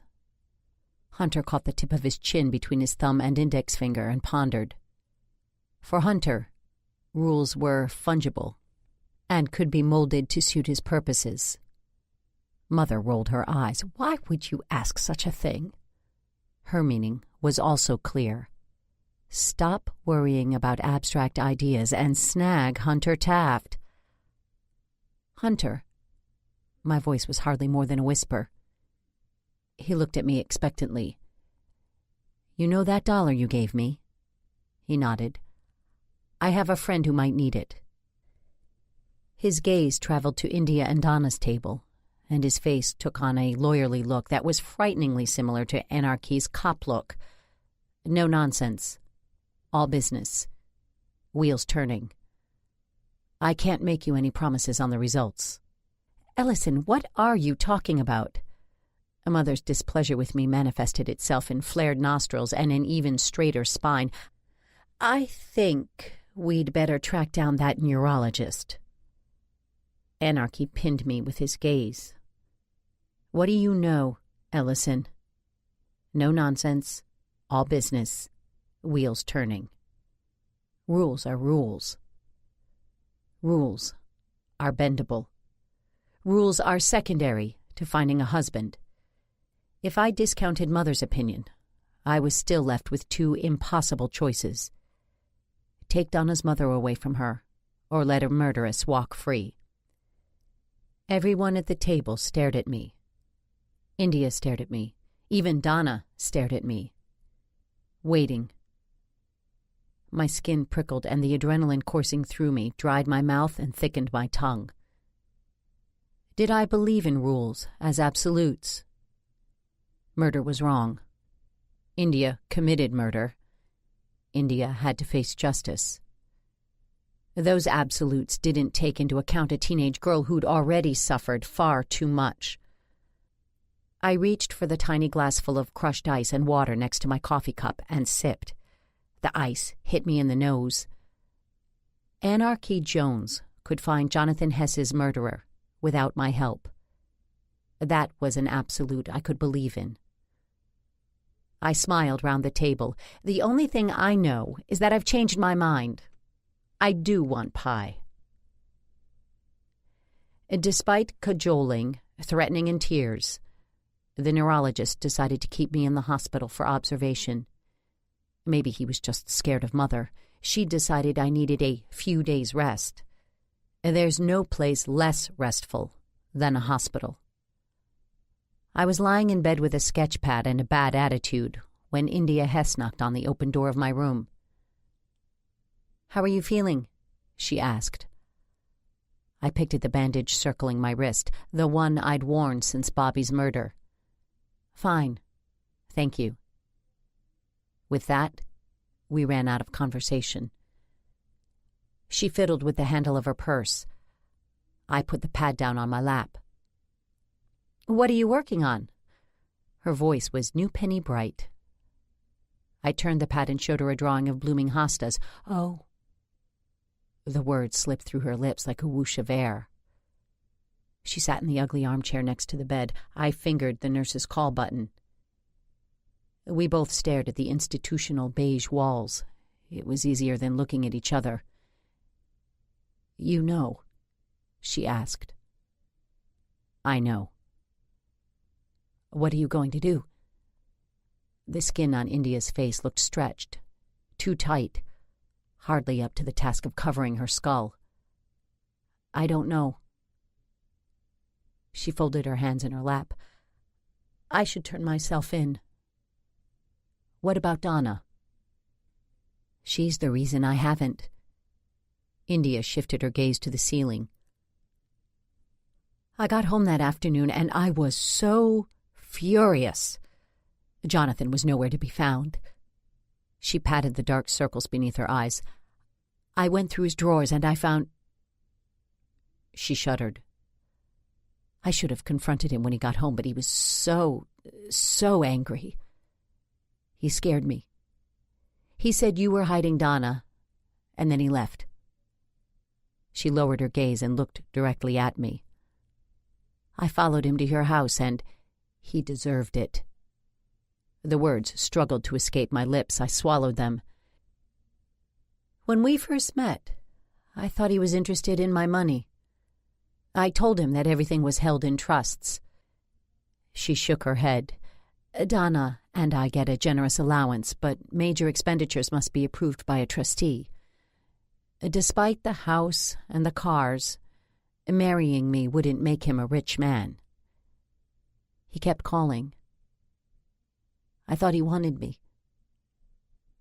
I never dreamed he wanted Donna. Of course not. I was... She covered her eyes with a shaking hand. I was a fool. But he seemed so nice. Donna had said the same thing. Well, about his seeming nice. We resumed our study of the beige walls. What should I do? Her words barely qualified as a whisper. A tap on the door saved me from telling her I had no earthly idea. Come in. At first I saw only an enormous Swedish ivy. Then I saw who carried it. C.C. Lowell deposited the plant on the windowsill, offered India a polite smile, and said, "Ellison, how are you?" I'd been in a car accident. I was bruised and battered, and a trip to the bathroom required a follow-up nap. I still looked better than either of my visitors. "Have you two met?" "I don't believe so," replied India.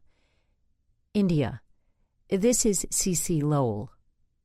Unbelievably, the skin on India's face tightened further. I waited until C.C. claimed the second chair, then said, "C.C., this is India Hess." Bobby was in love with her daughter Donna. The two women stared at each other across the expanse of my hospital bed. Finally, C.C. spoke. She made him very happy. I bit my lip. Tell her. You have to tell her. Somehow, India heard me. There's something you should know. She told C.C. everything, about Jonathan and Donna, about her refusal to believe, about shooting him. When she was done, we all stared at the walls. Minutes passed, hospital minutes, which means each one felt like an hour. Your husband killed Bobby. Cece's voice was quiet, strangled, dry. Yes. And you killed your husband? Yes. Then justice has been served. I exhaled a breath I didn't know I was holding. Tears welled in India's eyes, overflowed, then ran down her cheeks.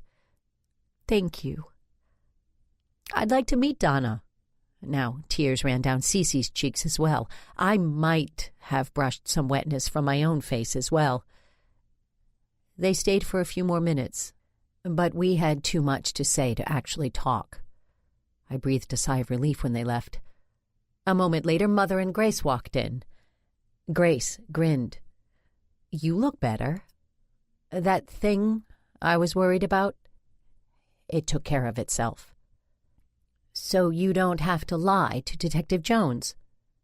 Mother looked suitably scandalized. You were lying to the police? She would have done the same. To protect me, or Marjorie, or Grace. I wasn't exactly lying. I just didn't tell him everything. She looked slightly mollified. I have exciting news. Oh? You're being discharged. That was exciting, and Hunter Taft is coming to dinner. I guess mothers never stop trying to fix their daughters' lives. Thing was, I didn't blame her. Not one bit. I even managed to smile. "Thank you, Mother. That sounds lovely." Then I scratched my nose. This concludes Guaranteed to Bleed by Julie Mulhern.